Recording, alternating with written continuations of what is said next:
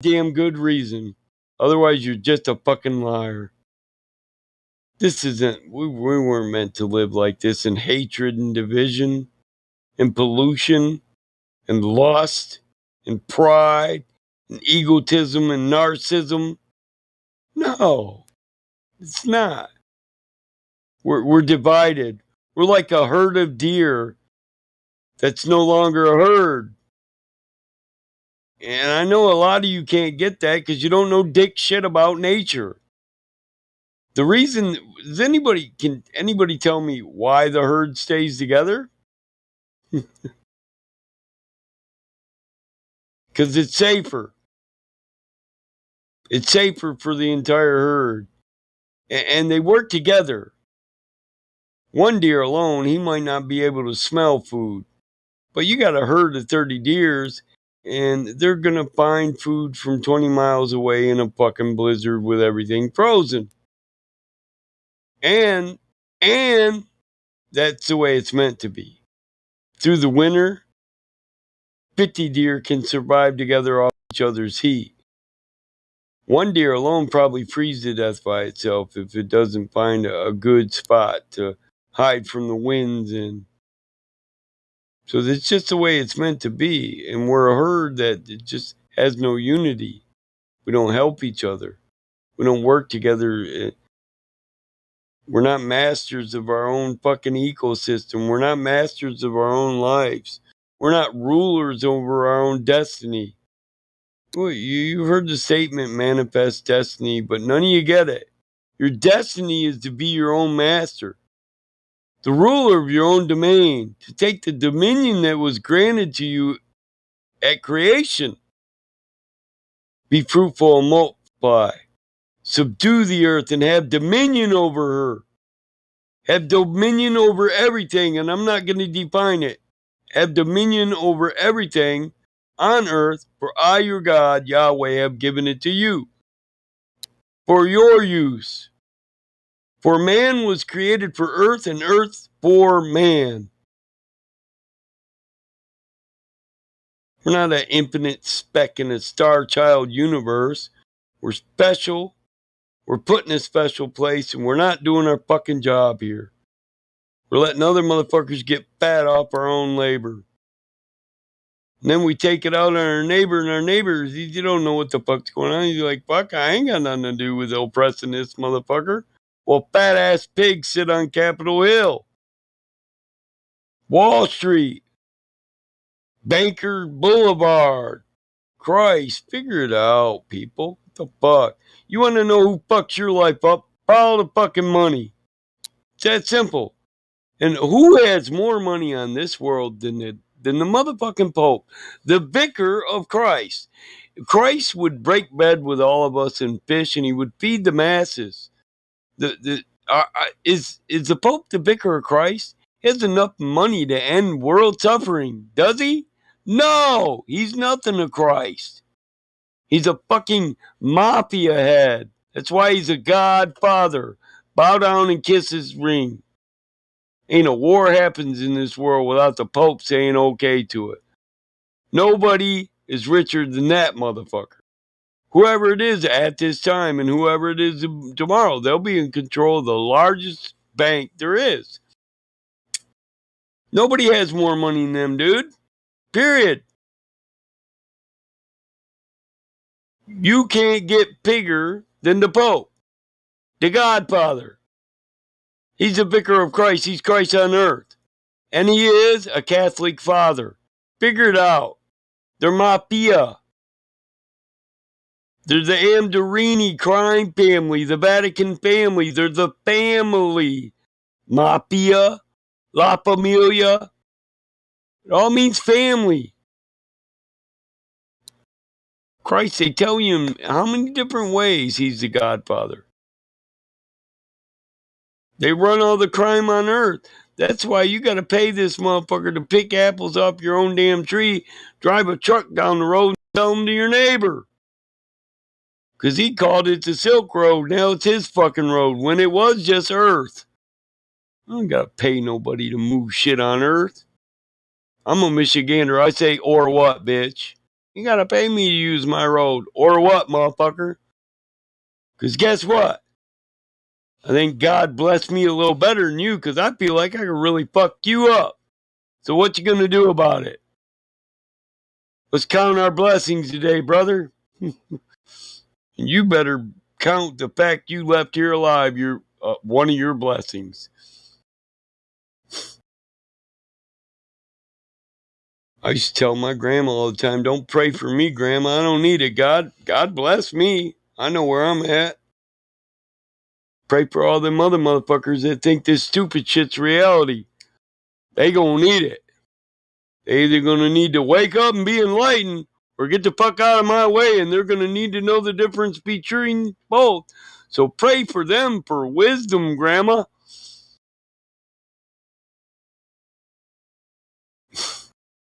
In Christ, you can't get out of a cage you don't know is a cage.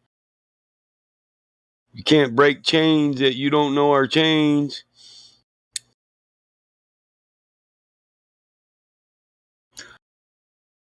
I mean, we can fix ignorant. Ignorant just means you don't know. We can teach you. We can fix fat. We can make you do more exercise. We can fix skinny. We can feed you more. But we can't fix stupid. You got to fix that yourself.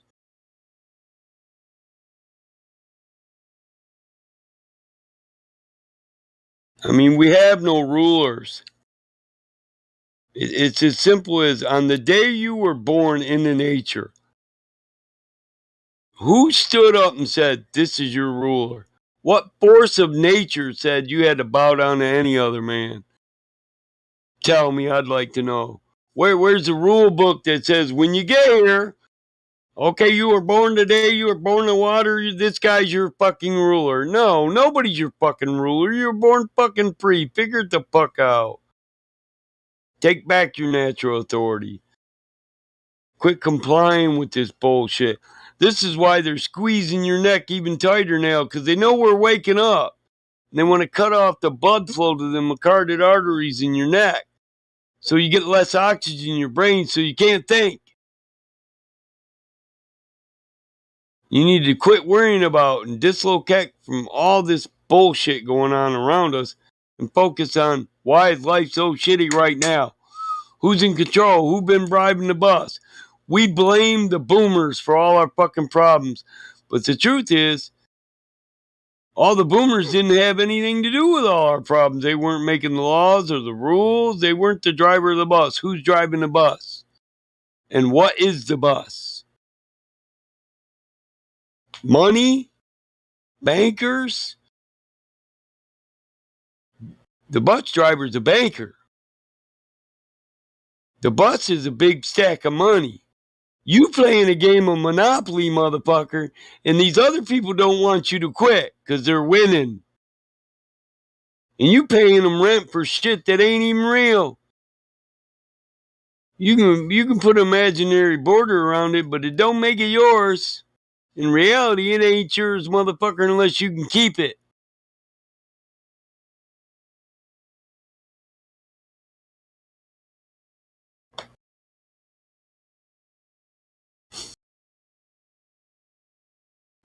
And I defer to Master Chief while I fill my coffee cup. And I gotta say, I love you all. That's why this is so urgent to me. I love everybody. I just want us all to be free and equal, and I don't want to watch my kids grow spoiled brats while maybe your kids are out there suffering. Because I know it's just not right. Not one is better than the other. We're all equal. All of us.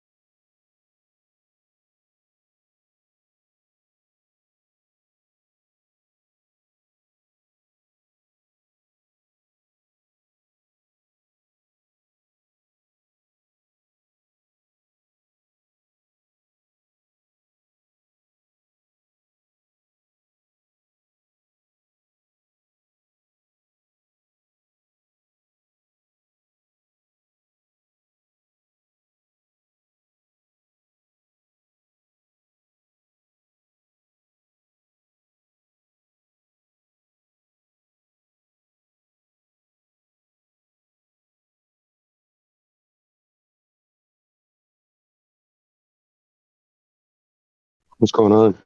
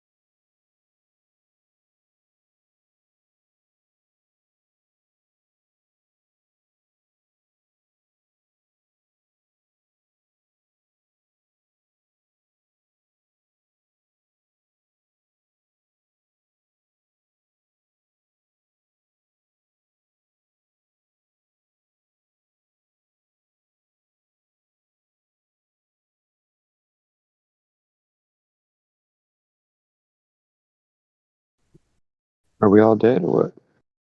What's up? What's going on in here? Why is everybody so quiet?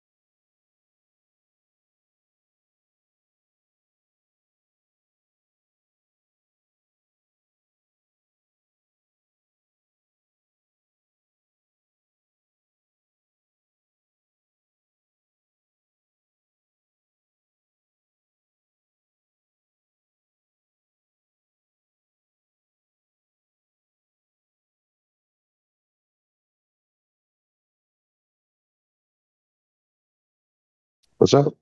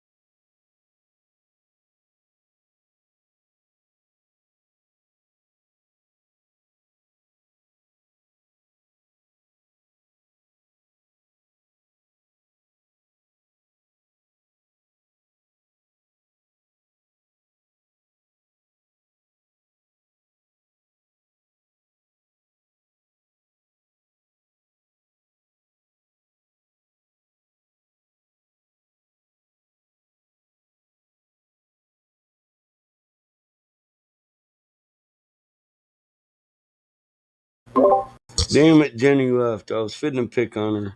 Jenny! There you Jenny! are. What happened? Huh? Where'd you go? Me, I went to get coffee and then I had to do something for Oh, my daughter. I'm a single father. I got a 16-year-old. I know. You told. Yeah, you. I'm just Alright. giving you a hard time. It's all good. I was just like, stream went dead. I was like, I left and I came back and was like, what the heck happened? Yeah, I knew I was going to be busy when she said, Dad, I just woke up and I feel good, but I love your omelet. They were talking about on the live stream on the YouTube or on the YouTube live stream thing. They were talking about Sagnac effect. You got anything to say about that? Sagnac? The Sagnac, yeah, Sagnac.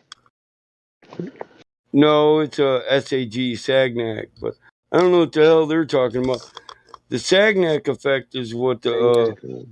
fiber optic gyro works on. The original premise of the Sagnac was light would be deferred only if there was an etherical background based on the Faraday effect. Really? But now they act like light is interrupted just from movement. And the truth is, movement doesn't interrupt light. We No, all know this. might augment it slightly, So but it we doesn't can't really. say the deference of a light signal in a setup or a rig proves rotation. There has to be something that actually interrupts that signal, and rotation can't do it. So, but Faraday demonstrated an electromagnetic field can do that. Mm-hmm. Right. It'll So, match up ley lines and all that, right? right. So, most of them don't even know how many times you have to zero out and calibrate your fucking rig to get to 15 degrees per hour. And Well, that is. Bob, all the people that say, "Oh, Bob proved the rotation of the Earth with the fiber optic gyro." All those people that say that, first off, Bob didn't use the fiber optic gyro, and he wasn't the first person to use it. Multiple people used it before him. But after that Yeah. Discovery Channel documentary, they did an experiment where they went to Colorado. Where do they race up that mountain? What's the name of that mountain? The road, something Peak, Pikes Okay. Peak. Yeah, Pikes Peak. I Pikes was gonna Peak. say So Pikes they Peak. they went to Pikes Peak, and here's the premise: that the fiber optic gyro, it it's calibrated to be sensitive enough that it detects rotation or rotational movement. And if this was true on a globe, then we could put it at say at ocean level, and we'd get 15 degrees if that's what it was actually rotating a sphere of a radius or a circumference. If it was rotating at 15 degrees per hour, then at sea level, we would always get the same reading that we would get at 10,000 foot, because it wouldn't matter how far you moved up on the ball. The ball is still only rotating 15 degrees per hour, right? I mean, this is a proper premise, right? On a ball, it wouldn't matter how far you raise up the fiber optic gyro if it's detecting rotation. It would always be the same 15 degrees on a sphere. It's just like a record. If it's moving 15 degrees per minute and you're censoring it from the center of a record, if you move it out to the edge of the record, you're going to get the exact same reading. Of course, you're moving more space in this time, but it's still only 15 degrees per minute. And this would ring true on a rotating sphere also. But when they took the gyro to Pikes Peak, on the same latitude, at the base of the mountain, they got one reading, 15 degrees. And as they went up 500 foot, they got a 14 degree reading. As they went up 1,000 foot, they got a 13 degree per hour reading. And this is all through rigorous calibration, recalibrate, because you don't just automatically get 15 degrees the minute you drop your fiber optic gyro. You literally have to keep calibrating the motherfucker and until you get 15 degrees, or it's considered an error. So it's almost like through calibration, you program it to say whatever we detect is 15 degrees. But anyway, it doesn't ring true when you raise up an elevation. Pikes Peak, base of the mountain, 15 degrees per hour. 500-foot elevation, 14 degrees per hour. 1,000-foot elevation, 13 degrees an hour, and so on. Up to 1,500 foot, they got readings as low as 12 degrees, no matter how many times they calibrated it. So, what this says through demonstration is there's no way that a fiber optic gyro based on the Sagnac effect is detecting rotation. If it were, it wouldn't change. Just like the record, it still only moves 15 degrees. It doesn't matter how large you move the radius. If you can make the radius 10 times larger and you can move that gyro up 10 times the amount, it's still only going to move at the 15 degrees per hour unless you change the rotational speed. Understand?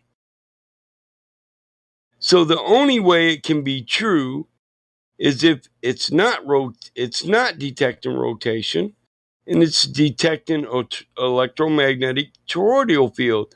Then it would be true because the toroidal field is a vortex with a greater oscillation at the bottom and a lesser oscillation at the top. And the vortex, the bottom of it would be towards the ground. And we know that in an electrical circuit, Earth is a ground. And that we measure a rise in voltage every 10 foot all the way up as we rise in the atmosphere. So they demonstrated there's no way in hell that a fiber optic gyro is detecting rotation. Because if it were, the sphere only has one speed, so the 15 degrees per hour would never change. It wouldn't matter if you took it 100 miles up off the sphere. And as long as it was tethered to Earth, it would still only be a 15-degree movement. You'd have to increase the speed or decrease the speed to change the amount of degrees that it relatively moves per hour. So there's no way in hell that a fiber optic gyro is measuring rotation. It's impossible. Anybody can do this too. And they can say, they'll say, oh, just because you can't go to space doesn't mean it's not true just because you can't verify it. But then on what I just said, they'll say, well, we can't verify that because not all of us can afford a fiber optic gyro, but science says. Well, the truth is with the Michelson-Morley, science told you the truth in the first place. It was expected and predicted that the electromagnetic luminescent ether in the background that's rotating in a vortex manner would disrupt the signals of the lights. Most people think this was a failed attempt. They got no data. You know what the truth is? They did get data from Michelson-Morley. They predicted a large movement of the etherical plane. And so what the movement they did detect with the Sagnac effect was less than what they predicted. So it was considered a no. It wasn't even a failed attempt. It was considered a no because, the data didn't match the prediction. So the hypotheses needed to be changed. So instead of changing the hypotheses to equate how the ether could be rotating at such a rate different from what we projected, instead they threw out the luminescent ether and they just called it time-space fabric. If you look at Einstein's original papers, Einstein actually believed in the ether, but no one accepted it. So he exchanged the words luminescent ether for time-space continuum, fabric of space-time. That's it. It's essentially the exact same thing. Just got a different name, and it's even equated at the same rate. Just most people think it's a lack of education that brings us to the understanding we are at. But in truth, it's the amount of experience and education that some of us have that actually lead us towards where we're at. Not misunderstanding, undereducation. I'm so tired of 15-year-old kids that are under a Common Core curriculum acting like they're smarter than me at 49 years old with a bachelor's degree and a successful life with a large bank account. I am so fucking tired of this. And this is what they created. They had to create this environment first where kids thought they were smarter than adults before they could pull off this bullshit scheme, everything they're doing right now. You know, you know who backs this bullshit that science that they call science that they really with the what's going on right now, you know? Mm-hmm. Definitely. Yeah, so with their statements about what's going on, they repeat the word science over and over again, but that we all know if we really study and we just don't take them at their word science, that they really don't have the science to back it. They have no finalized clinical studies. Um, I'm not saying we haven't tested MNRA because we have tested that for 30 years, but we haven't tested the what we haven't tested is the effects of it on people. We don't have any clinical studies that tell us how the MNRA just itself is going to affect people in long term use because we have no finalized clinical studies. We also we can't identify what they're using it against, and we have no finalized clinical studies on what they're using it against. So to say it properly is in this case would be without the clinical studies, we have no science on it. But Mm-hmm. it's they got these kids today with this false understanding of what science is, and all you have to do is wear a white coat and say science. And we can bring out the expert in this field, and he can say all what's being said goes against the entire knowledge and the history of this study, and I'm the foremost expert on it, and they'll still say, but science. We got charts. They don't even know what kind of chart it is. You ask them what kind of chart that is, they say projection. No, it's a SPC chart. It's a rating chart. I mean, come on, man. It's a statistical chart. You call it a prediction chart, but the truth is, you don't have any knowledge to base that prediction on. Good morning, Indio. What's up? Hey, What's man, up? I just listened to your rant. I had a I good rant. agree 100% with everything you say, and it's actually worse than what you said. Oh, I know. I really haven't clarified this one and got specificity. Because you're just assuming, you're not even assuming fraud. You're just assuming like they're doing what they're supposed to be doing. Because all the actual Yeah. so-called science is against whatever the public, whatever they say it is. So if you actually look at data, right, the data that's been produced, data on masks, how effective they are, data on the lockdowns and how effective they are. So I just read this morning in Denmark, they're going back to full lockdown. Yeah. They have vaccine passports. They have mask mandates. They have everything, right? Yeah. They have the total totalitarian regime. They have an 87% vaccination rate for their country. Cases are going up. How's that happening? I know. I The was really science says that they trying should to be going ridicule down, right? those. Yeah, I was really trying to ridicule those two words. I didn't get the emphasis on enough, but science and data. Yeah. Yeah. Because those words are Science used is the in. data. Like, that's what science is. It's not what a Yeah. scientist says. Yeah. Yeah. It's not just saying science and saying data and giving you a chart. Yeah, and charts can be manipulated. And I'll give you an example, right? So, a specific example. So, Pfizer tested their, not even going to call it a vaccine, their the mRNA injection. They tested Yeah. it on pregnant women, right? So, they tested on pregnant women to see if it was safe for pregnant women, whether they had spontaneous terminations of their pregnancy, miscarriages, higher than the normal rate. Tested 875 women. They found out, no, it's not higher than the normal rate. Well, come to find out when you look in the details, so premature miscarriage is considered 20 weeks or earlier, right? That's how they classify it. So that's how it's modeled in regular society. What's the rate? It's classified as 20 weeks or earlier. So something like 40% of the people they tested were vaccinated in their third trimester. They're fucking way past 20 weeks. And they added them into the data. This is blatant data manipulation. Right. So some Italian scientists went back over their data. Turns out you have a 1 in 4 chance of miscarrying. Your likelihood of miscarrying after the vaccine is something like 11 times more likely. 1 in 3 babies can't be carried to term if you're vaccinated during the first 20 weeks. Oh, no shit. Yeah, it's horrible. This is actual scientific data. This is the actual science. That's what I was saying. Like the real science doesn't actually support the shit they say. Yeah, I'm gonna have to learn to emphasize that because that's the point I was trying to get across. There's interpretations of data. You know what I mean?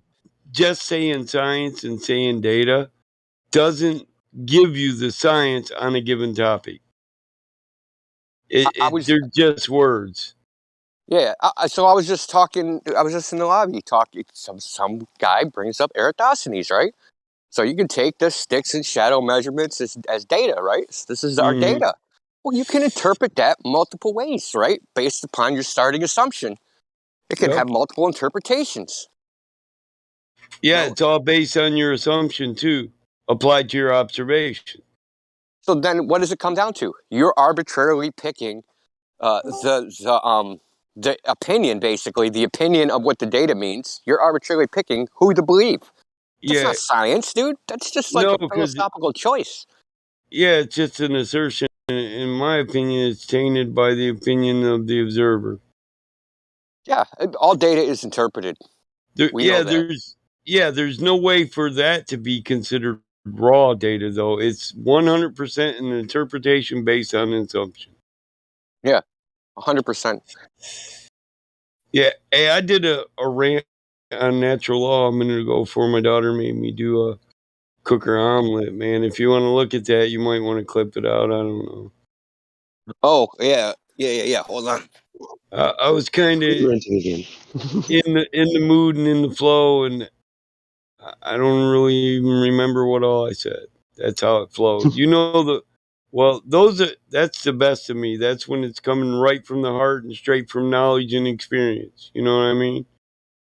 Yeah, I hear you. Yeah, that's why I said good morning to him, because I knew he could drive them nails in that coffin way better than me. I've got a rudimentary understanding of what I've covered compared to Indio's complete research. And that's comparing, the assertions of science and data. What I know versus what he knows is comparative to what them saying science and data and actually having the real science and data. Because the truth is, you can say science all you want, and you can say data all you want, but if you don't have the studies, you don't have the experimentation, you can't identify, then you don't have shit. And most people don't understand without the finalized clinical study, bro. What can we have on this? Indio? There is no long-term studies on efficacy or safety. It's a brand new technology. And without that, we don't have any science on the subject, right? No, of course not. It would be called a statistically insignificant sample size. Exactly. I knew you see. Now they have a large sample size, and when people start dying of weird ailments in 10 years, then people will be wondering, why is this happening? They'll blame it on something else, right? Statistically insignificant sample size. I'm gonna write that down. I'm gonna add that to my rant. As they say, once is not a trend. Right.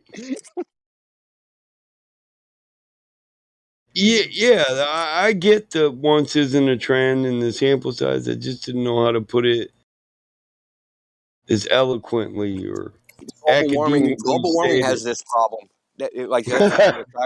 Global warming has this problem. Is that their temperature data is so statistically insignificant, it amounts to 1 thermometer per 23,000 square miles. Now, I have a thermometer in my house. Yeah. It doesn't even accurately capture the temperature of my entire house. Now, you think 1 thermometer can accurately capture the temperature in a 23,000 mile square? I don't think so. Oh, And you I'm say you so know what with the you on temperature that. is, you have no idea what the temperature is. I got one of them weather stations on my front porch, and that thing is so full of shit. It was, I mean, it wasn't reading barometric pressure, bro. It was fucking raining out, and it told me it was a 70 day. I was like, what the fuck is wrong with this thing? Am I high? And my daughter said, here, Dad, here, I read the book on that. No, you're not high. Well, maybe you're high, Dad, but you're reading it right. I was like, okay, all right. As long as I'm Somebody reading about it it, right. yeah, somebody about a decade ago went around and like started taking pictures because like NOAA has like weather stations like all over the Yeah. place, right? At Yep. airports, etc. They ran around and started taking pictures of them. Some of them were like in behind air conditioners and like air conditioners, like the Here's air another conditioner. thing. Yeah, Dude, here's it's another crazy. thing I don't like about them. You're talking about the relative temperature of the Earth, but you have your station in the middle of an asphalt jungle. Asphalt absorbs heat, and it isn't an average temperature of the Earth. It would give you a mean temperature of the asphalt on that given day, whether it's in a shaded area or an unshaded area. You know what I mean? Yeah, weather stations have to be very carefully placed. You just can't throw them anywhere. Yeah, I would agree because not concrete holds a certain amount of energy from the sun. It'll stay warm for a long time. Yeah, As they've been saying they've been called a weather condition. They call it like urban something, urban heating radiation or something like that. yeah, yeah, that's it has to do with how long asphalt and concrete uh hold Heat. They heat. And re-radiate it. They yeah, I think re-radiate it, it's called urban fucking and then you thermal have radiation. so I live on the coast, so we got a sea breeze, right? So Yeah. like at like when the sun goes down, the direction of the wind changes from out to in.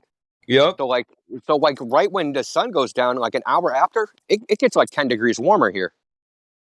And then it slowly cools off. But it'll be like right before sundown, or be like 2 days ago. It was like 50 degrees. But then the sun was down for like an hour and it was like 65. And then it started cooling off and went down to something like 34. Urban This heat happened. island effect. Yeah, urban heat island. Yeah. Yeah, it's I knew it has to do with the isolation. Like this heat effect is only true in this urban environment, but it's so isolated. They use island to say isolated effect. It should just be urban heat isolation effect. Yeah, because But you have the tall buildings, right? So they inhibit wind. yeah, yeah, all So of you it. got that. It all affects temperature readings, and you find that a lot of these NOAA stations are right in the middle of an urban setting. Yeah, I mean, some are, some aren't. And then if you look at like if you look at it as a percentage, like we'll just play globe is real for a second. So the northern hemisphere versus the southern hemisphere, something like 89% of the weather stations are in the northern hemisphere Yeah, and this is supposed to give us a mean of the average of the relative entire world. temperature, exactly, of a sphere. But we're only measuring the top How, half. how many are in the ocean?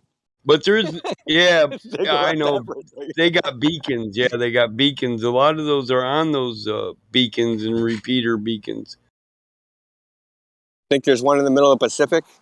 Think they got weather stations in the Pacific Ocean? No, I don't Mm, think so.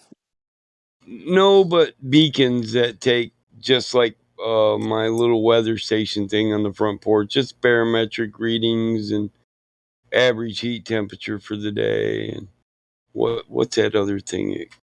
It covers barometric pressure. What are Yeah, those called with but the? they say they know what the entire world is doing, Yeah, and what they've are taken those called uh, with the three different things on the thermometer? A barometer? a barometer. So that's for the pressure. Then there's the temperature.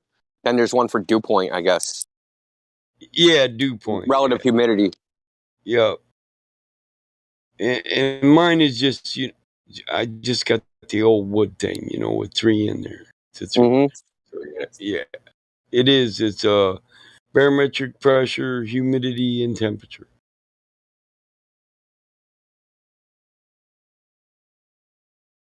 But I was only popping in for a second. I actually got a jet. Going to work? Got it. Oh, it was supposed to rain, so I canceled all jobs for 3 days, but it's not raining. I sent some guys out today if they want to work it, but I'm finalizing all contracts. It's supposed to start snowing. Oh, really? I'm done for the year. I'll let the guys finish what they can and then start maintaining the trucks, but I ain't working no more this year. I'm fucking done. My back. Yeah, I saw that post. Yeah, it's just time to admit it. My back's killing me. I'm getting old. No, you ain't. I think next year yes, I am. I think next year I'm just going to appoint my oldest member to help my son run the business. You know what I mean? My oldest employee. Start fucking taking steroids. Fuck that. I like my nuts where they are. I like You don't want my you don't want a big 40-year-old. gap in your teeth and a huge skull. No, listen, I like rising with the sun. I like my morning wood, damn it. I don't want to fuck with that. So if I got up, my back didn't hurt, but I didn't have a morning woody, I'd be like, fuck, this sucks. I'd be in worse mental condition than I am now. You know, a hurt back and morning woody are correlated, you know. Well, yeah, I wish that correlation was made, a sore back and a morning wood. I wish it was from last night. But I'm just too damn picky, but I love my kids. Better I'm be sure picky.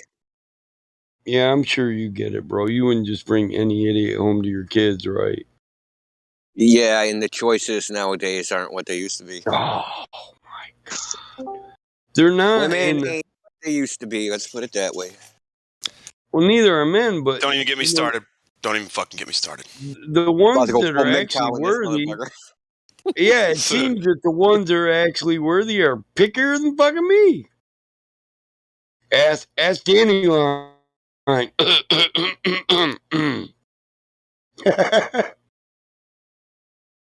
That's a joke.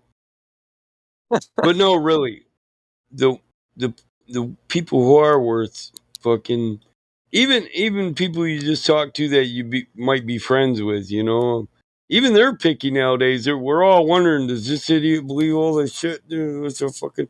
I don't know, homie. I got enough friends that already believe everything they're told. A lot of people are waking up. Yep.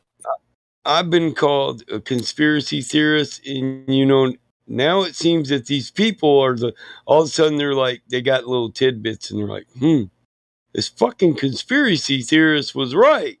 And now they're like, psst, psst. So what's new on that shit you was talking to me about last week, Mike? I want to hear it this week. I'm like, oh, really? Here, roll this up. Let me wet my throat, bro. It's going to take a minute, No doubt. And first you got to educate these motherfuckers on what real science is. And then even if I do it like I did with not a hell of a lot of specificity, as long as they understand what the quality of the standard is for real science. You can't say you got science on this when you don't have it in that field, which, for me would be a clinical study, at least a finalized clinical study. And we never know they're really finalized, but it's met the requirement of 6 years and a large sample size.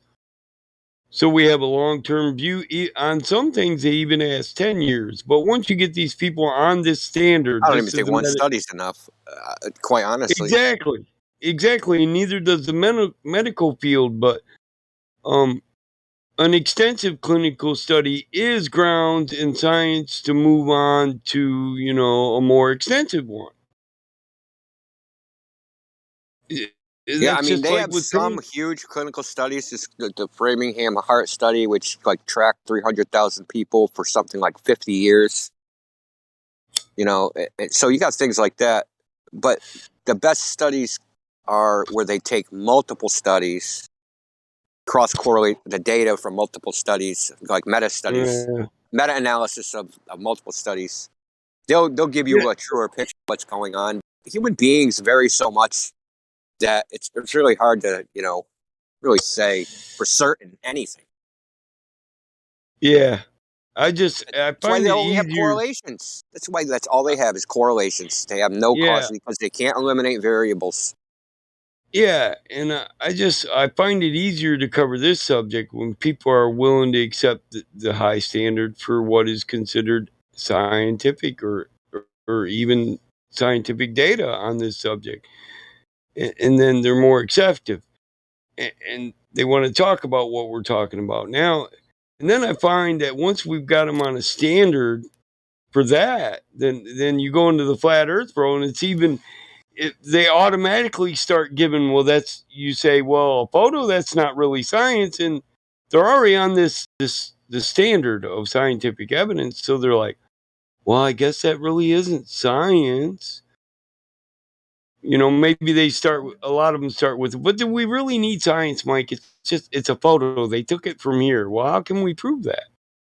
But it's easier to have a lot more of the conversations that we have once we set a standard for what is science. And I found that with my older friends, my educated friends, I know a lot of rich people, a lot of people with bachelor's, master's, PhDs. Some of them are the dumbest, book smart people you ever met. But once you sit, you know what I mean? But they understand intellectual, parameters. idiot. Yeah, but they understand parameters. And once you set parameters for the quality standard of what is science, they're more open to this shit. They're like, man, because I just keep repeating. Now, does this meet our quality of scientific standard for evidence or proof? And they're like, no, it's quick because they're educated. Once we've set the standard, you only need your brain to measure it. Nope, it doesn't fit in there, Mike. Move on. Let's cover the next one. Oh, that don't fit it. Well, damn, do we really have any scientific evidence of this? No, we got a bunch of he said, she said bullshit. Your videos even fall on that. It's just some guy up here fucking with tubes. I'm a mechanical engineer. And I'm lost for what this motherfucker is trying to fix on the ISS.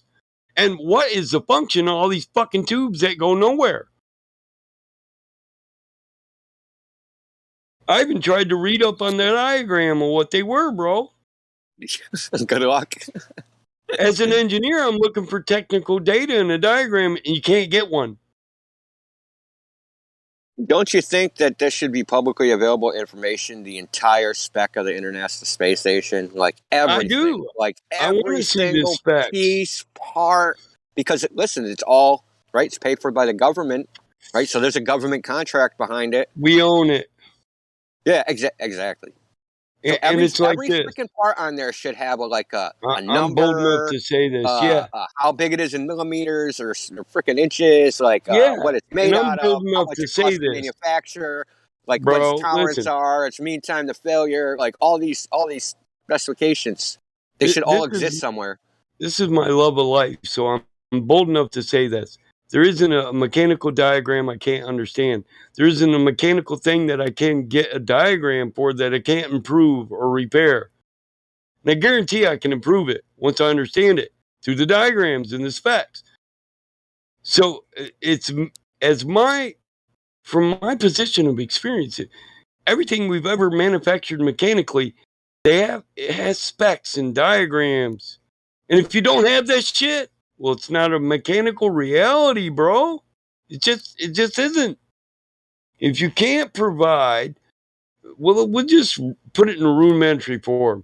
If you can't give me the goddamn diagrams with a motherfucking repair manual, bitch, this shit isn't real. What do you use to train the people that are going to repair it?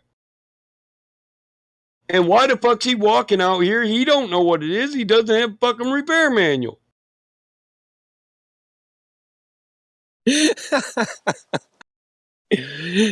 Like even simple machines require manuals. Yeah, and I feel like if rule the world. Listen, I feel like if I said this, right? If I said this, the next time we watch the ISS, this motherfucker would be out here with a Haynes Cadillac repair manual strapped to his hand as if it's the ISS, acting like he's reading it while he's fucking with tubes that go no fucking where. You know what? We should. I'm gonna actually try to find this. You know how they built the ISS like in pieces? They had modules that clip together. Yeah. However, I want to find out. This is what I'm gonna try and find out. How exactly they are clipped together. Like, what is the union joint? Like, how are they clipped together? Is it an O-ring? Like, I looked for all this, bro. I wanted specs and diagrams on all this so I could make it a reality in my reality. There has to be a tolerance. There has to be a tolerance for when they manufactured it for it to fit together. There has to be. Now you're with me.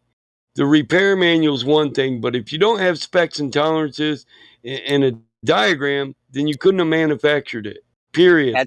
That's right, because you wouldn't know how to reject a part.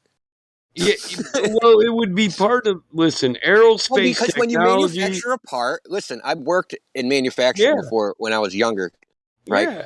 So they had this actually like tolerances, yeah, exactly. We had to measure everything that came off the assembly line to make sure it's within tolerance. And micrometers. Yeah, exactly. To make sure it meets specification. This is my point exactly. And if it didn't, you threw it away, right? Yeah. So, and aerospace technology has the tightest. So, what I'm saying is there'd be multiple sets of these, because what you would have is they'd say, we want it manufactured within this tolerance. So to ensure quality control, a quality control department at Aerospace Technology would get it, and they'd say, well, we have 30,000s here on this specification, but we're going to tighten it to 15,000s so that we know even if our guys go outside of the spec, we know that it's still within spec, and this is called a blueprint deviation. So, yeah, it's like over-engineering something. The same way they build buildings, right? You build it to 7 times too strong, even though it only needs to be 3. Yeah, I mean, and just like I said, the manufacturer's deviations and diagrams for individual parts and systems and complete assembly instructions, those would be enough for me, because I could turn them into a repair manual. I could reproduce them. I could put them together and see, do they really work? Yeah. So let me make a bold prediction on what is going to be found out. It's classified. Oh, yeah, that's a matter of national security. That's a high technology. And I'm here to tell you, listen, if it was true, it wouldn't take an advanced technology to build a capsule that couples together with an airlock chamber and a vacuum-tight seal for men to live in. That's not advanced technology, no offense. But getting it there would be, but that isn't. Come on, man. It is advanced technology because it lasts forever, Mike. No, man. I could build the same thing for you to live on in the bottom of the ocean. We could build you a home on the bottom of a lake floor. It's crazy. Instead of lakefront property, you could get lake bottom property. That's right, man. Watch the fish swim by your window. Well, yeah. I mean, think about it. It couldn't be advanced technology because the most advanced technology would be in the opposite pressure and underwater technologies. So it would already be a known technology. Yeah, it should be, but it's not. But anyway, I got to go. I'll be back in a little while. All right, don't work too hard, bro. No chance of that. Yeah, I hear All right. you. I hear you. Bye. Jenny, I'm not a smart man, but I know what love is. Why don't you love me, Jenny? The best part of that movie... Forrest! The best part of that movie is where she says, his name's Forrest, Dad. Forrest. His name's Forrest. Like his daddy. Yeah, like his daddy. And he said, he got a daddy named Forrest? No. He says, he got a daddy named Forrest too? Yeah, that's what he says. Get it right, Michael. Yeah. Forrest, you're the daddy. He says, that was so, I had a big lump in my throat. Yeah. And he says, but is he like me or is he smart? He's smart. Very smart. Can I? Isn't he beautiful for us? He's the most beautiful thing I ever seen, Jenny. He was like the best. Forrest was the best parent. Oh, that was. I don't like the guy, but that was one of his best roles. I know. I don't like Tom Hanks anymore either. I'm right along As a with you. parent, like my heart was broken instantly when he says, "Can I?" Yeah, you can go talk to him. Go sit down with him, Forrest. He says, Forrest Gump. Yeah, Dad. I just wanted to tell you, Forrest, that I love you. Oh my gosh, they couldn't have picked a better child actor than Haley Joel Yeah, Osment for yeah. boy. He was I so cute. I sometimes feel like Forrest because I tell my kids I love them too much, and I apologize for that, and I love it. Even my oldest son and my oldest daughter are like, Dad, don't ever apologize for saying you love me too much. Some days Right? some days I need to hear it, Dad, and it changes my entire day. And then I gotta go off, and cry on my own because men aren't supposed to cry. Oh man, that's a bunch of bullshit. But it does. It touches me. I love hearing it. Yeah, it's weird how I can still love the movie and separate myself from the actor. I almost wish I don't want to go back, you know what I mean? But I used to follow actors and almost idolize them and know things about them. Whatever the Yeah. mainstream media put out, I nom.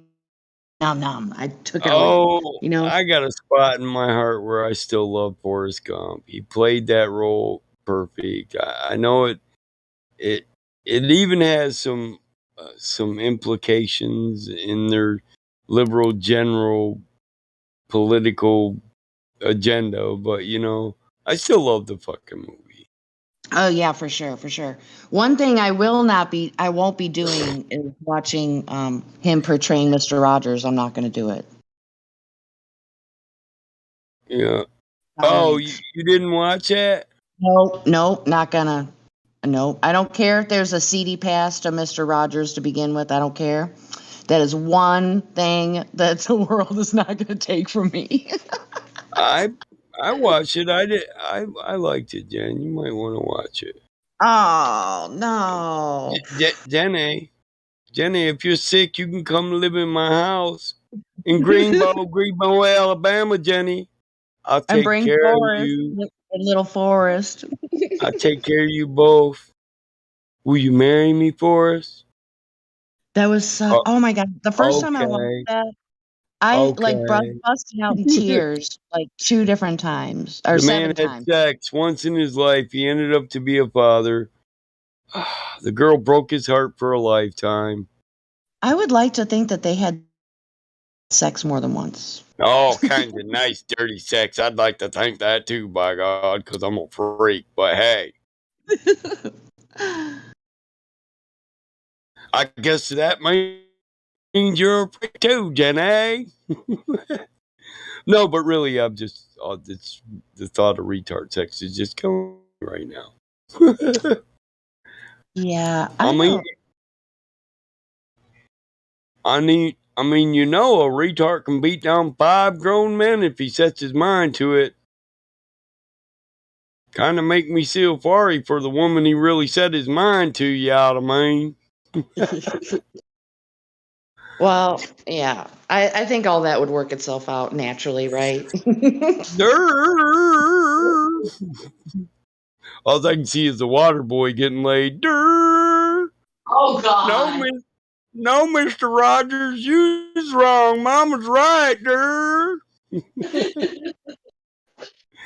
You ever seen that movie Run, Ronnie, Run? No. Who was that with? You should watch that sometime. It's funny as hell. Who was the Fuck, actor? I can't remember the guy's name. Give me a second.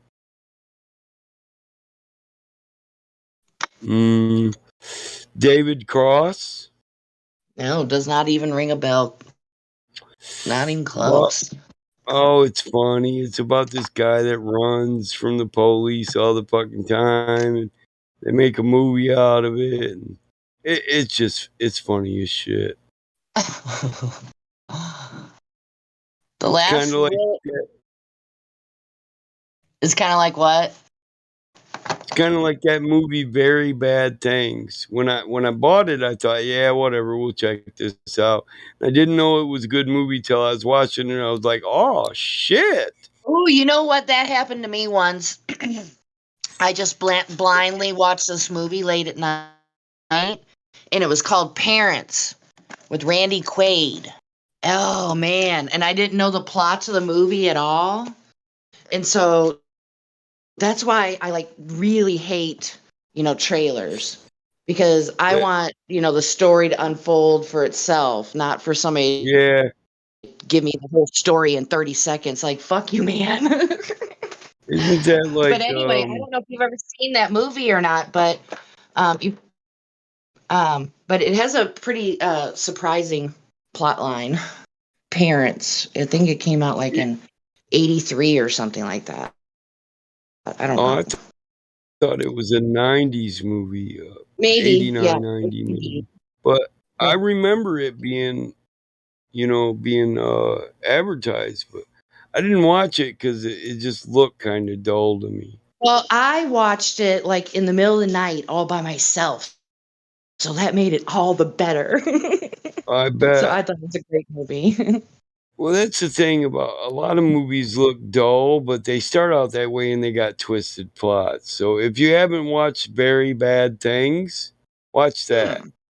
The plot in that twists over and over again, and All it right, I'm gonna goes write it. it, Hold on. it goes from hell yeah to demented as hell to demented as fuck to hyper fastidiously demented as fuck as hell as it can get. Once you thought Damn. it got as low as it's gonna get, it goes even lower. This Okay, I lady wrote it just down that you recommended that movie for me, so I will be sure to watch it at this some point in the near future.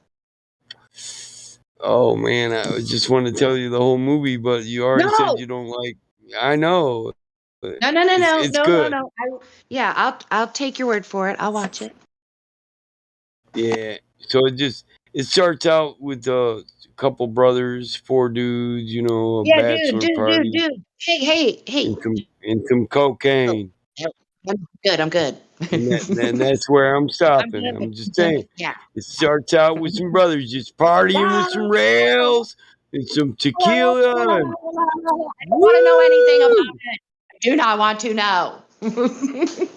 Yeah, I was trying to set the mood. Look, when I No. watched it, I thought, hell, this looks like my bachelor party. Cause I ain't gonna lie, we was hiding a motherfucker and drinking a bunch of tequila and scotch and shit. Well, And then they I'll have got to all keep that in demented. mind. Then they got all demented, and I said, "No, no, no, wait, that wasn't my bachelor party." Yeah, I'm thinking of that movie. It's along the lines of that movie called Stag, kind of when I come around that time. Hey, yeah, listen, this was so good. I watched it one night, and 2 days later, my brother comes out and says, "Hey, man, let's drink tonight." And I bought it on VCR. When I got it, I had it on VCR tape. And I said, "Okay, let's go to the bar and drink, and you can watch this movie." And when it starts out, he said, "This is boring. It reminds me of your wedding." I was like, "Just keep watching." And then, like 20 minutes later, he's like, "Oh Damn. shit, this is good, bro. Be quiet, be quiet." I was like, "Yeah." And I watched it again. I was quiet. I just got drunk with my brother. And when we were done, he was like, "Hey, that was a good fucking movie." And he says, "Can I borrow this tape? I want to take it home and watch it with my wife." I said, "Yeah, just don't tell her that's how my bachelor party started." He said, "You think your old lady and my old lady don't know we was blowing rails and tequila at our bachelor parties?" I was like, "Well, whatever. Whatever, bro. I don't know what you're talking about. I left that shit in college."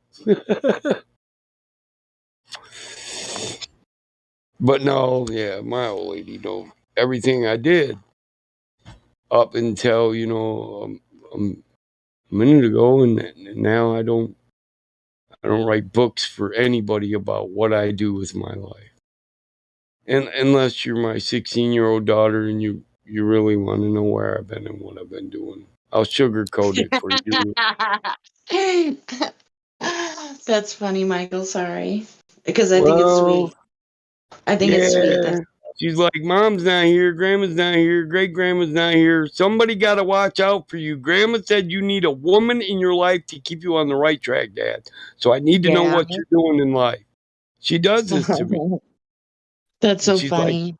and she says, you Cute. already know you raised a good woman, not a victim. I'm a woman as God created me. Now let me help you, Dad. You've helped me so much. So I just, yeah, how can you argue with that, right? I mean, I'm like, I don't give my daughter all the grimy details, everything I do, but I give her the gist of it so she can feel like she puts her 2 cents in my life and she's an important part of the family, you know, and valued. You know what I mean? But if it is a woman I like or somebody, well, I do share my feelings about her with my daughter because if I have a woman in my life, they have to be somebody my daughter likes too. So I'm not going to tell my daughter about my sex life, but you know what I mean, right? Well, Oh, it, I think that's a great, thing to have someone else besides yourself to gauge your potential mate because, you're kind of guided oh by your yeah. emotions. Yeah, I can't come home and have a smile on my face without this kid going, "Oh, what, Dad? Did you meet my next mom? Did you meet my stepmama today?" I'm like, "Oh my God, kid, are you trying to sell me off?" She's like, "Auction, Dad. Get it right. I'm gonna auction you off to the highest bidder. Damn it, you need a woman." I'm like, "Whatever, kid." Yeah, I You think, know what? You know what I tell yeah, her? huh? Then I'd have two of you motherfuckers to please. What would I do with my life? Retire and Yeah. please us? she said, Mhm. she said, retire and please us. You know, I get to drive my Trans Am next year, Dad, and somebody's gonna have to maintain it. And that just tells me, oh, she plans on beating the shit out of that car when she gets it. But Yeah, can't I think say I it's. don't. I know that me personally, I don't have any interest in, going out with a guy that's recently single, especially recently divorced. So it's like, it's always a good idea to remain single for a good period of time It before. is to collect Yeah. yourself and not be desperate. I agree. Right. Yeah. I'm not So, desperate. If I was, I'd be out there like, come on, man. right. It's not hard to find somebody if you want Right. to find just, But yeah. no, it's been 2 years now, and I've discovered that I'm a Has pick it been that long? Oh my gosh. almost, Wow. and I've learned a lot about myself. I'm a real picky son of a bitch. You know that? Mm, I I get it. I don't have filters. I'm so direct that it can be abrasive. Starting to see some of the things that might have annoyed my ex after. It doesn't make anything she did okay or acceptable, but Wait. Okay, but if we don't understand how where we got where we were when we had problems, we can't avoid getting there before or again. So I was raised by parents and grandparents who said, "Realize your mistakes before you move on, son, so that way you don't make them again. right. Never be in a hurry to do something, because then it won't be done properly." So I'm just saying, Well, yeah, haste makes waste. It pretty much covers all areas. right. I mean, there was a problem, and I just can't. I'm not most people. I can't say, "Oh, I ain't got a fucking problem. One with me. I'm fucking perfect. I'm an angel. The problem was all hers." No, I'm not that Yeah, person. So I that's understand cool, that man.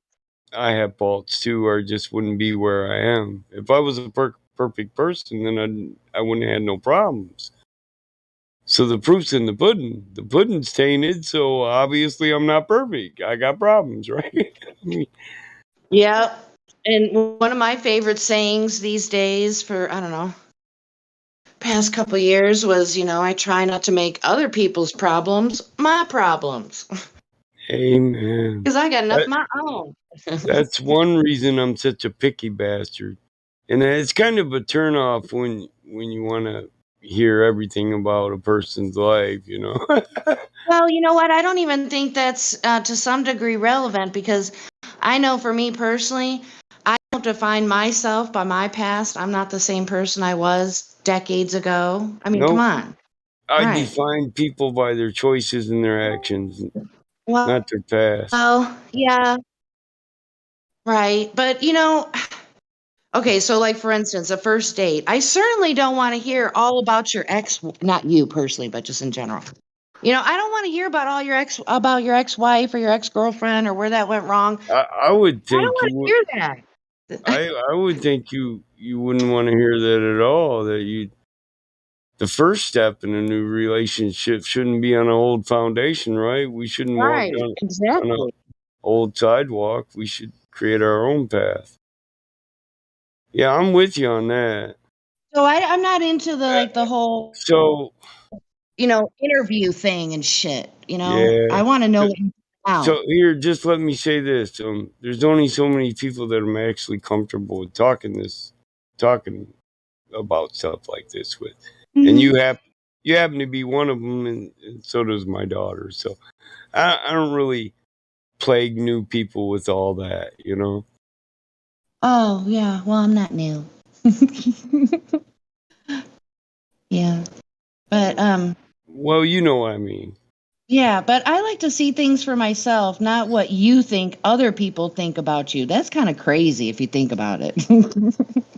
I Yeah, mean, so that's why I yeah. still. I ain't never said no. I can't do that person because so and so said this and that. Nope, I'm not that person either. Unless, of course, I can see what they said is true by the way you act or dress or hold yourself. Well, yeah, you can tell a lot about a person, yeah, by just Oh, come observing. on. Me and you, we're adults. We can spot a thought a mile away, right? Well, yeah, you get a sense about a person, your spidey senses flare up. Yeah, I like a more conservative person. That's Oh, yeah. Well, I am definitely declaring myself as a minimalist, especially in these times. Like if the shit hits the fan, I'm totally comfortable with putting a few totes in my SUV and heading out.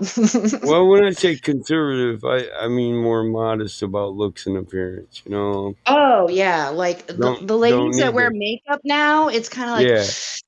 what are you doing, man? It's like, So I mean, I don't know. I guess for a special occasion, sure, but some ladies, it's just ridiculous, and it's yeah. they watch famous people put on makeup, and they think that's how it's supposed to be.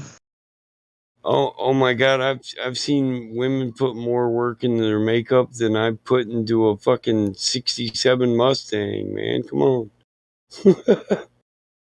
Highlights. They got better pinstripes on their eyelashes than I got on my Cobra. Oh gosh. Or no, no, no, no. There's something for the eyebrows now, Michael. It's called microblading. Yeah. It's like, wow, you're just gonna like create new eyebrows for yourself. All right. Yeah, my niece in Florida. Actually, I know a little something about that. My niece in Florida is a model, and she models for a certain brand of nail polish and makeup. These people Yeah, I started think you their told me own that. brand, and she's like their brand logo. But Yeah. she's always taking my daughter to school on the internet, with the boys chats and shit. So she lives in Florida, and we live here in Michigan, but they're still best friends because they video chat Yeah. nonstop on the damn internet. Hmm. Krista hasn't had an easy life, but Uncle Mike spoils her, and I guess Taylor is somebody she just feels like she can say whatever to and doesn't get judged. So it's cool. Hmm. Hmm. But she's always like, come down, batting her eyes, looking at me sideways. How's this look, Dad? This eye or this eye? You know? And I'm like, give me a minute, I'll see what you did.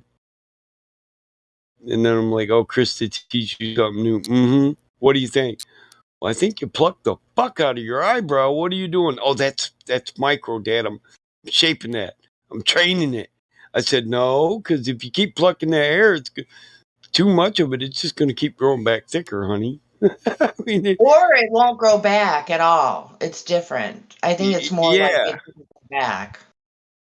Yeah, she wants me to get one of those laser things you can rub your face with that burns hair follicles and makes it to where it doesn't come back, so she can shape. Yeah. You know what I mean? Because she has They make my eyebrows, it and now. I have nice thick eyebrows and thick eyelashes, and she has those features of mine. I mean, I have women that ask me if I use one of them eye brushes, whatever, mascara or whatever that shit's called, on my eyelashes because they're Yeah. long and thick, nice and curved. But I'm like, Well, no, I just I wash think my face well. plucking eyebrows is not, really extreme, but when you're putting all this Oh mica, Lord, when you're putting loads of mica on your face, I don't know how you guys do that. you're clogging up your pores and it's I can't interrupting even. the body's process to maintain itself. Yeah, That's why I can't pluck a nasal here, Jen. My eyes will be watering in 15 minutes, man. I don't know how the hell you all do that. I got one of them things that go, "Brrr," and you just stick it up there and move it around. Oh yeah. I ain't plucking shit. My mom It, told me to pluck my sinus hairs, and I pulled one out, and I was like, when I was dude, young, I would not want to do that. Not out of I the was like, nose hairs. That would fucking hurt, man. yeah, I was I like, would. oh my God, Mom, why Now did you tell eyebrows, me? Oh my eyebrows God. ain't nothing. Now I've never had the area Oh. down there waxed or anything, so that probably hurts like fucking hell. But I'm sure you can get used to that too. Like but yeah, plucking your eyebrows, that's cream cheese, man. I don't know. I don't think I'm cool with plucking any hair, damn it. Well, you're not supposed to, so you're good. But as a man, I have put up with ingrown hairs, and they had to lance it and pull it out. So that's a hair I'm cool with you plucking. Right. If it's grown 3 inches long, but it hasn't popped out of the skin yet, hell yeah, pluck that. Ouch. Or Ouchie. you know what I'm talking about, though, right? Yeah. Yeah. Before it grows through my entire damn arm. I got hairy arms. And when you work on vehicles, you get oil on your skin, and like you said, it clogs your follicles. Well, it seems like just because my follicles, so I got really healthy hair, so the hair doesn't stop growing just because it clogged the No, that's follicle. different. That's It not like it coated grows and right. dude, they pack in this shit into their face. They pack it in. Oh, That's I'm not the with same as you. oil. Yeah. No, but when I get oils and greases in my arm, that's when it seems like the hairs grow inward rather than outward in that spot. I Grease don't makes our, me. our, our skin doesn't really appreciate petroleum, I don't think. Yeah, I Right? don't think so either. Yeah, But yeah, I yeah. don't think oil is anything to compare to like makeup being packed into your face. When I was younger, I used to use Desitin diaper Yeah. rash, and Right? I'd put it on my arms and my hands, and if the grease landed on my arm, it landed on the Desitin and not on my skin. Plus, it made it easier to. Oh, I see what you're talking about, the vitamin E, the yellow stuff, right? Yeah, Yeah, diaper rash. Yeah, that's smart. yep, That's smart, man. Hmm. yeah, and well, it creates like a vapor barrier. Well, Know? yeah, women use That way. like cuticle oil and put it around your nails before you paint your nails. So if you mess up, you can just wipe it away. So yeah. Yep. So my skin is real sensitive to the coolant I use for my machining centers Oh, and my lathes, and for my cylinder hone press. and automotive coolant. It irritates my skin. It gives me like a burn. And so when I was younger, my mom's like, "Well, this stuff keeps pee from soaking into your butt when you wear diapers." And I thought, well, that's just what I need. Mama, give it here. My niece, the one that's a model, she cracks me up. The other day, I got on the video chat and I said hello to her. Fuck, I worked till like 3 in the morning. And I got up at 6 and it was storming. So I went back to sleep, and like some days I don't sleep. I'll work 36 hours and I'll get 3 hours sleep and I go back to work. So when I get a day off, I fucking sleep. So when I said hello, I've been sleeping like 9 hours, And she said, "Oh my God, Uncle Mike, you got bags under your eyes." And I'm like, "Well, yeah, I just woke up." And she's like, if you just put hemorrhoid cream a little bit under each eye before you go to sleep, it's an anti-inflammatory and it won't allow your eyes to swell up and it'll cure that, Uncle Mike. I'm like, yeah, okay. I'm not putting butt cream on my eyes. She's like, well, I'm not saying use the tube that you use. I'm like, okay, this is a TMI, but Uncle Mike don't get hemorrhoids, so I've never used it. I've never bought it. She's like, well, she said, well, I've heard my mom tell stories. You got to go down and buy her pads when she was younger. Your mom used to make you do that. I was like, oh my God, kid. She said, what are you going to be embarrassed buying hemorrhoid cream? I'm like, yeah, they might think I got hemorrhoids. Some homo might think I got speed bumps. Yeah, and the voice chat with her got just that quiet. She said, I don't get it, Uncle Mike. I said, well, what do gays call hemorrhoids? She said, speed bumps? I said, yeah. She said, I still don't get it. I'm like, yeah, give it a minute, kid. My dad always used hemorrhoid creams on stuff because it contains penicillin or something. Yeah. Yeah, it helps with infections, but it'll also keep your eyes from swelling up. You won't get red eye. You won't get bags under your eyes. It actually works. I'm not going to lie. I tried it. I don't like them bags under my eyes when I'm catching up on my sleep. I won't lie. But sometimes, man, I work so much during the season. I just got to sleep for a long time when I get the opportunity to. And that creates bags under my eyes. So there it is. I'm not going to stop sleeping though when I get the chance, shit.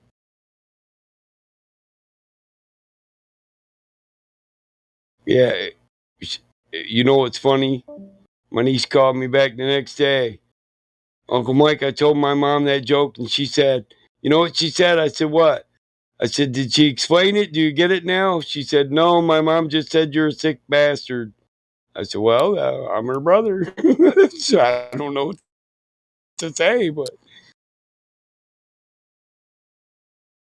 tell her ain't a damn thing changed. I'm the same motherfucker I was when we was kids. Christ, my sisters were the first one to tell me dirty jokes I could go tell to my friends. I don't know why that joke was so sick. I don't get it. They used to tell me fat chick jokes all the time that were nastier. So nasty, I'm not even going to say them on here.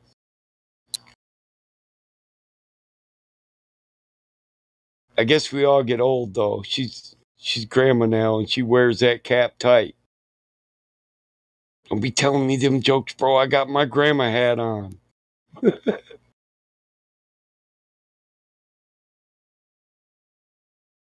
I'm trying to talk them to come down and spend some time with me on the farm. My sister's getting old.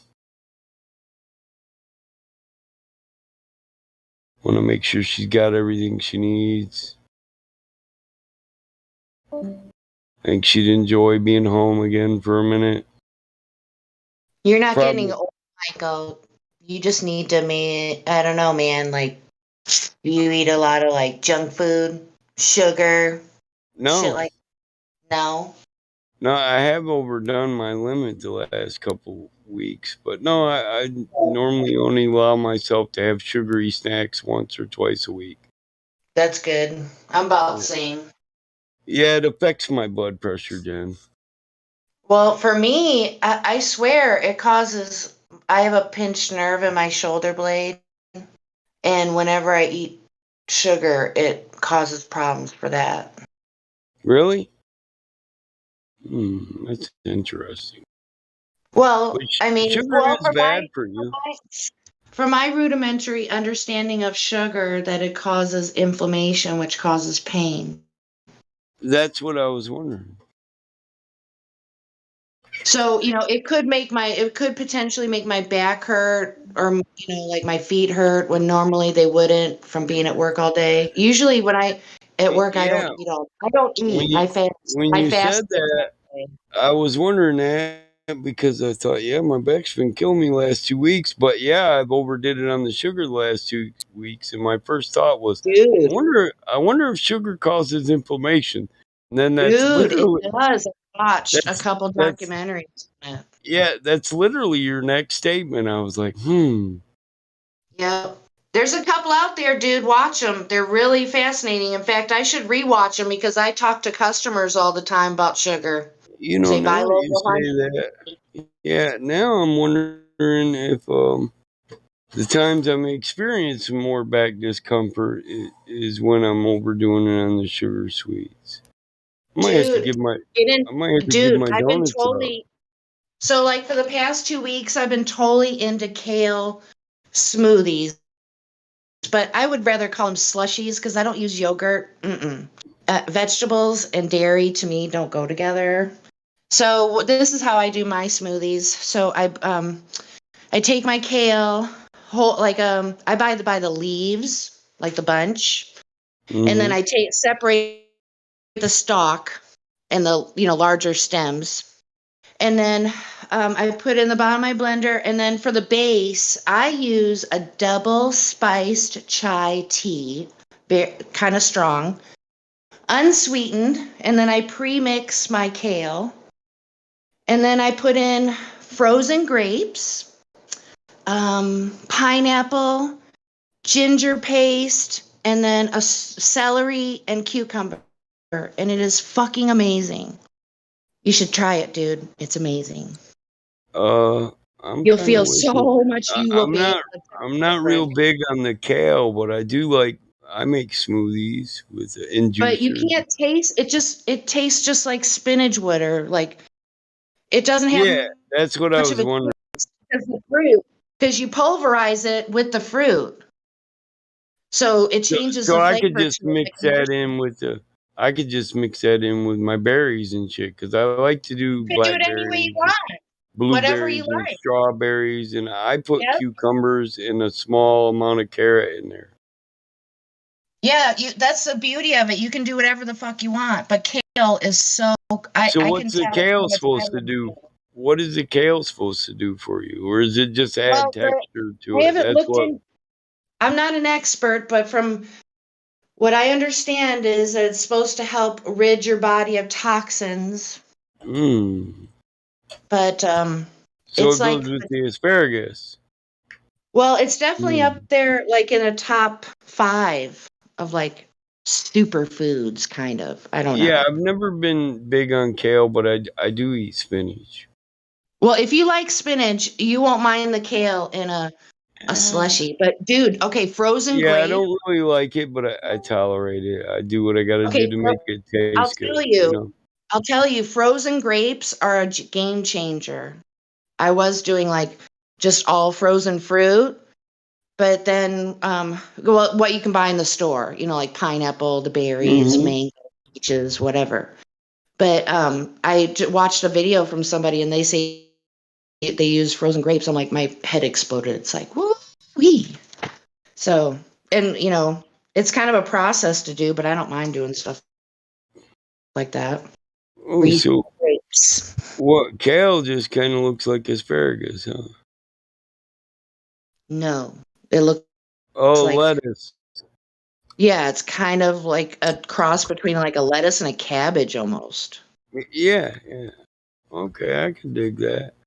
I put when I find wild cabbage, field cabbage is really good as anti-inflammatory. Well, cabbage can cause flatulence, so I'd be careful with that. Yeah, wild cabbage, not I normal cabbage. Oh, I thought normal cabbage caused the flatulence, and I wouldn't know. I just heard that that's So it's something called that happens. Brassica or Lyrissa. It's wild cabbage, and it's really good for anti-inflammatory, antioxidants. It's Yeah, just do that it's whenever your it's back's hurting. it's Hey, not. man, do a smoothie with that. I do when I can find it, and Uh, that's what I'm thinking. That the kale would be no different than. I don't really taste the wild lettuce because I put enough right. berries in there. You know. And I would imagine that wild cabbage or whatever by itself is kind of bitter. Yeah. But look up kale. Look up kale, man, if you wanted to, Good stuff. Oh, I'm reading it right now. That's why I'm saying it's really just not much more different than cabbage or wild cabbage. I mean, it's got a few different nutrients and I won't buy it in properties. the bag already chopped. I did that once and it looked like pig feed. Seriously, it was bad because it had the stalk on it and shit. I'm like, no thanks. Mhm. But yeah, I buy them by the when you buy them by the leaves or whatever you want to call them, the stalks. They're really long, or they can be. Yeah, I think wild cabbage has got like 3 grams of protein per bite, or per whatever's equal to a mouthful. Hmm. It's it's a high protein food. It's got a lot That's of fiber. crazy. It's got like 5 grams of fiber. So yeah, it could cause flatulence. It's got vitamin C, potassium, and that's just it. The large amount of potassium makes it anti-inflammatory. Well, the fact that But it has protein, that's pretty amazing, considering what the input of the plant was. right, and this is wild cabbage. This isn't cultivated, normal farming cabbage. There's a few different kinds of this, but they call it Knoll Cole, KNOLKHOL, wild cabbage, field Hmm. cabbage. So, and it's see, I find that there's like potatoes. It's a spud, right? And a Right. potato is like the least nutrient filled spud that there is in wild, but it's the one we cultivate. So Wait, I thought it was rich in potassium, potatoes. well, they are, but there's spuds that are way more healthier for you than we should be cultivating them instead of our normal Idaho style potatoes and red potatoes and stuff like that. There are potatoes or spuds. I wouldn't call it a potato. It's a spud or a root, Yeah, and there are ones that are way more healthier for you in the wild than what we actually cultivate for I don't human doubt use. that. By cultivation, I mean farming. Yeah, So, and industrial farming.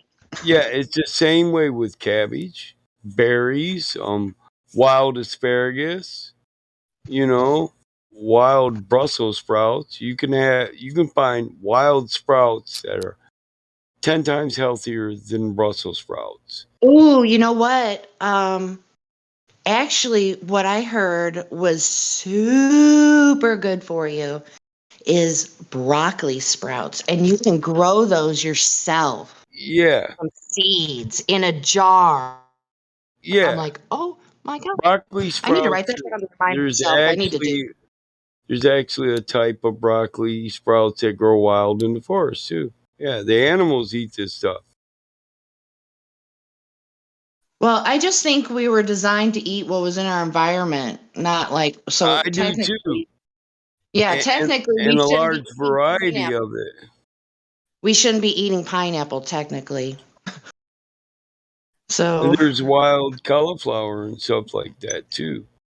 oh yeah, everybody's all the rage with keto diet and cauliflower rice, cauliflower pizza crust, and all kinds of stuff. Right. But cabbage and cauliflower, they both contain certain germs of infectious virus that don't even leave when you boil the water.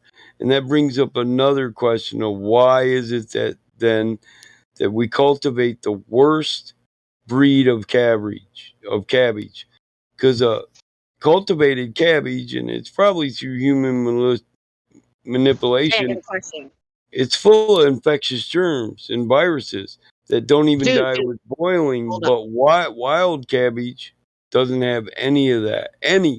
Not a Wait a gram. minute. Hold the phone. Where are you getting this virus business from, dude? I mean, Medical post. I suppose, but It says, is cabbage helpful in reducing weight? Yes, but cabbage and cauliflower should not be consumed on a regular basis.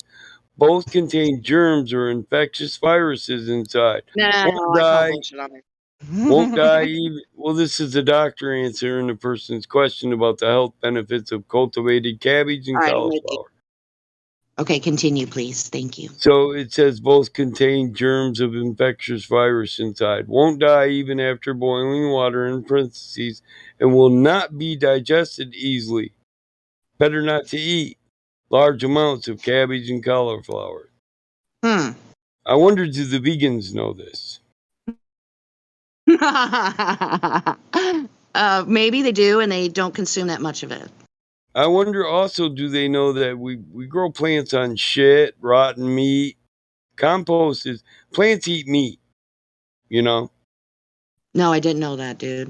Well, But I yeah, guess, yeah, I if I can give it take a moment of listen, thought, that makes sense, yes. I can take a pot seed, put it in a fish, and plant it in the early spring before it's supposed to be planted because the fish will insulate it and it'll make it germinate. Dude. Long germination. The I plant just- will grow 6 inches before it even sprouts out of the You know what flesh. that means? Do you know what that means? I'm sorry to What? interrupt you. I just had this epiphany, really. Plants Okay, aren't vegans. Plants are cannibalistic. Well, no, not cannibalistic. They are. They're what's some carnivores, all right? So then They are vegans eat cannibalistic carnivores. carnivorous. Yes. So here's the thing. There's Not no way only not to will a eat live plant stuff. grow exactly. So there's not only will a plant grow in shit or A dead body. or a dead body, but it'll also grow healthily so tomato plants, we'll say just for my tomato plants, do we leave the plants in as farmers and then let them grow again next year? No. When we get all the tomatoes off and the year is over, what we didn't harvest, we let fall in the garden and we till the tomatoes back under and the plants. And the tomatoes and the plants go back into the soil as nutrient. And then the new tomatoes that we plant the next year will eat the nutrient and particles from the dead tomatoes from the year before. And they will grow healthily, carnivorously. I knew all that, but I never looked Cannibalistic. away. That's amazing. It Wow. never, yeah. So plants, they're not picky about their food. Trees, every year a tree grows, right? You got spring, the leaves grow, and you got fall, right? Have you ever really thought about the entire process of photosynthesis and plants growing leaves and they grow in the spring and then they start to hibernate in the fall. Well, the plant is a tree is efficient as hell. See, the nutrient that the forest lives on starts on the forest bed, where you have dead branches that fall from trees and leaves. These dead branches and leaves create a blanket on the forest floor that will support an entire ecosystem of life. Now, most of the leaves will be eaten by bugs who defecate that back into the soil and add nutrient to the soil and irrigate the soil through this process. But a certain amount of the leaves won't break down, and they'll be directly ingested from the root of the tree they fell off of. So, any energy stored from the sun in these leaves that fell off in the fall that was not eaten by the tree can be ingested the next cycle in spring for the startup of the entire system, and the cycle of life begins again. Any animal that dies on the forest floor will be covered by this forest blanket, these leaves, and they'll become part of it too. The tree won't differentiate between the leaves and the dead deer or the dead squirrel. And we'll say that the squirrel lived his entire life in the tree. The tree and the squirrel were symbionts, and at the end of his life, the squirrel gave back to the tree that which he got from the tree: life, life-giving nutrient, and energy. That was all given back so the circle of life could continue. And man, I'm a forest nerd. But hey, I love the forest. And when you really look at it, it's the entirety of, we say it's an ecosystem, but it's a symbiotic system. In reality, this entire system we live in, you can call it an ecosystem, but the truth is, all forms of life, every form of life you can denotate in this environment, in this ecosystem, is symbiotic with another form of life. And each symbiotic relationship establishes and stabilizes a systematic system or process in the environmental circle of life. One feeds the other, one feeds off one, feeds the other, another feeds off this one, feeds another. They all live off the same water source. They all take from each other this one thing that in death they give back to the entire cycle: energy and nutrient. Nutrient is just energy stored, and it's received from the life giving source, the sun. And all things take from this ecosystem what energy the sun gives, whether it's through plant life or refined water through the heating and cooling process. They take what energy they need from this system that's supplied by the sun, and they use it to survive while they're here. But they don't get to keep that energy. It's not theirs forever. It's got to be given back to the system, because the system is eternal. Yet the individual life is mortal. It's beautiful when you think about it. It's a symphony of death and life coexisting together. And when you look at it, this symbiotic relationship, you realize in this world of duality, you can't have life without death. Okay. You can't have, I was can't back have and light. I was listening to you. You And can't have when you light without dark. so when you said like a few minutes ago, you said I'm a forest nerd. I like busted out laughing. I had to share that with you when I was on mute. I'm a rock nerd too. I love the forest. I do. That would call it homesickness. I do. Yeah, that's cool. It calls me home.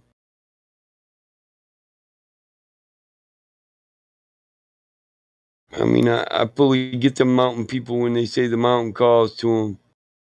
Because I know it's not the mountains, it's the forest, it's the wildlife, it's the entire ecosystem they're symbiotic with. Their symbiont relationship calls them back to fulfill their covenant of life in the circle of life. It's a contract that we share, and it's beneficial to all. You know, some people extrapolated from this the contract of social agreement that we now use in modern day law, and as is ecclesiastical law and the Levitican law, and it's the law that's inscribed on your heart and written in creation in the moment of creation. Just like duality. I mean, if you just take duality into an infinite thought, you'll find out that you can experience an entire universe of thought in your mind. You could think about duality forever. You can't have wet without dry, can't have light without dark, can't have hot without cold, right? Well, what does Right. man do with that? Man twists that to a weapon to destroy. You can't have rich without poor, can't have full without hungry, can't have the fattest shoes on the block unless somebody else has got shit. You can't be the Joneses unless you got a plebeian, you know? And these are a distortion of the natural law because your shoes really don't matter in this natural world. Your name doesn't put you above other people. Your economic status cannot, it's impossible, it's unequatable. Your economic status cannot make you better than another man. We're all equal. We all live and die. Duality, you can't have life without death. You know? Can't have young without old. Can't have happy without sad. Can't have love. You could never really know love without hate. Couldn't know true good without absolute evil. People say, what's the purpose of the existence of evil? If you didn't know what evil was, how the hell would you differentiate to say this is good, this is pure? If you didn't have hate, how would you know what love is?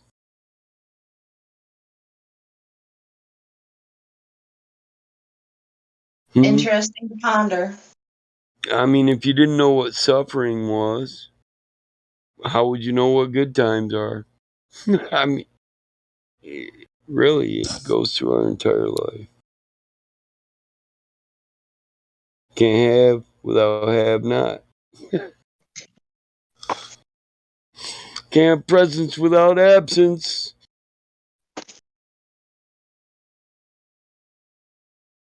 You know? So all things work together to exist. That's the point of the entire thought. When you look at dualism, you learn that the dualistic nature builds our ecosystem in every facet of it. Life promotes death, and death promotes life. They work together. They have a symbiotic relationship. It's really not for us to understand every little thing or to think we know it all, but it's for us to live right and enjoy life.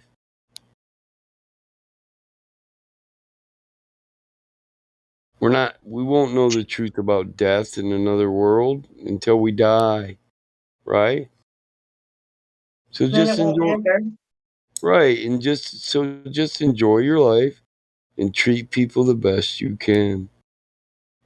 The only thing you might take with you to the next world, the only possibility of anything of this world, if there is another world, going with you to the next world would be the people next to you. If you believe the soul pre-exists this world, then my soul is eternal and your soul is eternal, and our souls will always be locked together in this dance of life and death or another world.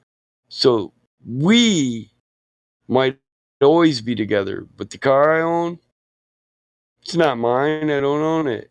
I just have it for this period of time that we call life. This property, it's not mine. It belongs to the ecosystem. It belongs to life. Life is for the living, not for the dead. The dead can't own land. The dead can't own cars. You know? So if you're going to treasure anything, like, you might take it with you to the next life, if that's what you believe. And it should be the people you share this life with, because that's the only possibility of anything that's going with you. Everything else is of the physical world, and it will remain of the physical world. It's not going with you when you leave. Period. You can bury it in the ground, but 1,000 years later, somebody might dig it up and they'll find it, and it'll just be natural resources to them. They'll reuse it. Take a gold pot to your grave with you. Somebody in the distant future is going to find a gold bar. And they going to make a bling bling ring or a fat ass chain because it was never yours. Never at all. That was a thought you had in your head because of the way it made you feel. You never looked at the truth, even though you valued this gold pot more than you valued your sister and your brother and your neighbor. Now you're stuck in the afterlife, maybe, with souls that can't stand you because of the life you lived in the physical reality. You worshipped a pot, a gold pot, rather than respect and love the living beings around you. I honestly don't. I think we can never get away from our choices.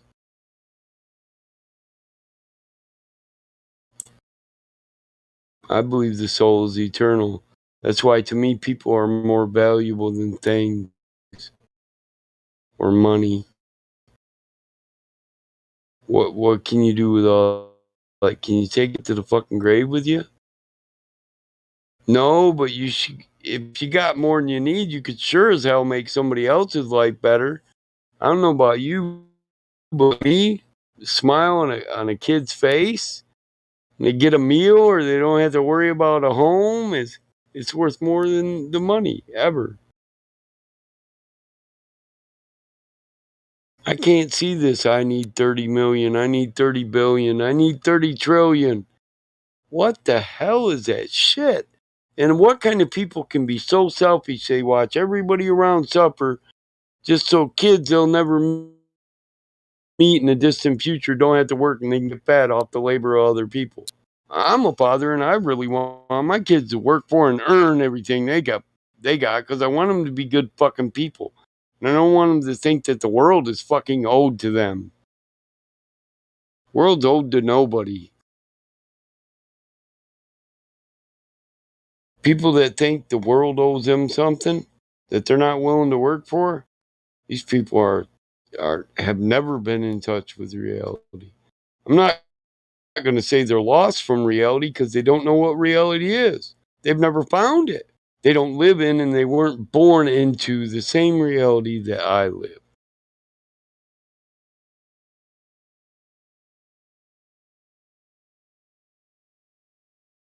You know, there was a time that when I said people didn't live in my reality, I could be put in a crazy bin for maybe a lifetime, Jen. What'd you say? Hell, You're crazy? no, I said there was a time if you walked around saying, you don't even live in my reality, you can't experience reality on my level, you might end up in the crazy bin for a lifetime with a free med script, you know? Oh, quite possible. But nowadays they know they can't hide us from reality and they can't hide reality from us. They can try to paint a picture and tell us that's reality, but the truth is, we're light beings, we're souls, we're going to see past it, always. Darkness can't hold out the light. Darkness can't fight back the light. It's only the absence of the pimp light that allows darkness to even exist. Light has to step away, or there is no darkness. There's only light. If there was a war between light and dark, light would always win. We see it every morning. Right? Yeah. And every sunset, the night comes back like, yeah, bitch, I told you you'd be back. And even the birds tell them, yeah, bitch, only because the pimp light went somewhere you're not. Yep. But it's true. Darkness isn't a thing. Has no power or authority. Yeah, Light darkness has is the power. lack of light. Yes. Exactly. And light is the only thing that exists in comparison. Darkness is a void of anything worth anything. Light is the only thing. Light has power, authority. Yep. It gives. It gives and life. It gives creates everything. life. Yeah, it sustains life. Exactly. So we're on the same level. We live in the Yeah, same man. reality. Yep. You want one of my purple pills, man? I think I have too I'll many. I'll trade you a purple for a blue. I don't really For a like these blue? purples. You want a Yeah, blue you one? got a blue? No, The guy man. down the hall's only got greens. I don't like them. They make me fart too much. That's funny. Yeah, I know. My daughter's just laughing at me. Dad, you're an idiot. No, I'm real. He's real. I'm down to earth If with people it. think a real down to earth person is goofy, that means you need to start acting exactly like them. Yeah, fuck them. Yeah, I wouldn't even let them bitches play in my woods. Oh, yeah. They'd get Speaking of our lost, woods, the fall YouTube down, chat. bump their head. They might even drown in a mud puddle. The YouTube chat is full of people that should be in here, not wasting their time doing all that typing, and Get come 'em. into the conversation in here where it's much quicker to get your points across.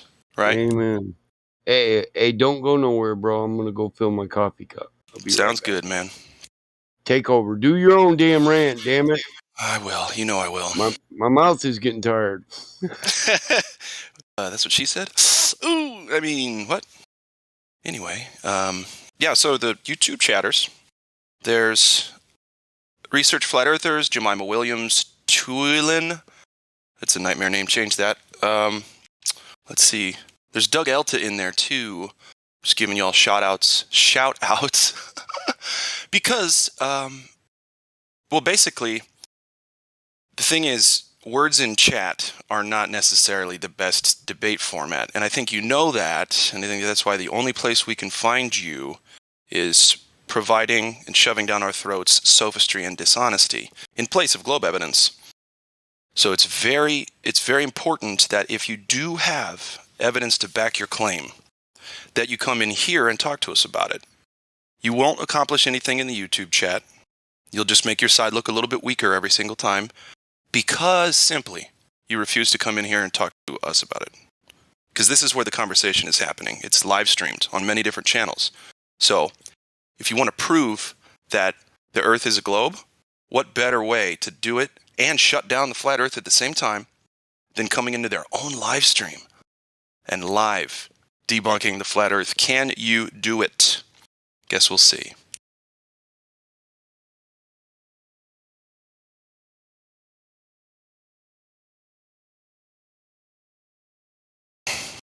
I've got everybody in the YouTube chat, though, right now, basically on point, talking about the topic, though. I'm going to pat myself on the back because it took a couple days to get here. The Globers just won't stay on topic, guys. They won't do it. Anything to talk about anything else but when they went out and measured the Earth themselves.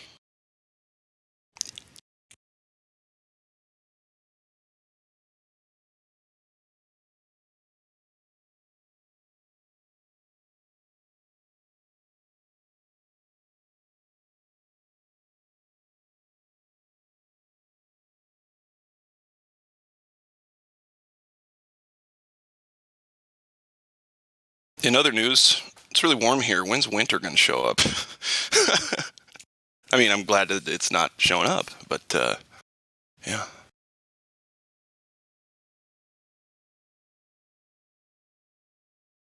Anybody else got snow or tons of cold every day? It's almost December, and it's like 60 degrees outside right now.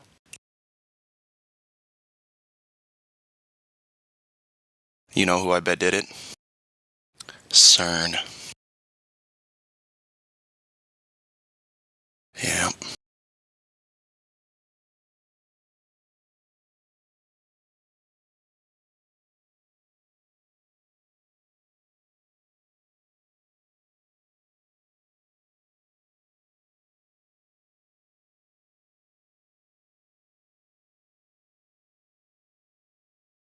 No, I'm just kidding. I don't know anything about CERN.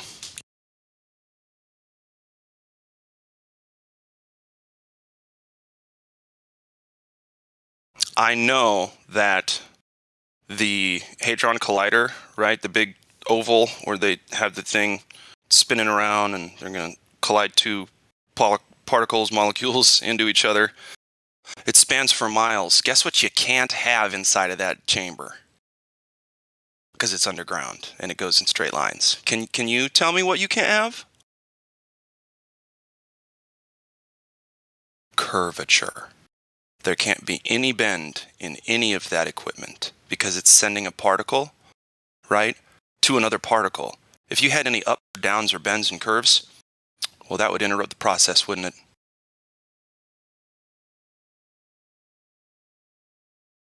Can't have CERN on a globe. Can't have runways on a spinning ball.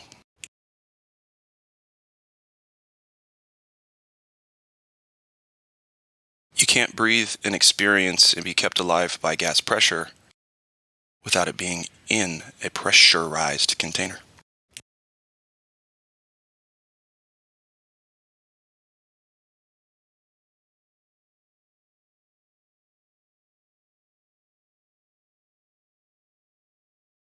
Doug, I'm not even going to time you out anymore, buddy, because that's like the only thing you say is, I think, was it yesterday that someone called me a socialist? That was cute. I like that one. First time I've ever been called a socialist. For spreading the truth. So let me get it straight. People spreading the truth to other people out of love is socialism? I mean, I guess you guys can just say whatever you want at this point, huh?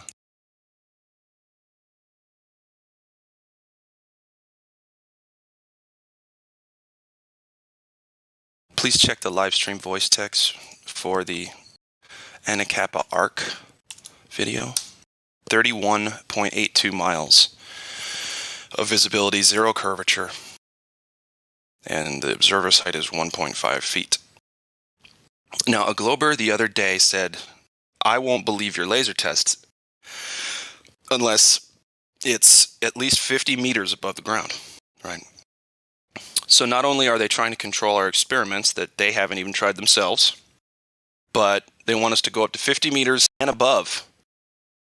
You know, multiple different tests at 50 and above 50 to see, you know, the results and that.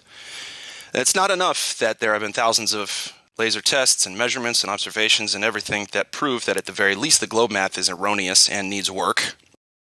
But they can't provide evidence on their side. And so the more we do these videos that we have, right? And see, videos aren't evidence of anything one way or the other. What they're supposed to do is to show you your reality and perhaps get you curious to go out and measure it yourself. It doesn't take much. You need to find a lake or big body of water. You can do observations over that big body of water. And if that strikes your fancy, then you could start measuring over that body, the same body of water, or different ones. See, the beauty of it is, no matter where you go, water is flat because it's sought its equilibrium in its medium. So if you look at a glass of water, right, and it's flat on top there, in a lake, it's the same thing, right? When it's undisturbed, no wind, no waves, it just lays there, flat. And that's beautiful to see, but it's devastating to the globe argument. So if the globers can put their pride aside,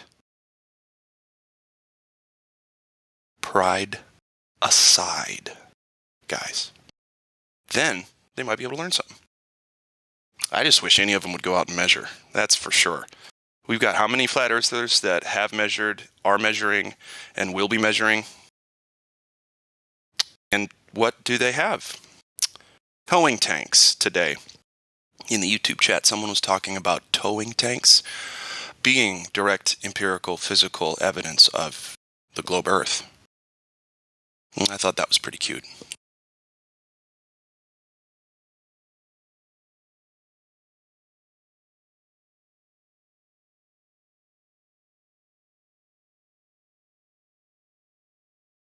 Evening, ladies and gents. How's everyone doing today?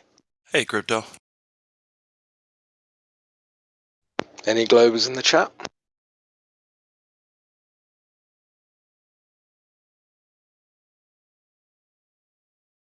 take that as a no. Yeah, I don't think so. No, fair enough. They're on the YouTube How's channel. everyone? How's everyone? Good, man. Okay. How are you doing? Yeah, good. Just you know, surviving, working too hard as usual. All the normal stuff. Right on, man.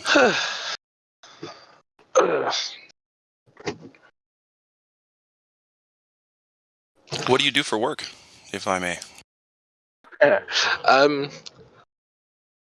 I have a non-specified, undisclosed full-time job, and I also have 3 businesses.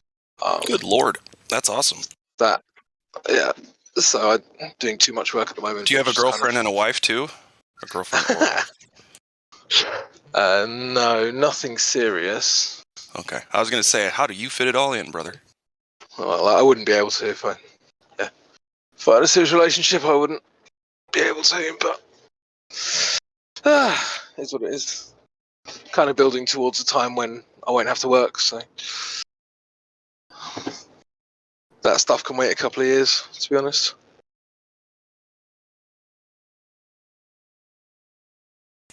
Well, then you better not fall in love anytime soon, man. I'm just kidding. I'll try not to. And now every time I it. see... Now tomorrow you're gonna fall in love. You're like, that damn Glenn. Fuck's sake. I'll be like, every time I see an attractive woman, I'll just run directly away from them. No, I'm not ready. Exactly. That's great. Your mummy and daddy give you your special purpose, and you just keep it till you meet your wife. And then when you meet your wife and you marry her, you can give your special purpose to her. Don't you worry about it, buddy. I'm not worried. Just wondering what special purpose means in this context. Well, what the fuck else does it mean, dude? Yeah. No, I mean I'm doing fine in that department. It's just nothing serious at the moment. I haven't got a wife or anything like that, you know. You guys know how it is. Yeah, you're a dodgy Arab, mate. Come on, you've got 6 wives. Tell the truth. No, I've only got 4. Just the 4. Not Try to that quit. much. There you go. Not allowed to lie. No, Allah says that we can only have 4, so, you know, inshallah, all that stuff. Be great if MJ's listening. How many wives are you allowed in Scotland? Sorry? How many wives are you allowed in Scotland? Per house or per town? What was that? The English. I said per house or per town. No, you're not allowed any, mate. The English landlords come and do nasty things to your wife. So we're not allowed a wife here. What, prima nocta? Yes, bro. Most landlords are total scumbags, so it doesn't surprise me.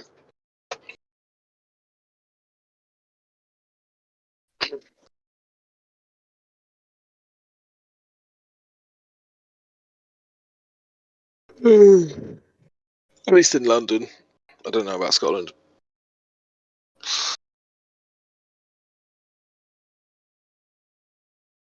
Well, in Scotland, they are actually real landlords because they have land. Actual land, yeah. There's no land in London. Yeah, that's fine. A box lord. I bought this overpriced box so I could overcharge someone to live in it. There's no land. But I don't own the box underneath or the box above. Yeah. Or the land that all the boxes are on. Right, that's Queenie's, of course. No. That's the difference between leasehold and freehold, isn't it? Oh yeah, there'll be a few steps before you get to Queenie's. I mean, ultimately, the Queen can just take it off you anytime you like, so you don't actually own anything. And Anything apparently- that could be forcibly removed from you legally right. isn't owned by Possibly you. legally, illegally, legally. Don't question it. Just shh. Yeah, exactly.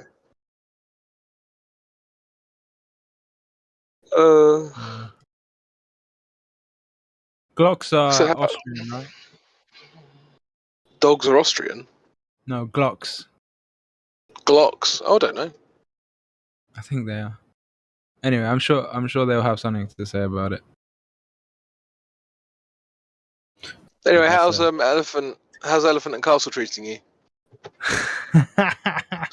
Keep trying. Wait, I've got a gift for this. 1 second. Sweet. Let me check it out. Promise I'm not driving.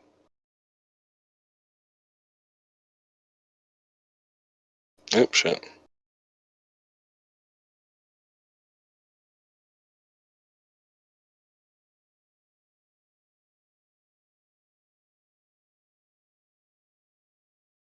Why is Kessler in the live stream voice text, but he's not in the live stream?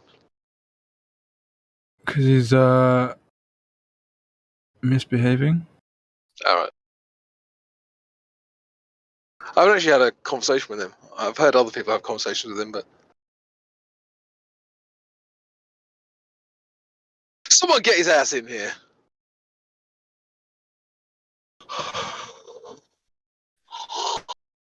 There you go. I posted it. I can be both a literal one. This one will do. Wait till I just pull over.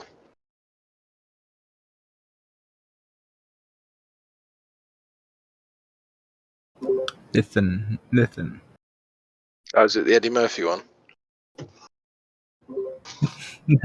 That guy would tap in his head.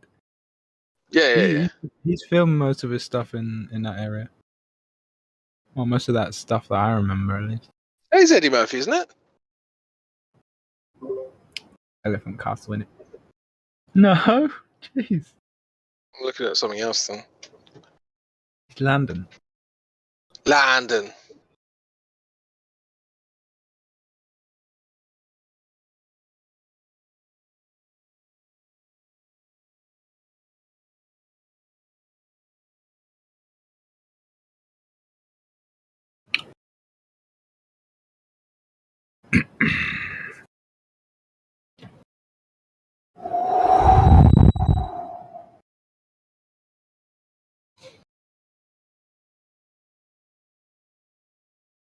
Now we wait.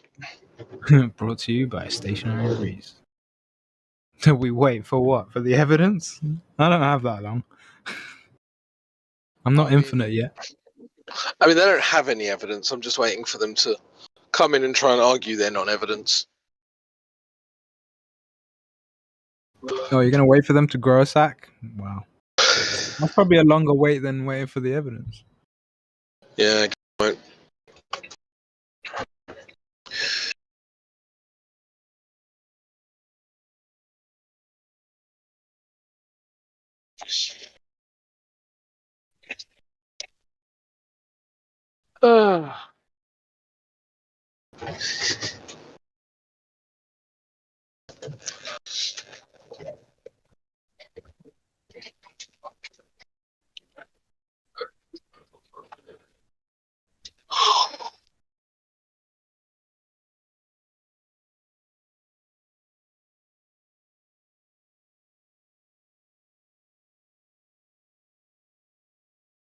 You've been flat smacking in the real world, crypto? A little bit actually. I've got 10 colleagues at work, and a few of them have got flat smacked. There's one of them's a medical student, right? So I said to him, "Can you?" Instead of going the flat smacking route, I asked him if he could provide evidence that viruses transmit from human to human, like any experiment that he can provide. And it's been over a month and he still hasn't found anything. And he keeps telling me that it exists. I'm like, cool, bring it. It's like, never ever presents it. Okay. He heard it once on the news. It must be true. Well, no, but he's a medical student. And I was just like, okay, so you're going to have access to like loads of medical journals, right? And he was like, yep. I was like, okay, find me an experiment that proves viral transmission between humans. Been over Yeah, a month, nothing. I think you've just broken his view on the Matrix.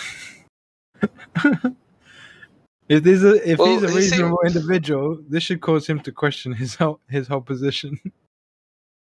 Well, it's funny because the first day when I said to him, "Where's their evidence?" he seemed to be like, "Oh, now you're making me really, really rethink all of this stuff." And I was like, "Cool," but like 2 weeks later, he's back to just normal. It's like, okay, so Probably because he's speaking I to don't his colleagues, know. and they're all just much of a muchness, right? Sure, but I What don't do you understand do? what. Oh, There you go. I think I've got audio issues, Karen. Yeah, I just find it weird that like you can't, like you're. How do I even put it? Like his whole field, maybe not his whole field. He might not go into virology, but like a whole branch of the field that he's studying is under question, and it's a very, very easy fix if it's true, and he can't find it. Like for instance, if you wanted to prove that water boils when you add energy to it, you can do that easy, no problem.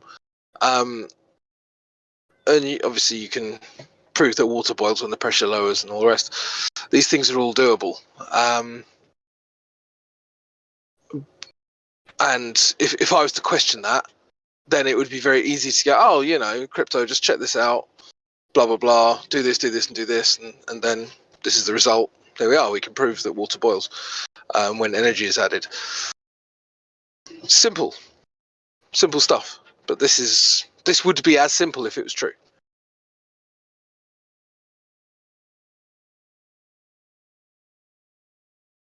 That it would.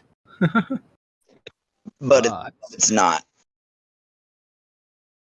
Well, I don't know that it's not. I just know that there appears to be no evidence for it. So. Well, you know what's actually funnier, and it's been a while since I've checked specifically, so give me a pinch of salt and all the rest of it. But according to their actual definition of what a virus is, it wouldn't transmit anyway because that's not what it is. Like it's a non-question. The idea of transmission is a non-question based on their definition. And I'll try and explain it as best as I can because it's been a while. It's basically a byproduct. So it's a somewhat inert byproduct from the cells. So it's like a piece of, it's a waste. It's a waste product. And yeah. Isn't it like a waste product from the body detoxifying or kind of shedding? I think it's from. I think the cells produce. I think the cells that are dealing with whatever they're dealing with produce it. You know what? Let me just try and find it so I can read it verbatim. They produce it to help your body take care of whatever toxicity from toxemia. Yeah, well, none of that seems too controversial to me. I just find it interesting that you got this medical student who can't provide evidence for their basic belief within medicine that I don't know. I don't know. Well, I mean, maybe things are different now, but I would assume that those people who are actually speaking correctly wouldn't actually say that it's a transmission. They would just go by what its definition is. So the people who are saying all this bloody blah about transmission, they're not professionals. They're just propagandists. The actual professionals would be like, well, this does, like, if they're honest, it wouldn't make sense because it's dead. It's not an alive thing.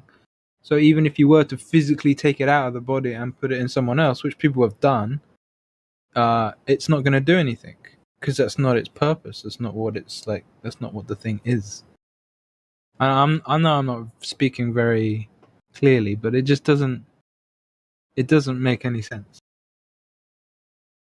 Yeah, it's like they're comparing oranges to apples. Right. But this is the problem with these kind of topics. Most people come from a point of view of assuming that they've heard it, or that they're speaking from an authority, or taken an authority's position. But that's not the case, because where they're literally hearing it from is the news, or whatever the propaganda tool is at the time. And the propaganda tool aren't citing definitions or anything. They're just telling you whatever narrative they want to tell you.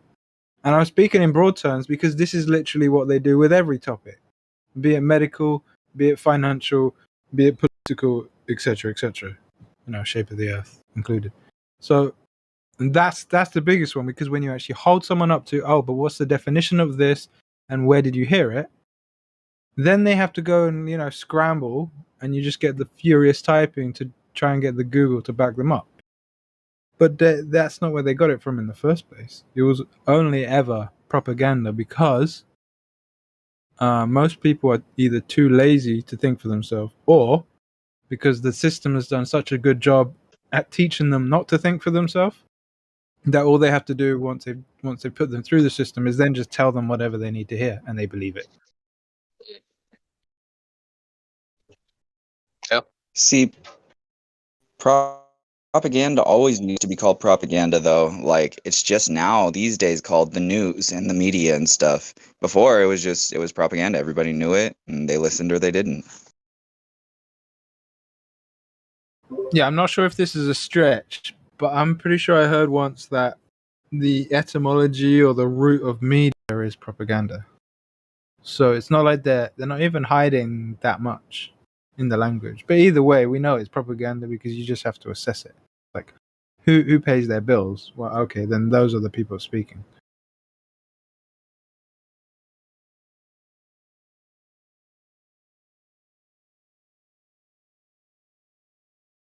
JP Sears did another sarcastic Earth isn't flat bit in one of his latest videos. It was pretty funny.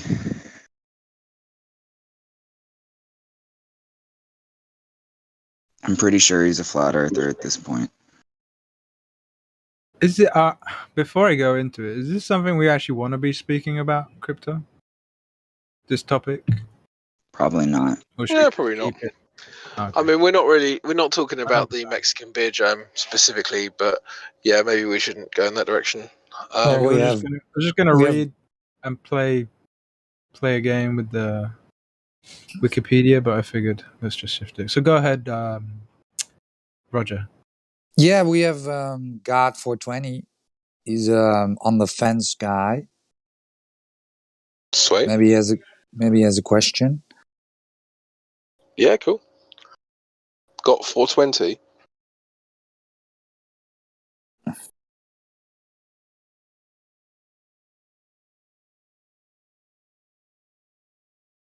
Oh, where is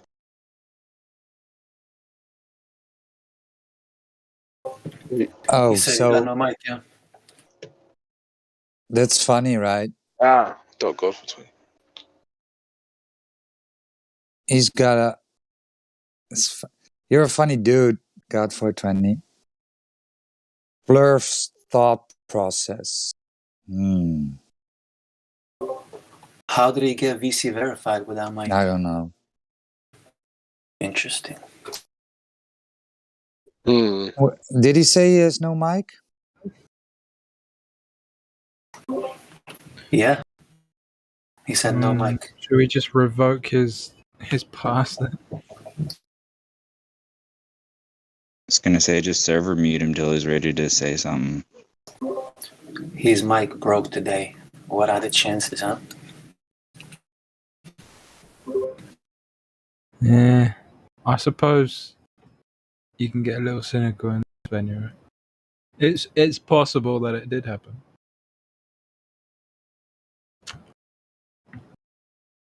So prove it. Get on the mic and prove it. If it's broken, prove it. But why would he lie? Broke today. Get a job. Kessler's again. You'd still be broke, crypto. What about Jason? Yeah, hello. Is he next? What? Yeah, what I'm not getting raped, am I? What happened? No. You tell us. I mean, Am I jumping yeah.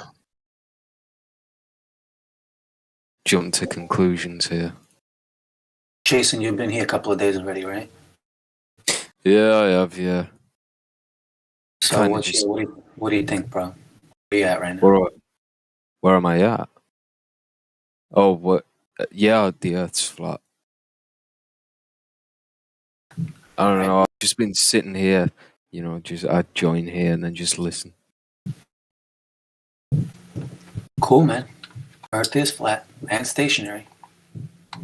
Yeah, I heard somebody talking about germ theory or saying, about the germs thing. So I'm just looking into that right now. Yeah, do it. But yeah, just random shit. I just join here and then just listen, because there's nobody else really. How is everyone? Fine. Peachy keen, brother. Good thing. Yeah, sick. Stationary. Very stationary. Stationary.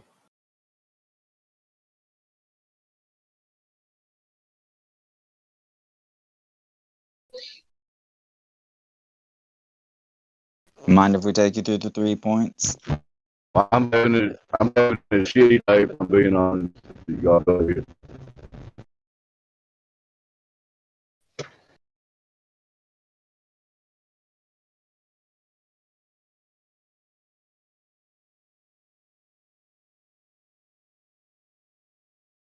Take him through the 3 points. Why?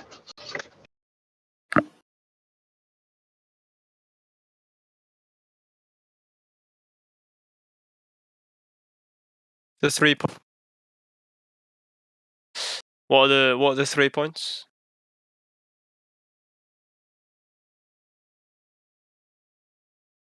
How, why, and where? See no evil, speak no evil, Who hear wants no to do evil. them? I'll do them. My mic working. But smell it all day long. Oh yeah, go Hank, if you want to go ahead. Nah, that was Dave. Say Dave, you're good. Your mic is good. Go ahead, bro. Oh, was it I'm Dave? not Hank. My mic's not good. This is not Hank. And do you know who am I talking to? Who is doing the 3 points? Jason. Jason, Oh, yeah, sir. what? How you doing? Yeah, I'm Do you know good, yeah. when? Do you know who, when, where, and how the curvature of Earth was ever measured at any time in the past up until today? It was estimated, but it's never been measured. So you don't know of a direct measurement of Earth curvature, is that correct? Yeah, I'm not a glober. Well, this just to establish what you know. I mean, if you Yeah, don't know yeah, of any yeah. time they've, okay. I don't know. I It's mean, a good answer. Okay, that's fine. yeah. Second I've question. seen What have you seen? about the ancient Greek man. I'm not going to try and pronounce his name. Yeah, And let's the not two get into that. sticks.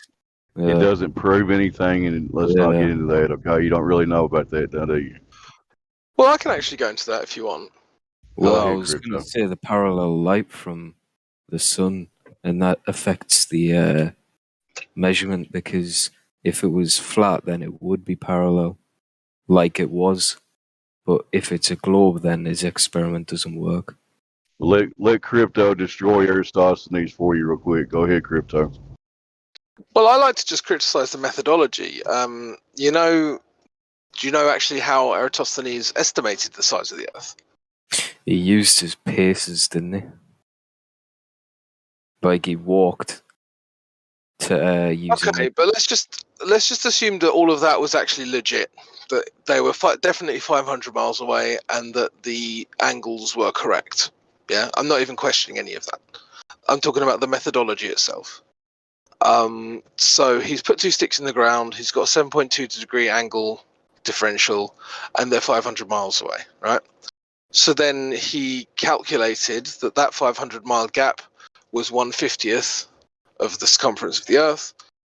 Therefore, 500 times 50, therefore, 25,000 mile circumference, more or less. The problem is that you can do this on a flat surface as well, and you can actually calculate the circumference of a flat surface using his methodology. Mm. Of course, a flat surface isn't a ball, Yeah. so the methodology is bunk. Right. And I can show you that if you want, or we can just move on. It seems like you get it anyway, but I've got a question regarding that. Obviously, using the Yeah, same sure. methodology on a flat Earth, could you not then calculate the a flat distance? surface. Yes, flat surface. Could you not then calculate the distance to the sun? You can calculate it, but you wouldn't be measuring it. So what would that result be? I've no idea. That's fair enough. That's just all I wanted to know. Oh, fair enough.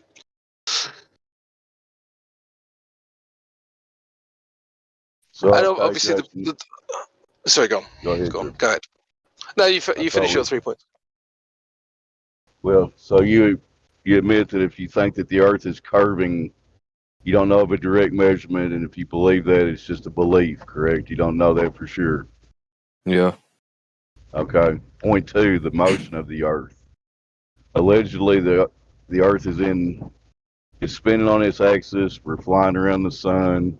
We're shooting through the galaxies. There's at least 4 different vectors and motions. Do you know of any time anybody detected any of those motions and how they No. did it? Good, I good mean, answer. but usually people will bring up Foucault's pendulum, and I don't really understand how that works. I've never looked into it, so Well, I that's don't. not an experiment. It's. I Not an mean, we could go experiment. into that if somebody wants to, but doesn't prove anything. Yeah. Well, and the other thing is, were you there for it? Did you help with the quote unquote experiment? Right? See, the thing is, what we try to do is be empirical. So if we can test it, measure it, etc., if we can do that ourselves, then we can consider it as viable evidence for a claim. But if we can't, it remains unfalsifiable. Mm. And then nobody can use it in an argument. If it's unfalsifiable, then you have to drop it because the point is moot, right? If nobody can prove it one way or the other, you can't talk about it. It's a waste of time. Anyway, go ahead. So you acknowledge that you don't know of any time anybody detected motion of the Earth itself. Yeah. Okay. Third point, we live in a gas pressure system. Would you agree we're operating oxygen? Correct. Say that again. We all live in a gas pressure system where we all can breathe, correct? Yeah. Okay. Do you know of any time that anybody's shown that you can have a gas pressure system next to a near perfect vacuum without some form of containment? Yeah, that breaks second law of thermodynamics. That's a good answer. So you don't know of anybody that can demonstrate that? No. Okay, so the globe claim is that we have a near perfect vacuum existing next to our gas pressure system, and they think gravity or whatever's holding it in, but so you They don't know can't of any prove it. Okay. So you've done the 3 points. You acknowledge at this point if you think you're on a spinning globe zipping around through nothing, it's all just a belief, correct? Yeah. Okay, good job. Somebody else take over. To be fair, he did say that he didn't actually believe in that. So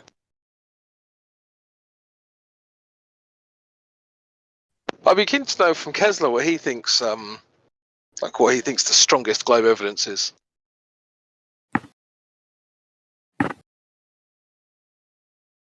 Well, look, were you asking me there? No, Kessler. Oh, okay.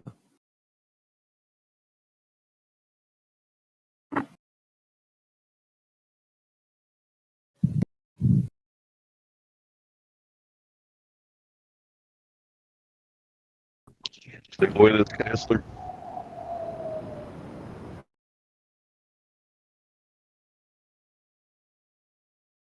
It might be away for a bit.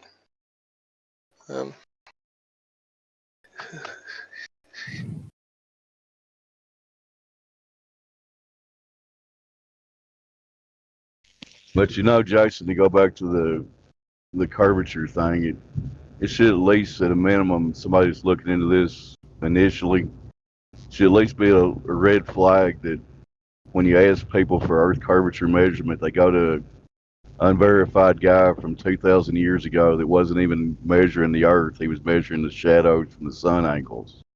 Yeah. So that should at least be a red flag that, why hasn't NASA got a direct measurement? Like, pick any random piece of ocean, say like a 20-mile stretch. There should be a documented, verified measurement of the 280-foot drop or whatever it is. I'm just estimating. Over 20 miles is about 280 feet of curvature that should have documented and shown us and shut us up, and none of us would be here. Does that make sense? Okay. I mean, I struggled. It was like 2 weeks ago to understand the flat Earth stuff, but it was mainly just because I didn't understand the difference between a concept and an observed fact, and that's what a lot of people starting and globers can't understand either, and so that's why they just void, experiments that show the That's a thing. good point. It's all about empiricism, what you can prove, right? Yeah. People can believe and make up stories about all kinds of stuff, but what can we prove in reality? What is objective reality? That's what we're talking about.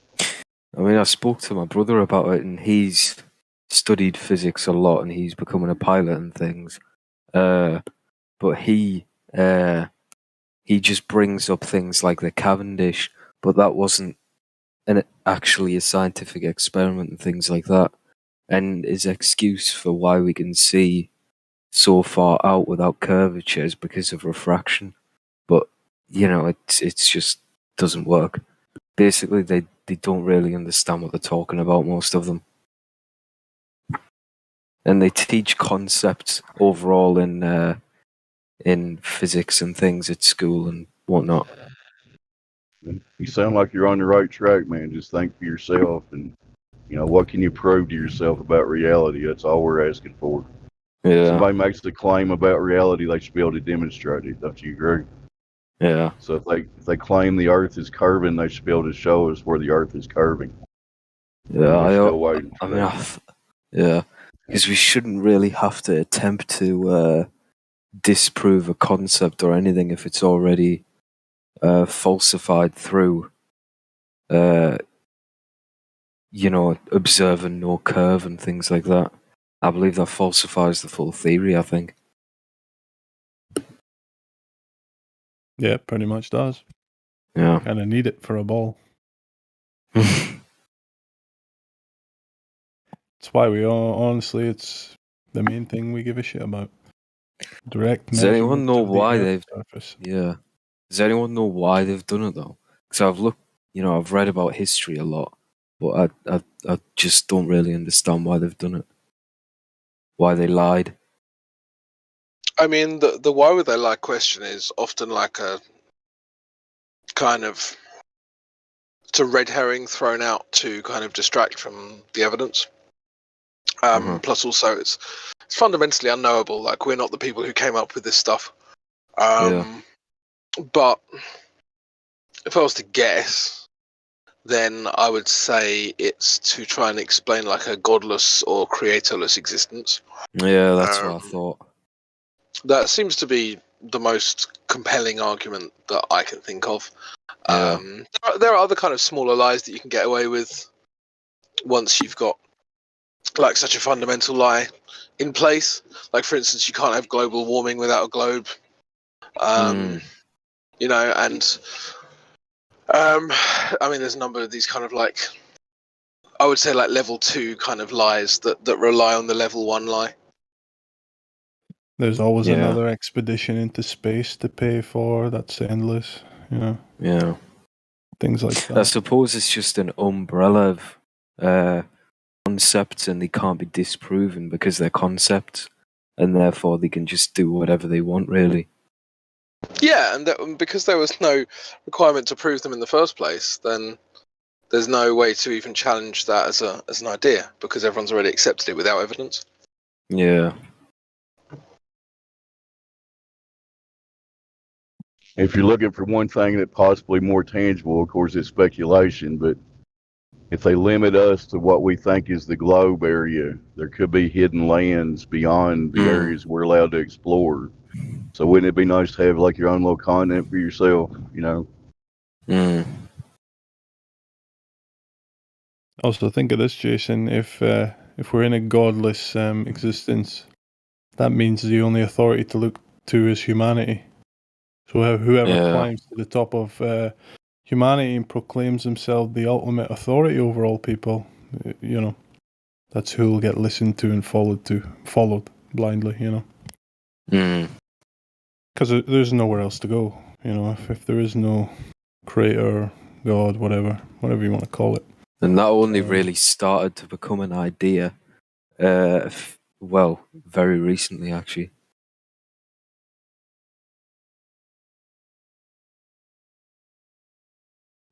Definitely, nihilism is ticked up in the 21st century. Yeah, I used to. Well, I still don't believe in a god, you know.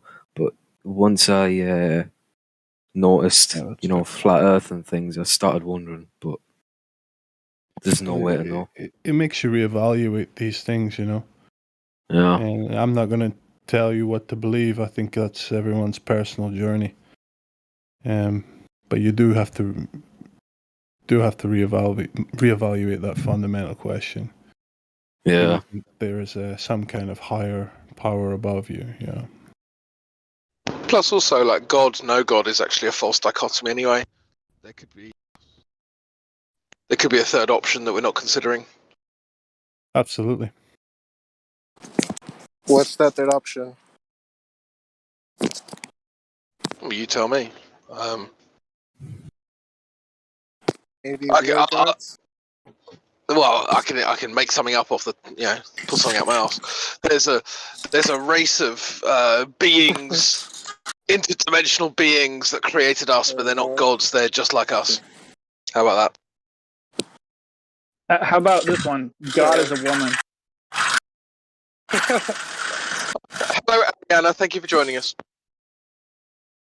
That's hilarious. Hey, can you guys hear me? Yeah. I hear you. How about now? Yep. You're good, Okay. California. Go ahead. Okay, never mind. Sorry, guys. I'm just testing out my mics. Working or not. It is clearly so. Go ahead, guys. Yeah, don't worry about Kelly Nightmare. He's just returning from his 56th booster shot. Yes, that's very true because I need that to work. Oh, that sucks. Dude, literally, they'll fire me, bro, if I don't have the jab. But thanks. Get a new No, job. I'm not gonna say it on stream. Get a better job, yeah. Employ yourself. What happened? Just employ yourself. That's what I do. Ain't no one can fire you when you're your own boss. Thank you. That's the way it ought to be, right? Yeah, we're taking this off the point, man. Yo, Crypto, I think Kessler is about now. You want to re-ask your question to him about best Cool. evidence? Yeah, if Kessler's there, what would you say is your most compelling globe argument? Yeah, probably observations. Which one? I could link a few videos, maybe. I'm driving at the moment. I can't really. All right. Well, just observations of big tanker ships going over the horizon and disappearing.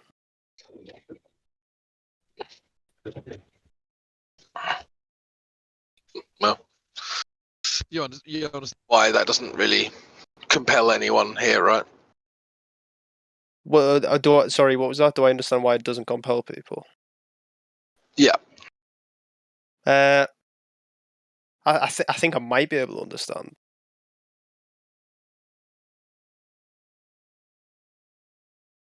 So you don't currently. Don't currently. Well, I've heard a lot of different explanations for it, so I'm not really sure if there is a consensus of understanding. I mean, I wouldn't want to speak on behalf of other people. Yeah.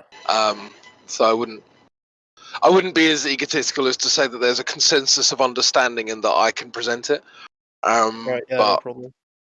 certainly, you know, there appears to be visual phenomena that could explain objects disappearing bottom up visually over a flat plane. Right.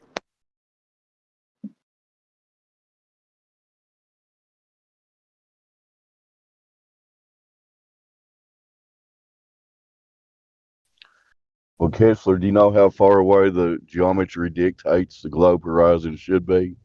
In ideal conditions, I think it's it's not even ideal conditions. It's like an assumption of where you should visually, observably be able to see the geometric.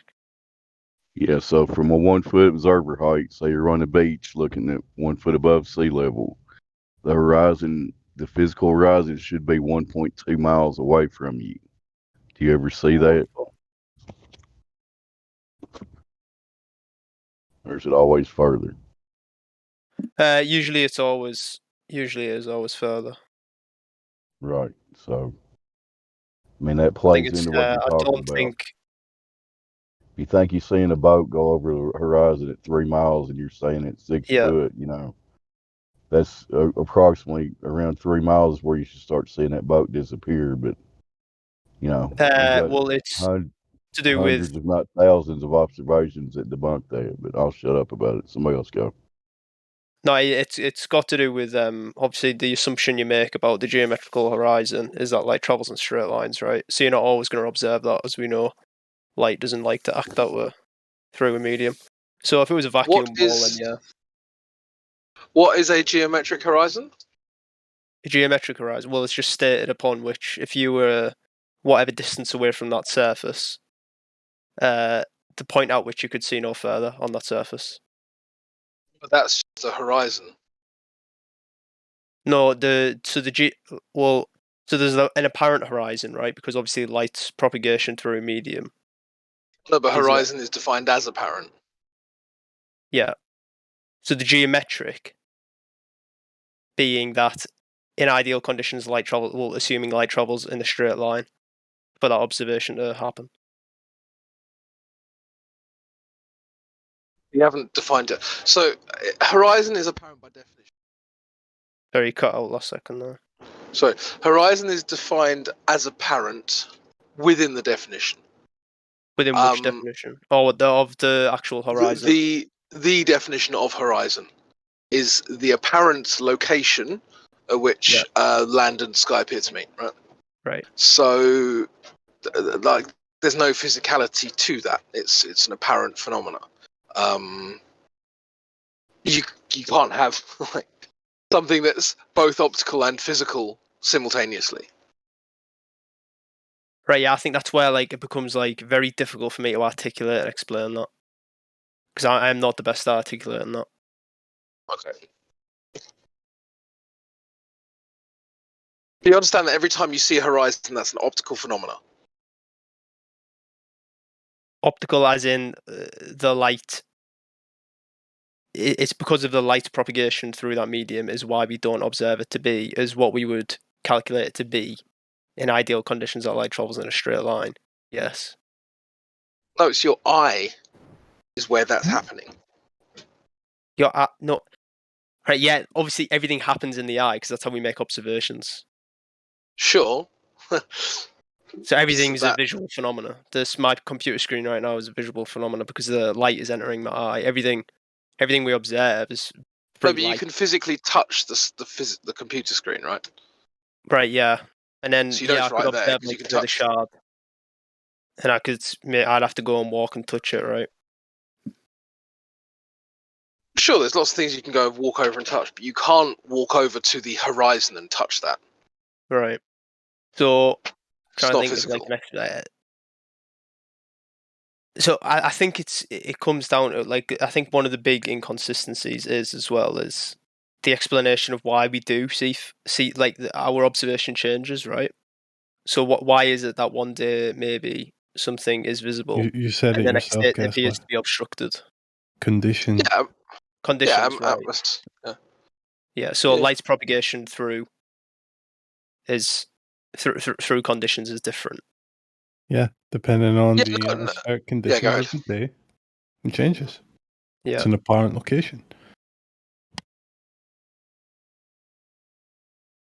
So it becomes really sort of messy and difficult. And I understand this is going to sound unfalsifiable, right? But I don't believe it is unfalsifiable.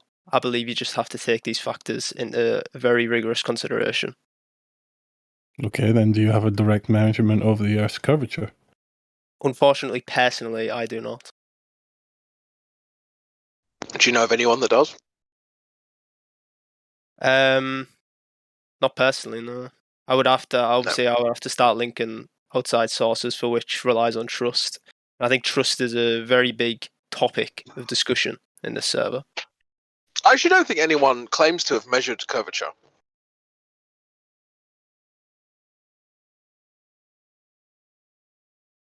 Nah, they just assumed it. Come on now. No, but what I'm saying is I don't even think that they claim that they've measured curvature. Like they'll say, "Oh, we know it's round because X, Y, and Z," and it'll normally be to do with the sky, or it'll be to do with refraction or satellite. But no one actually will tell you, "Oh, yeah, we measured the curve, and here's how." I think, yeah, Like, I think never ever heard a that. lot of it is done through inference, right? So there's no like direct, as in like we get a tape measure and we see a bend type of thing. I can understand that point. I think a lot of the measurements are done through inference, which I can understand. Isn't that strange? Well, I think it's sort of just like it's like asking for a really long ruler and then poking it off the edge of the earth and then seeing it go straight, past the horizon at one point in a tangent. It's sort of like that would be a difficult task because it would have to be physical in some sense, right? Yeah, and so that's actually. You know, we've done that with the laser over 25 miles. Go ahead, Chris. Yeah, but then the laser's like it's a light part again, isn't it? So that's also I think we've been over this point. In an ideal This is something world, important I wanted to address. Sorry, Sorry, this is something important I wanted to address. No, it's not your fault. What I find interesting is when we talk to Globers a lot, we say, "Have you got any evidence for X, Y, and Z?" And then there almost seems to be this kind of like, you haven't done this, but a lot of other people do. They're kind of crying that we're asking for something that's difficult to produce, right? Which of course, I find it really like a really weird like phenomena psychologically, because if you're claiming something that's very difficult to produce, that should actually make you question whether the thing that you're claiming is true, right? But actually what a lot of these people do, it reinforces their view, which is really odd, because it's just like, okay, so this is very, very difficult to produce. Let me give you an example, right? I claim that I own a unicorn, right? And then you go to me, present the unicorn, and then I start telling you about how difficult it is to find evidence of the unicorn and all the rest. That shouldn't increase my belief in the unicorn. But for some reason, for some globe believe guys, that it actually kind of, they're like, well, of course it's true, and of course it's hard to produce because it's really big, but that means that it's true. There's this weird, like, I can't even explain the psychology. More difficult It doesn't is make in their any mind, sense. the more true it is. Is that what you're saying? Yeah, exactly. And it was just like, but surely it should be the other way around. If you can't present the evidence, you should be thinking, fuck, there's no evidence. And they don't. It's the most fundamental aspect of their entire model. No matter how difficult it possibly could be, it should be done and dusted by now. We should have state-of-the-art LIGO-sized apparatuses that have verified the curvature rate down to like the fucking micromillimeter or whatever. Yeah, I think a lot of this it's going to be easily explained away from a globalist point, and that is that fact is already established, right, in consensus that the Earth. So this is from like obviously like a global standpoint, is that it's already established, and then obviously I'm going to go into for your guys, what you guys would see as like fairy tale land. I'm going to go into talking about how there's been instrumentation placed in orbit to take measurements of Earth's topography and undulation and all this, and that's sort of like that's the preciseness of which they can go into in that aspect. But that's not something that you can do because you obviously don't have access to that equipment. You can't verify that equipment is indeed in orbit, and I do understand that. Yeah, but neither can you. I think what's really exactly, important neither can I. Like, is I can't actually that. verify. But you're the guy who thinks that this is all legit, right? So for us, of course, we're not going to believe that because we already don't have that worldview. But you can't do that either, which is what I find strange. Yeah. So I think what the rift has created here is a knowledge of where the trust, a trust of where the knowledge comes from, right? No, I don't think trust should even be considered in this.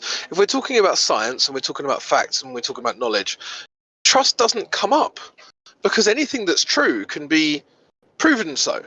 Right. You just have to critically assess each. If it can't be proven, why? Yeah. Well, that's exactly. like there's no trust in the scientific method.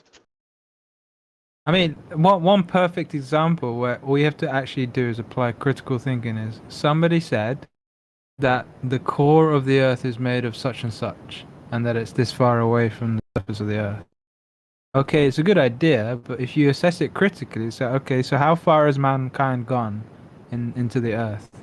Turns out only about what 9 kilometers or something like that, 9 miles. Anyway, so that in itself is like okay. So they're saying it's this deep, but they've never actually gone deeper than this amount.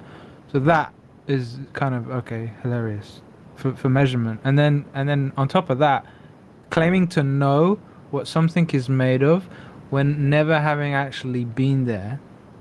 So it might be quote unquote, as you said earlier, Kesler, established from your position, but when you assess the quote established truth, in heavy quotes with massive pinches of fake salt, right?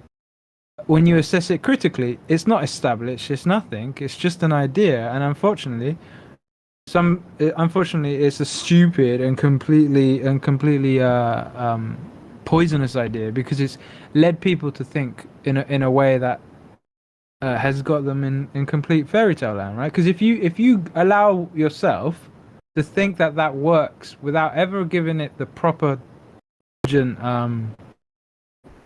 assessment, and then you're able to then go and say everything else. Because then you've dismissed how to assess something properly. So then when, like you were saying earlier about the measurement equipment in space, quote unquote, right? It's like, well, you can entertain that because your foundation is meaningless, right? Or your foundation is not there. I just want to check if I'm being Well, heard. it's not empirical. Yeah, we can hear you. Right. Right. Because that's the issue, right? So it's all well and good to present your narrative, to present your rhetoric, it's like established, but it's only established in a rhetorical fashion. It's not established empirically, like Crypto said. Is that your rant? That's cool. I passed the mic and I ranted. Indio ranted. Glatt ranted. Did you rant yet, Crypto? We're wanting to do clips of our best rants. Get your rant in there, bro. I'm not in a rant mood actually, but when I am, I'll give you a shout. I'm with you. Yeah, just send me the time in the episode if you can. Yeah, we'll do. I'm serious. I wasn't really in the rant mood. It just kind of flowed out, and then it ended up to a 15-minute rant at like 6 this morning. So nice. we were like, we should clip that. What was it about? A lot. It flowed so much from the heart, bro. I don't even really remember it all, but about a love of humanity, your natural authority, how your lack of humanity and the lack of basis of love for the foundations of our systems, our civil systems, our communities, is why our communities always fall. And love doesn't just start at home. I don't care who feels alone in this world. We're not alone. Everything you do affects me, whether you want to accept it or not, it does. And everything I do affects you. Maybe not directly, but indirectly. See, I could go out and rob and stab some guy who now says, "Oh, it's cool to rob and stab people." So I'm not going to be the victim now. Next time, I'm going to rob a motherfucker. And then this Glober all the way down the road that said, no, Mike is wrong. Next thing you know, he gets robbed and stabbed by the guy I robbed. Or maybe the guy my guy robbed. You know what I mean? But eventually, it works its way down through the matrix of what we do tells other people what is okay and acceptable. You know? Yeah, you know what comes to mind when you said that? The blind leading the blind. Yeah, amen, brother. I want people to not be blind to this. This is what we try to teach people in the rudimentary concept called karma. Right, and that's what we've been dealing with. Like what I mean, that's probably an easier way to sum up what I was saying earlier, which is it's a case of blind leading the blind. Yeah. The only reason they accept it is because the other blind guy told them that was the case. But if their eyes were open, then they'll be like, hold on. Exactly. What radius? What are you smoking? A lot of it's social as well. It's like I don't want to be the weirdo that thinks differently. You know, I was thinking about this earlier in the context of hairstyles. I know it's a funny kind of concept, but you know how like everyone looks at the 70s and they go, "Oh, why the fuck would anyone get a mullet?" Right? And there's like loads of these because they were sexy. And mate, when I was a kid, you couldn't get. Listen, you couldn't even get a shot at some nanny if you didn't have a mullet. You had to be sporting a mullet, bro. You wasn't down. Yeah, but hey, they don't know these things. But that's the point I'm trying to get at, right? Is that if anyone wears a mullet today, they look retarded, and people are like, "Why has that guy got a shit hairstyle?" But back in the day, that was socially normal, even though it looked weird. Yeah, and so actually, a lot of women would. I have to agree with that. Can I Not just normal, common. Let me finish. Am I coming out? Am I coming out? Yeah. No, So I'm to finish. I just agree. And a lot of women will choose men partially based on the fact that they're like socially calibrated, right? This is one of a few things that women look for in partners, is that they're kind of socially calibrated. And so a man wearing a mullet back then would prove that he was socially calibrated. Whereas if a man had a mullet today, it would prove that he wasn't socially calibrated because it's not fashionable. And so, yeah, it's just an interesting thing. I think if we apply that to kind of schools of thought, that's kind of the flat earth thing, but in hairstyles. Like people don't want to be perceived as being socially uncalibrated. Right, and we can even go deeper with that. The reason he had to be socially calibrated so she could be accepted by her friends when she brought back this person to her social group. He had to meet their standards and their norms, or then they'll both be the source of ridicule. You know what's interesting about this is fundamentally, it's like it's a neutral thing of human nature, right? So it's neither good nor bad. That's how people operate, right? But depending on how it's used in the different cultures or by the different people who can like orchestrate things, it could be used for great evil or great good. So in the context in the context of acceptable behavior, right? If it's the norm to, you know, not stab people randomly, then that's great, right? That's a positive way of using that human trait. Yeah. But then you have the other side of what we're dealing with. If it's a common thing that everyone's like seen in that way, that's okay to present a narrative that's not backed up by evidence. Then did you say backs? Hold up, did you say backs? No, backed. Not backed. Because I was going to say, oh my God, honey, you've been listening to that rap music that says "Get your backs on." Don't follow trends, bro, son. Don't follow trends. When you're presenting bullshit that's not backed up by evidence, right? Then that breeds evil, and it breeds just. I mean, look what we're dealing with, right? So it's interesting to me. I'll finalize it. It's interesting to me because fundamentally, there's nothing wrong with it. That part of human nature is good, and like there are good things. Like it's, you know, you don't want to be seen as the weirdo because it seemed weird by going around killing people or walking around naked on the street or whatever, right? But if it's used in the wrong way, it can go. I wish that was the norm. Yeah, I know, because you're You're a DJ, right? But it can go so far the No, other no, way, and no. that's No, where it's not the norm, so I it take it takes to the great nude beach. that's where it takes great care and wisdom, right? And love, like you were talking about earlier, like proper love, not like agape. See, To use that human yes. nature and to bring it back to what's true, because if all of that social norms or whatever you want to call it is based on the truth, then that's wonderful. Otherwise, we Yeah. have problems. Go ahead, I brought up Crypto. the I know nude. I brought up the nude beach because that kind of fits in that dual-edged sword there thingy of like you could be like, so what's wrong with nudity? I so want to go to nudity. Tell your wife, let's go to the nude beach, hon. I don't want you looking at other women. Oh, come on, though, but men will be looking at you too. Then you go to the nude beach, right? You and your young new wife, and you're all like, yeah, this is gonna be great. But you get there and everybody's 50 to 80 years old, and you're like, oh my god, I hope. Now I'm scared about getting old. Let's just go home, hon.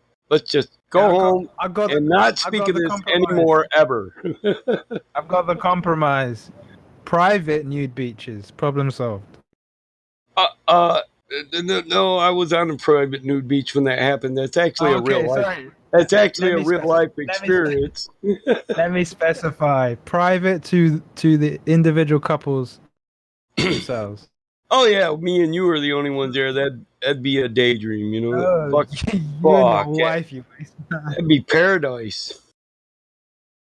Because the truth is, doesn't matter about the other people, man. You know, a man just wants to throw up all his barriers, break all the chains, and run around balls out and let that shit air dry. And I'm sure a woman does too at times. It helps. You know what? It helps fight against yeast infections. You know, till you oxygenize that motherfucker and aerate it. Well, have a shower. But what I was Oh thinking my is lord! this is probably the purpose of gardens. Now let me clarify. Nowadays, people's No. gardens are kind of whatever, right? Everyone's like in England, at least, like they're kind of half exposed at the front and whatever. And you're either Yeah. seen as a Have good you heard person me or a talk bad about person. my garden? Let me just finish, right? I haven't, but let me Well, finish. I'm with you 100% on that. But let me get to like the root, because the root of the word garden or the definition is a walled off place of fruit trees and all the rest of it, right? Yeah. It's walled off. It's completely private.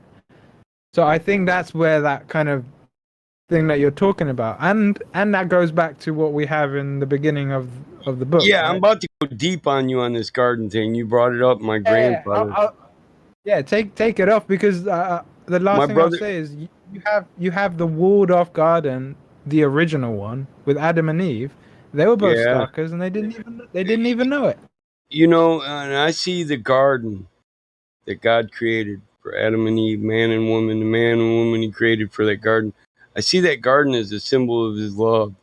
And if we grew together in a symbol of our love with our creator, if we grew together and that garden was maintained as a symbol of our love, it would grow with us in our love. But we haven't maintained the garden of love, brother. So this is where we are, in a fallen state, a loveless state. So my grandfather was a diehard romantic, you know, and he wanted a farm. He wanted a legacy to leave to his grandchildren. And he wasn't just a romantic on the level of my grandmother. He says, you know, he wanted a symbol of his love for my grandmother that becomes a symbol of their love. And it can become a symbol of family love and togetherness, right? So she said, well, I love lilac trees, you know. And my grandpa's name was John. That's my middle name's after Grandpa, Jonathan. She said, well, Jonathan, if you love me, get me a couple lilac trees. So Grandpa got her a couple lilac trees. But then he said, this is a symbol of our love. And when the garden stops growing, then that symbolizes our love. I want to be able to look at this garden and see, we're going to leave this to our family, you and I, as a symbol of our love. I want to be able to see your love when I look at this garden, when we walk through it. And I want you to be able to see my love. And I want our later generations to be able to read our stories and like Grandpa's love letters home from World War II. And my grandma just writing him letters to get his mind off the war and talking about when they met and how loving and caring that he was. And my grandma shared a lot. My grandpa was a poet. He wrote a lot of poems. Grandma shared those in her letters. Battle you're gonna make me cry, brother. And so in these letters, I can read them. And I knew my grandma and my grandpa, I thought, until I read these letters. And then I thought it was absolute, like I really know them. And I see this garden. This garden's mine. It was left to me. And anyway, my father said the same thing to my mother. And I said the same thing to my wife. I added her section. And now the garden, which was on the the north side, the north face of the house with the lilac trees, you view from the absolute dining room. My grandma said she wanted the lilac trees to cover up the shit. And my grandfather says, well, if our love grows throughout our family and we get the blessings of our God, like he says, that all things will be enhanced tenfold through the generations, whether it's a curse or a blessing, then even though we live on a dairy farm in a few generations, when you open that dining room window, you shouldn't even be able to smell cow shit. Well, this is true to this day. Open my window, I got cardinal that lives in a pink lilac tree. I got a blue jay that lives in a white lilac tree, and I got a bird feeder in the middle and a bird bath. And I have cardinals and blue jays who live in this tree almost like they can feel the vibration, all the love in this garden, because it's not normal for cardinals and blue jays. I'm a bird nerd. I said I was a woods nerd. So I'm a bird watcher. It's not normal for cardinals and blue jays to bed so close to this house. So my entire family knows the story. My sisters and brothers, they come out here and work on it with their wives or their husbands, their kids, and it grows. My garden just keeps growing. My God, bro, I'm gonna cry too. But I got hedges. It's kind of walled off. It sections off the house too. But I really feel that the wildlife can feel the love that's put in there. I got, I talk about the wild turkeys. I got wild turkeys in the yard all the time. They'll tear the yard up. And they tear up the bushes out front and shit. But they never go in the garden. Now, my niece, I was having my niece watch my daughter while I was working about a month ago. My niece calls me up and she says, "Oh, Mike, you got blue jays living in blah, blah, blah." And I'm like, yeah. The Cardinals had a nest where they were all having babies, and this is really uncommon to be so close to a house where people move around constantly. You know what I mean? Cardinals and Blue Jays, they stay away. So she says, "Well, the Blue Jays, the babies are flying. They made them fly today, Uncle Mike." I said, "Yeah, that's cool." She said, "But one they pushed out of the nest. They went to the ground, and it was running around, and your cat was out there chasing it. So I hope you're not mad, but I went out there and I slapped shit out of Thomas." And I'm like, no, that's cool. I'm glad you did that. She said, "But that's not what I'm excited about."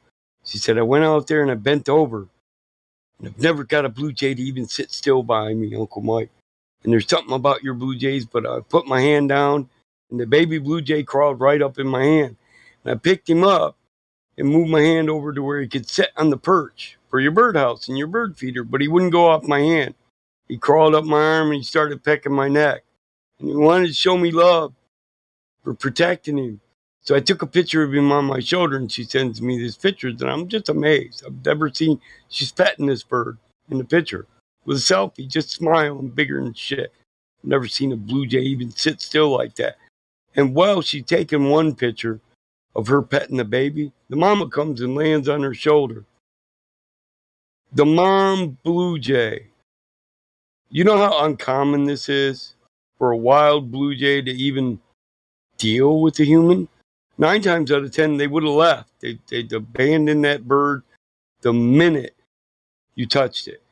Oh no, the mom comes up and forces the baby to crawl off her arm to get on the perch, and my niece Marsh said the The big bird looked at her, started whistling and shit. So she backed up, grabbed the cat, and held on to him. And the mama bird pushed him off the perch again, and he flew. And it tickled her pink. It was the experience. And she said to me the same thing I thought. I think these animals out here can feel Grandpa's love all the way down through all the generations, Uncle Mike. And she's added her own portions to this. It's somewhat of a nature trail now, and it started as a garden, a flower garden that was supposed to be a symbol of my grandfather's love for his wife and the family that they were about to create. It's a rainbow of flowers, bro. It's God's promise That's awesome. all up in it.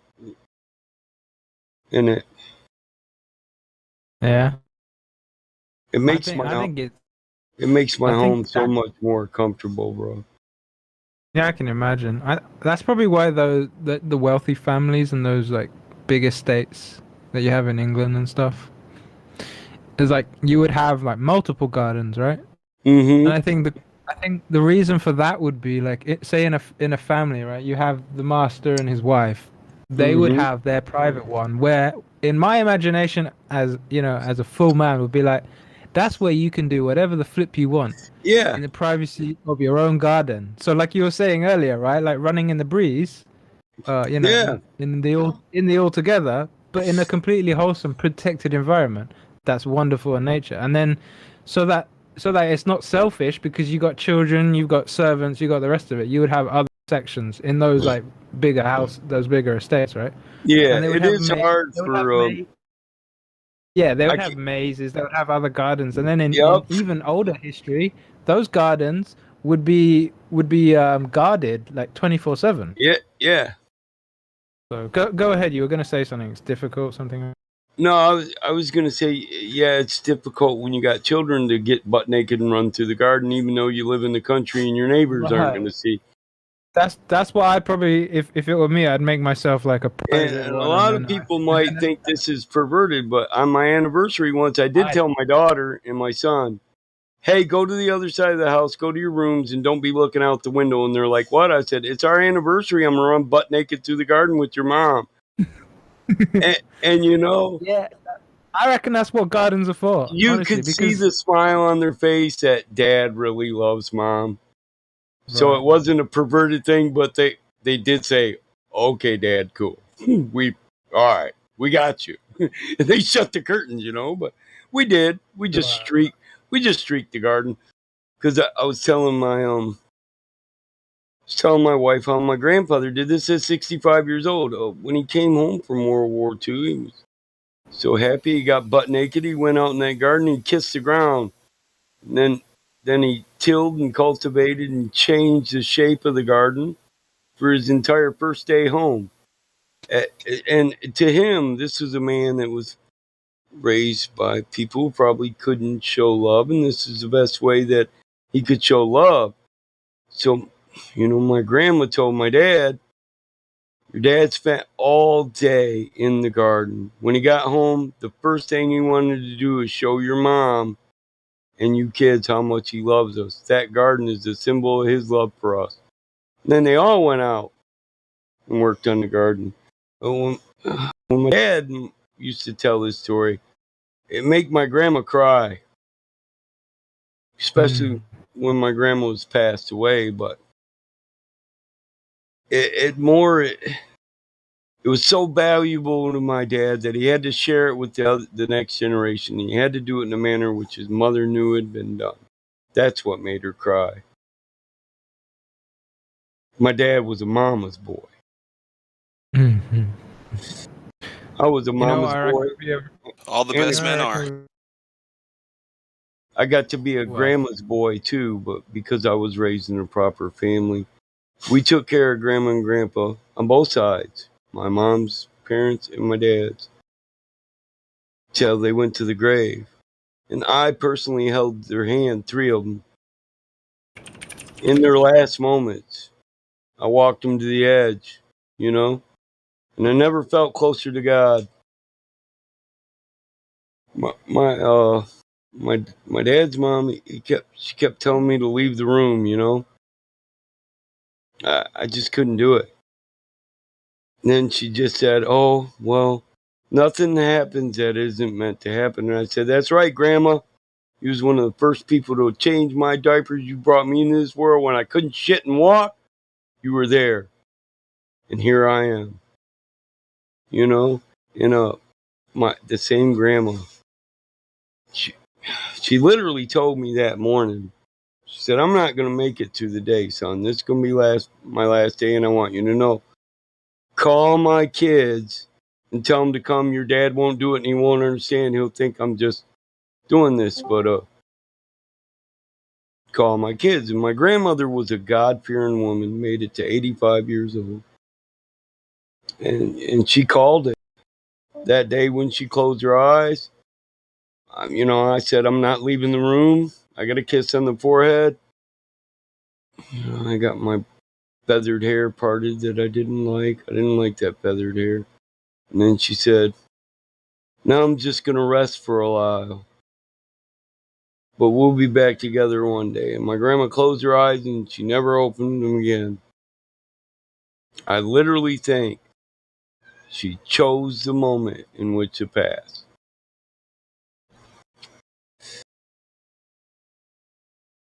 A lot of people go to their grave in a bed alone, surrounded by hospice or doctors, and their kids don't care that much. I'd say my grandmother was a blessed woman, and all the love that she gave out came back to her. My uncle, she told him to leave. He didn't want to leave, but he just looked at me and cried, and he took a chair and sat outside the door because he knew she wouldn't make me leave. He knew I wouldn't leave, and we've had a special relationship ever since. And he thanked me for that because he couldn't do it. And for some reason I could, but that was his mom. She told me when people mourn my grandmother that we're not thinking of them when we cry for them. When we cry for the people we lose, we're being selfish. Because this life is suffering. And if we were really thinking about the people we love, we'd rejoice that they no longer suffer with us. And then we'd celebrate the life we live. We'd mourn, but only for a minute. And not for our loss, but for the fact that our passed on member had to go without us. And it gave me a different perspective on life, but my grandmother also wanted me to know from the moment I was young that life and death go together. We're all going to die someday, and we don't have ever. We don't have forever. So if it wasn't for my grandma, I wouldn't have had the relationship with my parents that I would have. I came home from the Marine Corps just for that, because I knew we don't have each other forever. If I just stay where I'm at, then I'm not going to be there when my parents pass. And I couldn't bear it. I thought it'd kill me, burden my soul, especially with the life I was living. And, a lot of people would say it's a good life. You're a fucking Marine. But I had to weigh my life against other people's life for reasons that I didn't know were valid or not. So I thought it was more valuable to be there when my parents passed. And I was right. People are more important than events or hobbies, or if you're out on a quest to find who you are. Don't lose the people you love trying to find yourself, because you are those people you love. You are your parents. You are your grandparents. You are where you came from. Value every moment you share with the people you love, because we don't have each other forever. Death is a part of life, and life is for the living.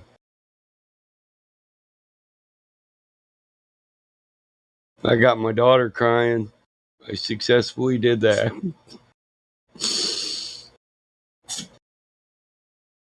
But there's a sad truth in all that. And it's beautiful when it's accepted. It makes life so much more beautiful. And time, so much more precious. And you're more equipped when you know this. When you expect it. When you're waiting for it, you're prepared for it. You spent your life to make sure that that person knew before they passed. I spent my life trying to make my mom proud before she passed.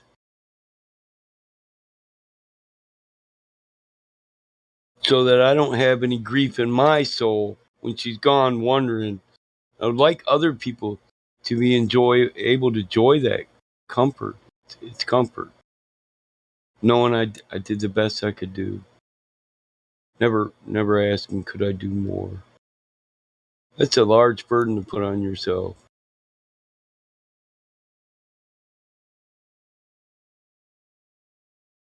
So why bear it?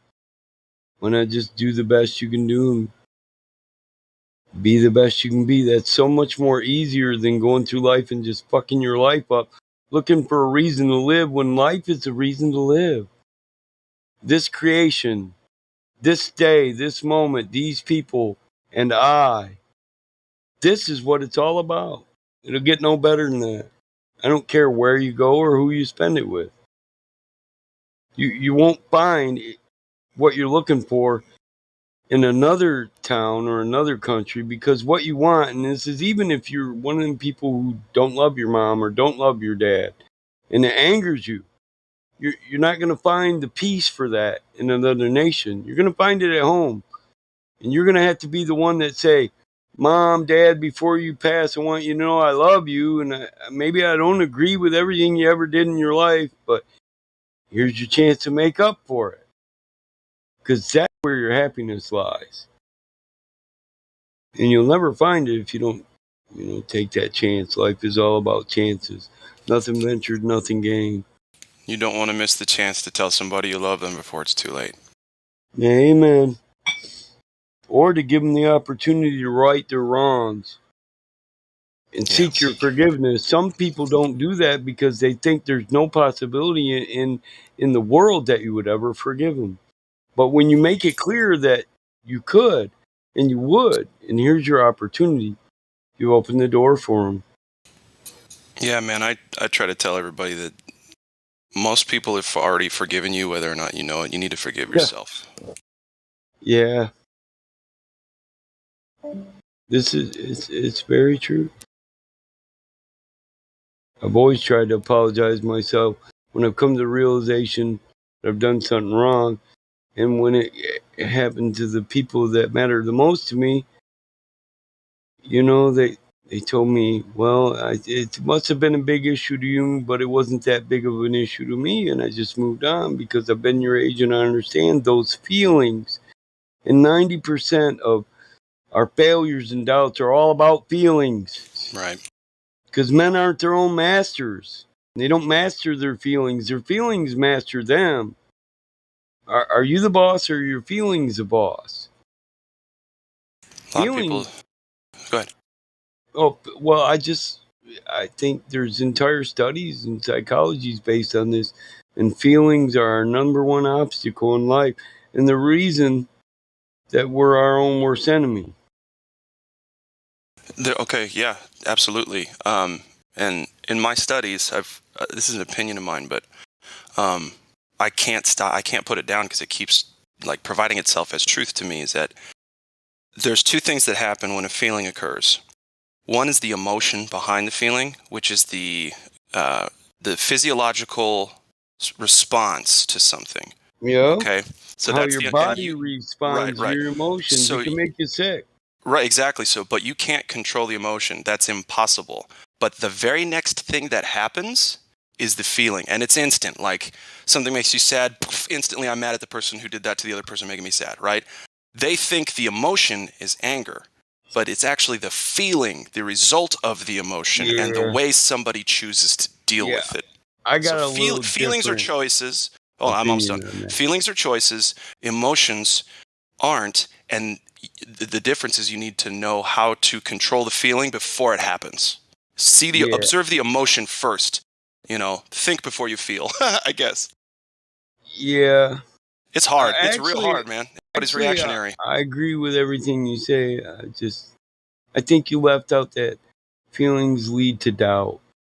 They can. And, Yeah, they can. regret.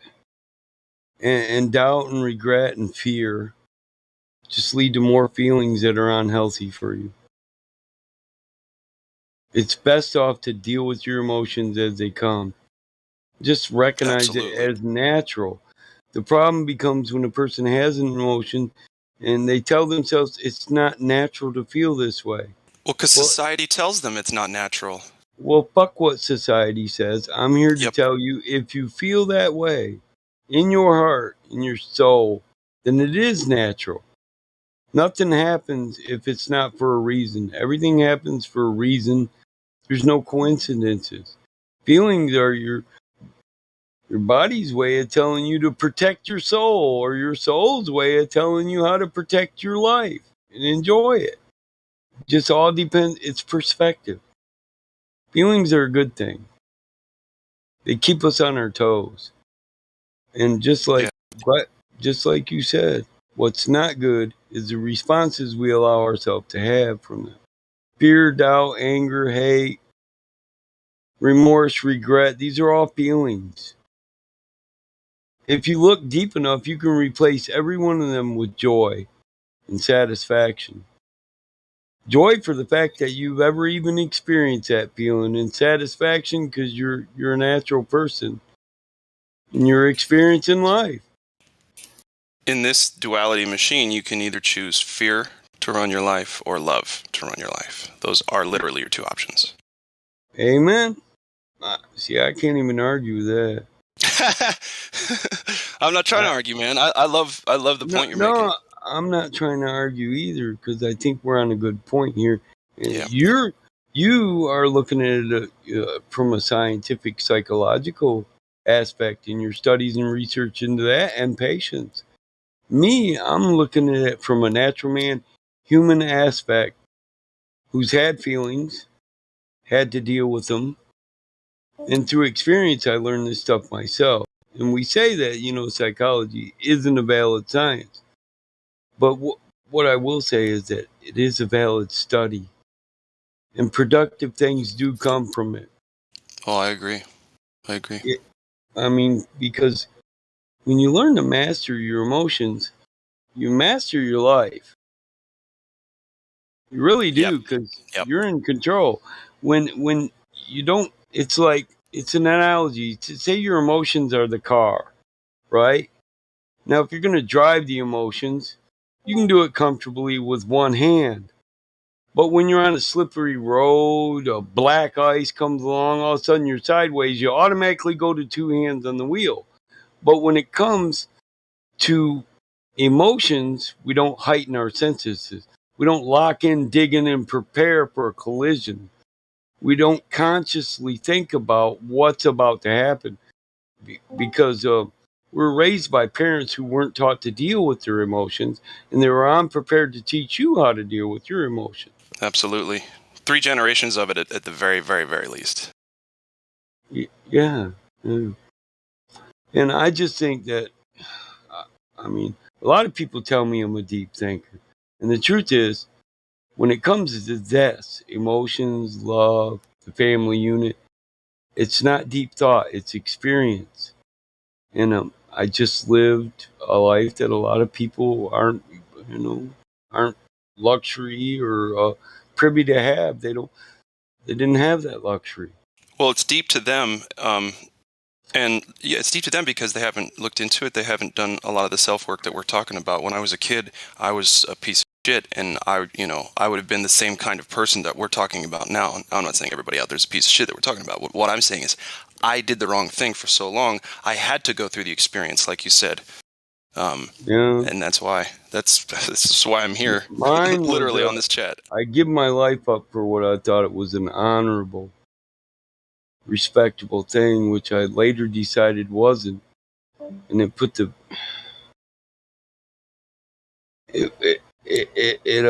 endangered my soul, and I had to do the self-help and see what mattered most, Did I want to continue to weigh my life other people's lives when I can't say they're doing this, they're doing that? So I did what was right, because the truth is I put myself in that position. I helped create the position wherein one person's going to die and one's going to live. Maybe multiple people are going to die and one's going to live. Yeah. I helped create that, so I am responsible for it. I'm a man, and I had to learn to deal with that. And, you can call it PTSD if you want. I don't look at it like that. It's just it's natural feelings, and Yeah. it's PTSD is actually, maybe my least favorite thing that I'm having to I learn call it about. righteous indignation. Indignation? Yeah. Yeah. So I was literally righteously angered with self. And I had good reason to be. Because I gave up what was rightfully mine, my choice, how to live my life. And give it over to other people. And Were you fully informed, though? I followed orders, bro. This I was going to get to. I was raised in a military family. We're all under this lie. Got it. And that this is an honorable thing, and we're actually we take lives in defense of our family. But I didn't see it that way, because you know what? My family wasn't in the Gulf, and Arabians weren't in America. There were no weapons of mass destruction. There were no chemical factories. There was no threat to my family or my land or my country. We were invaders. Yeah. We were insurgents. I don't care what other people say. And the government comes up with these studies that say this and that, traumatized brain damage, legions caused by traumatic incidents. No. I'm a man who knows the difference between right and wrong. And in the Gulf, since I went there in Desert Storm, since we first landed, until now, I have my opinion, and it's a righteous opinion. We're wrong. We're wrong. And we're just doing the bidding of other greedy fucking people who want to control the market on oil. They want to continue to get cheap oil from their Kuwaiti rich friends. They taught their friends how to slant drill and steal oil from other nations. When other nations got pissed about it, they told the world lies about them and they took out their fucking leader. So, and this is firsthand experience. I was there. So, what other people's opinions are about my mental state or what I'm saying, if you weren't there, I really don't give a fuck. If you was same mud, same blood, well, then I'll consider your opinion. And I guarantee your opinion will be somewhat similar to mine. Unless, of course, you're one of those mentally ill people who goes into the military just so they can kill a person. Then I'll say, you were wrong from the get go, and anything you say about your experience is probably not going to be the furthest from what reality really is. You live in a world where men can say when it's okay to kill men. I say the only time murder is legal is when it's within the law. And by the law of God and the law of man, the only time you're allowed to murder another man is when your life is in danger. Now, when it comes to the Gulf, Contras, Gulf War I, Gulf War II, Iran, Iraq, these people didn't put our life in danger. We did because we chose to go there in service. We drew the line between us and them and their communities. In the middle of their call to prayer, we're being the military police of the world. Well, they're just trying to be humble and pray to their Lord. We're judging them. We would make their children live in fear. The kids knew it. They're sweet and innocent. They knew their land was invaded and their parents were oppressed, and some of them died, right? Righteously trying to fight off invaders. And when you're a person who chose to put yourself in that position, but you choose between yourself and a child with a rocket launcher who's probably right in the first place, and you know that, well, you're going to have problems and issues when you're still alive and that child no longer is. Or whether it was you that took him out or somebody in your platoon that you watched, or your battalion, or or if you just heard the story about it, it's still going to affect you, especially if you're a part of the force there, the invading force. Because we can't say these people, they got what they earned, because how do they earn it sitting in their own community, trying to do what they want with their natural resources? We're the ones that went over there with an opinion with the petrodollar, man. You can't just sell oil for gold, man, because of words written on paper. This kid had to die doing what was right, defending his hereditary land, the land his ancestors worked and died on, the land his ancestors formed, shaped, and worshiped their God on, more so and more vigorously than any American I've ever met. Those people amaze me, and we project to the world they're all savages and they're all terrorists. It just fucking isn't true. In every religion, your God tells you when you got a right to defend your land and protect yourself. We put their lives in danger, so they were righteous in what they were doing. We're just the stronger military force. We weren't right. And then so you end up with military men who come home damaged, physically, emotionally scarred for life. And they're worried about, the status of their immortal soul, forgiveness, how people look at them, how they're received. If you had to kill a child with a rocket launcher who was probably right for picking up the rocket launcher and trying to take your life, is that something you could share with your auntie, your mom, your father, your kids? Would you be proud to say that you did it? I mean, this is how I was raised. This is how you weigh the value of your actions and what it gave to the human race, your community, your family. What good did it do? The way I was raised is why I could no longer follow orders. And the next person in that place, when it eventually came to a head, that was going to die would probably be my squad leader, because he threatened my life at the wrong time. If I didn't follow orders, he was going to kill me, because I wanted to do what was right and say, fuck the orders. We can finish the mission and do what's right. So it became a who's the baddest killer here situation. So I just put it plain and simple, and this ended my career in special ops. You're not qualified to kill me. You don't have the training to kill me, and if you think you can, make your move right now, bitch. You're never opening your mouth again or I'll kill you. And that was the end of my career in Marside. I became an engineer when that was done, because where I was deployed, I wasn't deployed to. No one would acknowledge that we were there, so not even our military leaders, so they weren't going to, I wasn't going to go to a tribunal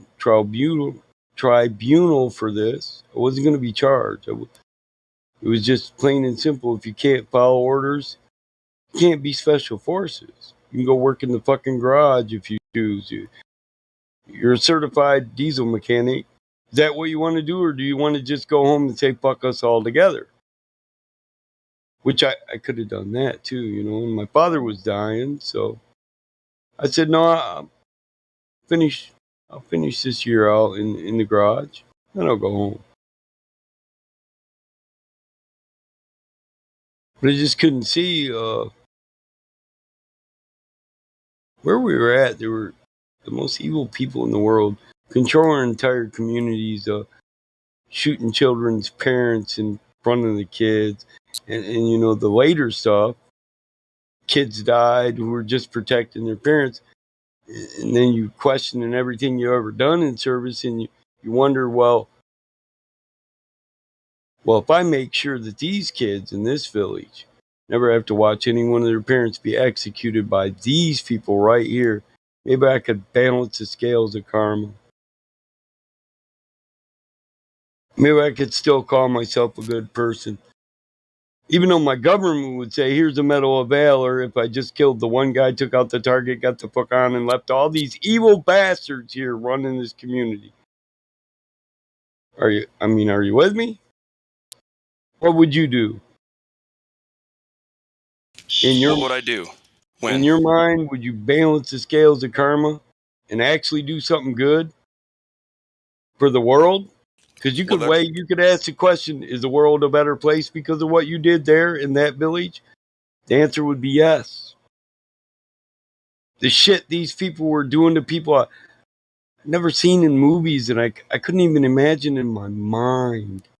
They were doing it in front of their children to put the children in fear so they'd be their slaves to run their minds.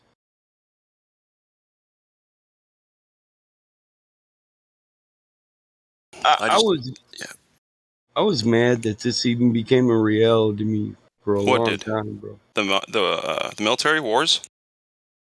Yeah, wars like that, and so I can't say where it was. I mean, this is all classified. I can still, but I will say this: it was over blood and resources. It was a regime trying to take over. Some people have called these Solomon's mines, where there's just natural resources laying all over in the topsoil that could make you a millionaire. You just got 100 slaves to sort through the dirt and pick them up for you. I'm having trouble listening on and off because the fire alarm keeps going off in my fucking apartment building. Hold on a sec. Hold on. Let me take care of this. Well, you're all right. I'm listening. I was kind of waiting for a moment to butt in. I didn't really want to interrupt. Go ahead, Kate. I don't want to get too deep. No, I was going to answer your question. I would do whatever it fucking took to right a wrong and to keep, from what you said from happening.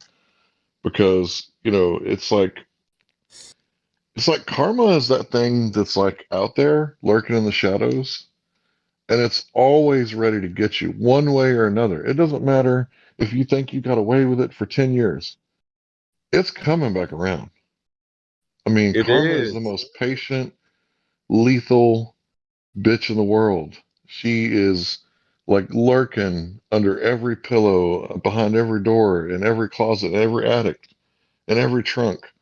And everything you do is going to come back on you. I mean, I really do believe you kind of get what you deserve in this life one way or another. And the proof is that you hear rich people say that, they got more problems than poor people. Well, if they got, money, the thing that solves all problems, how could they have problems? Because karma never sleeps. She never rests. Karma patiently waits to give people what they deserve. You reap what you sow. Yeah, amen. And let's point out, those rich people are the people that value money over all other things. There's people with money that don't have to deal with that karma, but they don't value $1 over a person, But we all come, we bear fruit at its time and its season, and it all develops in a different manner. I might give you an apple, you might be a plum or a fig tree. Who's to say which is better? But I mean that your life is an experience that culminates on your death to everything you've ever did. I mean, it's that simple. And I believe you pay for everything you do too. Like I said earlier, when you allow this to happen, you say it's okay. With your actions, when you do stuff, you say it's okay to do that same stuff to you. And eventually it's going to work its way back through of cause and effect. Cause and effect. You said it was okay. Okay, so it's okay to rape entire villages and kill mothers in front of children. Well, they still got suckling babies. And when good men who call themselves heroes, the few, the proud, when they come, it's okay for them to leave you there suffering. As long as they take out the head, motherfucker, and the world doesn't have to worry about that dude ruling shit. But He can leave the other guys around to kill. So, but for me, for me, it was a statement. One of us could take out your entire fucking army, and it's not okay to do this shit. And even though we're not here, even though we're here, do this shit, and I'll come back and kill you all again, without one ounce of regret. I regret a lot of things I did, but I don't regret that time. I don't regret that decision and that choice. I don't even regret not being a Raider or not being MARSOC after that. There were no Raiders when I was in. It was just MARSOC. But I don't even regret losing Special Forces. I came in, the shit I didn't agree with, and I left out on what I thought was a good note and a statement about who I am. And luckily, nobody had to die that day but the people that really actually earned it. If you can chop a mother's breasts off in front of her 5-year-old kid, if you say that's okay to the world and you do it in front of everybody, then don't whine to your God when I blow your fucking head off from the bushes, okay? And then I kill your friend next to you, then don't fucking cry. You got no room to cry or pray for revenge. You know what I'm saying? I mean, really. Yeah, I hear you. I've woke up with bad dreams at night, I have, but never about that place. Because I did what was right there, regardless of what I was told. I threw out that definition of discipline. Me, discipline is a strict adherence to what's right or wrong. And discipline is for a man to define. Real men make their own choices based on their morals and their upbringing. I don't believe in the military definition of discipline, the instant and willful obedience to all authorities, or the instant and willful obedience to all orders, respect for authority, and self-reliance. The only part of that I believe in is self-reliance, because all other things are dictated by me. I'm the man. This is my experience, my life, and I only get one. I don't want to waste it doing your deeds. Do your own damn deeds. You know? Don't put other men's souls in jeopardy for what you believe in or for your greed or your lust or your pride. Risk your own damn soul, and then call yourself righteous afterwards. Don't send other people's kids to Vietnam so they can come home and be called baby killers and shit. Take your own ass there. Send your son. Don't send mine. We don't give a fuck about your economic system or your rule of the world or your twisting of the world's arm until they fold to your standards. Fuck your standards. I can't remember if this is exactly right, so don't quote me on this, but when 9/11 happened and the Congress that allowed us to go to war, I think it was one senator or a representative's son went to that war. Only one out of all those people. Yeah. That's easy for me to believe.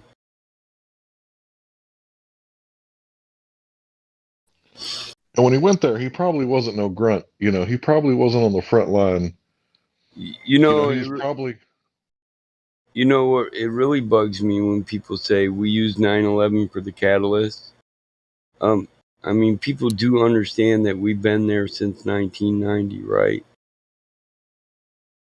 Desert Storm, Desert Shield. We've been insurgents in this land since my boots were some of the first to hit the desert. 9/11, that. Come on. you know?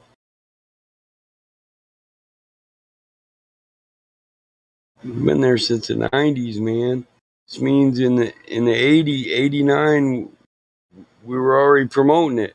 We were already trying to sway the public's beliefs so that we could say it's okay to do this.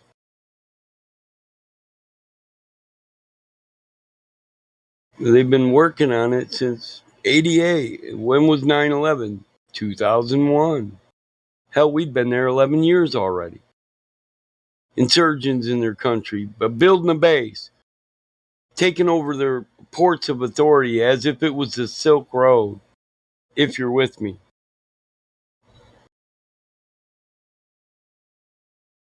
We want to be the kings of commerce. We're trying to take the trade routes from the Vatican and the Amdorini mob family, or Vatican family, whichever way you choose to say it. Now, when the Pope calls himself the Vicar of Christ, and he's a Catholic father, then he becomes the Godfather, right? He is Christ on earth. That makes him the Godfather, right? So I say that the Pope is the biggest gangster, mafia member, or head on earth. Prove me wrong. I mean, where else can you store all your criminal activity money but the Vatican Bank? Who's going to tell the Vatican we want to see your bank records? Yeah, go fuck yourself. I'm God on earth, bitch. Right? The Pope, they run shit, dude. They're untouchable. They got more gold than the Queen of England. Why? Because the Queen of England's beneath them. Hell, the Rothschilds are her rulers. She's got the masters. She's got masters. The three crowns. Are you hip to the three crowns? Those are the three frogs in Revelation. And the three crowns are bloodlines. You know, English bloodline of royalties, the Amdorinis, and the Rothschilds.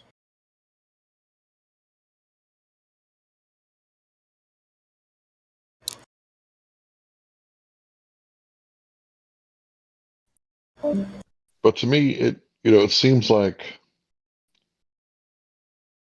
there's this deal going on between Saudi Arabia, Israel, the Vatican, London, DC. Yeah. And it's like they're all ruling the world in unison. They are. And they're all kind of on the same belt. When it started, these people owned the Silk Road, which was a trade route. So they didn't have to do any business. They got paid just for you doing your business on their road. They got a percentage of it, right? The king, he's just the lord of the land. The Vatican rules over all commerce. Even though they hold the titles and the deeds of all the land, because they stole it from the Occidental hereditary owners through contract. They conned the natives.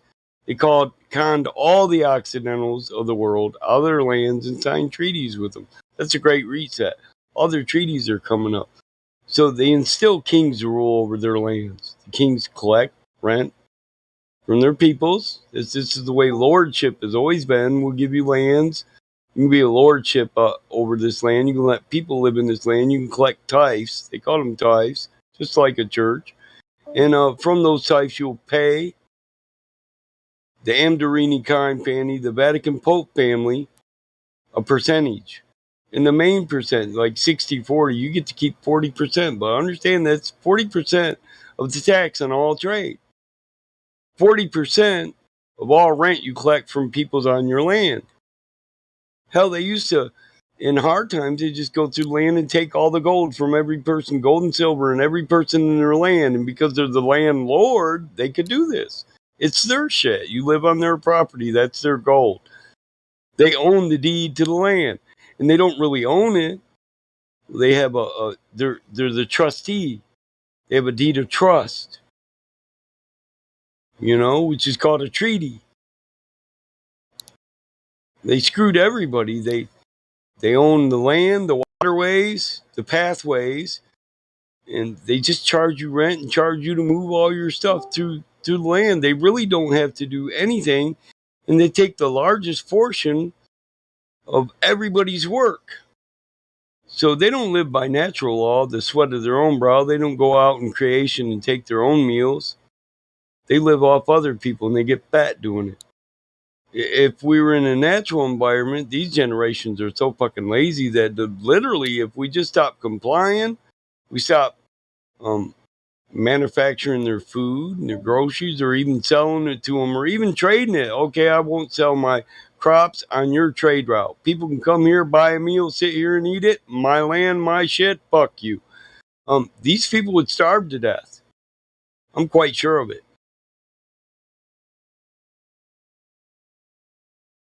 Because they don't do work. They haven't done work for multiple generations. Way back when, since the West India Trading Company, and he started to control all the commerce. It's not that they were the smartest people with the brightest ideals. I mean, Westinghouse, Edison, and Tesla are example of that. Westinghouse, Edison, they ended up with the money for electricity. And like I said, the Pope and the landlord, they get their percentages of that shit. So there's a portion of their money gone already. And Edison, he wasn't an inventor. He was not even an intelligent man. He had money. So he stole the intelligence of other men. He raped them and lived off their intelligence. That's a power company, Edison Power, you know what I'm saying? Consumers Power, it's still even the power company in my town is still owned by Edison Power. It just, you have to trace it. Consumers Power is a subsidiary of Edison. Even General Electric is. Fuck, you buy a light bulb, you buy it from this man that stole somebody else's intelligence, knowledge, life's work. And his bloodlines, his family, they still live off that life's work. When Edison might have, a Tesla, the people who actually invented this electricity, electric lighting, they might have supported themselves, their family, got them a decent land, and then gave this shit to humanity. You don't know. When they were inventing, it wasn't their intention to take over the world, to rule the masses, to enslave the masses. You know what I mean? They're just inventors and smart people. Engineers have been raped for a lifetime. They literally take control of all our knowledge, all our advancements, all our collaborations, all think tanks, all engineering processes, everything. They patent it, we patent it. We register it and patent it with them. They own it the minute we patent it and register an ideal. Registry is a deed. It's a registry of deed. When you register your deed or your knowledge with them, you just deeded them your concept. They own it. They created registry. They own it, and they rule over registry. Registry doesn't exist in nature. It's man-made. Is that why when Einstein, started ripping off all the other people at the patent office that nobody really did anything? He didn't get arrested. They couldn't arrest him. He registered and patented the ideal, so he was the primary trust holder, but he wasn't the owner. So you would have to say that these crime families that own these legal fictions and these trusts, they robbed you. That's what you'd have to say, because they're the primary debtor. They own the shit. It's part of their legal fiction now. And who's gonna? Are they gonna allow you to say he's wrong, so they're wrong? Fuck no. Especially not when they're holding this possibility for 100 generations to be supported off this one ideal, and the humanity to be enslaved to it. They're great thinkers. They pay other people to have think tanks and give them all the data, and then they keep it. They pay other people to interpret it, and they have them write theses on it, You write a thesis on a concept, and an intelligent man like myself or you, we read that thesis enough, we got their shit down pat, right? Hang on. How do you put feces on a concept? A thesis. Oh. I'm just not fucking feces. with you. But they put the shit on the concept when they make you register your intellectual property with them. Oh yeah, I've been there. That's how you put feces on a concept. Yeah, there's a guy who I was in a You band give with still privity owes to me. privation. There's a guy who I was in a band with still owes me close to $25,000 for a record that I helped the band pay for. And it's because of intellectual property that he's not paying me back. So, yeah, been there. Well, yeah, whoever registered it, they're the deeded creator, the owner and the ruler, under the primary trustee, which is the legal fiction. Yeah, he put all the lyrics and the chord structures. He tried to get the chord structures registered. He couldn't, but he got the lyrics registered. Oh yeah, there's only certain parts of music that you can actually deed. Yeah, but he got the lyrics, and so that's good enough for him not having to owe me for anything, because he lied and claimed that the lyrics were written in this. Written outside of the studio by himself. We all helped write those lyrics. So that's, anyway, I don't want to get into that, but yeah, intellectual property is a tricky bitch. Law is. Law. Yeah. When we get into the idea of law, and I tell people that we're all, like the slaves, listen, the slaves, they were smart. Black people are smart. Why? Why? We said, we're over here like, we freed you. And first off, let me state, we. When they say we, that it's like that the entire white race takes responsibility for what people did that they had no connection to. So we didn't free you, but so we'll say in real terms, the legal fiction known as the federal government or the social compact called the United States freed you. And we actually forced kings and queens in Spain and England to free you too. We helped, make it illegal around the world. See, and we said, oh, we did this great thing, but see, them black people who lived in slavery so long, they're not ignorant. They know what slavery is. They spot it the minute they see it.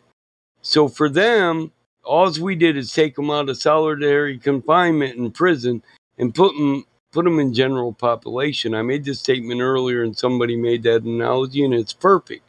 So we took the slaves out of an isolated cell on their plantation, and we just let them have access to the entire prison. And they're smart enough to say, wait a minute, bitch, I thought you said I was free.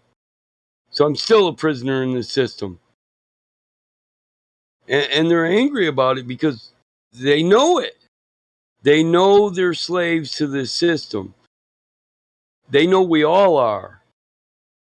But well, the yeah, thing is, they're some of the only ones that are talking about it, and they're trying to go back to religion. Now, maybe they are the original Hebrew Israelites. I don't know. There's no way to know that. Right, but they are right when they say we're not free and they're not free. And they're oppressed, and we're oppressed. All people are oppressed. We still in a prison, bro. Well, here's the thing.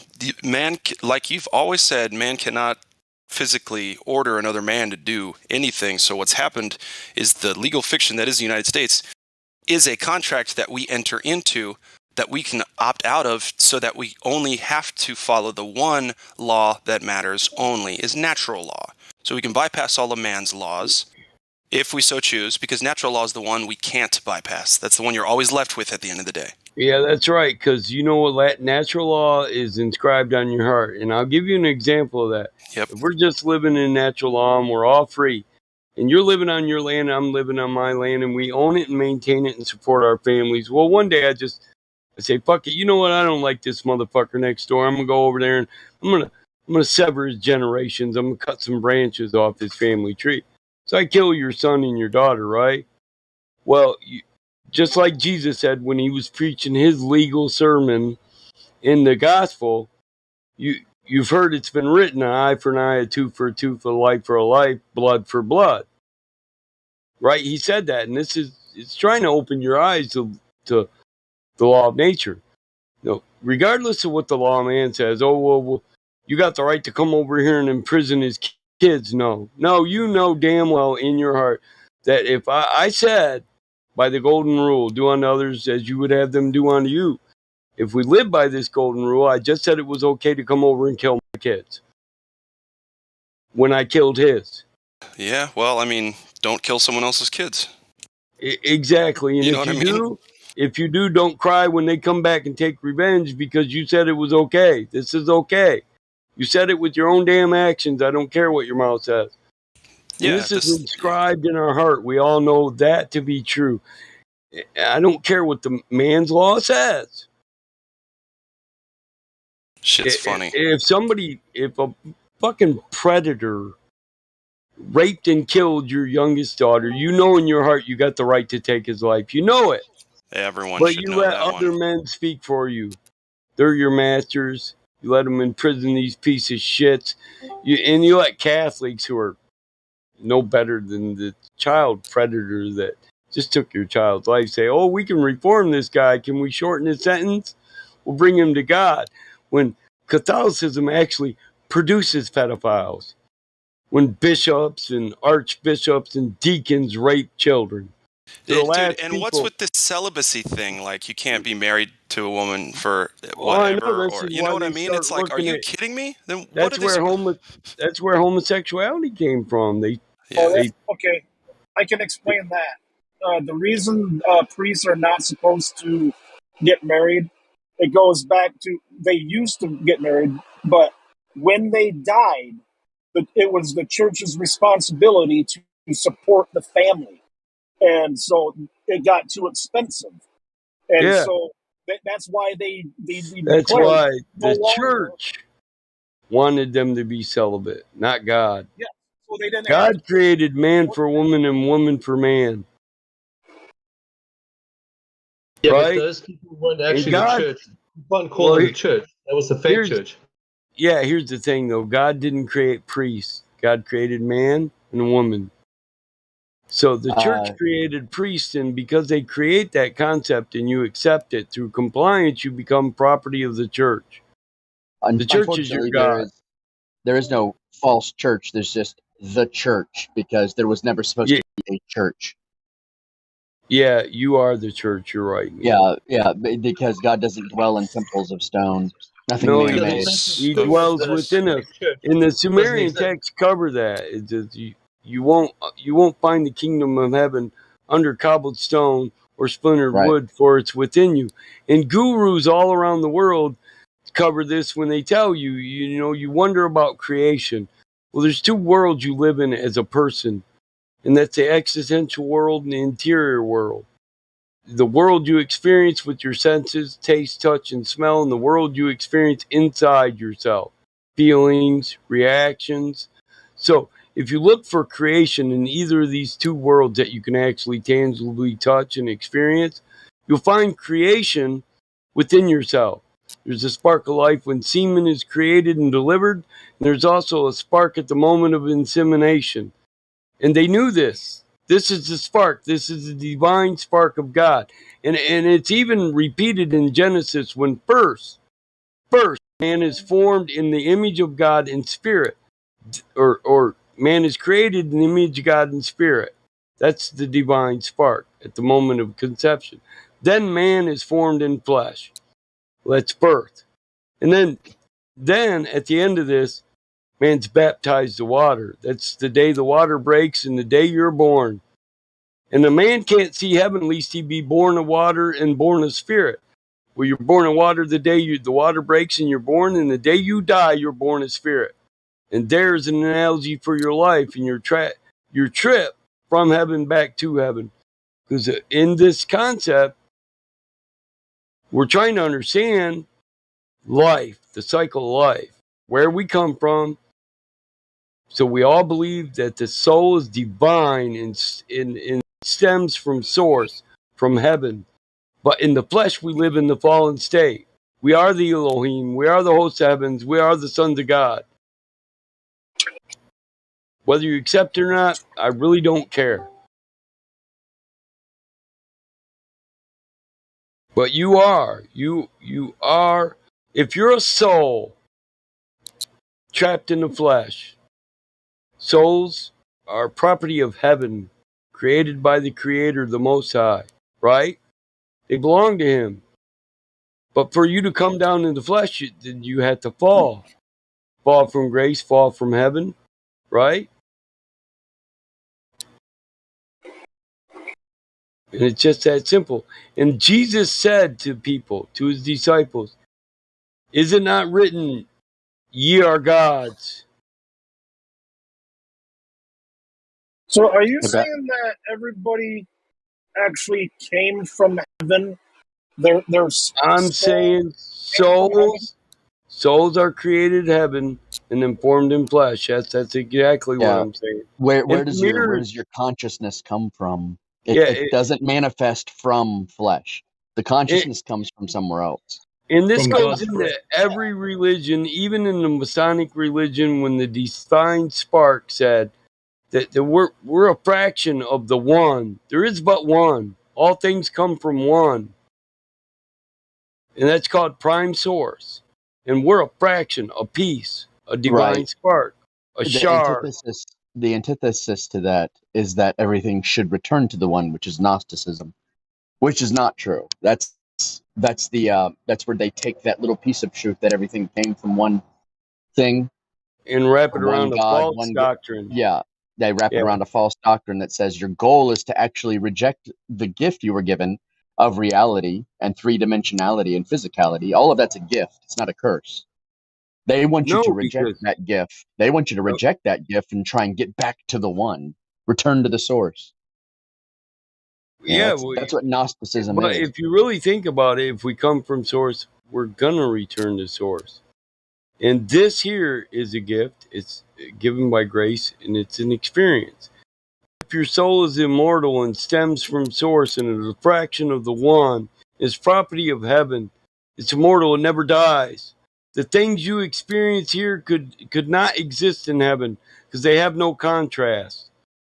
That's why they left and came here and stole the Well, girls. right. Well, Okay, think so about it. If you live Yeah. in pure goodness and righteousness all times, you couldn't know, you couldn't really understand what good is on the level we do because we have a contrast to weigh it against. We all know we have our experiences of evil. The greater your experience for evil, the greater your understanding of love. True love. okay, True so love. then how did Satan rebel? If he was in heaven, the Holy One, and Well, everything now was you're getting into Now you're getting analogies. into now you're getting into motivations too. The question is, why was Yeah. he allowed to rebel? Because he was Do you given think there's choice. Yeah, do you and think there was I do you just think there's a covered that. sufficient do you think there's a sufficient reason? If you were given a I sufficient reason, do. would it be good enough? For No, not you, Mike. contrast. Not you, Mike. The other guy who was asking about it. I Yeah. was, the reason I was asking is because he said you wouldn't even know evil. You couldn't even, uh, understand it, know about You it because uh, you have you nothing to have. weigh it against. There's no Yeah. contrast. There's no So how did duality. he That's do why in geometry it's called sin. When you deviate from straight, you have Yes. to know what straight is to know what the sin is. Wow. That's literally what sin is. It's deviation from Bro. geometrically Dude, my straight. mind blew just now. Really? No, I've been there. I Wow. honestly Mike and I didn't have know talked me. about this. Yeah. My mind shouldn't have been blown. It seems like something everybody should know. But dude, fuck yeah. Yeah. So in geometry, And in a order to know coaching. something, yeah, and this is the same thing. This is how science works too. Like this is the same argument I use against people who are arguing from unknown variables, like the people who believe in global warming. I say, in order to know that the climate is wrong, you have to be able to tell me what it is at its optimum, which is straight, which is perfect.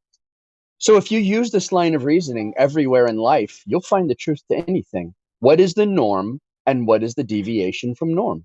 That's it. Yeah, You figure I love everything out it, with that. bro. So deviation is an arc. And this is where Yeah, it's an art. exactly this is where curses are multiplied That's because right. arcs have peaks. Yes, and And they also have squared functions where every time you move away from the exactly. straight, So it compounds itself. yeah, and when you stray from the straight and narrow path, think about it. Straight is the way, narrow is the gate. But a Right. sin is arched And that arch is multiplied till it comes to a peak, and then there's a downgrade. So it's a sin in geometry is when, like he said, when you stray from the straight and narrow path. And this literally goes into the fact that you'll be cursed and it'll multiply through your generations. Because why? You're no longer on the straight and narrow path. And as you go up, it's a squared function. Everything increases on the up and decreases on the down. Okay, but that didn't answer my question, though. My original question. I know what your original question is, and I can be straight and forward in that. Satan was allowed so you could experience what I said, the contrast to ever existing love, all knowing love. Without you, if your father, your creator, wanted you to actually love him, pure love, not just the state you were born in, that where you had a choice and you chose him, is a greater love than you were born in heaven, immortal and infinite, and you love him just because that's the state you exist in. So you were given the contrast. And you have to understand that in all reality, there is but one. It's prime. So no matter how you conceive it or not, so Luciferius, the light bearer, is part of the divine spark himself, and he has a divine mission. That's contrast. The contrast of love, it's like light on dark. You can better analyze light when you weigh it against dark. You know? So you have a greater understanding of love because you now can weigh it against every form of hate and evil you ever experienced in your life. And you also have a choice. You can choose to follow him. You can choose to follow the dark ways. And then God knows your love was never true. It was only that way because that's the form you existed in. So in this life, we not only purify self and soul, but through this, we purify heaven also. Because do you think you're going to get back in? If you choose not God here and you choose hate and sin, the contrast of everything he wanted you to experience in perfect perfection, you think we're going to let you back in? Or is maybe resurrection and reincarnation? Maybe that's true because you stay here stuck in the cycles until you actually achieve what you were sent here to achieve.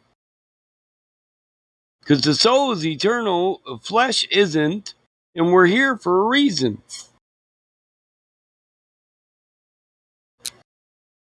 Well, imagine what kind of state it would be to always live in love and always know everything, to never be caught by surprise, never have anything unexpected, and to just live. This is how it is. There's no right, wrong, no good, no bad, no cause, no effect.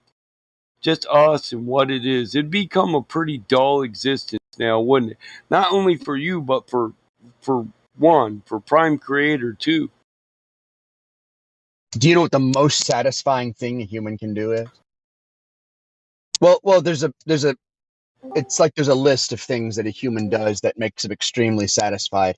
One that is building your own house, owning your own land, growing your own food, and popping out babies. If you put all those things into a person's life, they get fulfilled. That actually fulfills like life. I want to do that.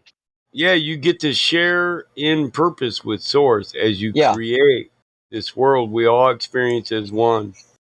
Because we weren't made to be sitting, like, we're in a fallen world right now, right? So there was a time when it wasn't fallen. And so you could say the first humans who were made did not have to suffer through the worship in the style that we have to suffer through it now. If you know what I mean. So this like rote dogma and all this other stuff, that's something that we have to suffer through. I ask you guys a question. Sure. I don't know if this will weirdly piss you off, but just bear with me. I don't know why my brain's wanting to ask this question, but do you guys think that this means that Jesus or Yeshua or whatever they call him actually was on the earth and did not sin and said those things and they were recorded? Or is this all analogous and, Well, I believe that, but whatever? that's not a scientific question. That would be a historical question. Correct. So I believe the historicity of that. What about you, Battlemod? Oh, yes, I believe Yeshua was the light and the way. Yes. He tried to show you the path. Yeah. We're given law and it's written on your heart. He followed the law and he was given the gift. He experienced the gift of the covenant. He got the reward, the new body, right? The resurrection, the eternal life, the new body in heaven. He got the gift. That's the contract. He fulfilled the contract. I see. The only part I don't agree with about Yeshua is he wrote a new law. No, he didn't. He showed you the He way. fulfilled it. He fulfilled the law. Yeah, It's meaning not the same. Yeah, he it's not the same followed. as writing a new law. No, he followed every aspect of it. Yep. He pleased his Father, and through this, he himself earned grace. You know, grace is a gift, right? You can't earn it. It's not owed to you. Yeah. How do you think you'd get the gift of the promise of the covenant and the rainbow from your Father? Wouldn't it be a fulfillment of the covenant? Well, that's what the Bible is it's a contract. It is. It is a legal document. People try and change it into something else, but if you look at it as a legal document that's filled with case studies and case law, then it makes a lot more sense. Then you don't have to fit it around and everything's not a lesson for life in it. A lot of it is just here's how the law was made, here's how the law was applied, here's a case for it. A lot of it's that. It becomes less confusing when you look at it through that lens. I gotta say that I've read the New Testament and the first 5 of the Old Testament several times. Like, I don't really go into the prophets that much. I usually stop by the time I get to like 2 Samuel, or maybe shortly after that, right? But the point is that I've read it through many different filters. I've read it through like the Ancient Aliens filter. I've ran it through this is all metaphor filter. I've read it with all these different like filters, and I try to get like the different layers out of it because I know that it's an onion, right? But when I started studying law, like I started realizing like, oh, like this is the layer that I should have been reading it through because it's all about law because it's like the 10 Commandments is like the end all be all. If everybody could just follow that, we don't need 15 million laws on the books. Right. You love your neighbor, you won't steal his life, his wife, or his lawnmower. Right? Amen. And Yeshua was just trying to sum up the law for you. Love. Because all our rules are based on love for you, brother. Right? Yes. You know, I don't believe in coincidence or happenstance. So it's not just an oddity that 2 people, 3 people who agree on this come together at exact time, one after another to co-sign the first. As John came to make the way for the one, I was on a statement, and Memor was sent in by our Father to co-sign it and add specificity to it. And my Father graced me because he knows I love this, and I haven't got to enjoy it in a while. So where'd he go? I just wanted to say thanks about it, but I don't believe in coincidences. So it's not a coincidence that Hank came in either. It's meant to be like this. And it's a real liberating topic. If your mind is open to the fact that the Bible is to God's law what Black's law is to man's law. If you know what a Black's law legal definitions dictionary is, it sets a precedent for all law. And we call it natural law because creation is nature. And these laws weren't written in creation also. We see them in the animals, we see them in trees, in plants, in the entire ecosystem, like the law of life and death. You can't have life without death. That's just a real remedial example. But when you read Ecclesiastics and Leviticus, you understand that all contractual law and all of man's laws, all divine laws or the king's laws, they're all based on Ecclesiastics and Leviticus. So these masons and these wizards get you to lay down your natural authority through free will and compliance. And they think because that's part of the law of nature, I can't rule over you, but you can accept me as your ruler. That it's your authority. You can rule your own. You can be your chief Melchizedekian priest of your own temple. You can be the ruler and master of your own reality, or you can let me do it for you. And wherever I lead you, I'm still following the law. If you choose me as your ruler, I'm still following the law of my Creator. So I'm a righteous man and pure. This is why they literally, the Rothschilds say I'm righteous and pure and clean. Why? They believe that, first off, you know what it means to have blood on your hands? In the Bible, it says when you can take a life and when you can't. And when people do certain things, that you should stone them, and their blood should be considered to be on their own hands. Well, these people know that they get you to accept, you say you're washed in the blood of Christ. You know, if you're covered in the blood of a dead person, you know what that means? It means legally you're responsible for their death. And that it was murder because it was outside the law of God. Would you accept that and then you bow your natural authority to them? Now, I will not say I'm washed by any blood.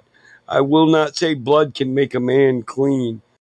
Because in this creation, right, show me a circumstance where a man can wash himself in blood and come out clean, pure, and righteous. And if you can't do it, then it's just not a part of this creation. It's not coveted by the law of our Creator. And if you want to know what God or what Creator, then just ask yourself who gave us the Torah, who gave us Leviticus and Ecclesiastics. Because all this natural law is based on those laws, which apply to nature, which nature is the creation. It's that simple. And they're righteous and pure because they don't have blood on their hands. They don't accept nobody's blood on their hands. Just like when Pontius said, well, let them choose. He wasn't going to make the choice. He wasn't going to send the Son of God to his death. He let others do it. Why? So the blood's not on his hands, so he can remain pure and righteous. But the thing is that he could have stopped these people, and he should have. And because he didn't, he's not pure and righteous. That's also covered in the law. That when you fail to act, you allow bad things to happen. You allow people to break the law right in front of you. You're no longer a righteous man. The law that your father says it's not only your right, but it's your duty. Because you are your brother's keeper. Jesus tried to reaffirm that when he said, love your God first and love your brother and your neighbor as I have loved you. Because you are your brother's keeper. That means that you are supposed to stand up for people. You're not supposed to let evil prevail. And you've heard, for the wage of sin is death, right? Well, sin is anything that goes against God's law, right? To stray from the path, the straight and narrow. The straight and narrow path is to follow your God's law. Sin is to the rejection of God's law, breaking of God's law. Can I give you a scenario where this might this information? Wait, I wanted to present the one question. If the wage of sin is death, and sin is the refusal of the breaking of God's law, then who delivers the wage of sin? People will tell you that revenge is mine, saith the Lord, right? But delivering the wage of death that's been dictated in the law for sin, the wage of sin is death. Sin is transgression of the law. Who delivers that? Now, we're not talking about revenge. God doesn't get revenge against you. Righteous men deliver the wage of death. And why is that? Because they don't want the curses that will be instilled on their generations when they allow sin to prevail. to keep their bloodlines pure and curseless. But Makes perfect sense. Now, go ahead. Oh, I was just going to say that when you said, we're not supposed to let evil prevail, like I'm kind of wrestling with my wife with this. Like, for example, we live near Melbourne, and there's going to be a protest, 40,000 people on Saturday. I'm saying, Yeah. we've got to go and support the cause, and she's saying, no, we can't be, You can be. Yeah. I want to tell you or ask you, what does it take to overcome an evil mob? Well, my wife would say, like, just to live righteously as possible, and then, like, influence people around you. No, And listen, action makes things happen in this creation, right? Cause and I effect agree. through action. I agree. So, what it takes to stop an evil mob is a righteous mob. And I'm not calling for a rise to action. I'm saying that, when you stand together and no longer comply, this is an action and it's unity. And in the face of the masses, the minority can do what? Nothing. So when you unify, you're the mass and they're the minority, right? Your rulers are the minority. We, the people, are the majority. So all we have to do is unify and stop compliance. You don't have to comply to them, but you don't have to fight against them or go to war. We don't have the right to just go around killing people, unless, of course, they're trying to take our life. Look who's here, Battle. I just want to speak up for a second. So, in no way am I trying to tell anyone what to do, but the numbers are showing, and I'm not going to say what kind of numbers. Let's call it the races, okay?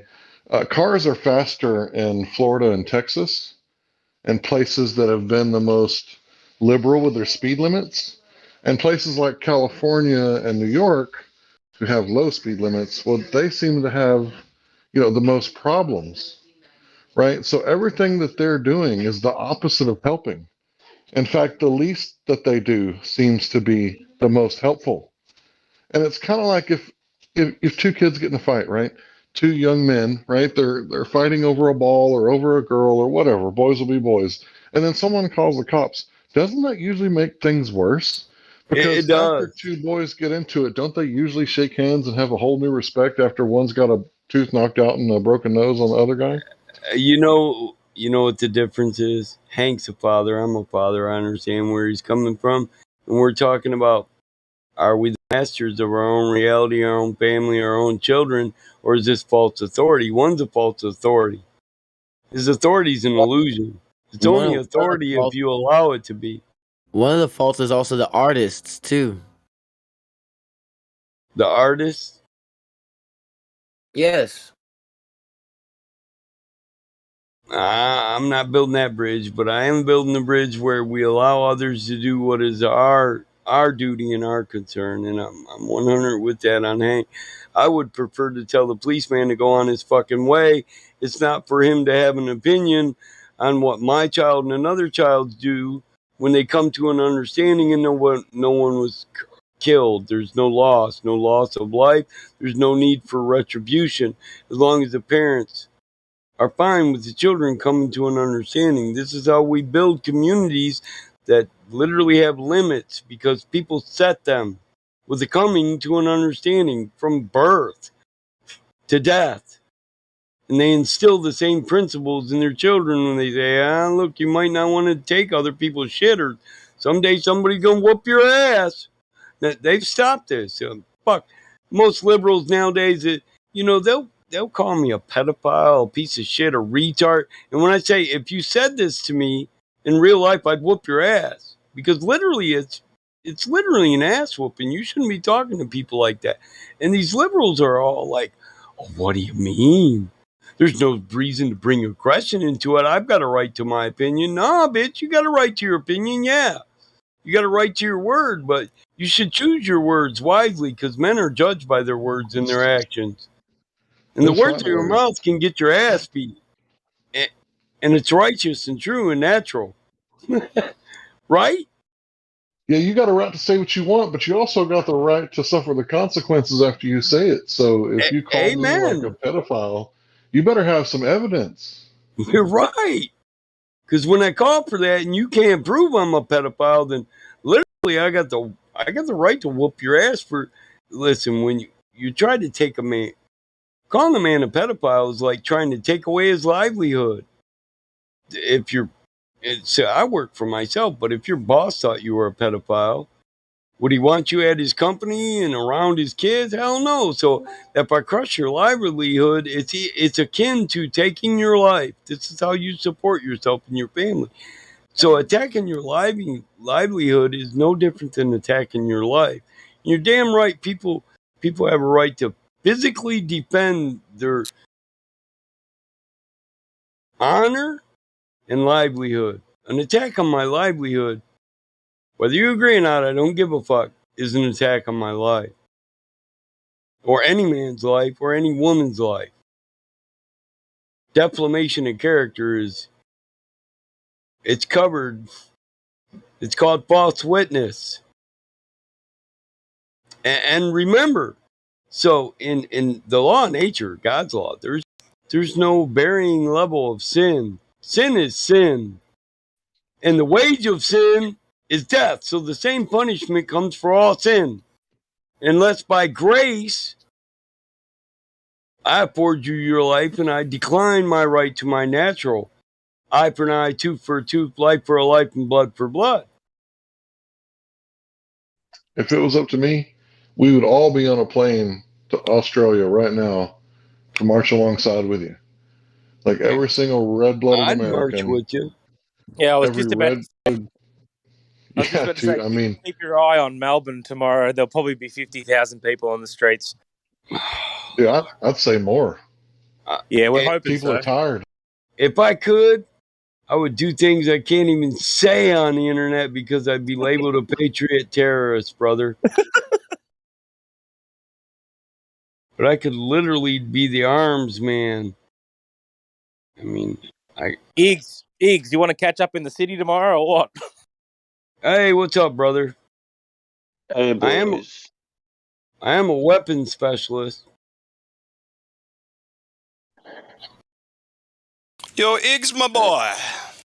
How we You doing? going to rally? He's going to rally. I forgot that I'm gonna get it to kick some ass. Awesome. Did you start Rally taking them around the fucking horse family. Soon as I see those pigs circling around, that's on. Because they've used Bulls this on tactic for way too long. parade. There you go. Oh yeah. They've been doing this for way too long. What they do is they come from Yeah. each side, they form the circle, and then everybody gets scared. Soon as I'm telling you, if Yeah. I see that, I'm just running into it. I don't give two shits. It's just I'm not going to wait there to get trampled on, and I can't sit there and watch anybody else get trampled. It's just a matter of it's a principle. It's what life is. Yep. I'm just saying, if more people did that, it wouldn't be in this mess. You should be able to stand up for your fellow brother or sister or whatever. Amen. We All are people. brothers we are a brother's keeper, and what comes to mind is, the bulls on parade. Yep. Yeah. You know what I'm saying? Yeah. Terror range, drenching, quenching the thirst of the power dons. That five-sided pistagon, the rotten sore on the face of Mother Earth gets bigger. The triggers go empty the purse. Rally around the family with a pocket full of shells. Weapons, not food, not homes, not shoes, not needs. Just feed the war cannibal, animal eye. Walk to the corner to the rubble. There used to be a library. Line up to the mine cemetery. What we don't need keeps just keeps the contract alive and moving. That's your verse, Higgs. What they don't know keeps the contracts alive and moving. They don't gotta burn the books, they just keep fucking removing them. While arms warehouse fill as quick as it sells, rally round your family, pocket full of shells. The contracts. Most people don't know what fucking contracts they speak of. They don't know who the war cannibal animal is. Mm-hmm. That's the beast. The beast of the deep, right? That's Leviathan. The giants of old, great men of renown. Or do I speak babble? I like chicken, but I stay away from bacon. I'm cracking eggs because of the omelet I'm making. Hey! Ain't no hesitating, we ain't debating when it comes to my natural state. I'm dominating. Dominion over earth was given to me at the time of creation. Stop hesitating. Start realizing. Opening gates. Straight With narrow Bill path. Gates. Hey! I'm just kidding. Stop accepting contracts through compliance. The straight narrow path. Don't allow sin in there. Don't put an arch on your pathway. Don't go around anything. Straight and narrow that. No, I don't have to comply to that.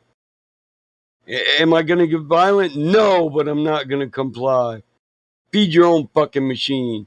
Tell them pigs in the fucking Capitol Hill to get off their own ass and find their own meal, because we ain't working no more. We ain't driving trucks and delivering that shit. You got to work to get the food to put it to your own fucking lip. Then maybe you lose some of that fat you got on your hips. How do you think these power dons get fat? Well, they live off the fat and the sweat of every man's brow Too much on shit. earth. They own the Silk Road, and what you don't understand, the contract keeps the Silk Road producing, and they get $1 off everything you do. And they have contracts that make you property of them. Man-made. Man was created by God. God made man and woman. God rules over man and woman. God gave you a law. God gave parameters for creation and laws for creation. They're ecclesiastical in Leviticus. They run on these laws. You give away your own authority. You give it away at birth. When you're born in this world, you don't owe anybody any allegiance. You don't have to honor any contracts that you weren't party to. You're born free. But through compliance, you accept these, and you say, what authority, Mike? Well, do you believe you're a speck, a star child in an infinite universe, or do you believe you were created and put here? If you were created and put here, then I tell you, read creation. It's a legal format. Man was given dominion over earth. So we were told to be fruitful and multiply and subdue earth and have dominion over her. All men. Nowhere in creation, in Genesis, will you find God saying one man has a right to rule another man. This is your natural authority, that you are your own man. Your body is a temple, and you're the master of your own temple. You are the chief Melchizedekian priest of your own church. You are the church. No doctrine is a church. No building is a church. No rock building is a church. You won't find heaven under cobbled wood or splintered stone. It's within you. And so is the church. Take back your natural power. You have a right to choose. Your Creator gave you that. You can choose to not be separated from your natural authority. You know what's right and wrong. It's in your heart. You know it every day you wake up, when you're done wrong or when you're done right. You know it in your heart. That's why he says you got to take the power back, because you don't have to steal what's not yours. You take what's yours. If someone steals your motorcycle, amen, and you go up to them and you check, you say, "Hey, bud, let me see your VIN," and you match the VIN with your deed, guess what? You're not stealing your motorcycle. You're taking it back.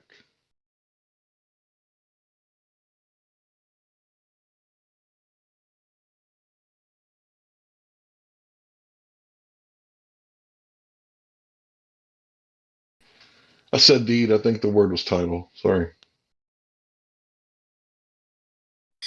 You can't help but get the feeling that the whole narrative that's been created is like set up for the next stage after the people obviously do what you guys are doing, is to take their their life back, their freedoms back, and then the next step of the narrative will be implemented. Am I wrong? Yeah, it's been like that forever. Which is Power not a is bad not thing. given. Yeah, but power is never given, bro. Power is never given. It's taken. People need to remember that. Yeah. Even though you're entitled to it, even though you're entitled to freedom, you're born free. The people here will not give it away. You have to take it. Yeah. It's there to take. Just people need to take it. That's the problem. So fingers crossed they take it tomorrow, eh, Iggs? Did you see the footage of our gracious Premier in Bendigo yesterday? No, what happened? Fuck, He tell went us. down to Bendigo to cut some ribbon and fucking he had to run out. Bullshit. Yeah, no shit. Like he's rushing to his car and you can see these people like from 20, 30 meters away and there's like 30 cops around him and they're just fucking abusing the shit out of him. And he's That's rushing the off. thing. We outnumber them. We outnumber them like 7 billion to like whatever's To left 0. over. Yeah, I mean, there's it's so many ridiculous, of us. And the only thing bro. is that if we could understand that it's not black and white, right? Like I don't know if there's any dark skinned people in here, but if there are, they're not my enemy because they're dark skinned. They're my ally because once you realize that these people who are like working for the banks, those are your enemy, and they're just trying to make us squabble with one another. Like that's when it's over for them. How much times have I been on here and I've said it's not about fucking, as Hank said, black or white or religion or whatever. It's about, believe what you want to believe, whatever. At the end of the day, everybody comes out from a vagina. Everybody bleeds red. Everybody gets buried in the dirt. And if you haven't realized that by now, I don't know. There's not much helping there, Yeah, I think the racist people that are like, think they're superior, obviously they're ignorant, right? Because who holds the titles in the UFC right now? Isn't it 3 Africans? Right? Yeah. So when you look at that, and it's like, how could you think, right, that white people are superior to all black people? That is just the most ridiculous, lowbrow shit I've ever heard. Right now, if you're talking about racist people, they have to be dumb, right? Like because Right. it's not really a race, it's a tribe. That's what we have here. We have tribes, and we're all equally as dangerous or capable of love, right? All of us are equally capable of both. Yeah. That's the one thing that makes this place sort of move, or whatever you want to say, is love.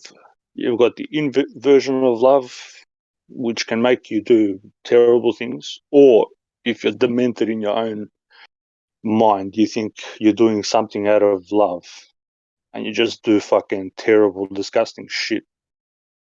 Is the other thing. It's the most powerful thing that is here on Earth, that you can sort of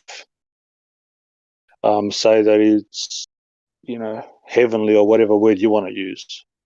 It's the only thing we have. It either brings people together or it fucking destroys everything. Yeah.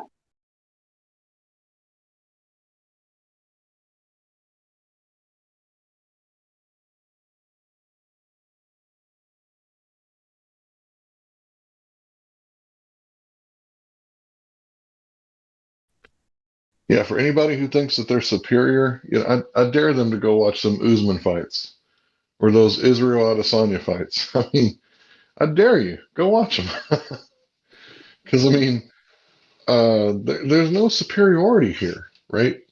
And the whole No, there people isn't. pushing critical race theory, right? Those are the people that are pushing superiority, right? They're saying that Yep. the black man has been enslaved because he's inferior, and we got to take care of him because he's not capable of taking care of himself.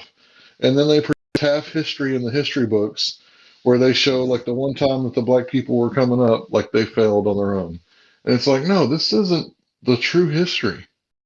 Like this isn't it. And it's no different than the other side of the world either, whether it's Japanese or Chinese or white versus black. It's no different. We're all the same. People love their slavery, brother. That's the problem. They like to hear stories, you know. Man loves to hear stories.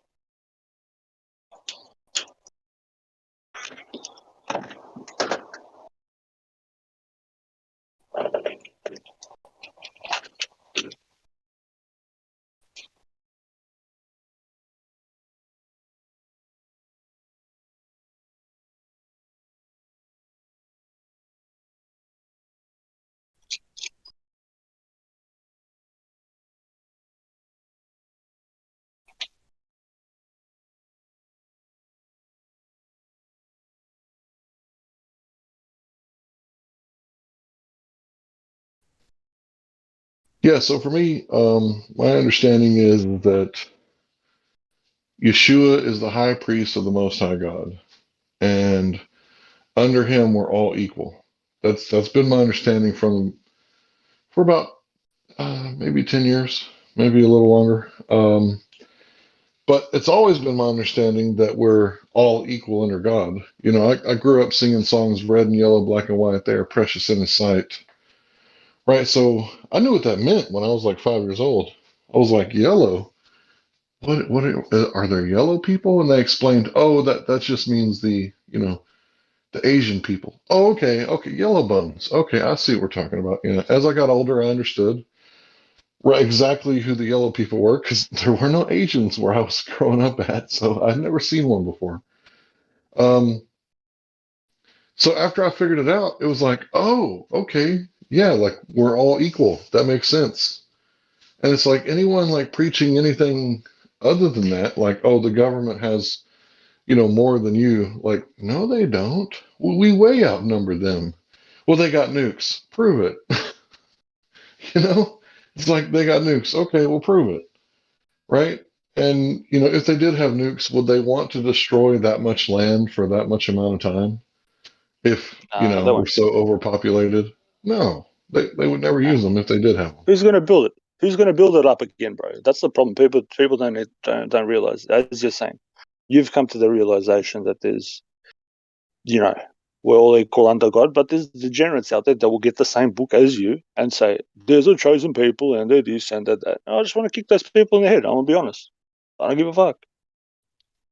Yeah, the book didn't even say that. I see how Yeah, but people could misunderstand it, but it's that's the problem. speaking in Yeah, singular.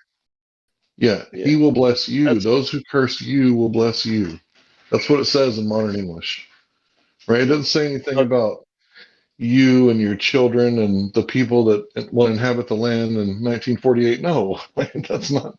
It's not even close, right? We're talking I know, bro. Abraham, right?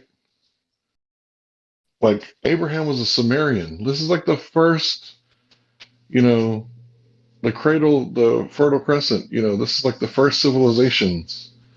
That's where Abraham come out of. So to think that they're talking about modern day Israel, you got to be dumb as a brick to think that that's what he was talking about. We have the same problem. Same with Moses. If you look at Moses, look at Moses 1, 2, 3, 4, 5. There's like heaps of them. It's the same. They're telling you the same story over and over again. This is why I called all sorts of names. You have to look at history of what's going on. If you don't know history, you're going to repeat it again. Who are these people and what are they trying to say? That's the big thing. Not about no chosen people and no chosen idiots. The way I see it is there's useful idiots and useless idiots. There's two types of people, and there's good people. 3 types of people, my bad. But people, I don't know. It's like sometimes when I listen to people, it's like listening to them. It's like listening to globies, to be honest, or listening to people that like fucking cartoons and shit, superheroes. I'm finding it very difficult to deal with it. To be honest. I've got no problem with nobody. Well, I think my position makes perfect sense that we're all equal under God. And Oh no, bro! I'm not. No. I've never said anything. Like you're a great man, Hank. There's no doubt about that. Well, coming out of being a globehead isn't just realizing the Earth's flat. It's a big process, I reckon. Like we're still some of us are still very much globeheads. Yep. In the way we think. know? Yeah. Yeah, because you think you know something. All you're doing is regurgitating something that you've heard. You might feel that it's correct, the Earth is flat, yeah, whatever, and then you're just regurgitating something like on speed dial, like the globe is, yeah, it's a ball because it's a ball because it's a ball. And I find it the same here, and it's like, all right, what value can you bring personally? And it's like they've got no value to bring. And it's like, all right, I don't fault them for it, but don't go out then fucking, preaching some other dumb shit where you've got no fucking validation for it, and bringing up other stuff. If anything, this is meant to bring people together, not fucking pull them apart. That's the thing that I don't like, me personally. And yeah, go ahead, Hank. Sorry, bro. No, you're good, bro. Yeah, it should be bringing people together because in here, for the first time, like, there is a group of people who are saying, hey, I'm Muslim, I'm Christian, I'm agnostic, I'm Buddhist, I'm Taoist, I'm a Norseman, right? All these people are in here, and it's like we accept each other despite our differences, and we all hold each other to be equals, right? And it's like if the rest of the world would do this, then we would be allowed to govern ourselves, those of us who are capable. And those of us who are not capable of governing themselves, well, we would just have to, I guess, fucking learn and learn. Yeah, True. Maybe we learn, or could give him some tips. we could give them California. It's like, okay, this is some of the most fertile land, right? Fertile land, right? All you have to do is plant seeds, right? And not kill each other, right? Good luck. But don't come to Texas. Stop coming to Texas. Please stay in California. Remember, it's California, sunny California. We got ice and shit here. You don't want the tornadoes and hurricanes. It's dangerous here. We got guns. This is one of the, if we're going to speak just quickly for bring up tactics, this is what they do. And they've been doing it since they died. Hank, you just said it, going from California to Texas. They cause a problem. All the degenerates run out. All the ones that were fighting for whatever cause, but they're just degenerates. And then they go move to other places that are, better off and people are better, and they cause the same shit there. So the degenerates make the other place where they're going to go inhabit, degenerate too. It's just a simple thing that they do.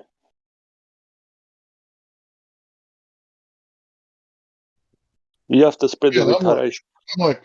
I'm pretty ignorant to Dallas and Fort Worth, but when I started working there, I realized that Dallas was very leftist and Fort Worth was very right.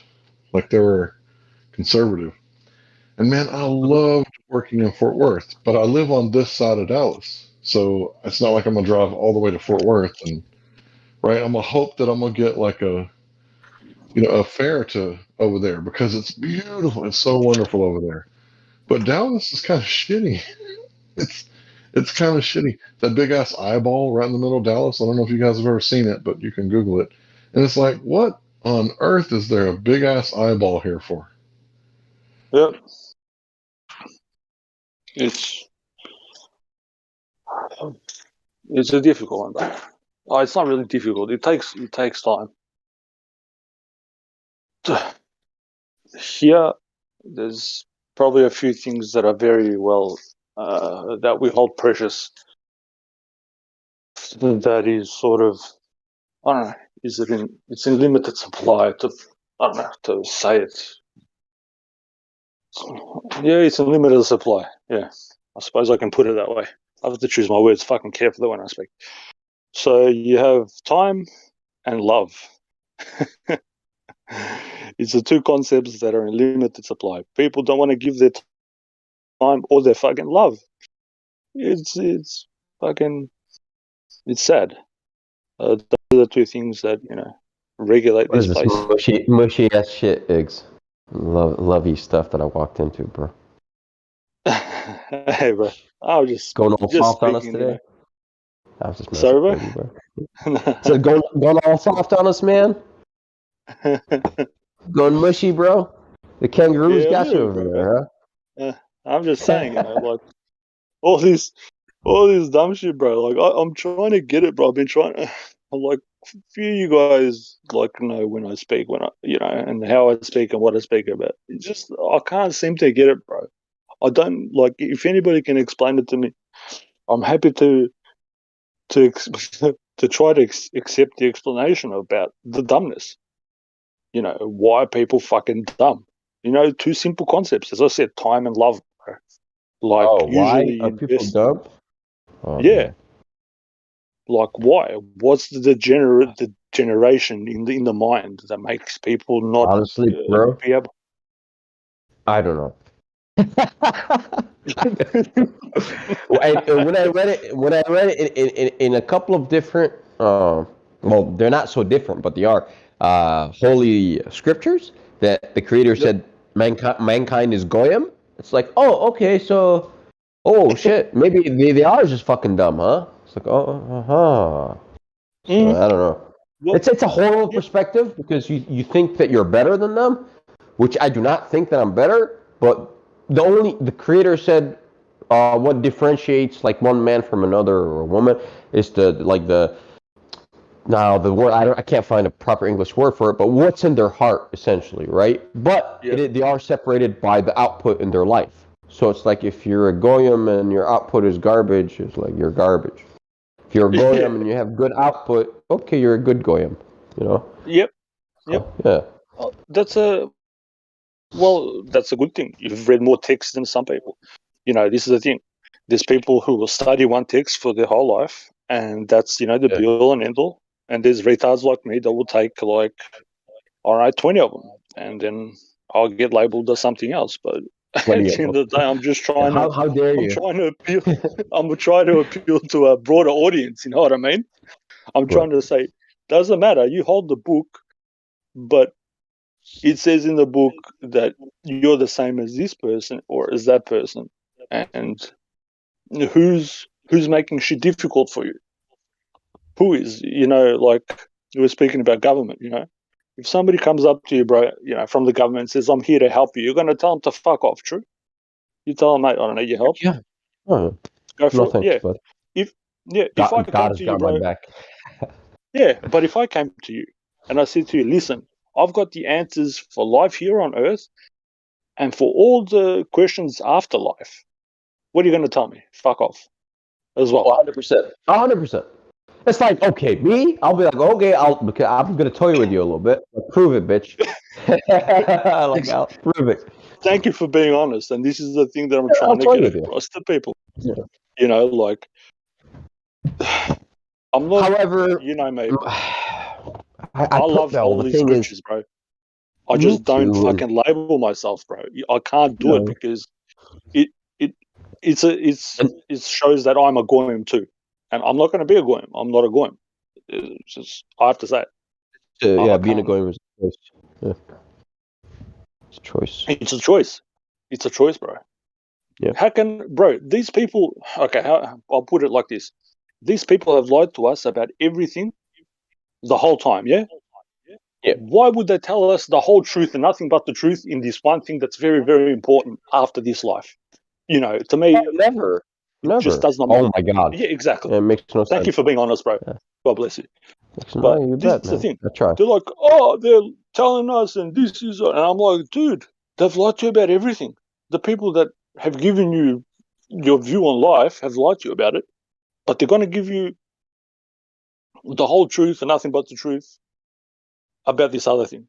That's probably more important, so you can live your life properly here, and so you can move on to your next life better.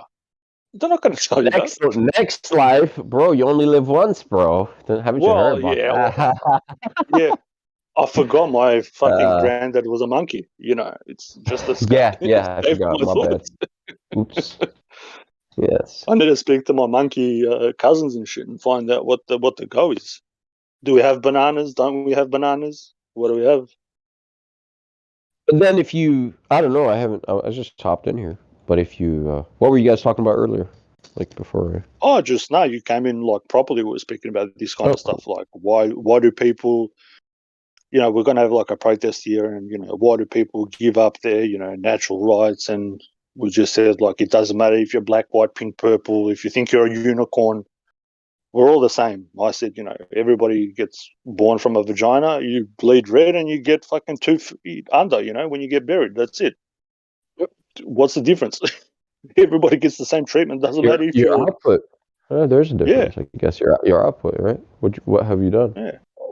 Well, that's true, your output, but if it comes down to it, to say like, oh, rich people, poor people, or these people, those people, everybody dirt, comes out from a woman, everybody bleeds red, everybody gets put into the ground. It's 3 things you can't Damn escape, right. bro. You came from a get me? little tiny snake that attacked the woman. Yeah. Didn't you? You even look like a Yeah. fucking snake as you're swimming to the egg. Yeah, that's what they say. And apparently the little snake goes into the fucking egg. I thought the fucking snake was meant to come out of the egg, but anyway, it's a bit reversed, but doesn't matter. The snake goes into the egg with that one. Yeah, it's a bit the wrong way around, but doesn't matter. Yeah. Who cares?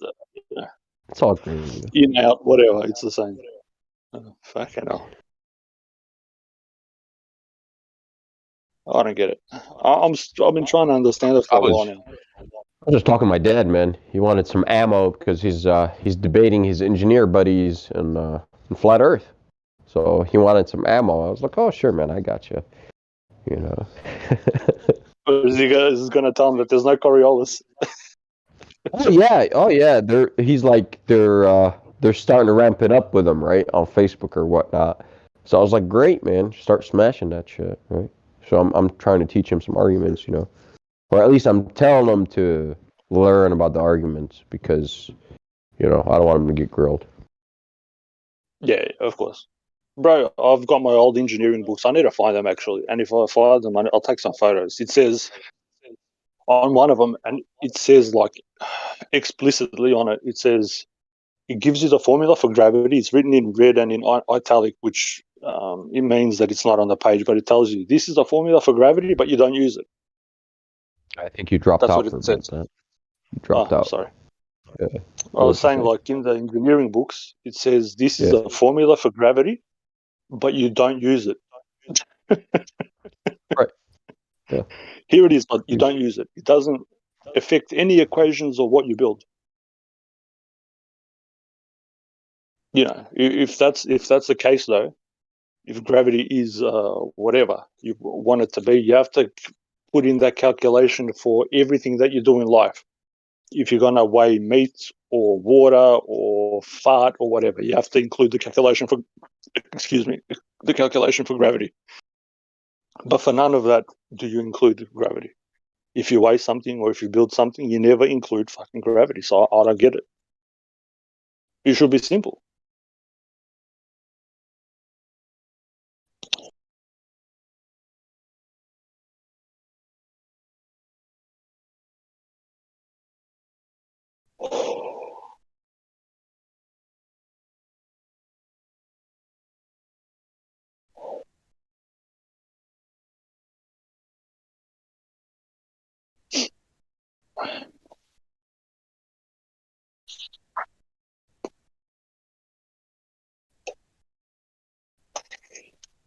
These big little moments of silence. Yeah, we have to give it a moment of silence for gravity. It just died. Good one. Yeah, bro, you know about engineering and shit. What do you calculate for gravity in for anything? Never. Exactly. Never. I didn't do it when I did structural engineering. I dropped out top of my class, motherfucker, and I never did. So, dropped if anyone out. says anything, show me where I made a mistake. That was probably better. I've got a question now. If gravity is truly what they say that there is, would we be able to fucking, I don't know, weigh anything? Just You wouldn't be able to jump. You can't jump. No, you won't be able to jump. You can't. How can you weigh something as well? You can't weigh shit. According to Einstein, Because we weigh stuff with Hooke's law, right? F equals kx, or negative kx, or whatever. But with Einstein, remember, there are no forces. The F is replaced by curvature of space-time nonsense. So like literally like a fucking sack of potatoes, you cannot weigh it because there is no force to extend the spring that's in the scale. So you can get a fucking measure. So I was like, okay. So spring scales don't work on Einstein's world. No, they fucking don't, man. They really don't. So it's like, okay. Now I'm starting to get it. It's like, yeah, it's the curvature of space-time, this invisible fabric, right where the sack of potatoes is. That's how you got to measure that, and you can't measure it, so you got to calculate it, and I don't know what you do with that. Like I said, I haven't seen a single professor do it that way, so it's like, shit, man. That's what I'm I don't know how to do it. You go work What it do out. you do? What do you do then? How do you live? How do you live when people ask, oh, well, then how does this work? Well, you wake up in the morning, you still do your same easy. shit. They tell you to eat this and drink this and sleep at this time, and you just follow it like a fucking sheep, man. Nice and easy life. Easy life. I love it when they say, how does it work then? I'm like, it works the same way, bro. You wake up, you get on your feet, and it works the same. You don't need to calculate for it. Do you calculate every time you walk or every time you fucking drive? No, you don't. It just fucking it just works. Why it works? Just works. We might never fucking know. Fucking hell. People are obsessed with the notion, with the thought of knowing. You know what I mean? And I'm not. I'm obsessed with it too, man. Knowing. Love it. I love knowing, but some things you don't know, and you just accept it. You just don't yet. Yeah, accept it for now. For now. Yeah. Yeah. Yeah. Well, yeah. Some things you just, I don't know. We might know it later on. We might not. By the time. No, nice and easy. Something from like 150 years ago. All right. So we all know that when a current, an electrical current, flows through a wire, creates a magnetic field around it, right? Yeah, Faraday discovered that. Cool. All right. Well, we can move on. Now, the speed of propagation of that field from wherever the fuck it's emitting, like it's this, let's say the center of the wire, to wherever the external perimeter of that field is, the speed of propagation of that has never ever been studied. I think Steinmetz put the foundations and the basics for it, but he died. He never got there. It's never been studied. It's always been assumed to be superluminal, faster than the speed of light, but nobody's done it. Like nobody's ever worked on it. Like, so there's a lot of shit that we don't know, man. There's a lot of shit. Yeah. I reckon they do know. They just don't want to tell us. They want to keep us in the dumb section, in the Goem section. Maybe, yeah. But the honest truth is, and I think Veach said this once on here, and I respect that. I respect him for that. He said most of the highest tech is usually found in people's garages, man. It's not actually found in university laboratories. After that, universities and whatnot, they catch on to it and they want to like reverse engineer and they want to know what's going on. They want to get the physics. How does this shit work? But it's usually invented by a fucking dude that knows nothing. And it's just like, oh yeah, boom. Blessings from God. I have a light bulb that works. Like, oh, wow, okay. Which book did he study to get that blessing from God, bro? What is it? Nothing. Yeah, which book was Edison when he was staring into the fire, or when Tesla when he was like drawing on the sand? What book? Well, he was actually reciting Goethe, but it's like, bro, it's blessings from the Creator. Exactly. People get hopped up on the on the messenger instead of the message. Yeah. Yes. True. I can't speak truth and you can't speak truth because we're not fucking some fucking bullshit authority written in a book, or because we don't have a fucking, I don't know, 50 degrees to speak about whatever, Like life isn't a fucking, instrument of learning, for fuck's sake. Sorry for the fucking language, but yeah. It's all good. I have a potty mouth too, man. Sometimes it irritates me, Like life can't teach you anything. That's what people understand from living. I don't know about that, dog. Like I've read. No, but this This is what people think, bro. Cannot learn anything from life. This is what they say. Yes. I don't know anything because life can't teach me shit. I need to have a degree. Do you get me? Yeah, I get you. Oh, life can teach you a lot of shit. Exactly. Like if you Life is the go best and teacher. if you think you can fly and jump off a cliff, you're about to I learn, bet bud. you can't. But Yeah, you're about that's to true. learn the You're about to hardest learn. way. Right? You're about to learn In something. midair, you're gonna catch on to what the fuck is going on. Be like, oh fuck, I can't stop this, can I? It's like, no, you can't, dog. Boom. It's like, yeah, oops, sorry, dog. Maybe next time around. Invent some wings, huh? Yeah, there you go. Invent an airbag that saves you from falling off a building. Yeah. That'll save you next time. Well, life will teach, bro. Whoop your It's ass the though, best whatever thing. it teaches. Oh, bro, it'll kick your fucking ass. Just when you think you destroy know you. something, it'll fucking kick you right in the head.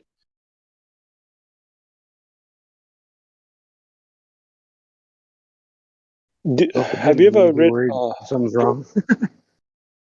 I was going to say, there's this dude a while ago. He made they called it an anti-gravity thing, but he had this little device. It was literally like the thing on what's it called, Back to the Future, that flying fucking skateboard. He had handles on it. He could go up to like, I don't know, Oh my 30, god. 40. You brought up the only dude where it's like, I'm gonna be quiet, I'm gonna look away. Because I kind of believe it. Globenikov, the Russian dude. Yep. With the bugs, right? Yeah. Yep. And You know what I'm talking about. he wouldn't Species tell of it. bugs on it. He never disclosed the type of bug, which that's what makes me think that he's kind of legit. Because like I wouldn't either, motherfuckers. It's like, why would you think I'm giving the right bugs? So you can they'll go instinct like tomorrow. Like everyone is gonna, you know what I'm saying? It's like Yep. But that's what he said. He actually said that. He goes, I'm not going to disclose it because people are going to ruin the bugs. I know which bug it is. I'll DM you it. I'll DM you it. Oh, you do? Oh, nice. Go ahead, man. Yeah. It's probably Yeah. some extinct one.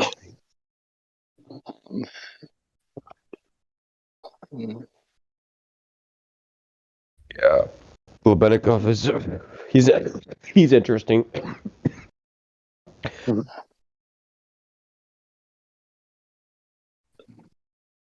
Oh, I'm forgetting the name of it. Yeah, you'll know what I'm talking about. It's on there. I'm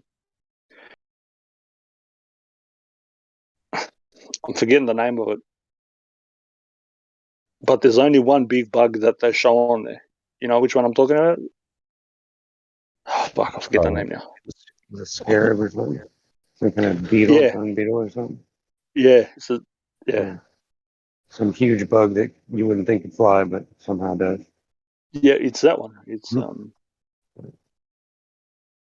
a really is if you That's right. That's what I've noticed too. What's up with those old motherfuckers and that same bug? It's like exactly what's going on here? What's the point of it? Exactly. What's the point of the bug? What Why is are you I never with the got, bug? especially with those fucks. Those fucks are like for me. It is because of religious not upbringing. It's religious discovery. Yes. For religious purposes, I am. I don't know. Extremely obsessed with the ancient Egyptians. Extremely obsessed. Like I have this extreme obsession with those motherfuckers. Because according to religious scripture, like they were the most advanced ever. Like fuck this Tartaria horse, fuck all that. There's no proof in that. Fuck that. There's proof. Thank you for saying that. I'm against it. Motherfucker, go to the Karnak Temple, dude. When you see something like that like defeats the engineering accuracy of like the leveling of the foundation and the perfection of the columns and the placement of the columns, go ahead, show me today. Yep. Go ahead. With our modern structures, we don't have one. So it's like the base of the pyramid from corner to corner is within 1/4 of an inch of leveling. That defeats all of our fucking modern instruments. That's tighter than our modern tolerance. Do you know how many acres it sits on? From corner to corner. Bro, you're going to level acres within 1/4 of an inch. It's like, what instrument were you fucking using, asshole? The same ones we use today, the total station? I don't think so. Have you seen? so. Have you seen the pyramids in Bosnia? The ones that are like 3 times the size of the ones in Egypt. I have, but there isn't much on them. Like, you know what I mean? They're covered up on grass. Yeah. Like they should fucking undig That's those things. that's because the whole history the will go crap, yeah. fucking into retardation if they say that is true. They can't have that. There were never fucking tombs, anyways. That's the issue, right? Sorry. Well, that's the thing, right? Because why do you have so many of them around the world? Then it's like there were whatever power stations or whatever reactors they were. There was some sort of reactor. Is that okay? No, you can't have that How kind do you know of. they weren't casinos? What's up? How do you know They they were weren't casinos. Yeah, how do you know they weren't just casinos that were made out of? Think about it. I mean, look at Las Vegas, bro. There's a pyramid there. There's a black pyramid there. There's a Oh, you're Sphinx. right, man. That's it. The Has to be a casino, man. Logical deduction, right there, dude. Look at all those walls with those huge doorways. Maybe that's the reason why they did it, so they could get all their like silly animals and their circus acts in there. It's not because the people were giant. You know, think about it. We actually never found the door to the Great Pyramid, bro. That's the funny part. We actually broke in. We tunneled in. Another idea, right? Yeah, we don't know the door. Oh, where's the door? yeah, This sorry. thing. What's up? I'll give you another hint. You know what they talk about Moses, this, that in the Holy Scriptures. Look at Tutmosis, bro. Look who Tutmosis is. Who is he? Tutmosis. Which they've appropriated Moses and they've turned him into whatever, but see who Tutmosis is and when he lives, apparently. Okay. You'll like it. It's from your neck of the woods. Man, I should not disclose this on air because I'm going to get ripped. But anyways. Sorry, my bad. No, I should. Maybe I don't give a fuck. According to like my history, there's 1600 years. I think 1648. I'll give it to you exactly. That got squeezed in between, out of the fucking nowhere during the times of Moses. It happened right after him. Right after him, because this is where it's like I'm about to get fired on and I'm gonna go on mute. From my understanding, Miriam is that's his sister, dude. So Jesus is his cousin. That's, you see this. I'm about to get pooped on, so I understand. I'll go quiet. No, listen. But I'll go that's my one bit more. understanding. I'll go one more. I don't care. I'll go one more. Jesus had another 11 brothers, but anyway, that's besides the point. Yeah, well, whatever, man. I mean, like, yeah, if you, that's it. We could, like, you could get ripped on hard. So you want to do that? I'll take the heat off you. I'll bring it on me. It's all right. I just don't want religious heat right now, man. I just got up drinking coffee. I know. So have a good time. I just woke up. It's all right. But we're speaking about about bunk salad up from here. Get some bugs into you, bro. Get some bugs. You'll be right. Stop lying. Yes. I'll lose some weight if I eat them bugs. Anti-gravity, man. Anti-gravity. Anti-gravity bugs. I think you would have to like copy their bodies, right? Make a ship out of their bodies and just scale it up. Bro. Go ahead, man. If it works, please. Hit me up with the methodology. I can build one of my own. Look at what a honeybee can do. If a honeybee itself can carry like 8 or 10 times its weight, or some crazy thing. I think it's the and if you were to build bumblebee. something that, now bumblebee's bigger, maybe it's but a honeybee. I don't think a bumblebee. Oh, okay. Honeybees can carry they can carry the nectar in their stomachs, and then they can also carry all that pollen on there, and they still fly straight even though the wind's blowing. It's fascinating. Yeah. Did you know that?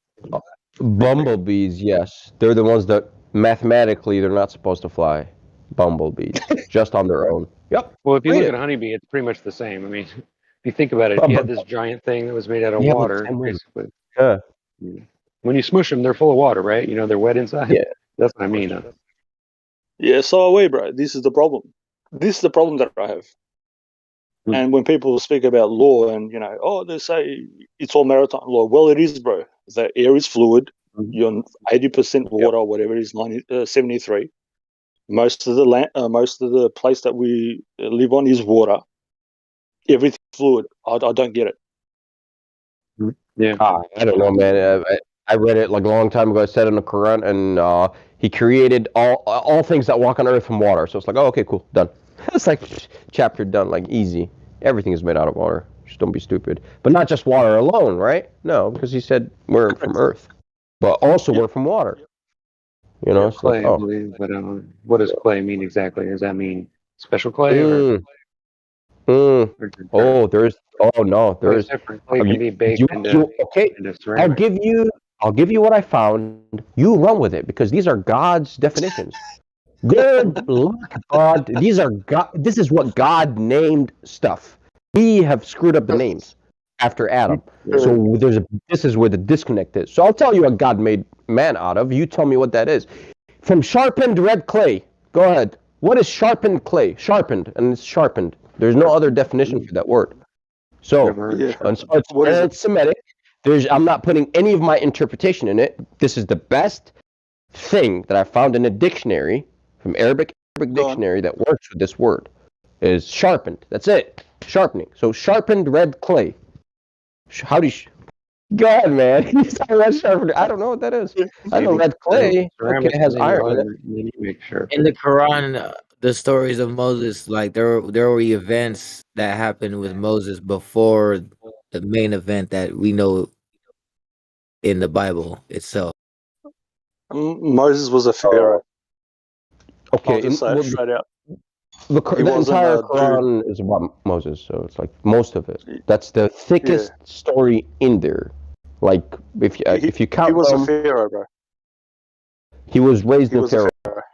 He was not a Yeah. pharaoh. Well, He okay. was a pharaoh. Look, as I said, bro. Look at Moses. What if? How about this? Look at Yeah, Moses. I'm with you. He was in a high place. Yes. He like Moses was a prophet. the guy, the king that he lived under. His name was Pharaoh, and this, bro. Everyone that studies the Quran makes the same mistake because they're not listening. They're not paying attention. The guy's name is Pharaoh. He was not a pharaoh. Egyptians, there were kings, and you can go to the story of Joseph to see that yes, the Creator said, yeah, the king, like he would, and he placed Joseph as the treasurer of the earth because he put him on the safes of earth. That's what the Creator said at Egypt around that time. So it was the headquarters of the world, like it was like the city center or whatever downtown. Okay, there was an Ark of the Covenant in Egypt where they made the contract. Same thing. And again, I'll just say it. And the Ark of the Covenant is mentioned in the Quran. Yes. Yeah. So there is the Egyptians had the same. Yeah, exactly. So again, I'll just say it again, and you click on when I say Moses and Tutmoses are the same thing. They've just separated them because there's a lot of Pharaoh Moses. There's like 4 or 5 of them, or however many. Okay. Yeah. Because if you look at history, what they say is history. For me, it makes more sense that he was somebody that was in charge than somebody that is not in charge. Because if you think about it logically, how many slaves do you know that are able to do whatever with their people if they're all stupid and illiterate? I'm just saying, you can't really do much. Well, that story, that specifically in that book with Moses, everything shifts. We start talking about fairy dust, a guy that lives for 2,000 years. We're talking about rockets. Yep. It's like it becomes extremely modern. So it's like I don't talk about this here. It's just holster that shit and just shh. It's like, bro. Yeah. History repeats, right? For a fucking reason. Yeah. A fucking reason. Well, if you think about it, like as polluted as our water and our food is, and you know what I'm saying? If you think about it, maybe they did live thousands of years. You never know. There's some funky stuff out there. If you think about it, we're de-evolving, right? We're not evolving. We're de-evolving from the purest form, which was Adam and Eve, right? If that's all true, right? Yeah. So we're not evolving. We're de-evolving. So we're just getting worse. The more we mix and the more we don't care, the more however that works. I don't know what the rules are, but you know what I'm saying? Obviously, there are rules. Well, there's different rules for the meat suit. There's rules for when you're not in the meat suit. The meat suit is not you, bro. This is the problem. Not that you don't have to look after it and whatever, but this is the thing that people get stuck on again, is the meat suit. That is your little temple or your fucking vessel, whatever you want to call it. Your room 101. Yeah. And then we know from engineering, energy once created, never dissipates, never goes away. So there is something in you that keeps on going. We already know. We already know. Exactly. That's what I'm saying. So we have to make the best choices or decisions that we can in this life for this mate suit and for other people. But then there's a bigger picture, as I was saying before. These motherfuckers don't even tell us what's going on here. They're not going to tell us about the afterlife. It's just all, That's whatever. why you don't trust them, right? You just skip all man's horseshit and try to reach the creator somehow, for guidance. It's in you, bro. That's it. He's in you. He's around you. He's everywhere. Just go in nature and just from your heart, and it's none of my business what you should get after that. Just go do it. As we were saying before, bro, when you called me a gay cunt, and I don't care. I'm just saying, I'm calling myself a gay cunt with the lovey-dovey stuff, You have to, as you said, with your heart. Yeah, with your heart. Your heart is the fucking instrument, bro. It produces, I think, 25 times more electricity than your brain. Creator in the Quran. Again, he says we think with our hearts. Yeah. It's like it kind of makes no sense. But we found neurons in the heart, so it's like, doesn't make sense. It's like, oh shit. Uh-oh. It's like, did we actually find neurons in the heart? Yes, we did. It's like, oh no. It's like, oh no. But how do you, when you get stuck in a, paradigm of thinking, a doctrine, that's when you can't escape it. And, the things that you've come across with and you've realized, as with me, it's heart makes more electricity, there's got to be something to it, bro. They haven't given you... Yeah, man. It's the people that read this stuff, they don't believe it, man. They're like my number one, if I discover something, let's say, whatever, revelation in the Quran, okay, cool, awesome. I want to deliver this to people. Do you know who my first enemy is? The people that read the fucking book, man. The Muslims. It's like, why? Because they don't believe what I'm believing. They don't. It's like, damn. So they're going to fight me. It's like, yes. It's like, your own kind is the first that's going to kill you. It's like, no shit. No shit. It's like, that's the story I've been reading over and over again. And now it's like clicking in my head. It's like, there's nothing new under the sun. Exactly. Again, there really is. People fall in love with the messenger instead of the message, bro. That's a thing in itself. Great not sin, or whatever. Yeah, it is, bro. Why wouldn't I? If you have something good to say, why am I not hearing? Why would I not hear it from you? Just because some book that somebody wrote, I don't know when, said I shouldn't listen to you. That's just shit. I better be careful, shit, bro. I better not be falling in love with you, bro. You know me, bro. Some things I just have to say, bro. They have to be said because I can't carry this with me later on in life because, in my own personal, I've got my own articles of faith that supersede whatever bullshit has been written. If I carry this with me later on, I'll have to, answer for it. But why didn't you say it? Even though you might have, be called a faggot or get stones thrown at you, you should have fucking said it. You can go against the book. Go ahead. Go on, Anthony. What'd you say? I said, you bastard, going against my book.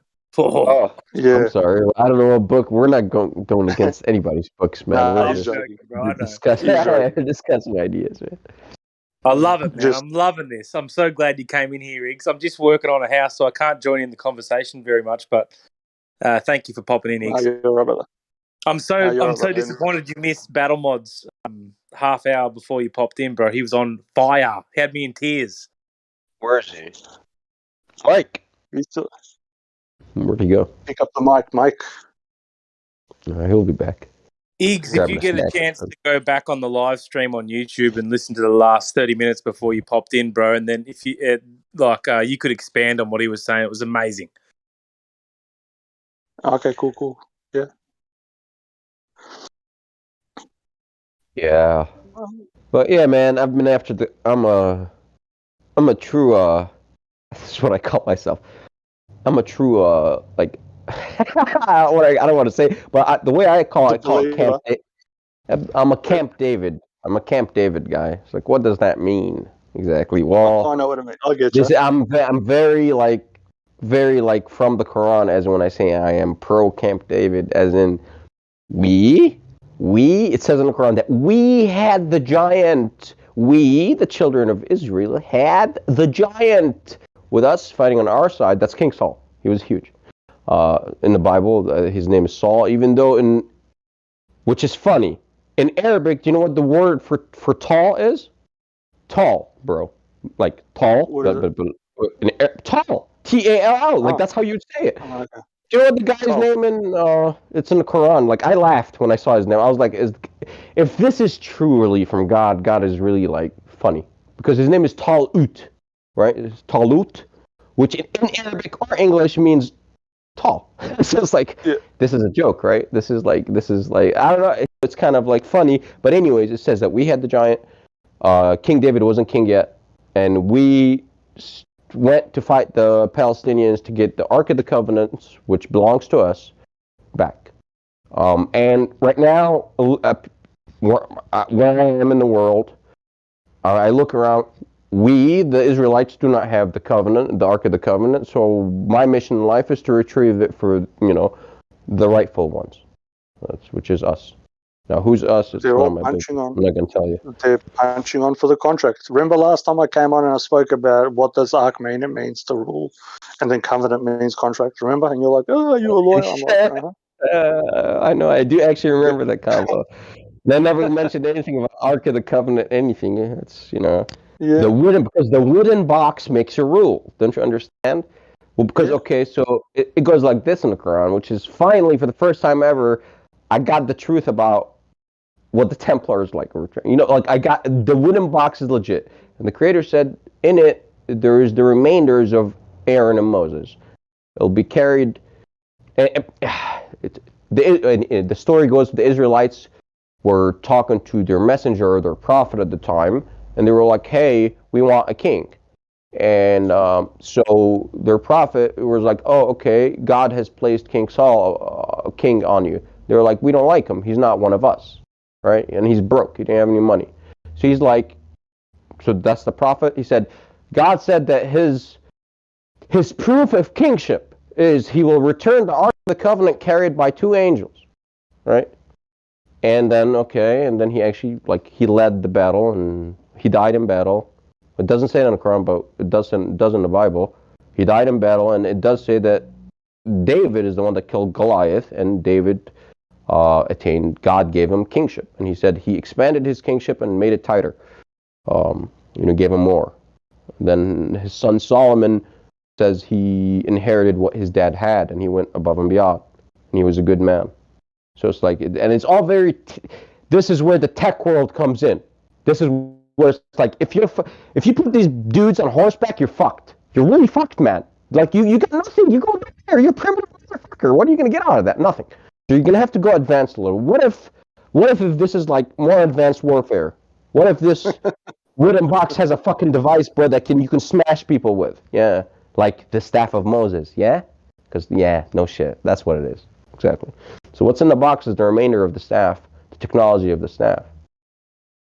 But then like I said, it's the thickest story in the Quran. It's all about Moses. It's all about Moses. It's like funny. Why that? Why him? Why not Jesus? Why not Muhammad? Why not? No, Moses. Trust me, look into Moses, bro. You'll get it. I will. I'll leave it at that.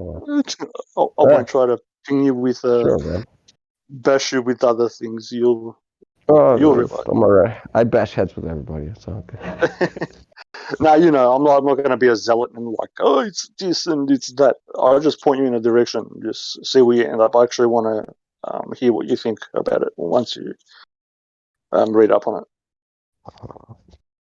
Hey, man.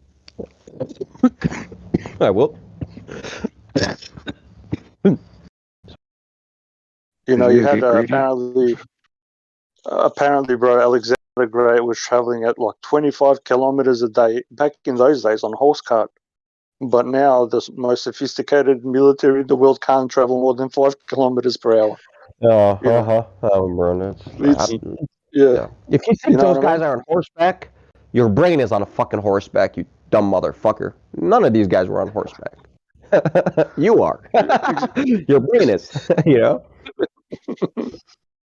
It's like, all right, in the Bible, I think this is from the Bible, right? Because this is what I do. Like, I have interests in life, and I go for the piece of the puzzle that I need. I don't care about the rest of the book. Like, so I cherry pick, yes, because I'm after something. I'm after cherries, motherfucker. You know, that's how you cherry pick. That's it. So in the Quran, it says it alludes to technological power. And then in the Bible, this dude, when he touches it, he just gets zapped out of existence. Like, the picture of this thing having a capacitor bank really starts to build up. It's like you cannot escape it anymore. You know, you really can't. And then you go into, like, Jewish folklore about the Shemir. You know, the Shemir. Oops, I shouldn't say that. I mean, I almost revealed a huge secret, but okay. But the Shemir, what is that? What is that device? Well, it sounds like something that I have today, but it sounds like they worked at it a bit longer, right? But we have the same exact tech. Yeah, Shemir. Does it kill you? Kill you? Like, do you get smeared? You get smeared? Read about it, like I said, man. It's a laser. Essentially what it is, it's a laser. And you'll see that you'll have, like, traditional Jews, like, oh, no, and then you'd have, like, people, you know, with more sophisticated minds of like, oh, dude, this really describes a laser, right? Can cut anything metal or non-metal. It's like, dude, it's really describing a laser, right? It's like, so let's just rock and roll with that and see where it goes. So in many books, so in 3 books now, for me, in 3 books, I found evidence of lasers. Like, not lasers. So a laser is an acronym, right? It's light amplification by blah, blah, blah, blah, blah. Cool.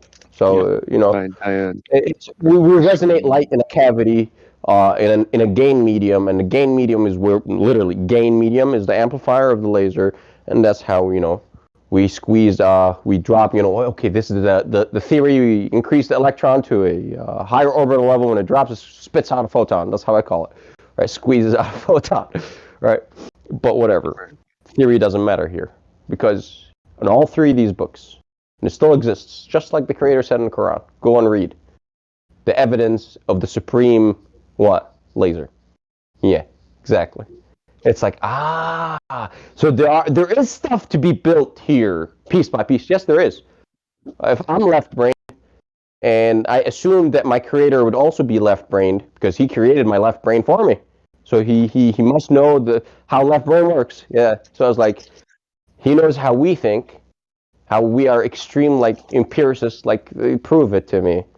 So it's like, how would he make me believe? It's like, bro, chemistry and knowledge is way above my head. It's like, oh my God, this is beyond my understanding. But you have to have the eyes to see it. You got to acquire the knowledge from the realm of man first. You see that there's more here than a wooden box that when somebody touches gets zapped out of existence. Okay, by the might of God. Yeah, but how? Was it by the might of God stored through electrons in the capacitor? Yeah, it could be, man.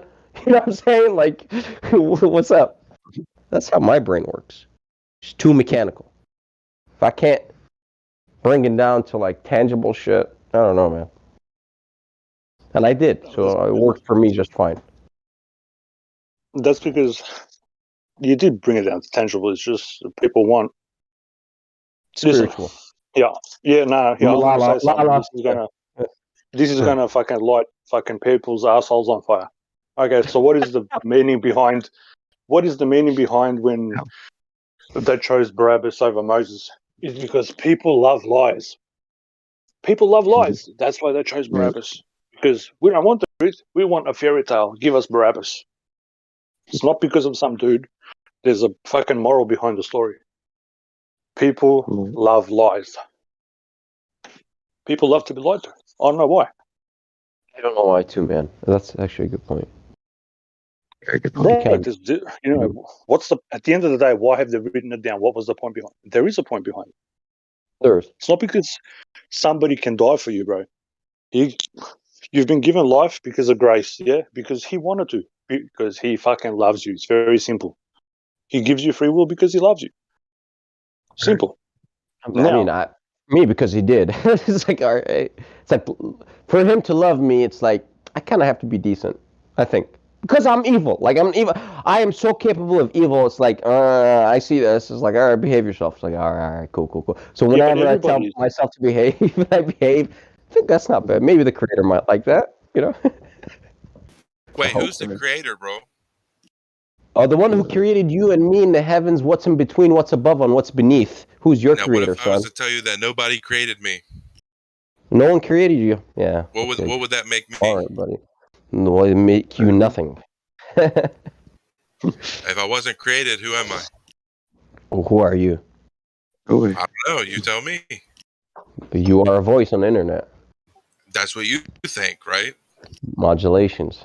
That's what's Now, coming if I was through. to tell you who I really was, would you believe it? Okay, tell me first. Then I'll tell You you. didn't answer the question. I said, tell me first. It doesn't work like that. If I tell you who I really am, are you going to believe it? Yes or no? It depends. That's the truth. Oh yeah. If it's the truth, I'll believe it. Okay then. Why? It's an identity you're about to claim. So it is fair for me to hear the identity first to give you an honest fucking answer. Correct? Or not correct? Thank you. No, bro, my IQ is not bad. I'm not good with language. I'm good with math, but it's above 150, so don't fuck with me. Like, I'll fucking set up traps for you all day long. Let's go. Let's go. Well, you linguist You already set up a motherfuckers. trap for yourself here, dude. Wait. You believe in this So stuff? tell me what identity Who are you bro? about to proclaim, bro? Yeah. You have the positive claim. Go ahead. You have to prove it. I don't have to prove shit to you. You're the one that's going to make I the can prove positive that I'm claim. the creator. I can prove it. Creator of So am I. So am I. Of Everything. I'm a creator too. Of what? What'd you create? He said everything. Everything. That's a big He's claim. got a point. Listen, I will agree with him. He's got a point. Because before you were conscious, you were a part of the creator. It's very simple. If you're going to tap How'd you know that? that's I agree with that. Oh, I agree with that too, but how'd you know that? How'd you attain that knowledge? It's not real, you know. It's pretty obvious, isn't it? Is it? What if you were? All this What stuff if is you did revealed not to you by exist? the same person that created you. Same person that created me. The one who created me is not a person. He created persons. But the creator becomes a person, correct? How do you know? How do you know that? The There you book go. of life. Oh, a book. Book of Oh life. God. Okay. What is So the it's book of life? I Correct. need The to book read of life book of tells life. us these things. I need to read. I need to read book of What's that life. book? Have you heard of the Book of the Dead? I have, and it's irrelevant. Okay. Now think of the opposite of that. That's the book of, life. Okay. Have you read the book of the going forth by day? No, you haven't. Have you read the book of these there we go. nuts? Did you read the book of the war? What did somebody So say? apparently in this book, there's a lot of flat earth references in this book. Have you guys seen these? Talking about these books right now. This convo got Talking about these derailed. nuts. I'm talking about the flat What is earth that? reference in the book of life for those that are still following. Is that ding? That mean if we read that book, we will realize more that we are flat earther without watching even in the earth, and that we will realize even more truth, and we will be conscious that. What are you saying? That's 100% what I'm saying, Sasha. Correct. Once you realize that everything in the book of life comes true, and that it is a part of this reality, What is book of everything life? can What be is the revealed book of through life? you through the book of life. I'm sorry. What is the book of life? I mean, you're asking the question, and Yeah. you're using the answer in the question. What The book of what life is the is book of life. where and what is the book of life? The book of life is all over the internet, man. You can look this up right now. The internet. Yeah, the book of life is on. The book of life is on the internet. Yes. No, it's not. Okay, bro. Before you came in here, I get it. We were actually having a decent convo. Like it was constructive, discussing our own ideas. I don't give a fuck what book you read. I'll be honest. It's irrelevant to me what you believe. It does I'll judge you based on your actions and how you behave. So if you interrupt me one more time, I will fucking mute you. How about them apples? Fair? or not fair? Because I was talking when you hopped in here. Yeah? All right, cool. Iggs, you were talking. Go on, bro. I'm just saying, man. Hey, eye for an eye, tooth for a tooth, as it's written in the Torah. You interrupt me, I'll just fucking ban you. How about that? Yeah? One eye for two eyes, because I'm human. And I can be an asshole. But you There you didn't go. read the book of the life. Who is that guy? I didn't see what his name was. It's cool. He's not. That's Des. What? I don't know. Yeah, Can't something read. like that. No. Destrix. Well, you know. Okay. It could be interesting. Yeah. Reading books with fancy titles on the internet. Dude, it's cool about the book, but like, what'd you get from the book? Like, you were like, okay, who are you, right? Let's get back to the. Am I gonna believe who you are? It's like, depends, man. So if you tell me that you're Jesus, I'll tell you no, I don't believe you. But I will put you through the test. I might. If I take a neutral position, then let's see if you're gonna fail or succeed. But that's not what you said, He though. said he was the creator. I'll agree with you. I am the creator too. The creator of everything. Okay. That's Well, blasphemy. it's not blasphemy, bro. If you look at it It is logically. blasphemy. I notice. Oh, I That's don't what say he's it, trying to do. He's trying to, yeah, he's trying to. But yeah, maybe that's the point, is to trigger us. But Not triggering Yeah, well- anybody. I'm just talking about the truth. That's it. so you created everything around you. Yes. All right. Who else? So, oh, Wait, sorry, serious. what's the chemical composition of God's rock? And if you don't know what God's rock is, you don't know shit. So He's what's the gonna be chemical? abstract. What's the chemical composition? Yeah, that's right. Of the Woo! philosopher. Yeah, when Cyrus ramps it up to chemistry, bro, it's like, you know what I'm saying? I want symbols. How many oxygens, how many carbons, and don't fuck with me. Like, What's the Right. formula of hemoglobin? The Oh. chemical formula. he, An easier question. An easier question for a creator. I need to ask a question because you said that you created. Did you create me? Yes. What does norepinephrine do? telling me that you create me. Yes. But you, not you, really, created but you. you. Well, I'm more than one, right? You got to get your head around that first. Okay. And what shall I do now? Because I have. This is first time that I have how to say, the first time in my life I am with some super With the creator. natural being. To answer your question, are you on the biohazard list? No, I am now speaking with supernatural being. First time in my life. Because of that, I feel not so comfortable. Yeah, but I'm saying, are you aware of the biohazard list? Who? Biohazard list. I'll take that as a no, right? I didn't understand your question. Yeah, the biohazard list. I'm going to put it in the live stream voice text, right? I've heard of it.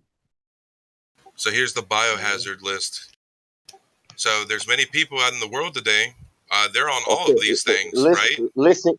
This. Can you do other things rather creating? I don't create anymore. You know what you do now?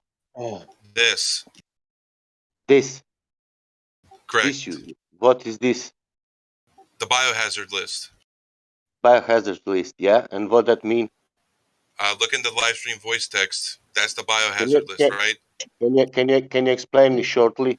Like Yeah, some threat to humans, right? Very simply, threat to humans. Threat to humans. Are you on the list? If so, get off of it.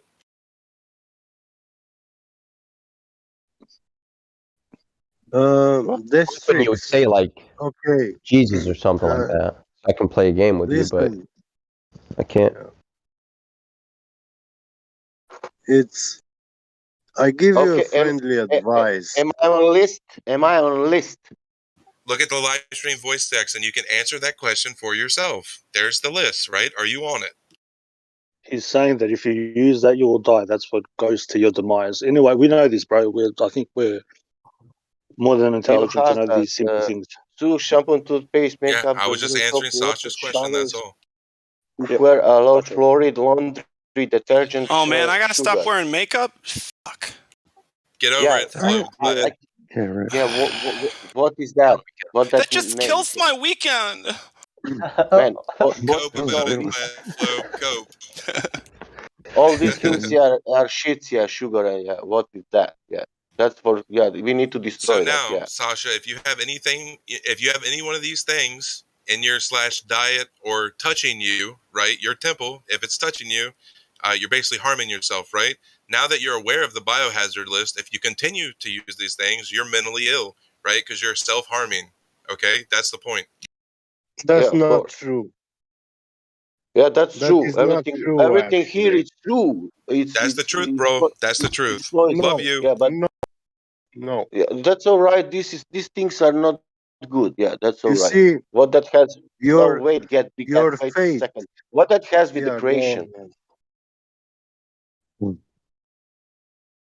Beget. Yeah, You're gonna give him friendly advice. Man, I asked you. Give him some friendly advice, bro, before he gets kicked. But these things what are not good for us has with your ability to create. No, they don't hinder your ability to create, right? They cause death. Yeah, I know that, but you said that that you can create everything, and I know that these things are not good for humans. You know, I didn't say that. I said I had already created everything, and that I'm not creating anymore currently. Okay. What you create everything out of? Well, see, this is where it's like, sorry, God, like this is blasphemy for me to actually ask you this. Like, it's silly. So I don't. That's why I said if you played like a messenger role, I'll play this game with you. But this is blasphemy. Like, I'm not. Yeah. You know what I mean? That's like I'm You have not to gonna. I understand can't that even one thing entertain can you. be three, You and understand? three things can be one. You have to Three understand that, things. Cyrus. So you're three? What the fuck? So where did the Trinity right now come from? Where'd this come Like from? you bro? said, you're saying if you're playing this role, you're playing that role. What I'm telling you is I'm playing all roles simultaneously. Yes, God is in everybody, bro. I get that. This I tricks. understand you. This But tricks. We now, all understand that. yeah. Now the Taking question Part is, of the divine. yeah. Go ahead, get bigger. Sorry, bro. listen. No, go Listen, ahead. this tricks. Taking God's name into the desert is evil. The problem is the worst thing that God hates in this world is blasphemy.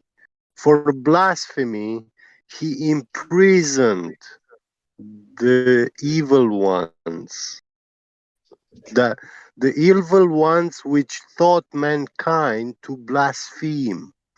Blasphemy means to speak of evil against your own mother and father and the Holy Father in the heavens. It is speaking against your own life. When you take the Heavenly Father's name into the desert, you hate life.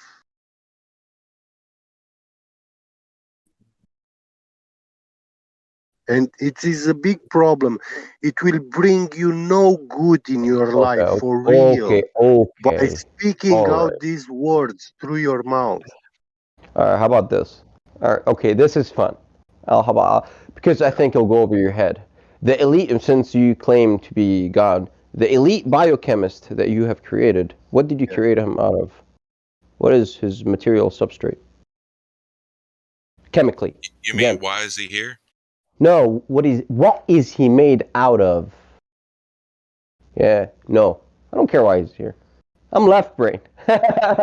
What is he made out of? I don't care. I mean, what does the Book of Life say? You tell me, man. You wrote it since you created the Book of Light. So tell me. Like I said, dude, what does the Book of Life say about it? You tell me. You educate me. Who cares? Really? I gotta stop this right here. Who fucking cares about the Book of Life? Honestly. Aren't we talking about the Earth, guys? Yeah, but it's all wrapped into it, Flo. That's the point. I guess, but again, real quick, because I do this in the live chat. or the YouTube. We just need to stay on topic. That's all. Do we have globe evidence? If not, can we talk about that? If not, we can talk about maybe a few other things, but definitely not that flat Earth is tied to a book that could be 100% fictional, and you can No, find we just empirical got evidence. somebody who's claiming that they're God. That's all. Oh, well, anyway, there's no empirical evidence of the flat Earth to be found in any holy book. Okay? That's all there is to it.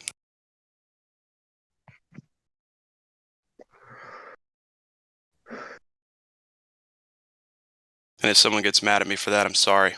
But it's not empirical. It's also if guy reached that point, that's okay for me. It's just words in a book, He's dude. God, that's okay for me. But we are not here on Flat Earth server gods. We're connected with the Flat Earth. We still didn't get that kind of power, but maybe in future we will get. I'm sorry, now we are still not in that level like you are. You know. Yes, but I understand, but if you can't get off the biohazard list, you're never going to come to this plane of existence either, Sasha. I will tell you one another things. You know, well, that kind of level could be very, very fucking dangerous. You know. Yeah, with great power comes great responsibility. Yeah. Very if true. now I'm telling you, a human being. What are you saying? It could be very, very. Yeah, it could be very true. What are you saying? But that's your belief. But on another way, it could be very, very, very dangerous. You know, it could be very, very opposite of what you are saying now. You know, or he's just stupid. No, Sasha. the truth isn't That's the also opposite, another right? possibility. The truth isn't the opposite. Of course, the truth probably is not just being opposite. I stupid. heard in my life so many truths that I was Sasha. lied all the time. You know, and that because of that, don't tell me new truth. You know, because I'm sick of truth. You know. I'm only telling you the truth that matters. That's it. Yeah, do you know who is telling me the truth? I will tell you now. The water, ocean, telling I think me we the have a new truth. friend in the house. You know that? No, Sasha, you want to talk to the new person? Button. Yeah, What up, yeah. Button? Boris, Forget check about your that guy. DM, bro. Hey, Button, how's it? Sure. Yeah, it's all right, man. You have your powers. That's all right. Like I Keep said, it for yourself, and maybe Me? you'll come. No. No, man. I'm not trying to cut you off, bro. Go ahead. You keep talking. No, serious. No, I don't want to speak Serious. anymore. Oh. That's serious. I'm serious, Cyrus. It's okay. Cyrus. Hello, serious It's all great, Cyrus. man. Bro, I don't give a fuck. Whatever. I know that Cyrus you're the addressing Great me. serious. No, I'm not Cyrus addressing serious you. the Great. It's all good, bro. Yeah. Button, you want to talk, Button, or what's up? No. Go back with other things. Yeah. Let me see if the new person wants to talk. If not, carry on. Go for it. Button, I see that you're VC verified. I don't believe anything, Drace. Just letting you know that, bud. Believing is for suckers. I like proving. That's me. I'm left brain again. You go believe. Believing is the enemy of knowing. It is. Just don't believe in anything, kids.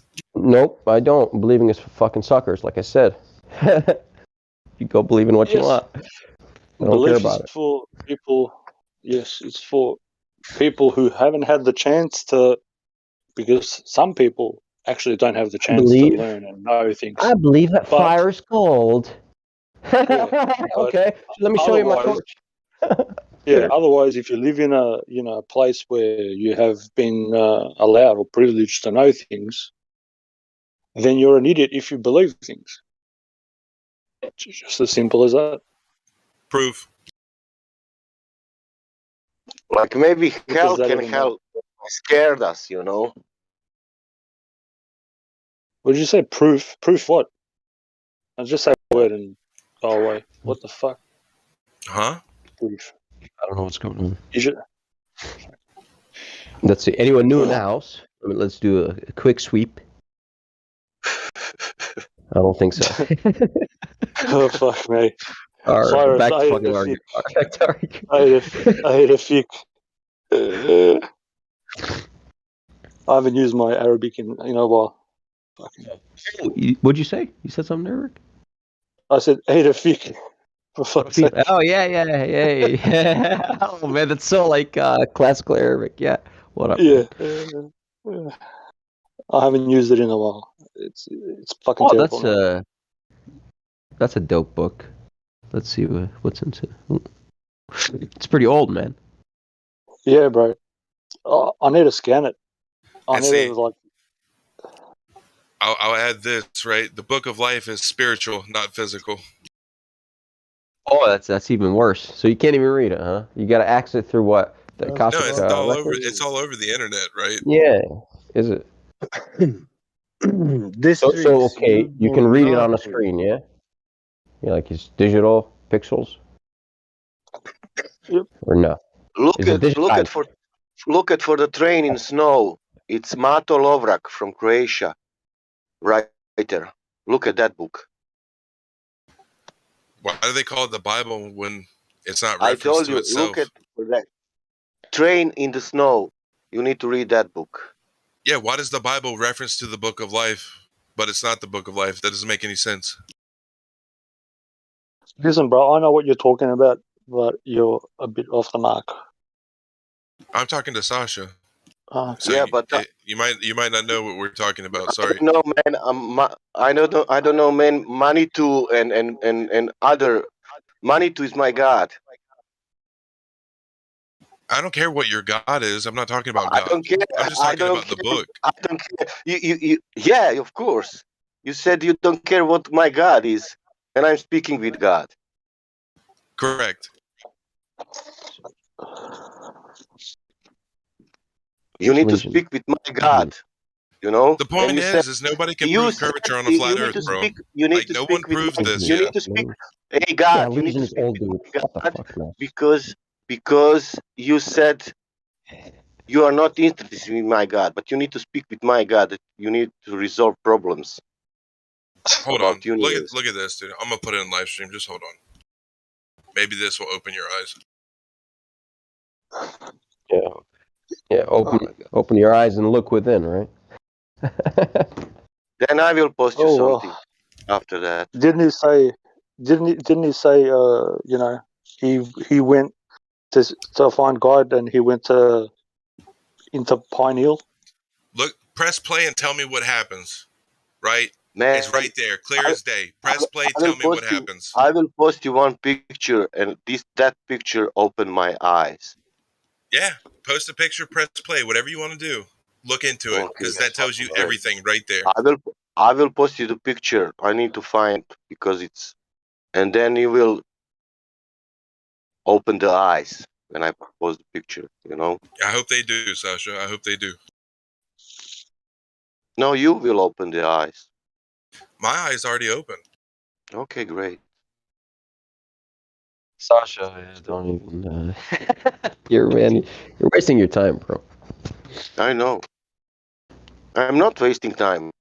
My I cannot. creator is the creator of Cannot chemistry. touch You know. I cannot touch his beliefs. That's my point. I cannot. I don't want even.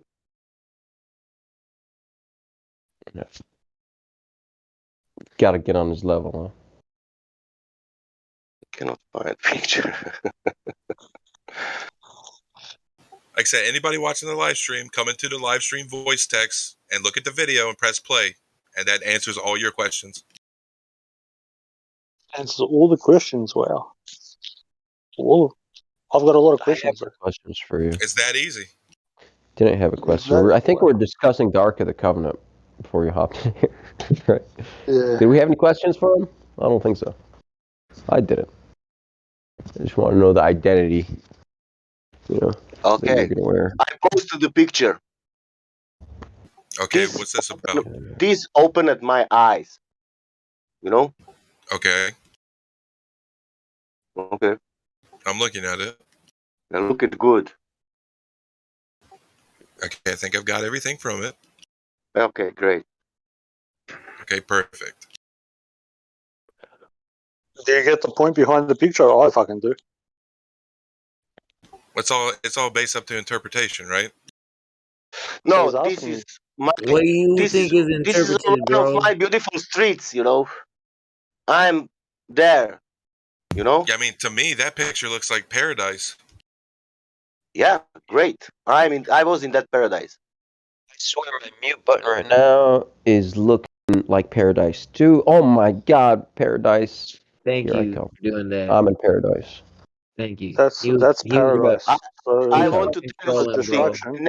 He I was never trolling ever in Sasha, my dude. life would give you.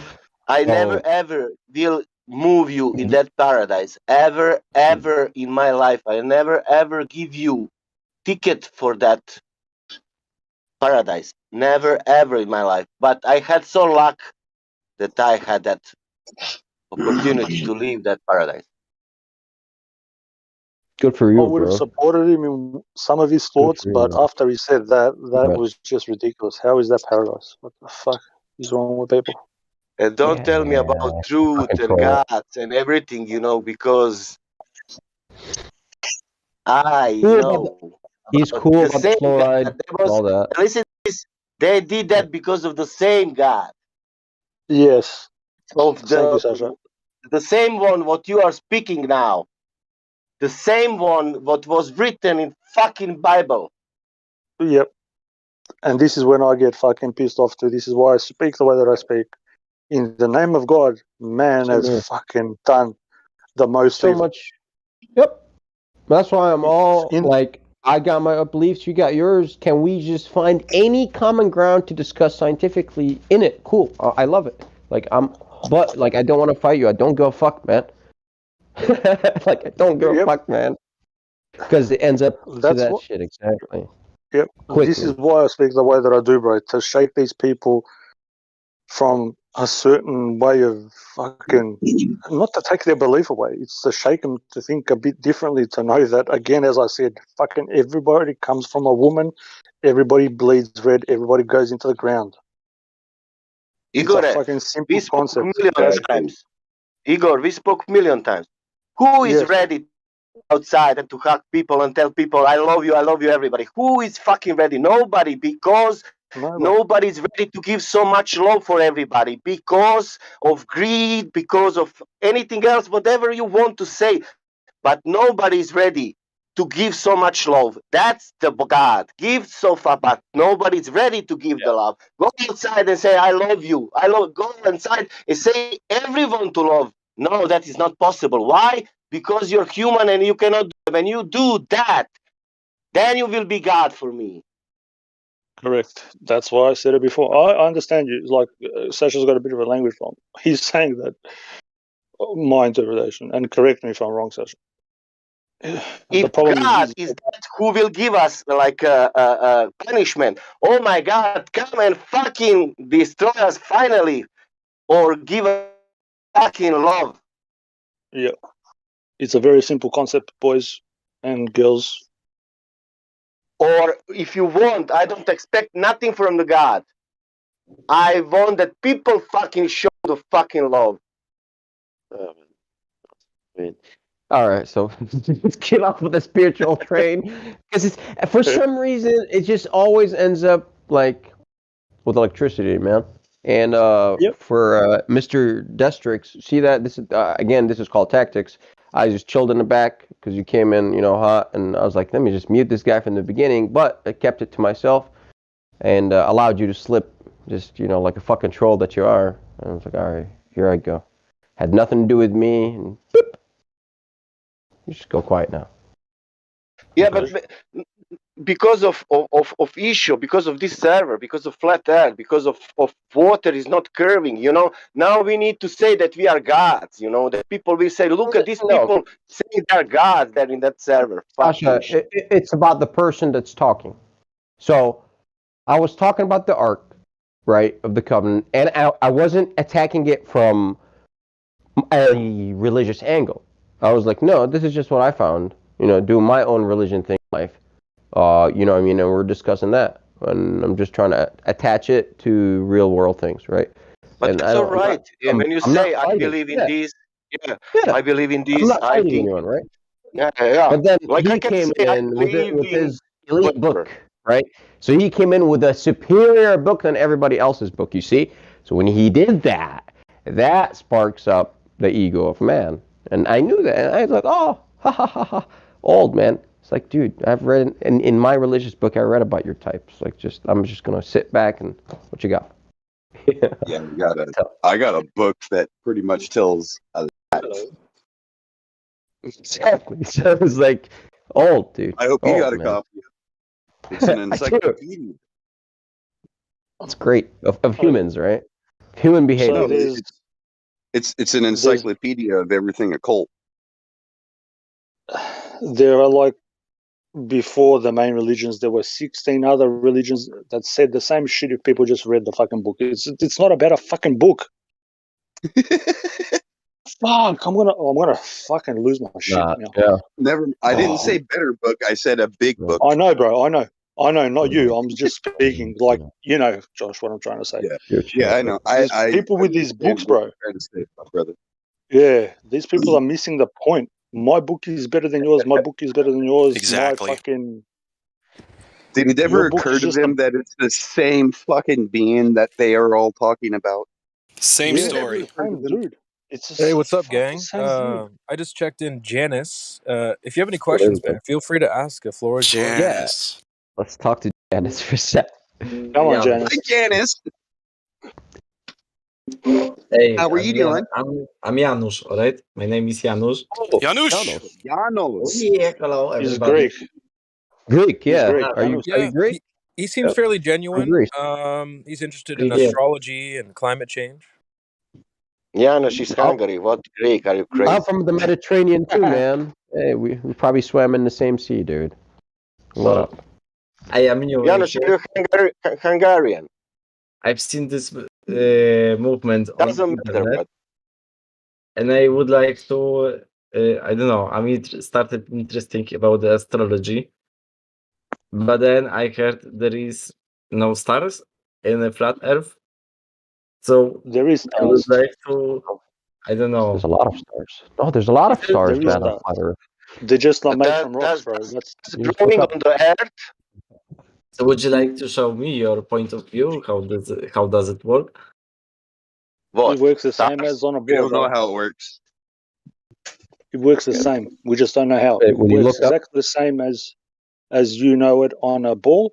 It works exactly on a flat plane. We don't know how it works. To claim that we know how something above us works and we can't go there is mentally insane. Sorry, Cyrus. No, you're cool. Don't apologize for anything. Yeah, I just rumpled. Janusz, what the stars has with the shape of the earth? Yeah, I'm trying to. My English is not the best because I'm Russian and my. Ruska. We got any Russians in the house? Who can speak Russian? I'm not going to this way. Yeah, Biget or no? I'm still Sasha? learning. I cannot speak Russian, but can sound little bit like Russian. That's pretty good, man. That's pretty good. Just a little bit, though. In Soviet Russia, vodka drink you. Привет. Привет. Yeah, so that's all I got though. Is American words in a maybe Russian accent. Yeah, that's a fallacy in its own, but Yeah, it's for funny. Because Putin is blocking all the materials about the space and stuff like that. And I was thinking like there is no news from my country and American. I don't know. I don't trust them because they Yuri. supporting You know my- Yuri Gagarin, the first cosmonaut in space, supposedly. Did you know that he was a? Yes, Yuri Gagarin. Did you know that he was a 32nd degree Freemason? I did not know that. Thank you, Joshua. I was unaware of that. The first Mason in space was a 32 degree Russian cosmonaut. Correct. What? I didn't know this. Mm-hmm. You can teach me. Yeah, well, everybody in the space, so-called in the space law, is entangled with masonry, and the same goes for religion because religion teaches fucking monkeys and space and balls and all the rest of it. Is it not fake or what? Hey, so how does it work? What do you think? Is it like our planet is like flat and above us are some other flat Earths? Not Earths, but No. other planets? Or how Well, does it here's the thing. In Greek, planet means wandering star, right? In the ancient Greek, so what we know as We call them planets because that's exactly what they are, is they're wandering stars. Well, a comet would also be considered a wandering star. Did you know that there was an awful lot of debate about 80 years ago on whether or not Venus was a comet or a planet?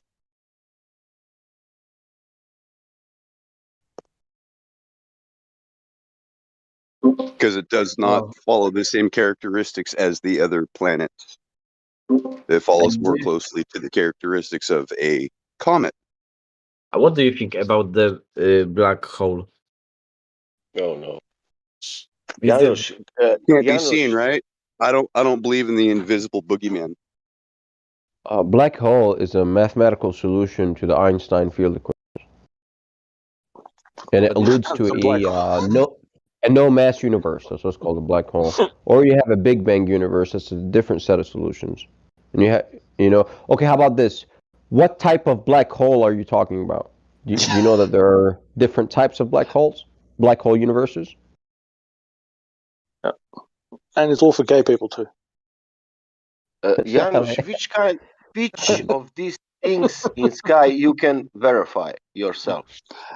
Yeah, that's the problem, though. Okay. You know where I'm going to go to get my groceries tonight, guys? I'm not going to go to the grocery store. I'm going to go to the hospital. Because when I want to get groceries, I go to the hospital. When I want to talk about the ground, I look at the sky. Okay?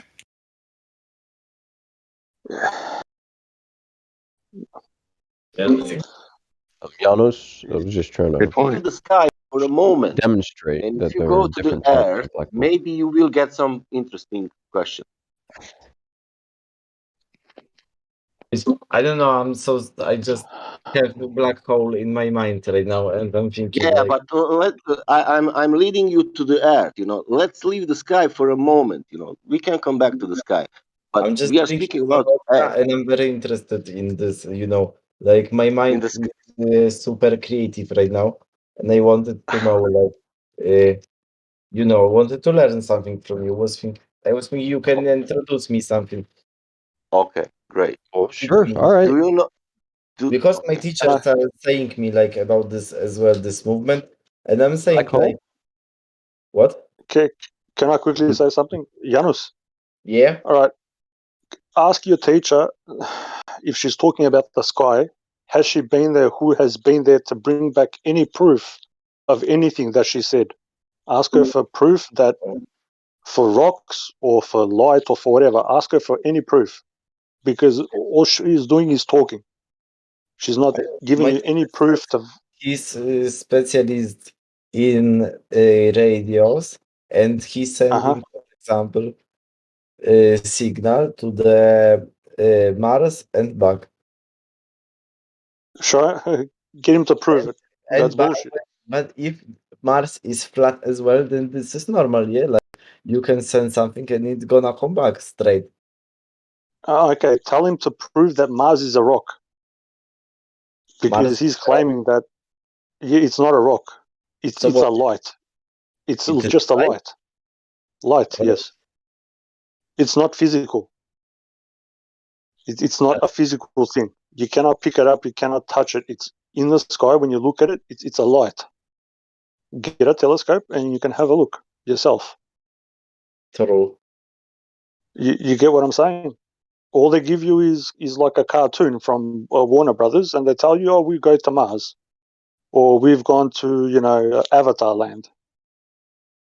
Avatar Land? I thought that was here. I don't know what that place is called. I think it's called Earth. That's my favorite place to go. Yeah, and then they used to call it Meat Sack City, but that sounded a little offensive, so they changed it to Earth because it's an anagram for heart. Yeah, I know. What's that place called? Well, we don't want people to be afraid to look it up on the internet. I will never look up anything that I want to know about on the fucking internet. Ever again. I'll ask my cat before I look it up on the internet. Zeus, what shape is the Earth? Oh, okay, he thinks it's flat. Well, then there you go.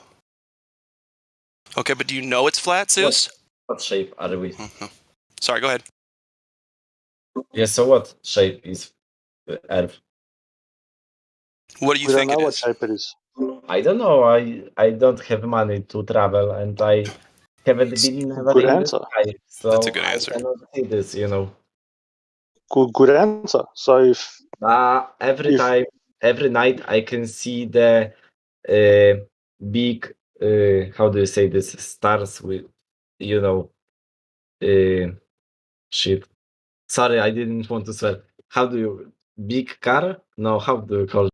2 seconds. I have to check this. How is Yeah, it? big car. Yeah, I understand you what you're saying. Big bear. Steireco.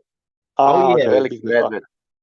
and Medved. people says it's always pointing the north. But what is the north in the? So it go. I'm gonna if I'm gonna follow the stars, I'm gonna fall from the edge, or what's gonna happen? I don't understand. Yeah, Janusz, but again, I told you, I know that you studied maybe astronomy or something, but if you can come back to the Earth, you can. It's not something that like I'm But already. listen, this is very simple. I will try to explain. The Earth is 40,000 kilometers circumstance. That means the radius is 6,700 kilometers. Do you know? Janusz? So radius of Earth, or you mean Yeah, of radius of Earth. yeah? It's 6,700 kilometers, I think, something like that.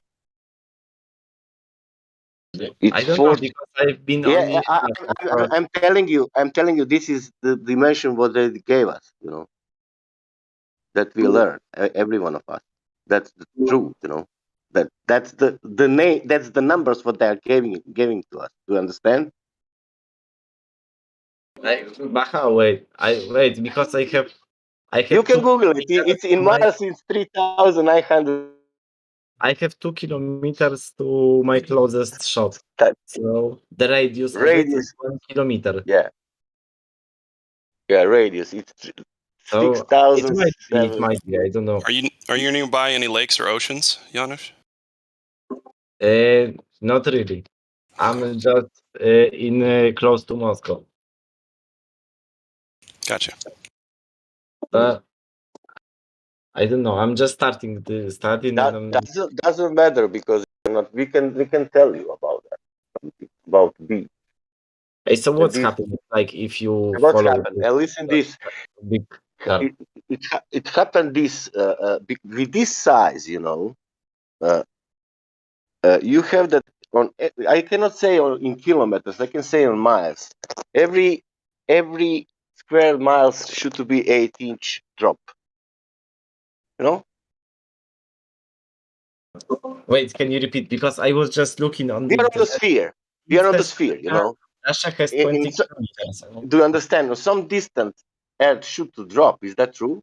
Should drop? What's that? It should curve. Curve? A sphere, man, ball. You know, it must curve. Wait, what? Krivina. Wait, can you Krivina. repeat the sentence, please? Karvina. My Yeah, English I'm is trying. really is not the I know, best. man. Sorry. That's okay. We have another guy. Maybe we'll try with this new guy. Let me unmute him real fast. Criminal Macman. All right. Time for a new question. Janusz, no worries, brother. Sit back and listen just for a little bit. We'll come back to you. Okay, thank you very much, man. Thank you. Oh, you bet, man. Yeah, stick around. Are you verified, Janos? If you're not, yeah, you're cool. All right. Spasiba. Cool, man. Criminal Macman, you want to get on the mic? You're unmuted. Oh yeah, I've been wanting to talk to him. Yeah, or else I'm gonna mute you. All right, cool. Oh, okay. You got it. I mean, what do you want to know? What do we want to hello, know? friend. Go ahead, Cyrus. Everything. Well, no, just what brings you here, man? Nice and easy. Oh, what brings me here? Well, I'm a geographer by trade, and I'm curious what you guys think. Ooh, geographer by trade. So what do you do exactly? I work in geographic information systems. I make maps. Based on land surveys or?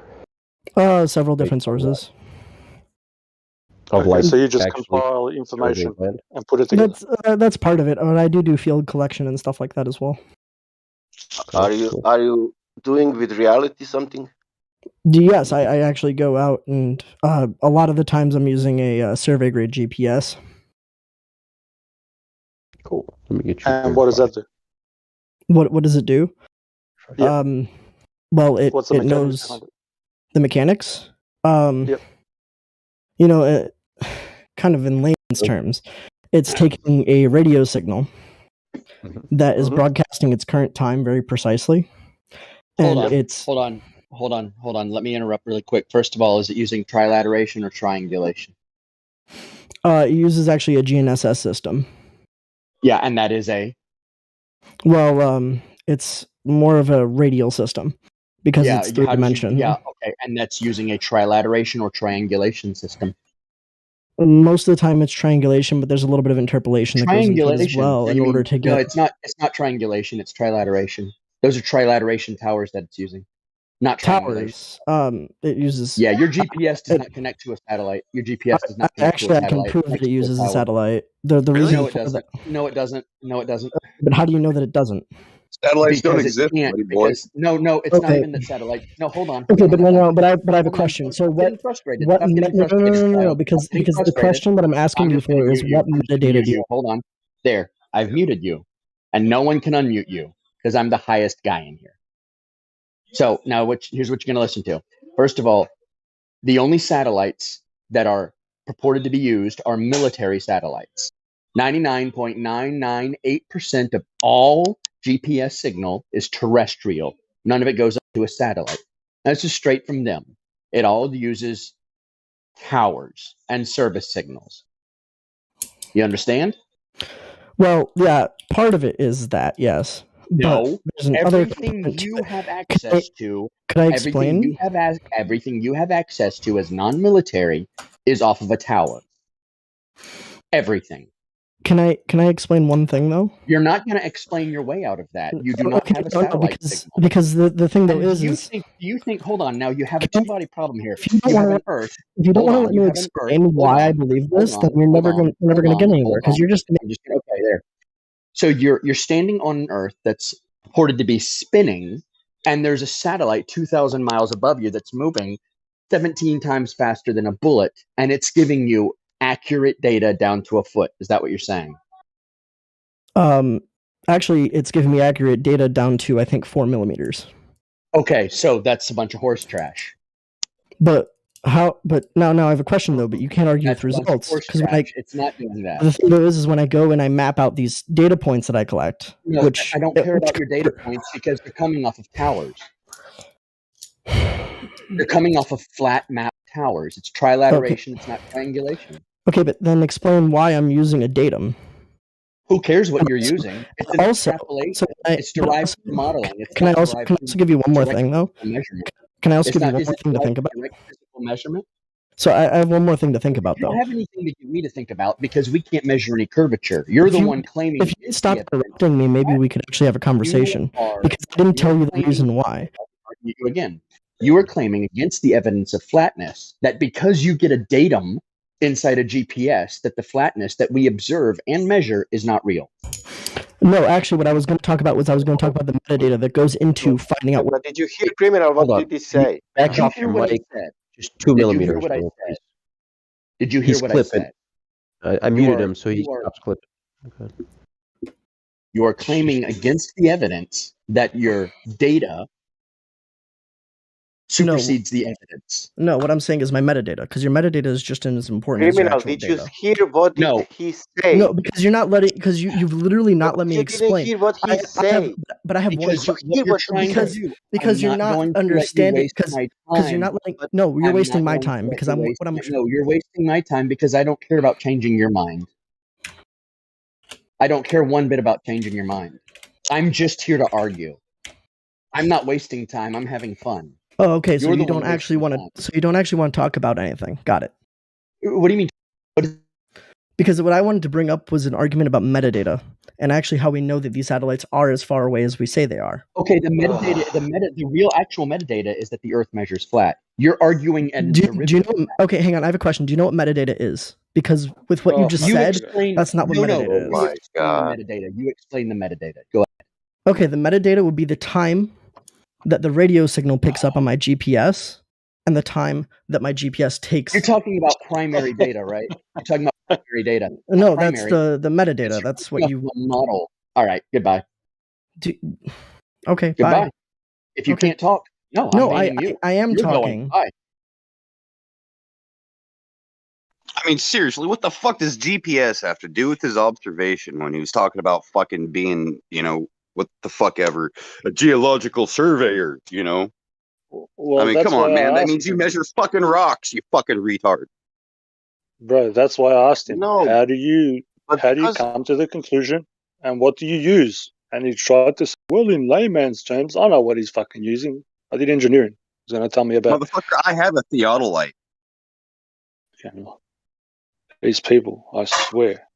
What the fuck is wrong with them? It's the dishonesty that I have a problem with. Yeah. The moment someone stops Yeah, thinking I know. logically, it's not because they're illogical. Illogical people are just dishonest people. Yeah.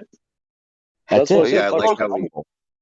You told Yeah, him. me. I told him also. Why you not listening me? Meme told you how you can have some data and you have here proof for that Earth is flat. Yeah. What See, are you he saying? thinks what he's defining what he has as metadata, but it's not really. It's metadata within his model, but it's not Yeah. metadata in reality. Yeah, it's model. Yeah, of course. I asked him, does your work has something with reality? He said yes. Okay, well, let's see. Well, I've got a question for anybody here, and I've said it fucking before. Tell me, somebody, anybody, I don't care who it is, I'll give him $1,000. Find me in nature a rock that glows like they purport that all these fucking rocks in the sky glow. Anywhere in nature, find me a glowing fucking Well, rock. I can find you a rock that'll glow, right? But you need a black light for it to happen. It's called opal. Yeah, I know stuff like that, bro. I'm just saying, like, they are claiming that a rock infused with molten fucking iron bullshit is glowing. Find me something like that. You can't find it. It doesn't exist in the natural world. Kind of like their alleged missing link. How fucked do you have to believe? How fucked do you have to be as a human to sit there and go, "Oh no, I came from a monkey. The monkey can't think. The only thing the monkey can do is throw shit at each other, right?" It's my great Last I checked, grandpa. people don't throw shit at each other. Maybe he Here- does, but Here's my advice: when you meet people like that, don't argue to win. Do but not me, try my and win the argument. but me, my data showing that Earth is curving. The what? My data, it's showing that Earth is curving. Well, yeah. Well, see, there's metadata. There's metadata in Skyrim, but that doesn't make Skyrim reality. Yeah. I said, like memes. I'm this and this Sorry, bro. guy. I'm making map. Good. And what they're doing then, they're putting on the globe.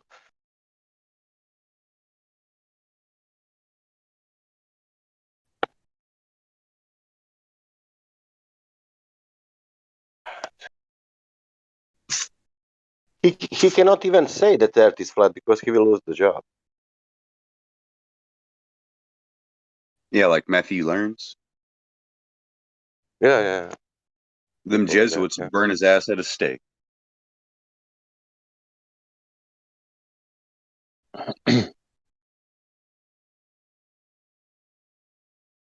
We got a guy in here thinking that GPS is direct physical measurements. Do we? Where at? Who is it? Well, it's the guy. I think somebody just kicked him out of the live stream because he's now in the YouTube chat griping. Oh yeah, I banned him Oh, because yeah, that he's was an that one. absolute, complete, and total mongoloid. Right. Well, so now the audience knows both in the YouTube chat and on this live stream, and it's on other channels too. GPS, number one, isn't measurements. That's empirical. Number two, satellites. It's all towers. Listen, why do you lose signal anywhere on Earth if there are 15,000 plus satellites up there? Go ahead, I'll wait. Yeah, where's your satellite first of antenna all, that's sitting inside your cell phone? There's another massive problem. How are you getting any satellite signal with satellites moving at 17,000 miles per hour. Because we're kind of moving with it. Oh, I know. You know how hard it is to sit there and get on scope a helicopter? A helicopter. It's not a plane. A helicopter. You know how hard that is to get on scope and fucking track that shit? Holy shit. Bro, they can't. They get fucking little. Most of the time, no signal when they go over water. It's just all automated shit. Yeah. Well, see, you notice how he wanted to talk about things he couldn't validate. Then the moment that he had to put his data against the actual data, the actual real data of Earth measuring flat, what'd he do? He just melted down. Yeah. That's always what happens. That's why I asked him. Yeah, that's why you ask him, what is it that you do, and how do you do it? What is the instrument? Explain it to me. But in layman's terms, dude, layman's terms. Get the fuck out of here. Layman's terms. I've laid out Yeah. DOT roadways. He doesn't know what he's talking about. Yeah, I know, bro. The survey equipment I have, it's the got surveying like equipment I actually have too. It's nice. It's got like a big ass fucking ruler type thing, a vertical ruler that's your target, and then it has a scope. It's not like one of those computerized theodolites. It's just like a crosshair that you line up. Oh, you've got an old-fashioned theodolite. Yeah. I got high-tech Well, stuff. Mine's self-levels. It's a DeWalt. It's a DeWalt, but Yeah. hey, it's what I have. Mine's self-levels. Now, I used one that was about an $80,000 piece of equipment. It was in the machine, in the dozer, and we had to set it up at the beginning of every day. We had a piece of concrete poured with the elevation marked on it so that we could always pull off of that same elevation point exactly. And then we set up reflectors all through the yard. I think my grandfather got that machine so he could, or the equipment so he could plot out his real estate things, right?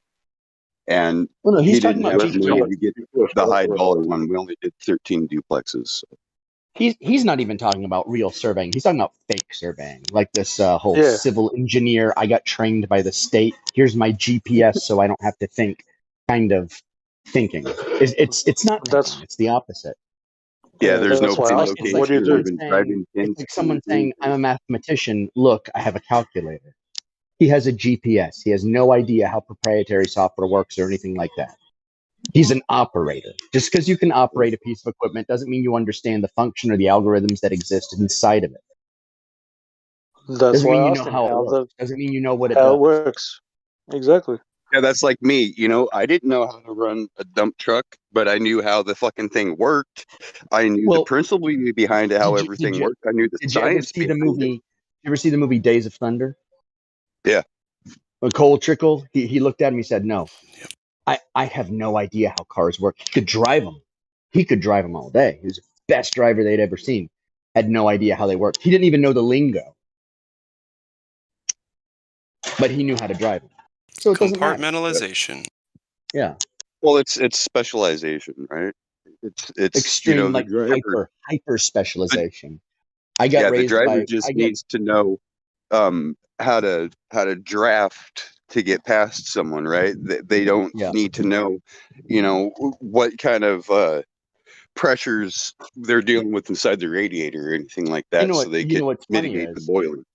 this is a great example. The best F1 driver in the world actually knew how the car worked too. He understood both sides of like the racing equation. He knew how cars worked. He knew everything about them to a point where he drove a car with 3 wheels and kept it stable. And he was that good of a driver too. But I mean, how often do you get someone like that? This kid wasn't that. He was stuttering and nervous. He didn't know what he was talking about. I would make you nervous on the job site, right? This is why, right? Just listen. You wouldn't make me nervous. My boss, one of my old bosses, he's sitting there, he goes, "You know how to drive a dump truck, right?" And I go, "Yep. Ain't never been inside of a dump truck. Don't even know how to start the motherfucker." Right? But I got up in there because the guy before me kept like dumping the clutch and killing the damn thing, rolling it backwards into the hole and shit. So I just get up there and I turn it over and start moving, and he's like, "Dang, you didn't lag that thing at all." And I go, "Yeah, it's all about meeting the speeds, even if the fucking speedometer don't work." Well, It's there's all you have to principles of listen to. driving. There's universal principles. That, like when it comes to driving an operation, there's universal principles. So I always say if you have 1,000 hours on a piece of equipment, you automatically have 100 hours on every other piece of equipment there is, because you have the principles of operation. You understand it. Yes. Well, see, that's like one of the things my grandfather instilled in me. He goes, if you're ever on a job site and the boss asks you if you can operate a crane, if you don't know the first thing about a crane, say, yes, I can operate a crane. Get up in there. Within like 3 days, you'll know it. Yeah. But you won't get an opportunity like that any other way unless you say, yes, I can. You get in there and do it. So if you say, no, I can't, then he'll move on to somebody else, you know. I mean, if you're just like a framer and all of a sudden, you know, you got to sit there and send the freaking units up to the top rise, to the top floor, you're like, yeah, I could do that. Hit the brake. And, You know what I love? And I think it's an appeal to incredulity. But I love when I say, please can you provide globe evidence? Someone says, I don't have to. Those are my favorite 4 words that they say. I don't have to. Well, of course they pretend they don't have to. It's so They cute. They do It's like a actually. toddler when you say, you know, hey, give it back. Come on. I don't have to. Come on, give it back. Just mom needs us to cook. I don't have to. Well, it's just like the global warming people, the anthropogenic climate change people. Ask them for what the optimum is, and they can't tell you. They can't. Anything but that.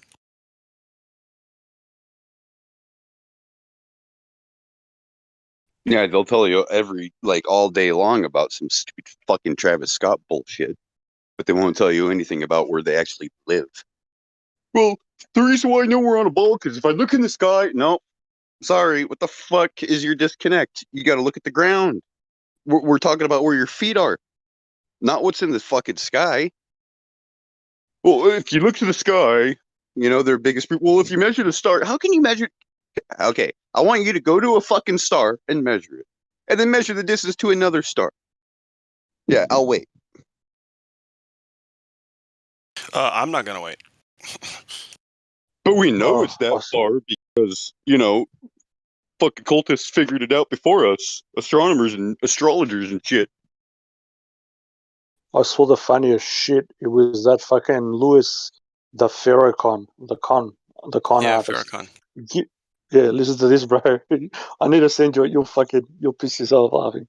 He was giving a speech to his, followers and whatnot, and he had all these, masons there and all the rest of it. Goes, we measured the stars. The prophet came and he told us it was 93 million miles away. And this guy, he uses these words. He says, the prophet measured the stars with his hands. This is the lingo this mentally insane person uses.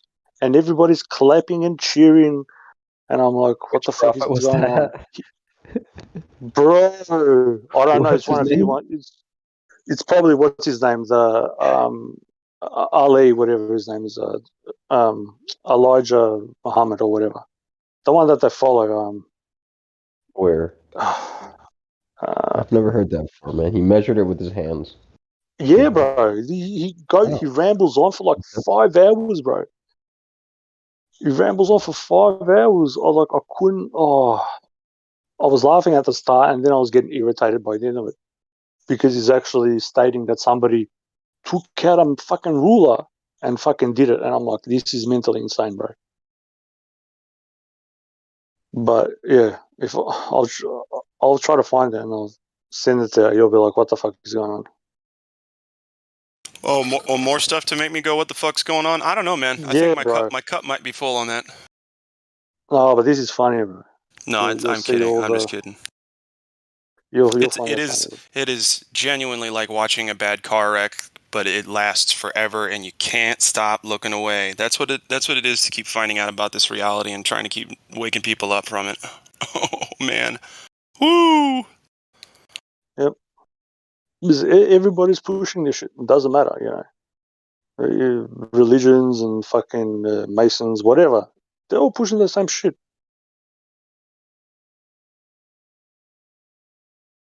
Just over it. Took out a ruler.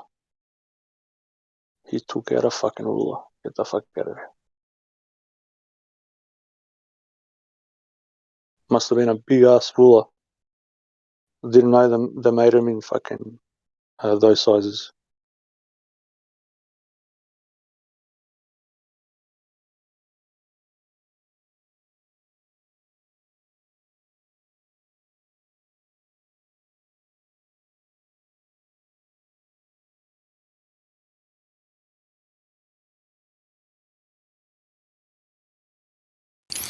They think it's a belief still. These Globers think that flat Earth is a mere belief. All you need to do is get a fucking job. I do? Why don't you go sit on mommy's dick? What kind of job would you have in mind, partner? Don't have to. I can sit in my Bugatti, boy. Your what? Your waste of time and money? Bugatti. Oh, cool. Again, no. You know what a Bugatti is? It's a gun. I'll bring out the fucking Haji right away with It's this a guy. Bugatti. It's called a Bugatti, you fucking dipstick. And it's a shotgun. Oh, you thought it was a car. No, it's a shotgun. Okay, there you go. There you go. So, what shape is the Earth, Selfist? I can tell you what shape is my chair. I'll bet you can't even do that. You need to go get a job, man. Great. Do you have one I can I go get? fucking talk a lot of shit in this Discord. Like I Oh, you said should see it in previously. person, pal. Not a lot of talking. Anyway, so do you have a job for me? Can you give me a job, Talk please? shit 24/7, man. Get a fucking job, I'd love a bro. job. Man, Get a man. life. You know, that's a Forget novel about idea. flat Earth and I never shit. thought You're about just getting a doing the job. government secret. Oh, I discovered the government secret just now. I'm gonna get $1 million. Oh shit, the secret. Get a fucking job. Have you Get a fucking job. Oh my god. Hey, too many of you guys are talking. One Find a job. I have a job. I'm here freely, and you know what? Water is level. Yeah. It's still for free time, water is level. It's not payable. All day, every day, it's level. Dude, I'll take a job. What I'm saying is, if you got a decent Sean, job that how much pays money okay, you I'll taking? take it. Sorry, what? How much money you taking? Am I taking? As much as you can get. Yeah, I mean, I'll take it all. Shit. Yeah, You're sending Bugatti, you said? He's passing out Bugattis, what? Yeah, I'll take a couple Bugattis. I don't believe in guns, but whatever. Sure. No, the car. Oh, Yeah, that's what I was Bugatti saying. car. Okay. Yeah, that's what I thought he was saying. But he's a And then you degenerate. have Doesn't your know how to Ducati bikes, and it's all douchebag stuff. But yeah, Oh, not Ducati. Bugatti. I know. I'm just trying to mud up the gears, just like they were. Oh, all right. I thought you were serious for a second, man. Did you find a job? Are you still without job, Sean? Right now I'm spending my money. I'm in school. My last job was a CNA at an old folks home, nurse's assistant. This is the last thing I did. I stop also. I got the 5-6 million. It's enough for now. Oh, good. Well, I'm coming to live with you, You know, partner. when I reached that 6 million, I said, "What the fuck to do? Let's go to Flathead server and to have fun." Is that really what happened? 6 million, so flat Earth. Here we go.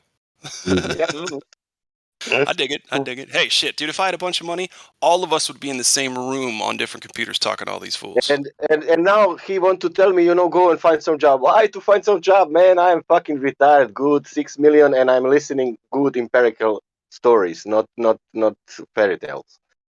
Yeah.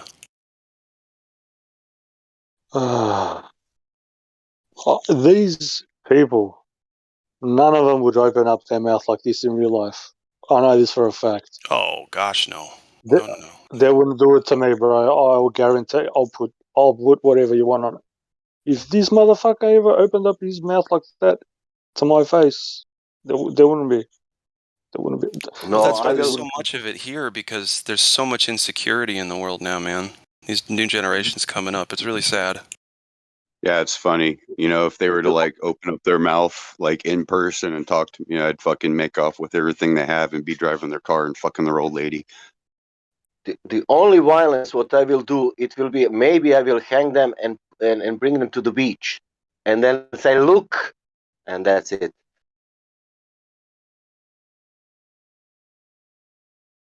Nothing more. Fucking keyboard warriors. Yeah, it's bad. But you know, like I said, it's see, the thing is, I don't want to get mad at it because I know what it is. I know where my insecurities come from. Not feeling good enough, you know, feeling rejected, you know, all kinds of things. In my childhood, right? It's the classic story, and then later you have to deal with that stuff. And a lot of times it becomes narcissism. It becomes all the things that the anti-flat Earth community is showing us. But it's good we get these Globers coming in too. That I know that the Globers who want to learn, we're getting more and more of those coming in because they're watching as the audience to this that we actually have something to back our claims, and they don't. It's no longer about attitudes. I think now the cream's going to start rising to the top. If I could use such a weird metaphor. Sorry, go ahead. And we have only Earth to present, nothing else. Earth itself, you know, Earth, nature, reality. Whoa. Scary. You know, reality, it's scary. It's better watch on TV. I'm gonna answer Professor Phil really quick because I'm so sick of typing. Professor Phil asks, when I point a dish or receiver at 90 degrees upwards, how can I be pointing at a tower?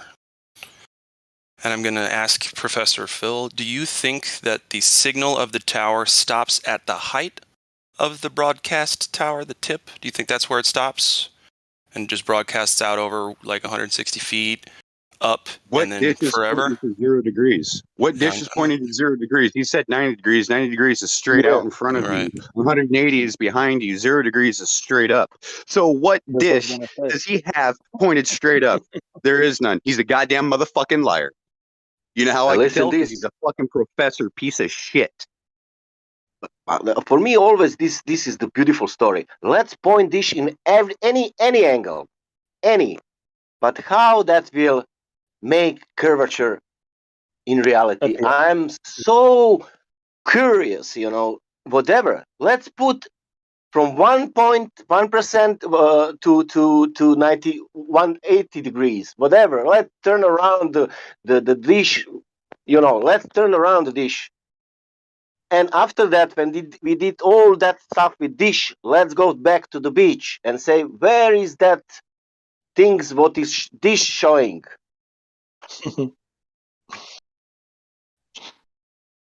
That's it.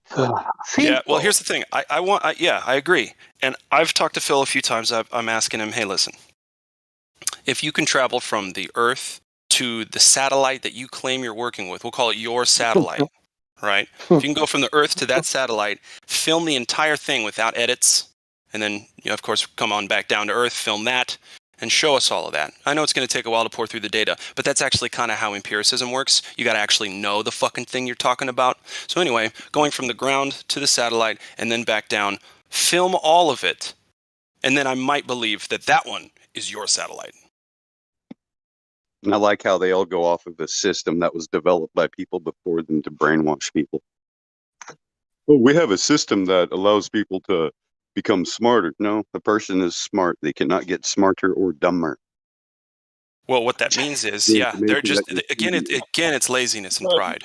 They don't want to have to do the work. They say, "Oh, there's a system in place. I don't have to know about that. The system knows." I just do my job by reading my script and making assignments and grading according to the answer key. Yeah, I don't have to know the answers myself because it's demonstrated for me. I just have to copy it. Yeah, he says you must have the dish pointing in the direction of the satellite or you will not get a signal. Wow. It's like a three-part presupposition. What dish is pointing at 0 degrees? What dish is pointing straight up? What is wrong with these people, man? Honestly, I have many two people dishes. in equatorial regions have dishes that point vertically upwards. Well, see, I got two dishes on the side of my house, right? Yeah. One is pointing to the south towards Texas, and the other one is pointing towards Colorado. And the one pointing towards Colorado is almost at 180 degrees, almost pretty much fucking horizontal. And the other one is pointed about, well, it's pointed to where it's just getting past these mountains right here, and it looks like it's heading right towards Texas, because I could draw a line going right towards Texas to Dish Network. Yeah, Or DirecTV, I'm sorry, DirecTV. Your latitudinal position will determine, generally speaking, where your dishes are pointing. So that's why if you go into the Arctic Circle, they're pretty much satellite dishes are useless, because you can't actually point them. They'll be so close to horizontal in terms of the transmission line that you can't actually get through enough atmosphere to where you want to be. But if you're in equatorial region, here's the thing. I thought satellites fucking went overhead 3 times per hour. That's how fast they're traveling, right? So how do you get a consistent rate from a fucking television signal to something that's traveling 3 times per hour overhead? Televisual satellites are geostationary in their position, otherwise your dish wouldn't work. Yeah, I doubt geostationary orbit is attainable. Well, I mean, how can it be attainable if we are traveling 666,000 miles around the sun, right? So that satellite has to be in the same spot always, doesn't move. Uh-oh. And then, not just that, but we're also traveling, 500,000 miles through our galaxy, supposedly, and then 1.3 million miles. The galaxy is traveling around this supermassive unknown gravitator called the Great Attractor. Yeah, I mean, this is a moot point. You don't believe in any of this stuff, so you don't believe in geostationary satellites anyway, do you? At all? I want you to show me some proof. I don't believe in it. That's your problem. I got you. Sorry, real quick. Show me the money.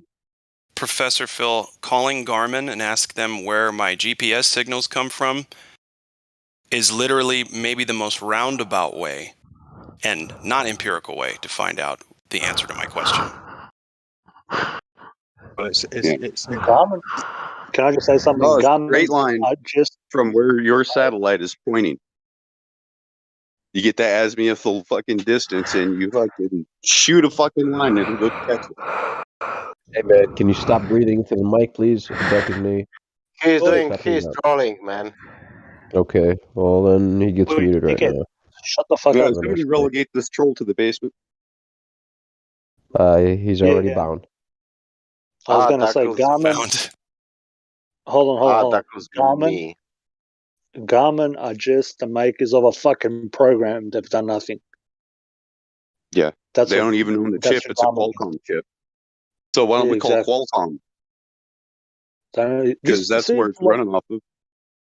Sorry. This is the problem. These people, well said, Josh. These people come in here thinking that they know something, but they don't have a fucking clue. Oh, go ask Garmin. Garmin's just a company that made a fucking program. Who the fuck is Garmin? It's a company. What am I going to ask? A piece of paper. Exactly. You fucking that's true. Garmin have got nothing to do with the alleged satellites. Yeah, I know. But you guys didn't even see that video I posted, did you? I took all that painstaking time to make sure there was room on my fucking phone so I could download that fucking movie and share it. It was all about how fucking, the satellites are actually terrestrial balloon launches, and it gives the name of the launching company that's behind it, and the fact that they own the world's market on fucking helium. Because at first, they had, 2 million cubic centimeter balloons, and now they have balloons big enough to lift fucking 27 tons. Yeah, you have a problem. Even if you suppose it's balloons, you still have a problem, because balloons can't be held in geostationary positions, can they? No, that's bullshit. Do you know what a tether is? Are you familiar with military balloons, military reconnaissance balloons? They have I guess you would call it a spy doghouse on it. There's an electronic suite on it, which can tap into everybody's cell phones in the area. It can pinpoint where everybody's at based off triangulation between 4 of these balloons set up. It's a massive spying network. Like, they don't have to fly balloon or spy planes overhead anymore, because they have these things set up with these fucking synthetic aperture radars, and they can pinpoint things. So, whenever you see, like, on the movies, because that's the only time you'll see it, where, you'll have, like, the CIA watching the fucking ground troops going in and doing all that. Yeah, that's microwave film, man. That's not fucking GPS satellite feed. That's a terrestrial tethered base. How high Surveillance up are these? How high up are these balloons? Shit, I have no idea. They're probably about 40,000 feet, maybe. And How they are are they- on a tether, so when the wind tether, blows, so- they move. So they're actually orbiting the pin that is tethered to. And they're usually around air bases. Usually you would see some of these communication balloons, like, remember the Normandy invasion during World War II? Yeah. Some of the photos from there, they would have these balloons up because they had already taken the beach and set up these balloons for communications across the channel. Yeah. It's old tech, man, but it works.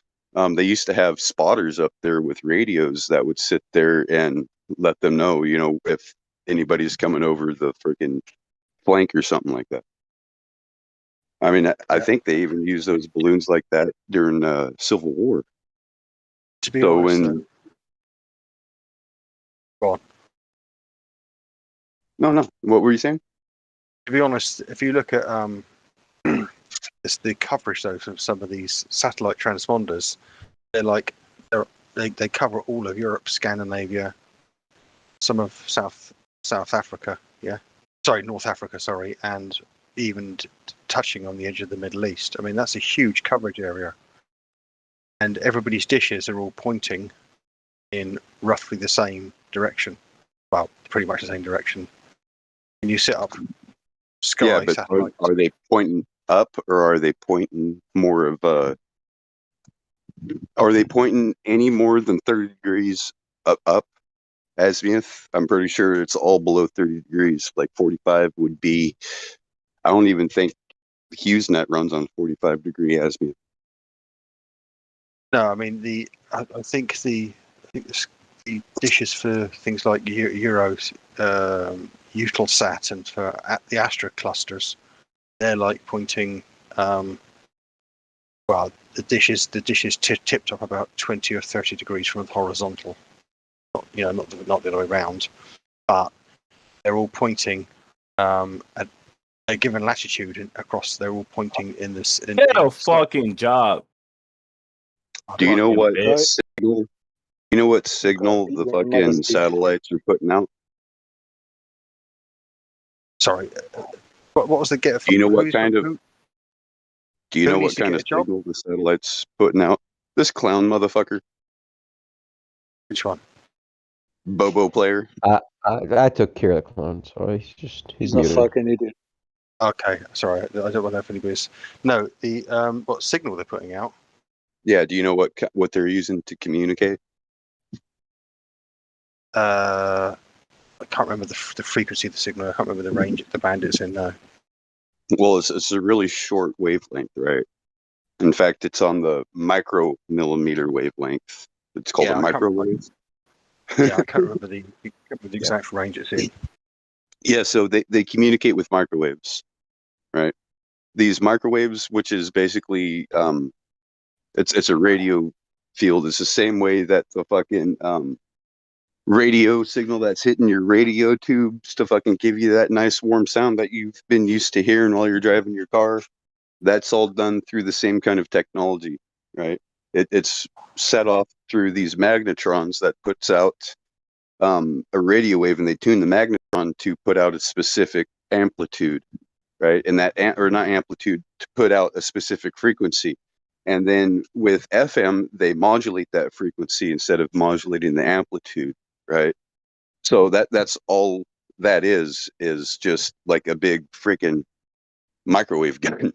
But that's how these things work, and it's usually line of sight. And the reason why these you can listen to a radio station wherever you're at is because this beacon is way up in the sky, and it has a distance that it can travel, right? It can't travel too much further because the attenuation, like it gets too spread apart. Like, you won't be able to differentiate Like there's too many holes in the data, so you'll get like a weak signal, right?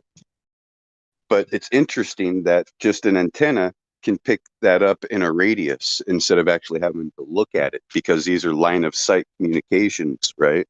So if you think about it like that, if that's a radio wave that's, on a mega wave instead of a microwave, then if something's moving smaller, then it wouldn't be able to attenuate because the signal would dissipate faster unless it's beaming the signal directly at a point where your dish is aimed to pick it up at.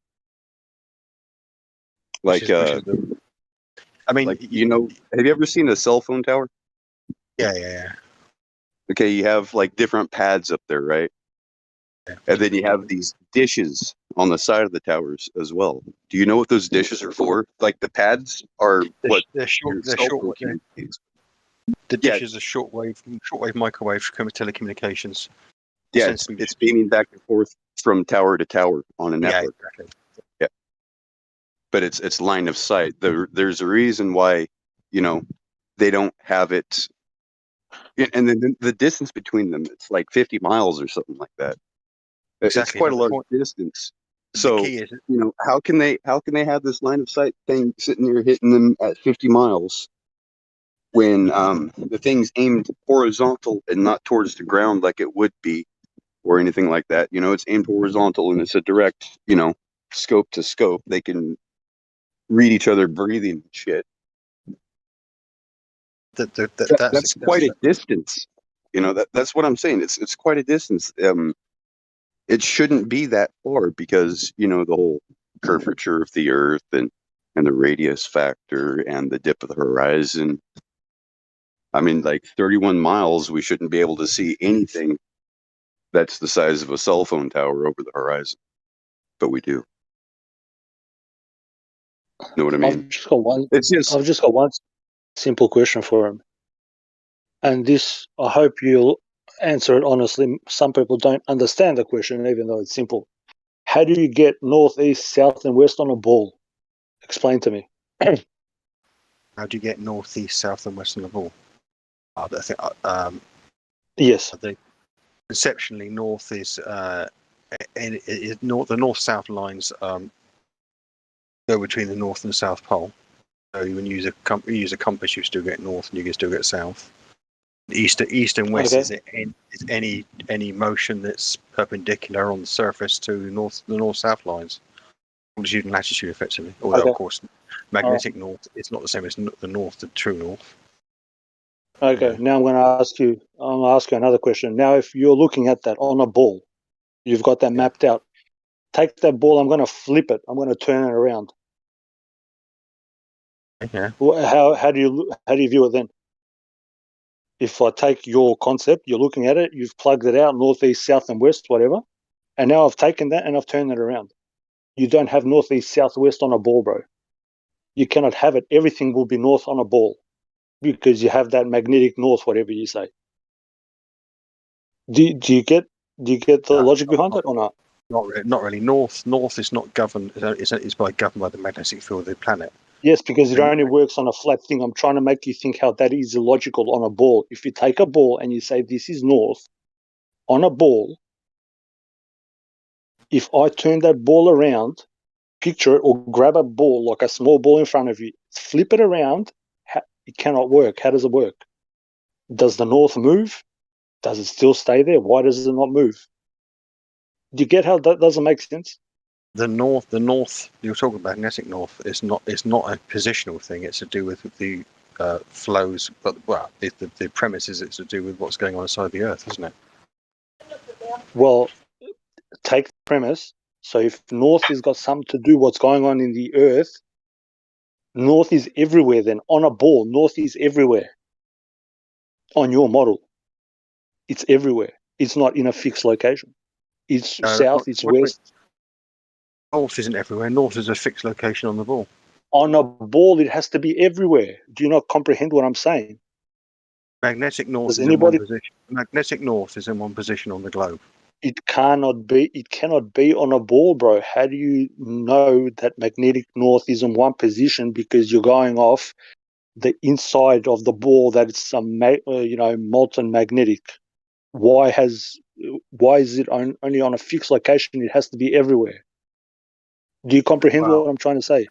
That's a premise without any substance. No, that's a because fact. You can't, That's a okay, fair fact. okay.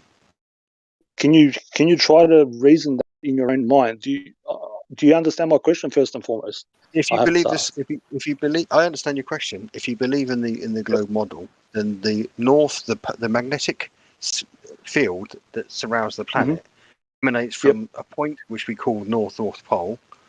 It travels out around the regions around the planet and goes into the region we call the South Pole. The magnetic flux flows in that direction. Yeah. Convenient bullshit artistry. Yeah, but this is the thing. You cannot work like that on a ball. That magnetic north cannot work because north is up to saying it perception. cannot work. You're not giving me a reason why it wouldn't work. You're just saying it Because cannot it's work. up to your location. What do you mean? How does a magnet work, bro? How does a magnet work? There's a magnetic flux between two poles. Where's the other pole, bro? Is there something physical up there? No, there's not. This is your supposition, not mine. So you're making a supposition that it's a ball, and up there you've got this fucking fairy dust that makes the ball work. Well, if that's how you frame it, then there's little I can say to you to confirm that, because I'm not talking about magic or fairy dust. I'm talking about the model that they've provided, which is the fact that the flux effectively the magnet causes the magnetic. In other words, you can't do any science. Well, he's not asking me to do science. He's asking me how can you have a magnetic model on the planet that's consistent?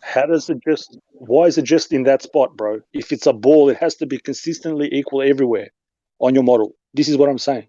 You can't do science. You can't prove it. I could have put a tennis ball and put a bar and glue a bar magnet in the middle of it, and then close the tennis ball up, and then when I turn the tennis ball around, the bar magnet moves around. The preposition. Where's the bar magnet? Is there one in the Earth? There isn't one on the Earth, but what there is there's a motion in the mantle which causes a magnetic field. That's what the model they're presenting is. But that motion is oriented towards the way that the globe moves as it spins. Exactly. Motion in the mantle causing. Where's the center of North Pole and where's the center of South Pole? Sorry, they can't be on a ball. They cannot exist north, south, east, and west. It doesn't exist. Hold on, I gotta ask people this real quick. I gotta know. How difficult is it? I gotta know. Wait a second. Hold on. Hold on. Did my question make sense to you guys or what? Yes. Yeah, it makes sense to me. That's what I'm saying. Like, where's the center of North Pole and where's the center of South Pole? Like, they're trying to make these claims of. I know exactly what you mean. They're trying to make these claims of North and South Pole, but where is it? Where's the center of North Pole and where's the center of South Pole that you're claiming that there's a gravitational pull that this magnetic pull, like it's pointing to north, but where like it's not gravitational, it's magnetic. Which directions do magnets point? What do you mean? Which magnets don't point anywhere? Which direction do magnets point? Let me put it in another way, okay? Magnets align this is how themselves. compasses work. Which direction does the magnetic needle of the compass point? The magnetic needle of a compass aligns itself with the flux lines of magnetic field, and one of them is painted. Which direction does it point? It points north. He If you doesn't look know at how the to red compass bit, works, bro. Is there another one that points south? Is there if you- another one that points east and west? No, the magnet's only on the north needle. You understand the armature of the compass is. Do you understand how a compass works? It only works by one magnet, and it's got both north and south pole, but it's only attracted to the north, not to the south. Plaza, are you defending the globe in this instance? We're talking about magnetics now. That's got nothing to do with the globe per se. Okay, I'm just asking a question. The armature, the armature of the compass is a small magnet in itself. Yeah, one end is the north and one is the south. And all the armature of the pole magnet is doing is it's aligning itself with the magnetic flux lines of the Earth. One end of it happens to be painted red, and that's the end which is got a four. It's the south pole. It's the south core on that particular magnet. So the south core on that magnet pulls itself round to the north to align with the magnetic flux lines coming from the north of the Earth. Why doesn't the magnet ever point to south, bro? Because the magnet aligns itself with the magnetic flux lines of the Earth, the flow of the lines. But you've got this massive pull in the south, bro. Why doesn't it turn to south? Got a massive, simple question. Big, it's not a simple question. One end of the magnet, which is spinning on the axis, it's got a north polarity, and one half has got a south polarity. So it aligns itself with the north-south polarity of the flux lines, the magnetic flux lines of the Earth. It doesn't matter whether you're near the south. So it doesn't matter what you do. So your statement, it doesn't matter what you do, it will always point to north. You can't make it point to south. That's pretty All much, compasses point north. Why is that? So there we go. So then you don't have a south pole, you don't have a ball, you don't have nothing. Do you get my point now? It's not a all magnets point north because they align themselves with the magnetic flux. It doesn't matter why. He doesn't concede that it's a fact. It's just a I mean, fact it of the does. matter. Actually, you know what he's done? He's conceded, but then he's telling you it's because of this presupposition that we have. Mm-hmm. He hasn't proven it because he can't prove it. Whatever you did, that's why I asked him. Where is north on a ball? man. Let him respond. What's up, Paza? What now? What can't I prove? What is it I can't prove?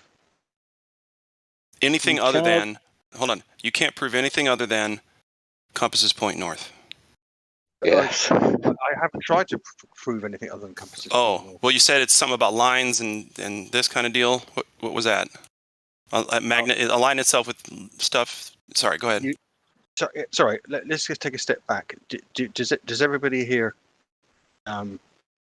concede that there is magnetic flux fields flux lines field lines? No, with the magnetic I don't know what you're talking about. Keep it simple, would you? Fine. Well, the magnetic field, is a. If you get like iron filings and you put them near a magnet. Hold on, sorry. I got to stop you again. How is our audience going to follow along with this if we don't have all the things that you're describing in your hypothetical? It's true. Fair enough. So I'm wondering how the analogy of the metals near the magnetic field, as it pertains to the magnetic toroidal field that Earth has, that I would say most people don't deny. Yep. Right. I'm trying to get him to comprehend. The first and foremost, there's no magnet that is melted that can work. And second of all, again, this is true. It's called the Curie temp. Let me cover it both. Yeah. In metallurgy, we know when you heat certain metals up to certain temperatures, they no longer have magnetic properties. It's called the Curie temp. Yeah, the Curie point. You know what that is? So if there was a magnetic molten core, it'd have to be induced because molten metal of any form cannot be magnetic. Yeah, unless properties. It's magnetized through induction.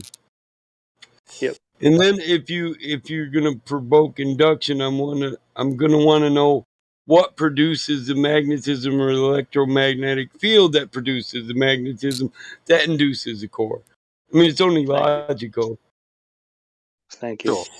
Fair enough. So we really, when we go down to seismology and theoretical equations based on the propagation of P&S waves through an assumed density of material, when you really look at it, you can't assert it to be anything other than what it is.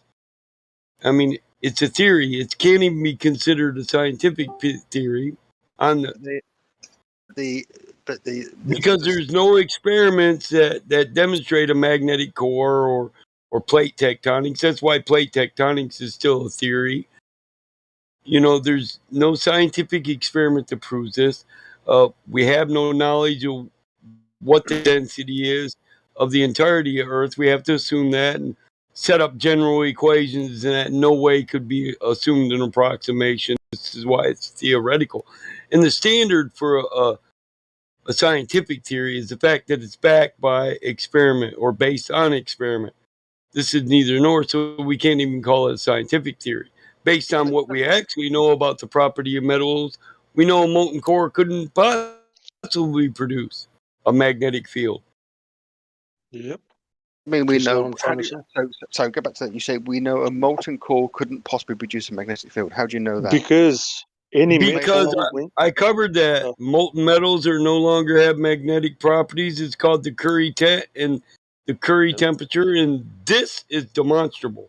I can demonstrate this in a lab. I can experiment this, and it has been proven. It's not a theory. It's been demonstrated to be true. It's the Molten secret metals field. do not have magnetic properties and cannot hold a magnetic charge. They're no longer dielectric past the Curie temp. If you want, Do you I'll know how get you you a can tell? citation.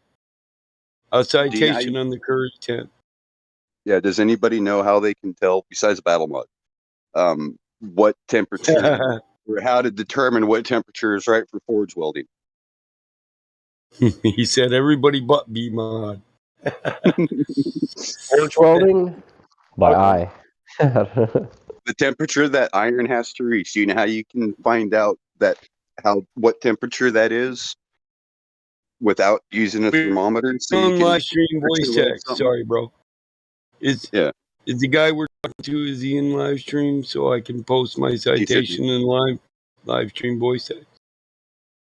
All right. Thanks, guys. Sorry for the interruption. Anyways, it's at the point where a magnet is no longer attracted to the iron. At that point, you can now friction weld it, or not friction weld it, but forge weld it. Eddies, okay, between the inner and outer core, produce electric current eddies. What scientific? Can I make a comment to Professor Phil on the live stream? So you say the core is not magnetic, Professor Phil, the university professor of hydrology. The relative motion between the inner and outer core produces electric currents. The inner core is said to be molten and no longer have dielectric properties. How is this possible? This produces a magnetic field, so you're claiming induction. Can you demonstrate this with experimentation or prove this to be a reality? Yes, and I know electromagnetism is caused by moving electric current, Phil.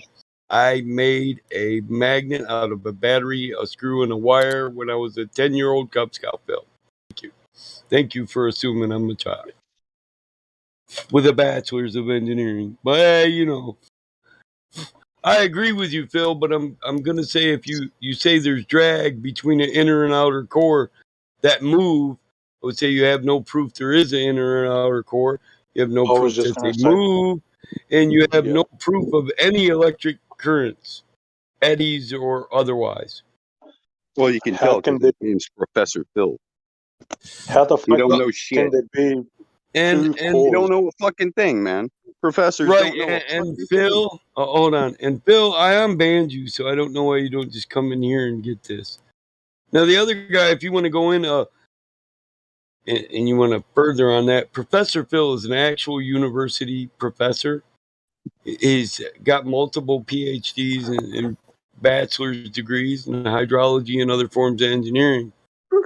You have something to add the to dumb his one? comment? Well, I was Excuse me, basically saying I that didn't say dumb. I'm just wanting him to be professors honest and not disingenuous. professors don't even know really what they're teaching. They have a curriculum that they Well, go based off yeah, of, what he's unless they're stating is the doing current elect. theory, I'm just pointing out that the current theory is undemonstrable. It's the same as the old theory. The replacement theory fits in the same category. It's not scientific because you can't prove it with the experiment, Phil. You Yeah, can't and demonstrate this to be a truth. That's true. attendance to the lecture. There's there's no lecture grade, right? There's no grade for attending the lecture. There But there isn't. is for the lab. How does a non-magnetic property, a non-magnetic metal have the property? So there's drag, friction, and static is what he's saying. But at past the Curie temp, it's no longer dielectric. And I know he knows what that That's for means. static objects. That's for like a rock that has. Whenever you get a natural magnet or a magnet that's a I'm solid. not talking about static rocks. I'm talking about metals creating static electricity through drag or friction in a molten state when they no longer have dielectric properties. Can you try to keep up, please? No, that's what I'm trying to address. They no longer have dielectric properties. Dielectric means they're neutral. No, dielectric doesn't mean neutral. It basically means it has the ability to either allow electricity to flow through it, to allow charge, or to work together with electric and create electric. If you're not dielectric, you can't create electric through static. The pickups in a generator are dielectric pickups. They collect energy. They don't generate it or create it. They just take energy out of nowhere. A generator doesn't create electricity. It merely pulls. With mercury. Hold up. Continue.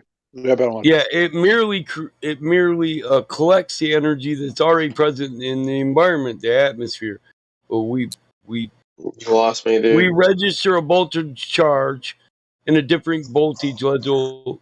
At every level you rise up off the surface of the earth, it rises. Okay. And because it does for a certain amount, thousands of feet that we tested, we could logically infer that it just keeps on going that way, inversely squared all the way up. So how can we Sure, talk like to the this? atmosphere. So the question is, how can a non-dielectric material or a property, a material that has no if it can't sustain electromagnetism, then it can't sustain or work with electricity. Electromagnetism, it comes from the flowing of an electric field. But a non-dielectric material, the movement of electrons. An electric field is created by that. We call that electromagnetics. Yes. Right. So if you're not dielectric, you can't work with, move, or create electric anything. You can't cause electrons to flow because you're not dielectric. You don't interact with electrons. Oh, are you talking about at like the molecular level? Because the dielectric is typically At used any level. At any level, a molten material from the listen on a microscopic level, a puddle. I know, and it's asinine because if a molten pile of metal is not dielectric at the microscopic level, then one can logically infer that it's not dielectric at any fucking Get level. a fucking job. Christ. Get a job. Hashtag get a job. What? Go sit on your mom's dick. I don't know what's going on right now. Ban this moron. Who said that shit? That Ben? would be I think the it was fucking Ben, yeah. Jew. Ben Shapiro. Yeah. Ben Shapiro, you're offensive enough on your own show. Come on, get out of here. I own a company. How about your bitch ass comes and works for me, Ben? This is how retarded they are. They come here to this Discord and then because you're a bitch, I'll pay you minimum wage.